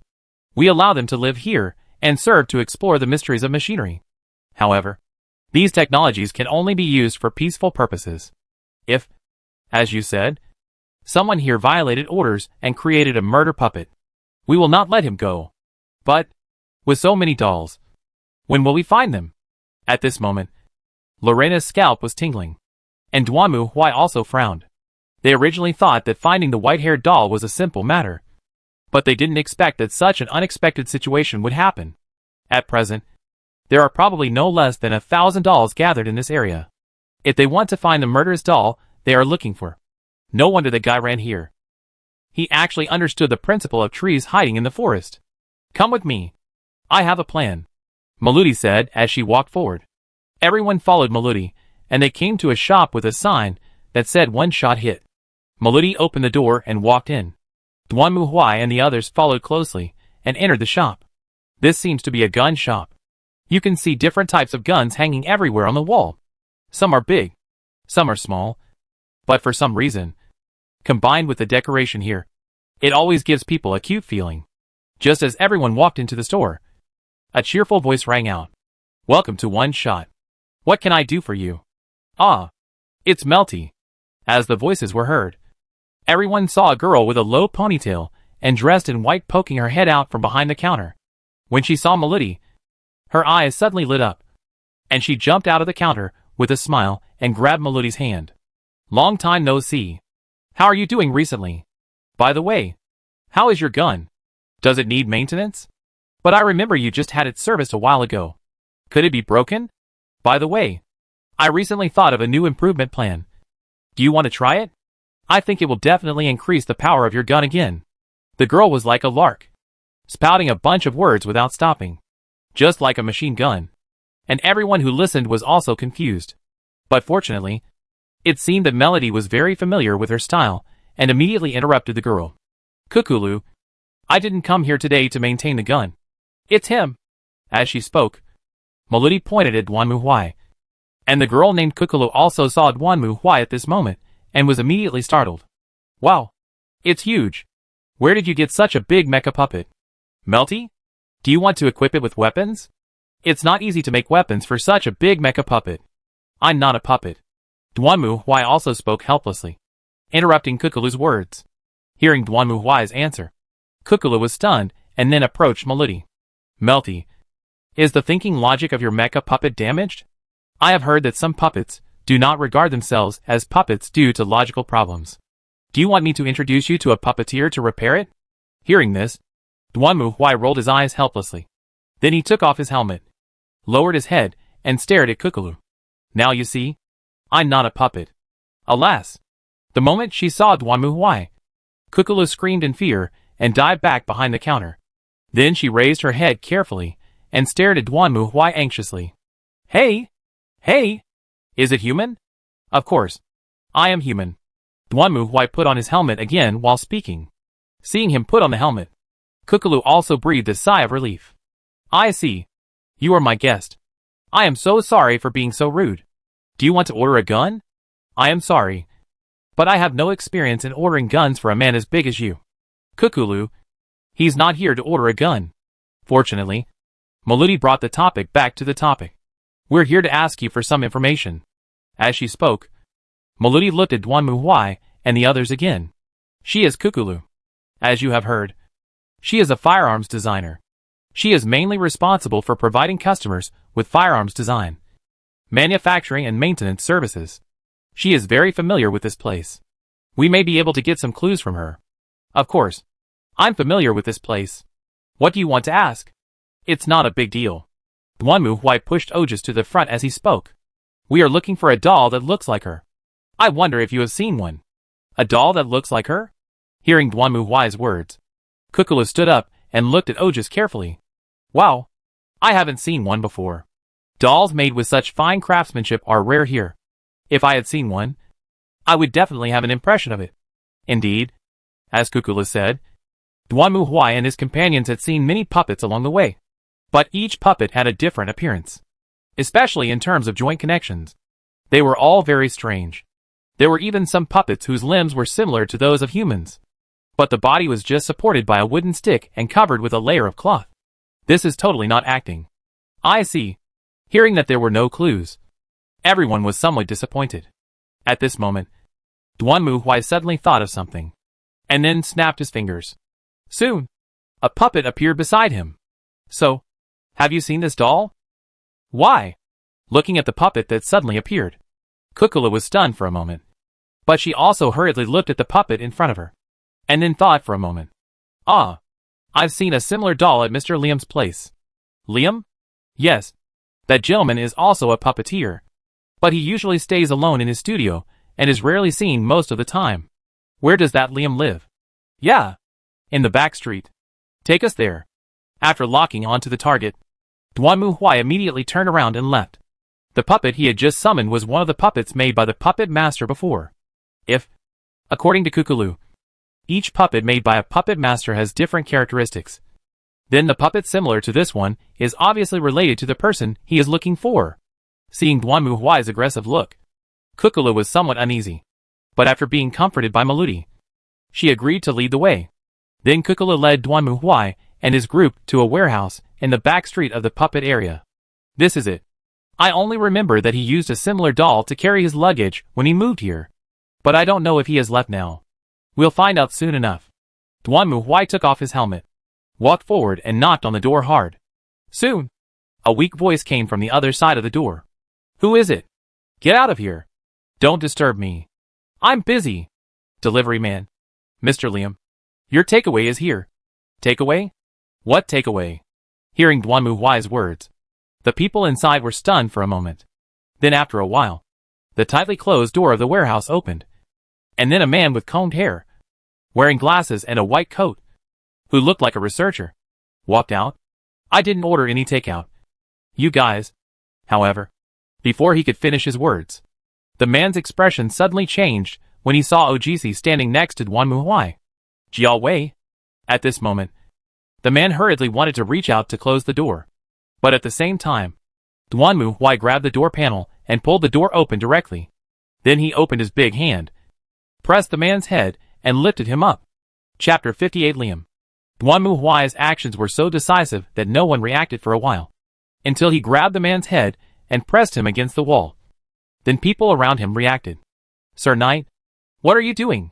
There's definitely something wrong with this guy. As Duanmu Huai spoke, he pulled out his mechanical sword and with a click inserted it directly into the man's neck, pressing against his chin. You? Who are you? What do you want to do? Tell me. Did you create the murderous puppet? What do you want to do? Duanmu Huai was too lazy to deal with him. If he had used his previous account with full charm, he could have solved the problem slowly through conversation and persuasion. But now Duanmu Huai's charm obviously lacked the ability to persuade, and only had the ability to intimidate, so he could only use it this way. In fact, Duanmu Huai's big account also had the option of intimidation. But generally Duanmu Huai would not choose it. Although deterrence can also get the answer through appraisal, the price is that the favorability will be reduced. In the past, Duanmu Huai tried his best to avoid this situation. But now, he is too lazy to care about such trivial matters. What? What murderous idol? I don't know. I don't know anything. Let me go! The man struggled desperately, but Duanmu Huai remained unmoved and held a blade against his neck. It's a white-haired doll that looks exactly like this girl. She's been wandering around the city killing people recently. You can't say that this has nothing to do with you. Can you? I don't know. Buzz. At this moment, the chainsaw began to spin frantically. Duanmu Huai stared at the man coldly and spoke. It's okay. You can keep talking tough. I will slowly chop off your arms, then your legs, and then cut open your body. Finally, I will make you into your favorite doll. How do you feel about this? Woo. Woo. Hearing Duanmu Huai's threat, the man's face turned pale. His body trembled, and he even began to breathe heavily. Duanmu Huai moved the mechanical sword without any care and aimed at his shoulder. I know. I'll just tell you everything and that'll be it. Finally. At this moment, the man could no longer withstand Duanmu Huai's coercion and chose to surrender completely. Well, tell me what's going on. Okay. I'll say. Soon. The man told everyone the whole story. What is unexpected is that this man named Liam is not only a puppeteer. He is even the apprentice of the puppeteer who created Ogus. When Liam learned that his master was manipulating the magic puppet to destroy the country, he hurried back, and then took advantage of the chaos in the country and secretly left with the notes and materials left by his master. After reading the materials, Liam was also attracted by the puppet with a heart described in them. So as the next task, he began to follow the same path as his master, trying to create a puppet with a heart. I believe that the essence of dolls is not a toy made to imitate human appearance, but a friend who can comfort the human soul. If it succeeds, it should be able to give humans some comfort. With this in mind, Liam followed the records in the notebook and finally created Jia Wei. However, Jia Wei was completely different from the doll with a heart that Liam expected. As Duanmu Huai and others had seen before, her mind was extremely unstable, and she was in a state of madness. This kind of doll that resembled a mental patient could not be a good friend of humans, nor could it bring any spiritual comfort. Therefore, Liam also believed that this experiment had failed. She was obviously successful. Why? Why did Jia Wei fail? She was clearly following the steps. Why is there such a gap? As Liam spoke, he stared at Ogus, his eyes full of burning flames. When Ogus noticed his gaze, she took a step back. Seeing this, Liam became even more excited. That's it. This is the doll I expected. Why? Why on earth is this happening? Even if you say so. Facing Liam's question, Duanmu Huai frowned.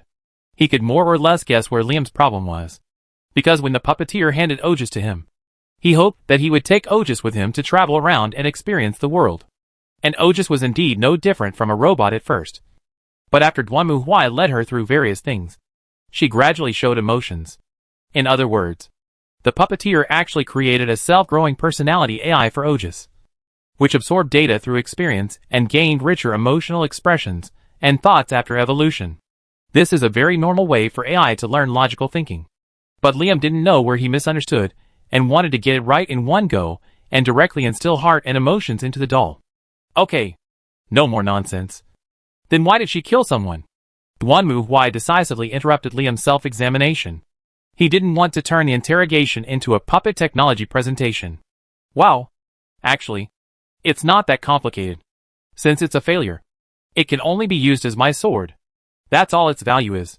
So I gave it a doll for attacking, and also specialized it to kill people. And let her kill people in the city? Why did you do that? Hearing this, Lorena couldn't help but clench her fists, staring at Liam angrily and questioning him. Hearing her question, Liam immediately shouted in panic. No! That was not my order. I have already given her to someone else. She has nothing to do with me anymore. Who? Who did you give her to? Hearing this, Duanmu Huai asked hurriedly, and Liam hesitated for a moment. But after seeing Duanmu Huai's face, he hurriedly answered. Evel. It's him. He gave me a special power. The power to create puppets at will. So I don't need that failure anymore. Now I can create the puppets I need at will. I am the world's #1 puppeteer, Aya. However, before Liam finished speaking, a violent airflow suddenly erupted from the warehouse behind him, tearing the warehouse and Liam into pieces. Duanmu Huai hurriedly threw away Liam's head and took a step back. At the same time, Ogus stepped forward, opened her right hand, and the thin silk thread instantly closed in front of her, turning into a shield to block the raging storm. A spark emerged from the air and then disappeared. Everyone looked up and saw a white-haired doll standing on the top of the warehouse ruins. looking at them coldly. I never thought that you would betray the master. Father, it's really disappointing. But you are no longer useful. The master said that useless pawns must be eliminated.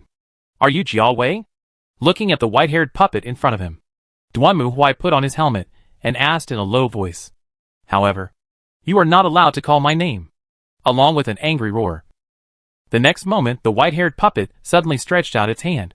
And then the huge puppet behind her pounced directly at Duanmu Huai, and was then blocked by the guardian puppet summoned by Ojus. TSK. Seeing this scene, the white-haired puppet Jiao Wei smacked her lips, then suddenly jumped and flew to the other side. Let's chase. At this moment Duanmu Huai also hurriedly gave orders. We finally found her. We can't let her get away again this time. Chapter 59 Plan. Soon, a chase broke out in the city. Jiao Wei used silk threads to wrap around the surrounding buildings and rushed forward quickly. Just like Spider-Man in the Spider-Man movie. Duanmu Huai grabbed Lorena and Ojus, activated the jet pack and followed closely. The jet pack of the power armor can take off within a certain period of time, allowing the Inquisitor to fly in the sky, which saved a lot of trouble. As for Melody, she was not left behind. The mechanical wings behind her were not just for show, although she didn't know the principle. With the help of the mechanical wings, Melody followed closely. Not only that, while she was flying in the air, she even raised her gun and aimed at the shackles in front of her, and then pulled the trigger. Boom! Melody's shooting skills were very advanced, but her attack had no effect. The huge puppet blocked Melody's attack on Jiao Wei like a shield. Jiao Wei took the opportunity to speed up again, as if she wanted to get rid of the pursuit of everyone. Duanmu Huai and others followed closely, trying to catch her. Can't fight in the city. Lorena, who was caught by Duanmu Huai, screamed in panic. It was normal for her to worry like this. Now was the busiest time of the day, and the streets were crowded with people. It was not like the curfew at night. If a war broke out here, it would definitely cause unnecessary casualties. Push her to a deserted place. Duanmu Huai landed heavily on the ground, creating a big hole on the smooth street, causing screams from people around him. However, he didn't have time to deal with these things at the moment. He jumped again, activated his flying backpack, and continued to chase after Jiao Wei. However, at this moment, suddenly, several dark shadows emerged from the alley below and rushed towards Duanmu Huai and others. They were wearing masks and holding daggers. They were the group of masked female dolls from last night. What a troublesome bastard. Looking at the group of guys in front of him, Duanmu Huai snorted coldly. However, just when he was about to knock the group of puppets in front of him away, a warning sign suddenly appeared in his heart. Almost instantly, Ojus raised her hand, and the guardian puppet flashed out and blocked Duanmu Huai. Then the masked woman puppet's dagger pierced the guardian puppet's body, and then the guardian puppet instantly broke into pieces, turning into a pile of broken scraps. Depend on. Seeing this scene, Duanmu Huai's hair stood on end. He hurriedly raised his right hand and aimed at the masked woman in front of him. As the sound of gunfire rang out, the huge shock wave instantly pushed the masked women away. At this moment, OGC, who was sitting on Duanmu Huai's shoulder, also acted quickly. The crisscross silk threads flashed by and directly cut the masked female dolls into pieces. Although he successfully blocked the opponent's sneak attack, because of this brief obstruction, Jiao Wei had disappeared. TSK. This is really troublesome. Looking at the disappeared Jiao Wei, Duanmu Huai could only shake his head helplessly, and secretly breathed a sigh of relief. To be honest, the attack just now really scared him. Ojus's puppet has an attack of 6 and a defense of 8. Ordinary enemies can't penetrate its defense at all. However, the masked woman actually killed it in one hit. Either she has a strong attack power or she has the must-kill feature. Fortunately, Ojus's puppet has the guard feature. Otherwise it would have been terrible. But this situation had never happened before when I faced these masked female dolls. Why did it suddenly? In the end, the pursuit failed. Even Melody was blocked by the masked female dolls after tracking for a while, and returned empty-handed. However, Duanmu Huai didn't care too much about such a small matter. After all, he had quietly asked the reconnaissance servo skull to follow. And now? Okay, let's sort out the current information. Duanmu Huai sat down at the table and knocked on it. Although Liam's house was bombed, Melody went back to search the ruins and found some of Liam's experimental notes and diaries. This shows that this guy is not a good person. After all, who would write a diary? According to the diary, Liam originally wanted to create a doll that was well-behaved, cute, and wanted to heal himself, just like a otaku longing to create a wife robot. As a result, he failed to create a puppet, and the gentle and lovely wife he imagined turned into a crazy, sickly and psychotic wife. Well, this was a big blow to Liam. But at this moment, the man named Avel appeared in front of Liam, praised Liam's puppet talent, and gave him the power to create puppets as he wished. In return, Liam gave the shackles to Avel and promised to help him make dolls. So he came to live in this city. From this, we can see that Liam and Ogis's makers are completely different. The puppeteer who made Ogis is more like a scientist, and making puppets with hearts is one of his major research topics. But Liam is more like a technical geek. After getting the information, he thought, wow, a wife! That's great. And then he was eager to make a wife. But once the result was different from what he thought, he immediately became autistic and collapsed. The masked female killers were created by Liam after he had that mysterious power. Perhaps because of the failure in creating the shackles before.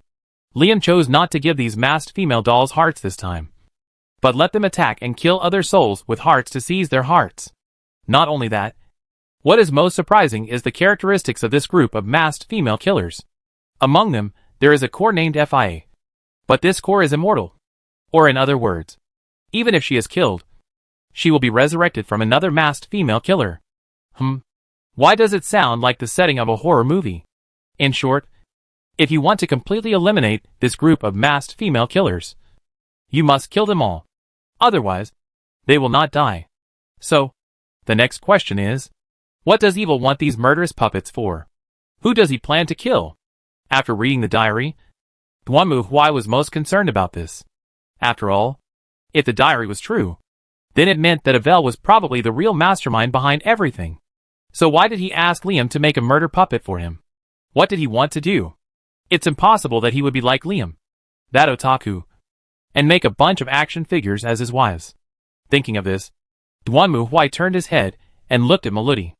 Noticing Duanmu Huai's gaze, Melody shook her head solemnly. I'm sorry. The Archbishop hasn't appeared in front of others for a long time. And I don't know.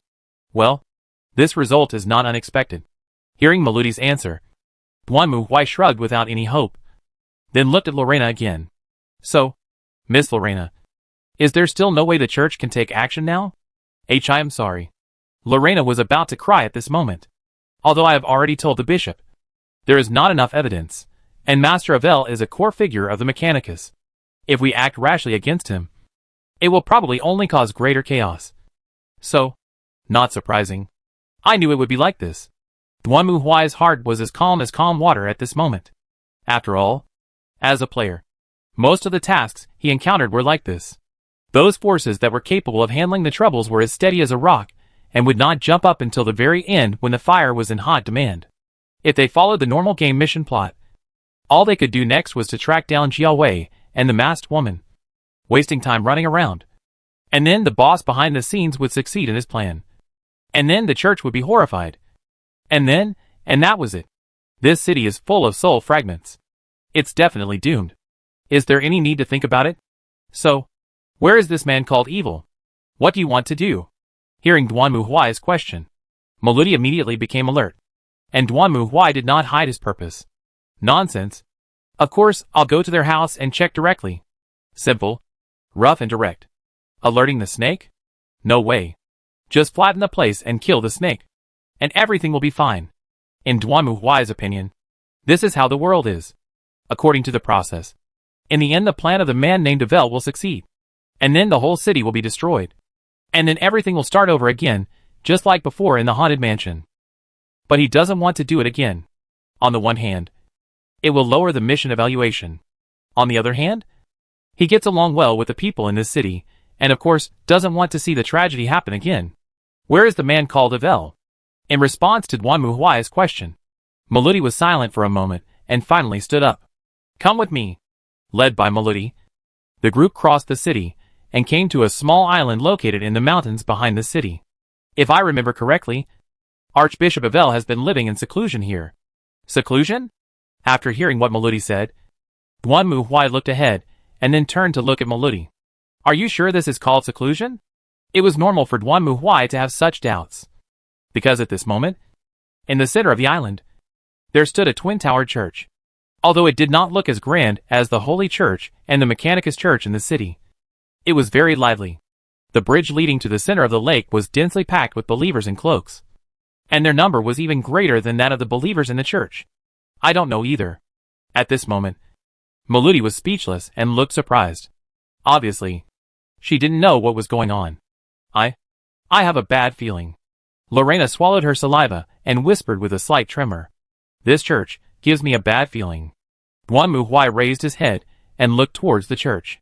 Then he thought for a moment and waved to others. Well, I have a plan. Then, Duan Mu Huai spoke. Chapter 60. Going straight to Huanglong. Sir Knight, are you really going to do this? Following behind Duan Mu Huai, Lorena asked timidly. At this moment, she was wearing a black cloak, and Ojas beside her was dressed the same way. Duan Mu Huai was like a bodyguard for the two of them, striding in front. At this time, the three of them were mixed in with the believers going to the church, and they did not seem to attract attention. Except someone. Of course. What else? Wait until the store closes at night, and then climb over the wall. Duan Mu Huai snorted and walked towards the church in front of him. While he glanced at the believers around him, he saw that the believers around him all lowered their heads, as if they were muttering something, lifeless, and looked like a group of dead people. Is this how all the believers here pray? No. Everyone is very serious and enthusiastic. At this moment, Lorena was looking at the believers around her worriedly. It was obvious that their form, which looked like the living dead, was obviously not normal. To Duan Mu Huai's surprise, there were no guards, priests, or nuns around the church. After entering the church gate, these cloaked believers, like programmed robots, formed different teams and headed to different places. The three of them did not expect this and stopped for a moment, not knowing where to go. However, at this moment, suddenly, a voice sounded from behind them. Who? You guys seem to be in trouble. Do you want to talk to me? As they were talking, everyone saw a young nun with a smile on her face, appearing from behind them and waving to the three of them in a friendly manner. She was wearing a simple-looking nun's uniform and a nun's black headscarf. Her innocent face was filled with youthful vitality, and she looked like a friendly and lovable nun. Welcome to this fantasy temple. Isn't it wonderful that this building is so dreamy? As she spoke, the nun walked up to the three people and gestured to them. Come on. Don't worry. Let me, the temple consultant, Melu, lead the way for you.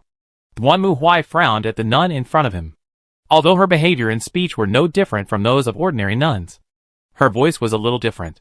He didn't know if it was because of the environment here, but Duan Mu Huai felt that her voice seemed to come from all directions, and it was mixed with a sweet and seductive atmosphere, just like the clip sound that was once popular on the internet, which made people feel uncomfortable. We just came in to take a look. Duan Mu Huai stepped forward and blocked Ajis and Lorena behind him. Also, we have something we want to discuss with Mr. Avel. Can you take us to him? Ah, you mean Archbishop Avel? Of course. Please come with me. The nun turned around as if dancing, and then walked towards the corridor deep inside the church. Duan Mu Huai and others hurriedly followed her. Led by the nun, the three walked through the corridor and then went down a spiral staircase. But, hello, my Lord Knight. I feel a little unwell. Following behind Duan Mu Huai, Lorena stretched out a hand, grasped Duan Mu Huai's cloak, and whispered, What's wrong? Are you sick? Hearing what Lorena said, Duan Mu Huai asked in a low voice, and Lorena shook her head as if she was about to cry. I don't know. I feel the atmosphere here is scary. It makes me feel uncomfortable. And it seems very cold. Very cold? Hearing this, Duan Mu Huai was stunned for a moment, then looked at his helmet scan. The data showed that the temperature here was normal and did not exceed the human tolerance range. However, looking at Lorena's appearance, her face was indeed pale. Her lips were even a little blue, and she was shaking a little while holding her arm. Are you afraid of the cold? Want to come in? Duan Mu Huai thought for a moment, then lifted his cloak, and Lorena nodded vigorously, then quickly went in. On the other side, Ojas saw this scene, was silent for a moment, then also lifted Duanmu Huai's cloak and went in. How is it? Isn't this place amazing? After all, this is a church that the Archbishop spent a lot of effort to build. The nun leading the way didn't seem to notice what was happening behind them. She just introduced herself, acting like a passionate guide. However, Duanmu Huai was on high alert at this moment. He could feel that under the guidance of the nun, they had already come to the depths of the temple. Generally speaking, the temple didn't need to dig such a deep basement. Well, generally speaking, if you want to cause trouble, that's another matter. Not only that, even Duanmu Huai felt that the situation around him seemed to be gradually changing. Although the lights on both sides of the wall were still bright, the cold wind that came from nowhere was blowing through this dark space wantonly, blowing the lights to sway from time to time, and the shadows around him began to distort and sway as if they had life. It's right here. Finally, the nun stopped in front of a large bronze door. Then she reached out her hand, pushed open the closed door, and made an inviting gesture to Duanmu Huai and others. Duanmu Huai glanced at her and walked in with Augis and Lorena. Boom! The heavy door closed behind the three people. And then the nun's voice sounded again. Lord Evel, your guest has been brought here. Right? Thank you. Merkut. In front of Duanmu Huai and the others was a wide circular hall. However, it was completely different from the temple church Duanmu Huai had seen before. The walls around this place were filled with hideous statues. No matter how you looked at it, these statues had nothing to do with gods. But this was also within Duanmu Huai's expectations. Welcome to my temple. Lost sheep. Standing in front of Duanmu Huai was a middle-aged man with a mustache and hair combed back, wearing a white priest robe. He looked at Duanmu Huai, Augis and Lorena with a polite smile. I am Archbishop Evel. What can I do for you? In response to Evel's question, Duanmu Huai shrugged. To be honest, I feel that there is no point in following the process at this point. But out of respect for the plot, I will just ask you one question. Why did you create so many murderous puppets to kill people in the holy city? I do not know what you're talking about. Really, to be honest, it has come to this point. If you continue to act stupid, it will be an insult to our intelligence. Sir, Duanmu Huai silently clenched his war hammer. Since you invited us here, then I guess I don't think we need to waste any more time. Makes sense. Hearing Duanmu Huai's words, Evel nodded. Then he stretched out his hand and snapped his fingers. Soon, everyone saw masked female puppets walking out of the shadows and surrounding the three people from all directions. Anyway, you've come to the end of it. I don't have to explain myself to the dead. Hey, you, the boss, don't play by the rules. Hearing this, Duanmu Huai rolled his eyes. Are you kidding? According to the plot, shouldn't you confess everything you're planning to do like a moron? But you didn't say anything? Isn't this a waste of my trip? I tell you, boss, you have no moral principles. Well, since you are heartless, don't blame me for being ungrateful. Duanmu Huai clenched his right hand tightly and pressed the button. Boom! The next moment, accompanied by a deafening roar, the entire temple trembled slightly. Hearing the sound coming from outside, Evel's face suddenly changed, and he stared at Duanmu Huai. What have you done? Do you think I'll tell you? Go! Before he finished speaking, Duanmu Huai clenched his war hammer and rushed towards Evel. At the same time, he swung the cloak behind him suddenly, and then hundreds of puppets appeared out of thin air and rushed towards the masked female army in front of him. TSK, Jail Wei. Seeing Duanmu Huai rushing towards him, Evel's face changed, and with his call, Jiawei suddenly jumped out of the shadows and controlled her giant puppet to pounce on Duanmu Huai. But soon, Augis and her guardian puppet appeared again and blocked Jiawei's way. In fact, this was a plan Duanmu Huai had already made. Once he discovered the other party's problem, Duanmu Huai would immediately detonate the explosives installed near the island. This was certainly not to blow up the church, but to send a signal to Maludi. After receiving Duanmu Huai's signal, Maludi would immediately rush back to the temple and seek support in the name of firefighting. Duanmu Huai was not afraid that they would not come. After all, he really set the fire. If the temple did not send people to put out the fire, then the whole city would be involved. The reason why Duanmu Huai dared to come in was that he was not fighting alone. In addition to Augis and Lorena, Duanmu Huai can also summon a series of creatures and puppets as combat power. And at the moment, they are not in the main material world. but in the fragments of the subspace. Therefore, there is no need to worry about the problem of psychic energy overheating. So Duanmu Huai can directly summon all the creations at once and directly max out the psychic energy limit. Isn't it just that there are more people than me? Am I afraid of you? As for Yvel, he obviously had not expected Duanmu Huai to have this trick. He originally thought that he could subdue the 3 invaders with his own hands in his own territory. But what's going on? Looking at the scene in front of him, Yvel was completely unable to understand it. He saw that the interior of the temple was filled with densely packed puppets. And above the heads of these puppets, there were countless strangely shaped things flying around, emitting beams of light from time to time, which worked together with the puppets to explode everywhere, smashing his temple into a mess. In front of the dense army of puppets, his proud masked female puppet army also lost its effect. Originally, these masked female puppets that were specially strengthened for lurking assassinations were best at hiding their bodies. But there was a limit to that. At the moment, the entire hall of the temple was almost filled with the puppet army summoned by Duanmu Huai, and it was almost impossible to turn around. In this case, what was the point of sneaking and hiding? Drink Aya. At the same time, the army of puppets in front of Yvel suddenly exploded, and then Duanmu Huai flew out with his war hammer raised high, and smashed towards him with a roar. You damn bastard!